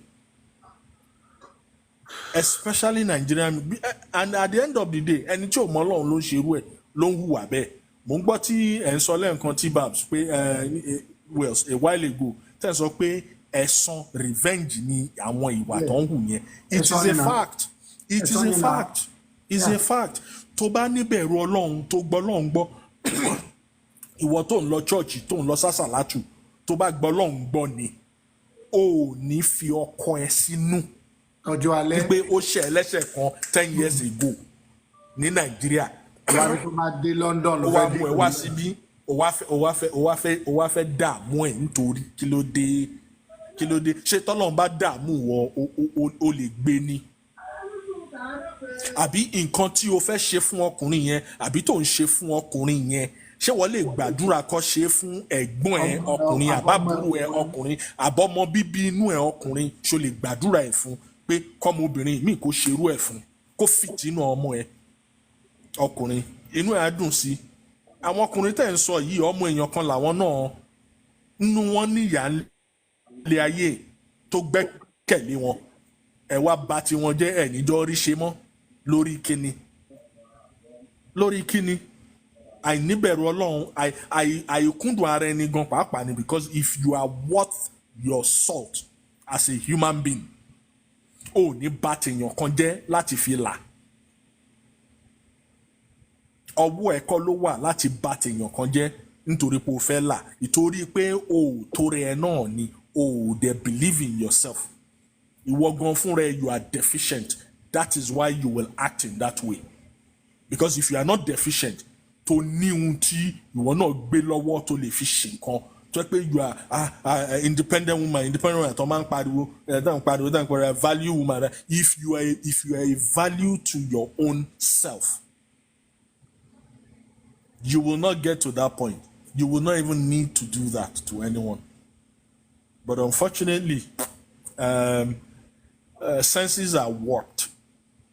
Kọ́lọ́n kó kọ́ wa mọ̀ ṣe, kó yà wá yéṣù, kó dẹ̀ tọ́ wa sọ́nà, kó fún wa lójú inú àtójú ìta. I always pray for insight and foresight. You need those two things, you know, to move properly and safely nínú world tàwa yìí. If you don't have both of those things, kai wàhálà ni o. Insight is what allows you to analyze something, to see it clearly.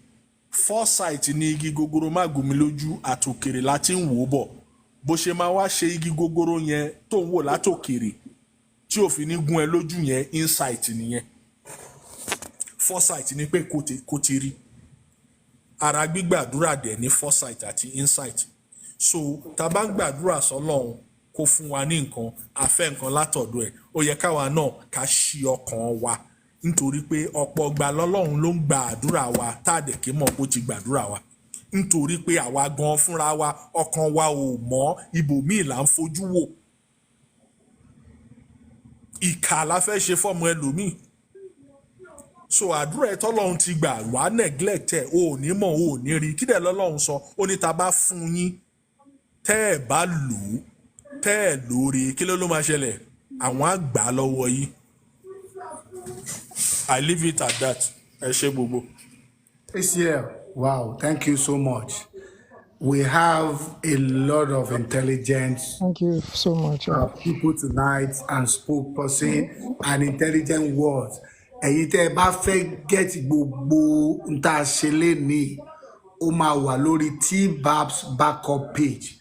Normally birthday àtàwọn kan mímu máa ń post but topic alẹ́ yìí àmọ́ especially gbogbo àwọn submission àwọn èèyàn ẹ máa rí ní ọ̀la lórí T-Babs backup page ẹ̀ tẹ́ bá fẹ́ send ẹ̀ sáwọn èèyàn tẹ́ bá fẹ́ use ẹ lọ sí orí T-Babs backup page lọ́la gbogbo ọ̀rọ̀ ACL ó máa wà ń bẹ̀ gbogbo ọ̀rọ̀ àwọn gbogbo tó sọ̀rọ̀ lónìí gbogbo ẹ̀ tó èyí tó bá wù ẹ̀ pínkẹ̀ send out man ACL I appreciate you thank you so much I choose value. No problem sir thank you. I choose value ọ̀rọ̀ ẹ make sense nobody say you wrong poverty o fẹ́ wá clear ọ̀rọ̀ poverty you know we understand it is that poverty tó ń gbé bọ̀ láti Naija but gbà tó ti dé London ó ti di greed because poverty ò sí ní London mọ́ ṣé you understand I choose value so I understand you very well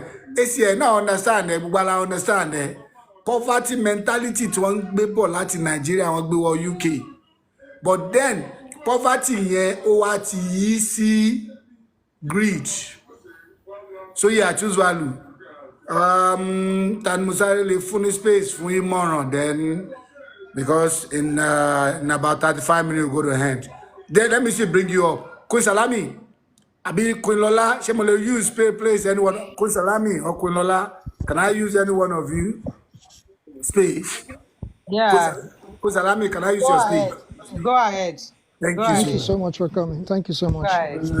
Gbé ìmọ̀ràn wọlé Agbola. Okay, sir. Right.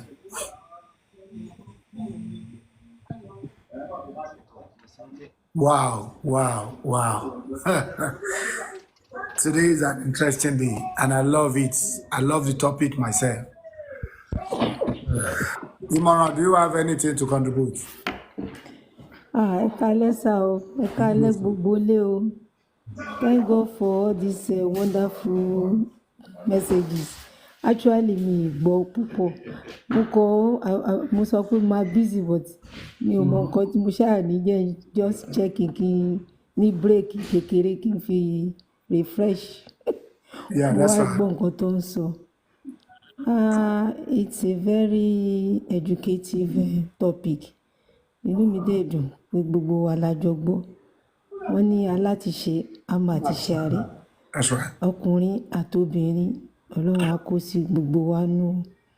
Ọlọ́run ní jẹ́ àfẹ́ra wa ṣẹ̀sín o. Mo understand so many things téèyàn bá dé ìlú òyìnbó lóòótọ́. Especially there are some people that are chronic. I won't say chronic illiterate o. Chronic in one area.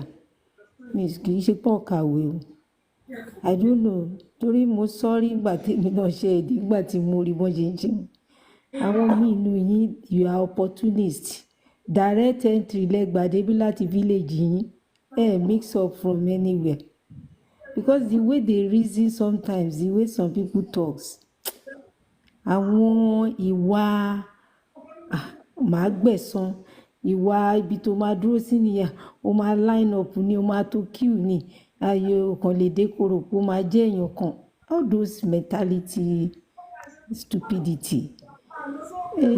Sometimes ó máa ń fúnyàn ní concern. Mi máa ń tí ò mú ariwo okay. So kí ni mo fẹ́ fàyọ ni pé gbogbo nǹkan láyé ó yẹ ká máa rántí pé Ọlọ́run ó dàbí pé tí bàbá ẹ̀yin ni o ẹ bá yín rédíò yín tẹlifíṣàn yín sílẹ̀ ẹ fẹ́ jẹ méjì lábàládé. ẹ kú mọ̀ pé màá sọ kí ni mo fẹ́ fàyọ ni pé the lifestyle oníkálukú kì í ṣe pé London náà ti ṣẹ̀ṣẹ̀ gbé what you are is what you are but kò tí ì sáyè láti manifest lẹ́lòmíì ṣe ṣẹ̀ṣẹ̀ wá gbé jáde but all I know is that there are ways of doing things béèyàn bá ṣẹ̀ láti Nàìjíríà mo sọ nǹkan kan rí tó dẹ̀ ronú tí ò gbàgbé ẹ sí Nàìjíríà yẹn tó wá mú ẹ wá tó dẹ̀ ro ẹyọ kan tó fi mú ẹ wọlé tó wá jẹ́ pé ẹ̀ṣẹ̀ yẹn ó sì ń dìbètì lọ́pọlọ ẹ pé you will avenge it again ó kù díẹ̀ káàtó ṣé mo pé máa ń sọ pé I hate avengers kéèyàn máa lóun fẹ́ gbẹ̀san tí lè ní í ṣe fún mi èmi ò láìkí ẹ̀ kì í ṣe pé mo wà holy o bọ́ mi ò ń ronú lọ́bẹ̀ because in tí mo fẹ́ ṣe tó jẹ́ tuntun yẹn ó máa dì báyìí the more you are thinking on how to avenge o ò ní kú lójú kan bí tí wọ́n náà wà that is the problem so àwọn obìnrin lóòótọ́ wọ́n ní tí ò bá nídìí obìnrin kì í jẹ́ kúmólú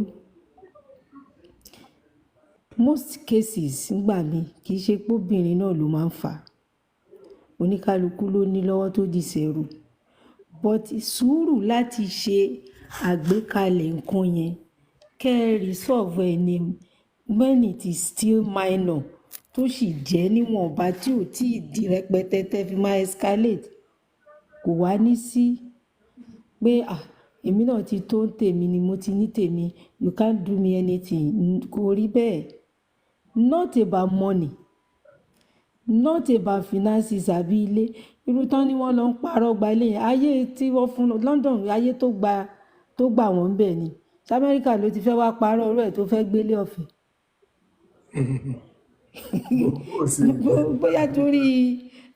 bóyá torí ìlú tán wà torí gbà tán sọ mo kàn ń rò ni bóyá yẹn ni wọ́n ilé counting ilé kinní kan máa parọ́ all those things sometimes ìgbà míì gan mọ́mí ẹ má nǹkan míì bínú yan o máa wà. kì í ṣe pé mo fi Yes, sir. interrupt jọ́sùn tẹ́ni kò yé mo kàn fẹ́ ṣàlàyé ẹ̀ ṣé tí nínú tó máa ń ṣẹlẹ̀ ni pé with ilé council for example the rule is still that if you're a council tenant for like 5 years tó dẹ̀ ń sanwó ẹ̀ tó gbà nǹkan jẹ́ tó everything dẹ̀ clean fún ẹ council tó bá máa ta ilé yẹn fún ẹ o máa ní opportunity láti ra ilé yẹn it's not automatic o let me clarify that it's not automatic but o máa ní opportunity láti ra ilé yẹn at 50% discount so imagine ilé tó ń tà everybody ń rà ní £350,000 for example wọ́n á tà á fẹ́yìn at 50% of that.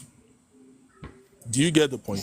So you are looking at what? Maybe about 175,000.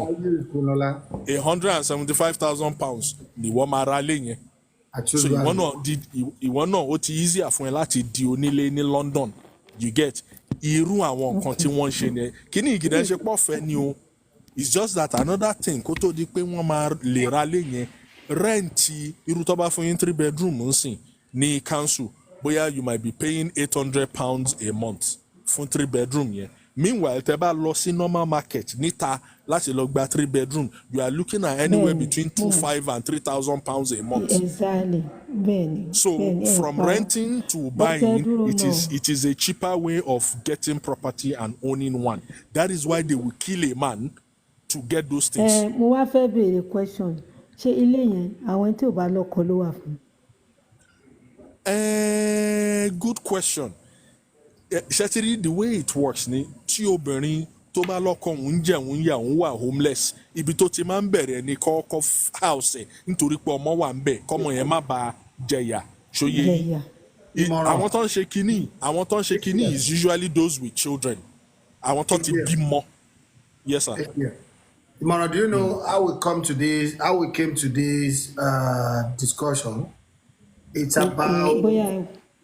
about the 70% of men women sending out of their house, on calling the police street. ní UK. Tí àwọn ọlọ́pàá wá ní enough is enough. Ben, I saw it. Nǹkan tí ó bẹ́ta tọ́pìkì nìyẹn tá à ń sọ lálẹ́. So kìíní yẹn lọ fà ju benefit lọ. That's right. Ṣòye yìí àwọn ń wò pé wọ́n ti ń wo 5-6 year plan ní wọn wípé táwọn bá máa fi gbúrò àwọn Naija Sílífà náà ti ra lé sí London. That is the target. You get ìgbà wo ló lọ náà táwọn kan máa wà ń bẹ̀ 20 years wọn mọ bó ṣe Sílífà ó ti ra lé sí London sìn tó bá rí ilé tó tiẹ̀ fún ilé tó rà kìnnìkan. That is the aim, to show off and to do it at a very cheap subsidized price. But then the price to pay for that is the destruction of another person's child. Of the husband. Not even another person's child in the form of the man, but also their own children. Tí wọ́n bí. So they are destroying more than one life. It's not just the man's life they are destroying, they are also destroying their own children's lives. Just because Sílífà fẹ́ ra lé kóun náà nílé London in 6 years tó wọ̀lú. Kí ló dé? Ṣó le tó yẹn ni? Kò dáa. Mo ní kí n clarify so that ayé yí pẹ̀lú bẹ́ẹ̀ ṣe ń sọ̀rọ̀ lọ. Ẹ ṣé gan ni mo dúpẹ́. Aláìláròjinlẹ̀ lẹ́lòmíì. Because ilé ó lágbára o. Ṣẹ́rí náà àwọn kan wà tó jẹ́ pé they value wealth more than life. Ọrọ̀ lọ́kàn wọn máa ń wà ju ìgbésí ayé tán máa live àti integrity wọn, dignity. Àwọn kan wà bẹ́ẹ̀. Àfarawé dẹ̀ ni. Ṣẹ́rí the only thing tèmi kàn fẹ́ sọ ni pé lóòótọ́ gbogbo ọkọ àti ìyàwó kọ́ ló ń ṣẹlẹ̀ sí. And then wọ́n ní nígbà míì nǹkan kan máa ń generate nǹkan kan jáde lóòótọ́. Ṣé nǹkan tí mo sọ mo fẹ́ ẹ má get me wrong nínú tí mo fẹ́ sọ yìí o. Ṣé mo pé ńgbà míì Yorùbá ní ẹni tá a fẹ́ sun jẹ ni tó fepo para tó tún jósù kó sẹ́gbẹ̀ẹ́ náà. Ó ń lọ̀rọ̀ ilé ayé. Obìnrin míì wà tó jẹ́ pé target ni pé gbogbo tó ṣe sí mi Nàìjíríà yẹn wọ́n repeat ẹ̀ tó ṣe débí. Wàá wá rí nǹkan tí máa fi mú ẹ̀fọn fèrè. Ó ń lọ́pọ̀lọpọ̀ míì wà. Mo yẹ sọ pé téèyàn bá ti joyè màá gbẹ̀san. Ó máa end up badly ni.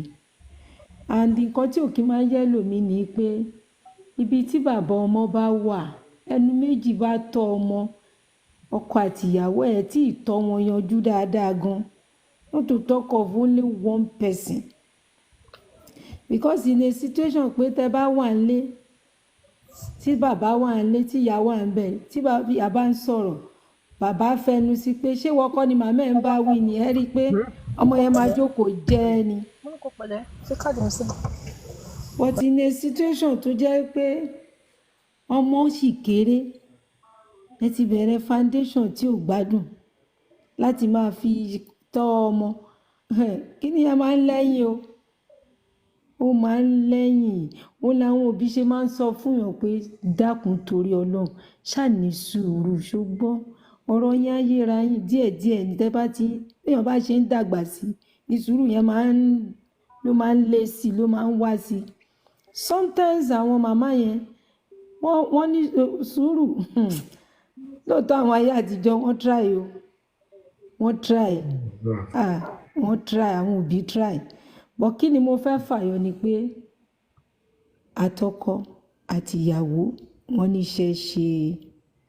Èmi ò ní dá ẹnìkan o. Wọ́n ní tá a bá dá fáṣárán ká tún dá fún kí ló ṣe ń pè náà. Wọ́n ní ká akátá lọ ká wá fàbọ̀ bádìyẹ. Obìnrin tẹ́ bá ti ní sùúrù láti Naija tó wá dé ìlú òyìnbó tó lọ́wọ́ ẹ tó peku dà tó wá torí ilé káńsù tó dá ọkọ síta. Kò easy o because of the children. But in advice tèmi máa give ni pé ọkùnrin náà ẹ jọ̀ọ́ sùúrù náà fi ń ṣọkọ obìnrin o bẹ́ẹ̀ ni sùúrù náà fi ń ṣọkọ obìnrin torí ìgbà míì wà mo sọ kéèsì kan ẹnìkan sẹ́ǹdì ó fún mi láàyè láti sọ̀rọ̀ ẹni tí ò bá fún mi ní sọ bí báyìí ó sẹ́ǹdì mẹ́sẹ̀gì sí mi láti ìlú òyìnbó mi ní dárúkọ country yẹn but it's a very beautiful place ọ̀dọ́ sì ni wọ́n sì kéré gan nígbà tí mo ka gbogbo kíní ó pọ̀ in fact mi ò ráyè attend lóru àná bá ṣe tán tí bàbá mo tún text ẹ pé kó jọ kó má bínú pé mi reply yẹ pé tó bá di ní aago 5 ìrọ̀lẹ́ ń bí báyìí máa pè é bọ́ nígbà tí mo wà ń bí iṣẹ́ láàárọ̀ I was opportune ká tó bẹ̀rẹ̀ meeting mo láti pè é ó wà surprise ó ní táì tí mo pè ń sí gan da ó nítorí táì tí mo sọ yẹn òun ò ní wà available wá wà ń bí iṣẹ́ ẹ̀mí mi ló ní kí n pè whereas ó ti ṣe worst láàárọ̀ yẹn. àdónébó ló wà. so ó ti ṣe worst láàárọ̀ out of nǹkan tó ṣẹlẹ̀ sí òun àtìyàwó ẹ̀ òun gangan ti bínú lọ síbi tí ò yẹ kó bínú yẹn jù mo wá bá sọ̀rọ̀ kí ni mo fẹ́ fàyọ ni pé ọ̀rọ̀ tí mo bá sọ ó wá realize pé òótọ́ lẹ̀ sọ mo ní sórí ìyàwó ẹ̀ pè àbò text ẹ̀ pé ó ṣe nǹkan báyìí ó dẹ̀ affect ọmọ àwọn iṣẹ́ kí wọ́n wá respond dáadáa number 1 response ẹ̀ ó yẹ kó show pé you are the father of that child number 2 ìtara yẹn pé mo ṣe mistake ó dẹ̀ tiẹ̀ kíní yẹn dẹ̀ lọ ṣọmọ mi léṣe mo ní òun sọ̀rọ̀ bẹ́ẹ̀ ìsọ̀rọ̀ ìbínú tó ti ní síyàwó ẹ̀ ló fi respond kó dẹ̀ dá mo ní ó tún bà nǹkan jẹ́ sí ni I'm just bringing this ó dẹ̀ realize ẹ̀ mo dẹ̀ bá sọ̀rọ̀ bí everything ṣe lè wà resolved so irú area bẹ́ẹ̀ yẹn sì téèyàn bá ní sùúrù àwa obìnrin lè torí alẹ́nu alágbára ṣùgbọ́n ẹnu yìí kò ní pa wá ni Yorùbá ní ẹnu mi ò ní pa mí téèyàn bá wo ohun ẹni tó ń jáde lẹ́nu obìnrin á ní kí lélẹ̀ ṣùgbọ́n ẹ máa rántí ẹ̀yin ọkùnrin pé àwa nìyá yín àwa níyàwó àwa lọmọ mẹ́tẹ̀ẹ̀ta la kárì the same thing bẹ́ẹ̀ náà ṣe kárì mẹ́tẹ̀ẹ̀ta it's better we work hand in hand tí téèyàn bá ti dé ìlú òyìnbó ẹ jọ jókòó ẹ ṣàlàyé fúnra yín pé báwo ni ká ṣe ṣe ọkùyàwó tó wá join ẹ jẹ́ kó mọ ẹlòmíì ò kí ń sọ bí ìlú ṣe rí fúnyàwó ẹ̀ ńgbà tó bá ń lọ Nàìjíríà bó ṣe ń kó páǹsì wọlé nìkan níyàwó ń mọ̀ kò mọ wàhálà iṣẹ́ tó ń ṣe tó fi ń rí páǹsì yẹn I'm telling you àti àwọn irú iṣẹ́ tó lè ṣe tó bá máa dé o ibi báyìí ni mo ti ń ṣiṣẹ́ o báyìí ni bó ṣe rí o some people don't tell them because wọn ò tí ì wá join ìwọ kọ́ ló ṣì wà ń lo òyìnbó and when you get back home try as much as possible pé nǹkan báyìí ni mo ṣe ń rìnrìn àjò yẹn àwọn ọkùnrin yóò sábà sọ òun ló ṣe jẹ́ pé tóbìnrin yẹn bá wá dé mótìfù tó ń bá bọ̀ ó ti háì ju nǹkan tẹrù pẹ́ gbé kalẹ̀ lọ. You need to tell the woman ẹ jẹ́ kó mọ ibi tó ń bọ̀ wá bó ṣe rí rèé bó ṣe máa rìn rèé ẹ dẹ̀ ṣàlàyé lóòótọ́ pẹ̀lú transparency tí ò ní kankan tó pamọ́. èèyàn wá jókòó pé náà mo ti ṣàlàyé bí gbogbo ẹ ṣe rí èwo ló fẹ́ ká ṣe irú iṣẹ́ wo ló fẹ́ ṣe léèwé ni kó tó lè lọ léèwé jẹ́ ká ní sùúrù o ká kọ́kọ́ ṣiṣẹ́ díẹ̀ ká balance kì í ṣe pé èèyàn tẹ́ ń rúbọ̀ láti Nàìjíríà kẹ́ni wá lọ school of nursing lẹ́sẹ̀kẹsẹ̀ ẹ mọye tẹ́ ẹ máa kó kalẹ̀ owó léèwé ó máa ń tẹ̀ by the time kò ń ṣe owó school yẹn nìkan kátẹ̀ ló ní loan ó fi wọ school what about the time to have another job ẹni bá ti ń lọ school ní lè ṣiṣẹ́ tààrà so the problem will lie on the dependent àbí ẹni tó ń ṣiṣẹ́ wàhálà wá dé ìjà máa bẹ̀rẹ̀ a ní kò fẹ́ kí n ṣoríire torí mo fẹ́ ní progress ní kò fẹ́ kí n lọ sí school yẹn èèyàn máa ń plan nǹkan kan tó kẹsẹ̀ bọ́ ni àwọn tó dẹ̀ lọ́mọdé àwọn ló ń ṣe jù àti kópa àwọn ọmọ àwọn máa wá wà ní sáìdì kan náà fi máa gbégbé ayé tó máa fi dàgbà Ọlọ́run á tún wá ṣe o ìyẹn bẹ́ẹ̀ ẹlẹ́ẹ̀kejì kẹ̀dẹ̀rẹ́ owó níná nínú ilé owó níná explain to one another not nagging some people don't sit down and talk reasonably kí ló fẹ́ kí n ṣe mo ṣàṣọ fún ẹ pé iye tí mò ń gbà nìyẹn jọjọjọ má bá mi sọ is that the explanation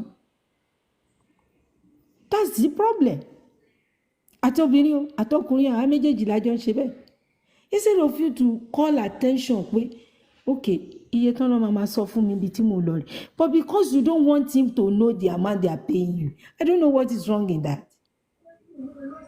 ẹlòmíì ò ní fẹ́ kọ́ mọ̀ whereas kò sí nǹkan tó wà yìí nílùú òyìnbó háwálì oníkálukú irú iṣẹ́ tó ń ṣe ó máa clear iye tó ń gbà you are just hiding unnecessary hidden agenda explanation ó máa ń mú understanding dáadáa wá tó o bá ṣàlàyé fúnra ẹni but ibi ká má lè ṣàlàyé délẹ̀ ká má gbọ́ra ẹyẹ léré ó máa ń fa wàhálà o little kínkínní báyìí mo ló máa escalate tó máa dira pátá wọ́n ní tí yàrá bá gbé ní sọ́lẹ̀ kékeré á wá bẹ̀rẹ̀ sí ní gorí ẹ̀ may God have mercy explanation ó wà very important ọkùnrin náà tíyàwó ẹ̀ bá ti fẹ́ ṣàlàyé má máa kó níjàánu má máa fún ní wàhálà pé ṣó ti dé ṣán ti tó ẹ wọ́n ti ń kọ́ ẹ̀kọ́ púpọ̀ allow her to talk the same thing wọ ìyàwó náà ẹni tó ta bábá lábà ní bàbá ọkọ tó mú ẹ wọlé ní sùúrù kó ṣàlàyé fún ẹ má ṣáájú ẹlẹ́ẹ̀dẹ́pẹ̀ẹ́dẹ́ kó má bàa ṣubú ètè mi rò nìyẹn o no matter how iye tó ní kálukú bá dẹ̀ ń gbà ẹjọ́ fọwọ́sowọ́pọ̀ bí àṣà màmá mi ibi táwọn máa ń dúró sí ni ẹ fọwọ́sowọ́pọ̀ èèyàn máa ń ṣe àjòjì ọwọ́ kò gbẹ́rù dórí owó màmá tèmi nìyẹn láti fi àlàyé ti dá so what am I saying à ń fẹ́ kọ́lé sí Nàìjíríà ẹ ṣẹ̀ṣẹ̀ dé o ibi táwọn ẹlòmíì lè dé wọ́n á ti bẹ̀rẹ̀ sí wọ́n ti pọ̀dún kan nílùú òyìnbó wọ́n ṣe máa kọ́lé sí Nàìjíríà wọ́n ṣe máa ṣe ẹ máa wá tara yín sí títì wọ́n á ti arrive àwọn tó yẹ kẹ́ ẹ sẹ́ǹdì owó tó ń retí ọwọ́ yín pé kẹ́ máa sẹ́ǹdì owó because wọ́n ti rí ń tẹ̀ ń ṣe ṣọ́fà yẹn náà ni máa dé inú ilé wá bá yín jà ní ẹ̀ẹ̀kan ní mọ́ bẹ́ẹ̀ ṣe bẹ̀rẹ̀ sí ní hagiu téṣù máa fi wọlé tíṣù ẹni bá ta èèyàn máa ń dọwọ́ bò ní o Ọlọ́run wà pẹ̀lú gbogbo wa o. Láwọn àmì. So bó ṣe jẹ́ nìyẹn o Ọlọ́run á jẹ́ religion tá a dẹ̀ ń ṣe náà á jẹ́ kí gbogbo ẹ̀ kó ṣe dáadáa. Some people believe in that. I am a Christian, I am a Muslim. Ìyẹn ò ní kó lọ tánú ilé ẹ̀ sí ṣọ́ọ̀ṣì o. Your house is the number one church. If you don't have peaceful home, tínú ilé ò bá dáa o ní ṣọ́ọ̀ṣì kankan. It's nonsense. Because the beginning of righteousness is from your home, your family. And that is how it will go to the society. So most cases like that tó jẹ́ pé chọ́ọ̀chì wọn ò tẹ ìmí ni wọn ò ní dá sí tí kìíní ẹ̀ máa fi dàrú pátápátá. Wọ́n máa wá ní kó máa wá gbàdúrà tó bá dẹ̀ ní problem ò ní wá ṣọ́ọ̀ṣì déédéé. Sórí bí tí ìbẹ́lẹ̀ ayé ṣe rí. Nǹkan tẹ́lòmíì ò mọ̀ nìyẹn.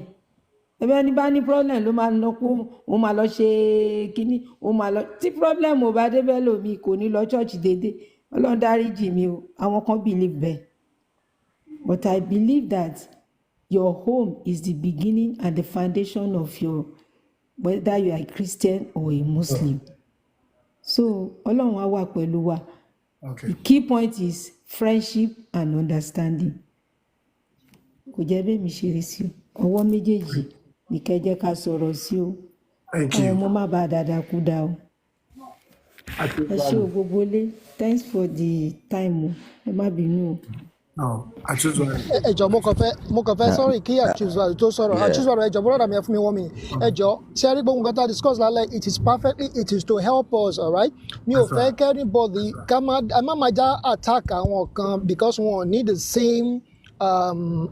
Maybe the same insight or the same point of view with us. Sherry on shell on both sides, okay? Allow it's good. Olofun came up, she said her part as her own side as a woman to she believes in some certain values. And we had Mama Apotier who also came up. So tell me about song Jomi if I come attack anybody, because I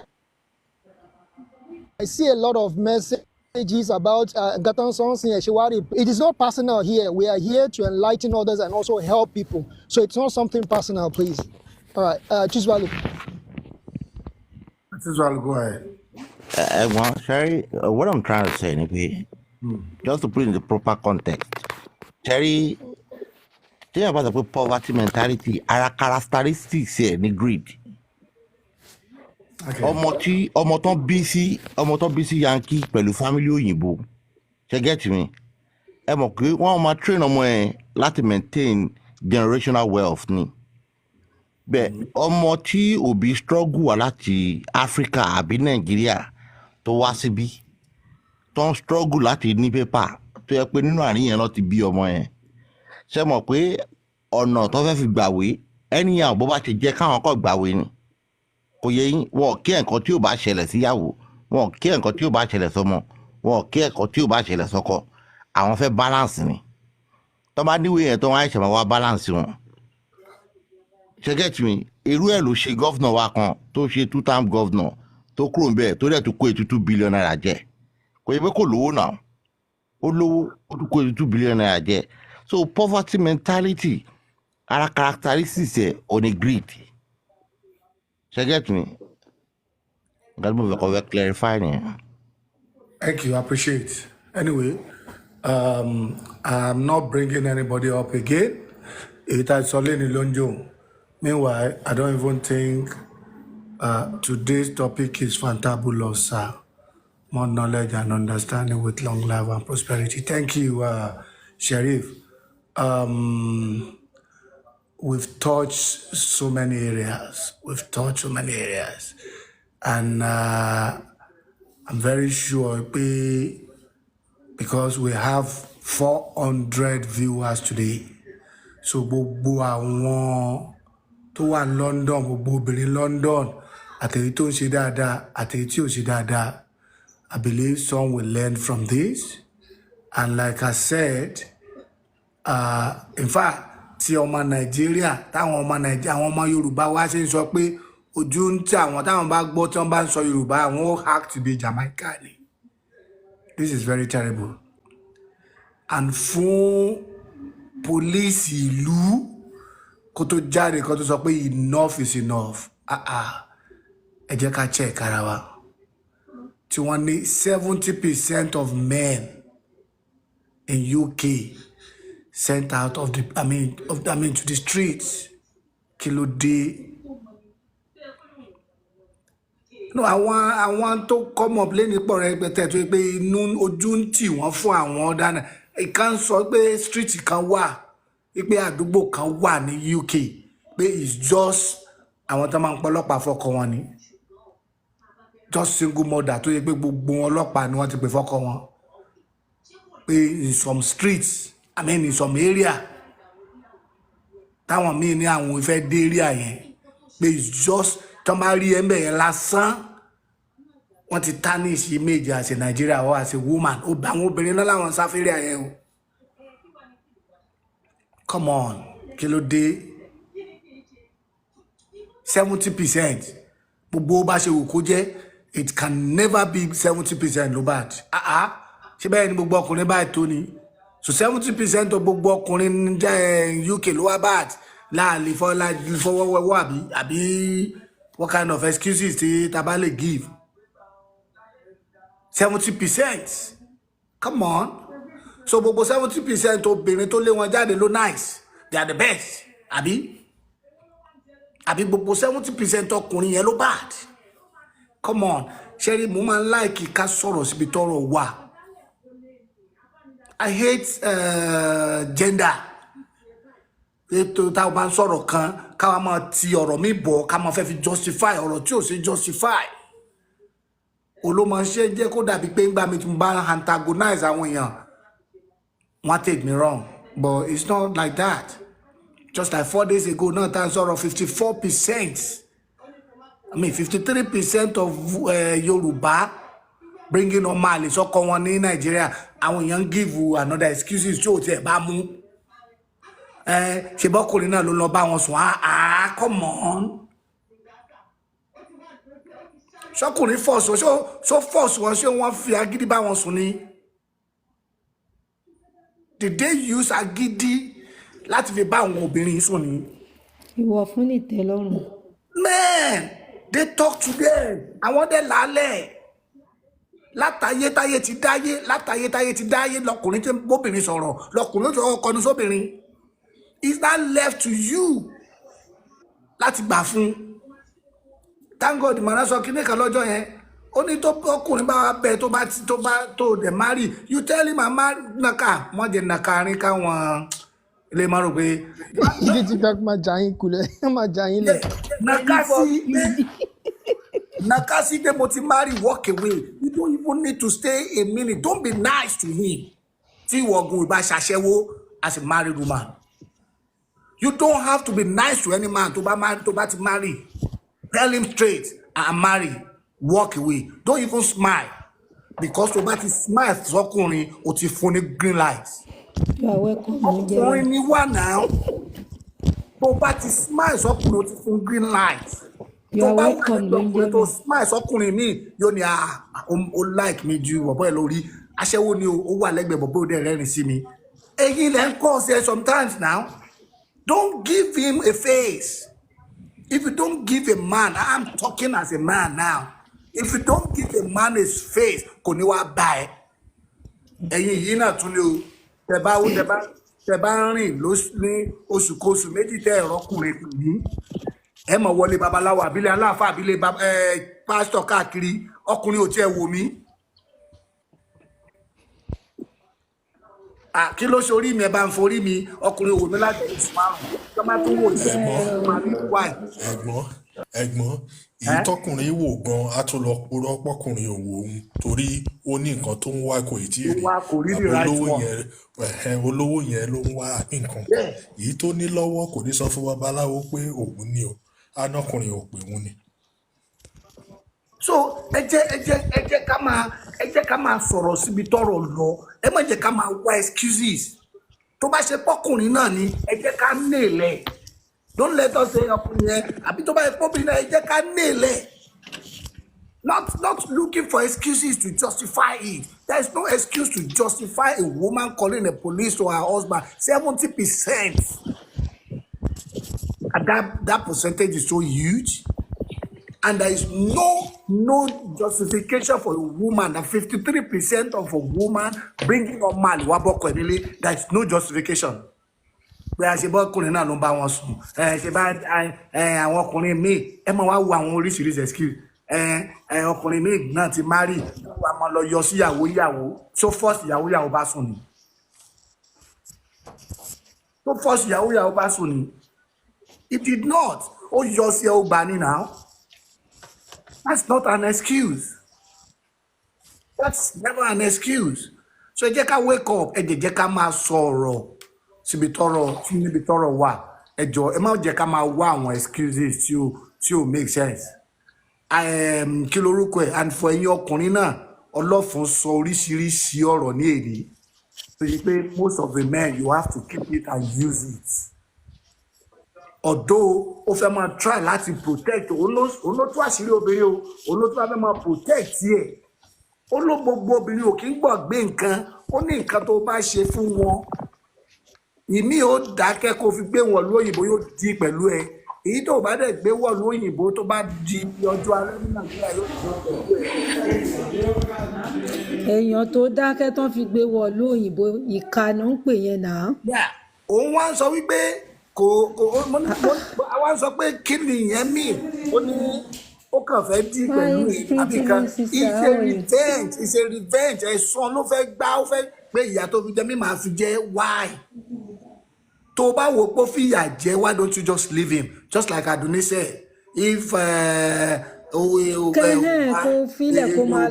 ìbùyàn bá bẹ lára mu mọ́ let him go. ó bẹ́tà. must you wait till lọ́jọ́ alẹ́ láti fìyà jẹ. Oyin ọkùnrin ẹ mọ the right thing to do based on that. èmi ò ní the advice right you thing ni pé kán lọ fẹ́ yàwó kejì àbí. èmi ò kò sí ní tó kọ́ mi wọ́n mọ̀ T-Babs. ẹ mọ the right thing to do on that ẹ mọ the right thing to do on that ẹ wake up and another thing I'm ẹ má sorry tún dákun o. ìdákun I'm just saying my opinion mi ìdẹ̀ dárúkọ ìwọ ló sọ òní kan mo sọ o ẹ̀rọ ibi ìwọ tẹ́ ló ń lọ sọ nìyẹn èmi kan mo sọ ibi tẹ́ ń lọ nìyẹn ẹ má tún dákun obìnrin náà lọ tún máa lọ pàdé mẹ́ another irú kan thing náà náà sì ni. ni wípé another thing I'm so sorry mo ti sọ kí ni 7 months ago lórí life náà ni má jẹ́ kí ìfẹ́ don't let love. no make me read o. Don't let love carry you away as a man and as a woman no because since o ṣe pé flaws ẹni obìnrin máa ń wá ìwọ ọkùnrin náà look for that flaws wait for the time prepare for the time unexpected tó bá come up you have something to prove yourself to. tí o bá dẹ̀ come up ọlọ́run ṣe nìyẹn don't let love take you away I'm talking with experience èmi ò fẹ́ dúdú rí o I've never married dúdú my wife is white and I'm still married to white now but flaws here as long as tó bá ti ń wá flaws mi I don't let love carry me away àjọ máa look for flaws àwa ni ọjọ́ tó bá use it against me wọ́n á mọ̀ pé mo ní flaws ẹ̀ lọ́wọ́ rẹpẹtẹ máa use it against ẹ̀. ìgbélé o director. má jẹ́ kí love take you away. alẹ́ yìí àti gbọ́ ìmọ̀ràn ó dọ̀ you are disrupting ariwo ń bọ̀ lọ́dọ̀ ẹ̀ má jẹ́ kí. wọ́n ní ká jẹ́ ìkúrú kó tán ẹ tún gbọ́wọ́ ẹ̀ sáwo ṣé bí amendment lẹ́wà. àwọn èèyàn ní láti learn ẹ jẹ́ ká not in a hard way. We both not in a hard way. That's too hard. Exactly. Learn in a hard way. Thank you. No, I said not in a hard way. Let me support you. Madam, bóyá kẹ́ jẹ́ kó parí ẹ̀ so that I lè understand. You know, don't let love take you away. Don't let love take you away. Women will always look for your flaws. Dúpẹ́ lọ́wọ́ Ọlọ́run tí wọ́n bá use it against ẹ̀ tẹ́ fi dọ́jú alẹ́. Somebody will use it against you. One náà máa kó ní flaws yẹn. Ìwọ náà máa kó ní flaws tiẹ̀ náà lọ́wọ́. So tó bá gbé tiẹ̀ jáde, you gbé tiẹ̀ jáde. So I will pay yeah. I almost lost everything I have in Germany. Tó bá gbé mo jẹ́ kí love take me away. But gbà tí ìyàwó mi gbé jáde, mo gbé jáde. Ẹ̀rù bà, that's it. Because I said I love you does not mean I don't have your flaws too. Don't let love take you away. That's all. I don't have any sorrow and I won't say deep about me. But from experience, ni mo ṣe ń sọ̀rọ̀, mo dẹ̀ ti rí a lot. Gbogbo orun tí AC explain nísìn tí mo bá ní kí n máa sọ ní Germany máa sọ fún ẹ lóríṣiríṣi. Àwọn obìnrin míì rán ọkọ wọn lọ sí ẹ̀wọ̀n tán díẹ̀ kékeré báyìí ló kù. Tí ó bá rí pé àwọn náà smart tí wọ́n ti ń wá pé okay òṣèlè fún mi èmi náà gbàgbé o ṣàrà jẹ́ ń kọ́sẹ́gbẹ́ kan òṣèlè fún mi ó ní láti kọ́sẹ́gbẹ́ kan ògbẹ́ wà lọ́pọlọ ẹ̀ tó bá dẹ̀ lè document ẹ̀ pẹ̀lú fóònù ẹ̀ máa document ẹ̀ tó bá dọjọ́ negative time ìwọ náà gbé negative yọ I'm so sorry both men and women mo sọ but tí kò bá dẹ̀ wá jáde I'm not giving any negative or positive I'm just saying it the way it is tó bá happen pé ìkankan ò gbé floor yín kankan jáde alhamdulillah hallelujah tó bá dẹ̀ happen pé ìkan gbé jáde ìkejì náà sọ pé mi náà stupid èmi náà ni that's all thank God for today mo dúpẹ́ lọ́wọ́ every one of you like I said this program today I'm going to upload everything on T-Babs backup page so whichever tó bá pay ìwọ tó fẹ́ jù sáwọn tó bá mọ̀ throw it go and pick it there throw it to them I always update 1 minute of whatever my will be prolong it to 10 minutes but we'll see but whatever you think the area you satisfy you want to check go to T-Babs platform tomorrow I don't actually post live by me lẹ́yìn birthday but you too bad interesting man post it but tonight I'll post it so whoever that wants can go there and pick whichever he wants. Ẹ̀yin obìnrin London now, please. Ẹ má jẹ́ kí a máa tijú ara wa. Ká rárá Nàìjíríà ká máa wá bẹ̀rù pé yóò dojú tì mí. Mo ti wà ní London the first time máa kọ́ lọ London ní 2002 tí máa kọ́ lọ London. Mo dẹ̀ wà níbẹ̀ yẹn èmi máa ń dress bí America ni mo wọ hood mo wọ gbogbo ẹ̀ délẹ̀ mo lo chain nígbà tí mo máa fi ń ṣe homies. Àwọn obìnrin yẹn dẹ̀ ń bú mi. Yorùbá àwọn méjì orí bó ṣe yẹ wá sọ àwọn akátá ọ̀nà orí bó ṣe dress bí ẹni tó ń lọ sí Òṣùpá bó ṣe kinní kan mo dẹ̀ ń dúró mo fẹ́ wọ mọ́tò Elephant and Castle àbí kan wọ́n ti bú mi dáadáa. Mo wá wọ ẹ̀gbẹ́ mo wá ní kí mo ṣe fún yín tẹ̀lé wá bú mi tó báyìí. Ẹ má bínú àmọ̀pọ̀mọ Yorùbá ni yín ni ṣé dandan ni kẹ́ ẹ mọ̀pọ̀mọ Yorùbá ni mí kẹ́ ẹ tó bú mi àbí must you bú mi? Must you boo me? The first time I called the US 22 years ago. Must you boo me? About many years is that? 2002, yeah. Must you boo me? Wọ́n welcome yín ní Ìbàdàn style ni. Ó ní agbára Bọ́lá. Ó ní agbára. Lẹ́yìn ìgbà yẹn wá ní kí wọ́n lọ kí nǹkan tẹ́ máa lọ lórí pẹ̀lú àwọn ọ̀rẹ́ kó kàn máa rí wọn káká máa gbáṣẹ́ lójú títì. Ya Múlíkà. Àìmọ̀ràn mo sì rí ọlá náà mo ń pè ọmọ ní ilé mo dáràn ṣé lóyìnbó náà ni. ẹ ṣe àbúrò yín sọ tí wọn ẹ̀yin náà sọ tí yín wọn náà fẹ́ kọ̀ fún yín bí alábàtọ̀ ẹ̀yin náà tún ní mọ̀ràn ẹ ṣe òwúrò ìsọlọlọkùnrin bíi dúpẹ́. Hello, ẹ̀gbọ́n ẹ má bínú mo fẹ́ sáré give advice. Ìṣòro ọlọ́kùnrin sí ìlú.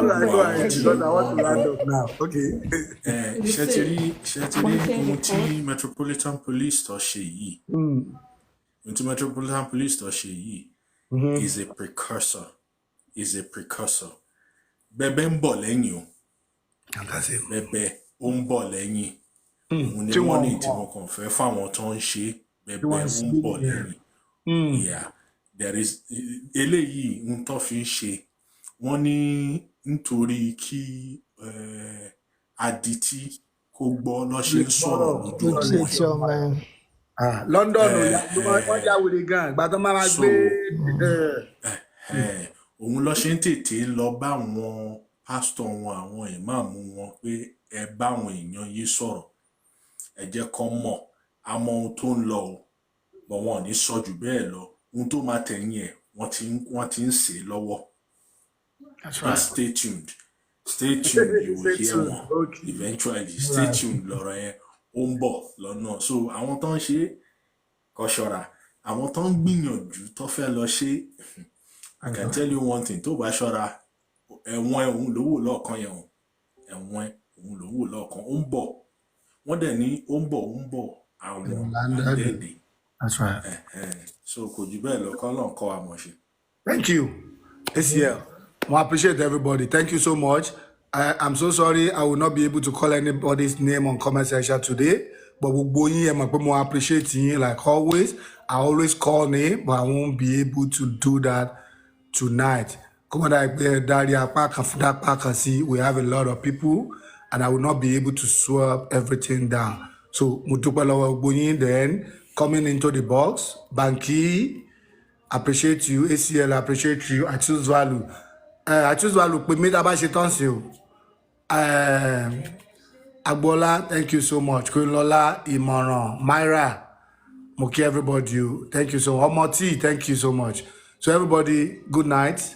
Appreciate you. Good night, everybody. Good night. Good night. Bye bye. Bye bye.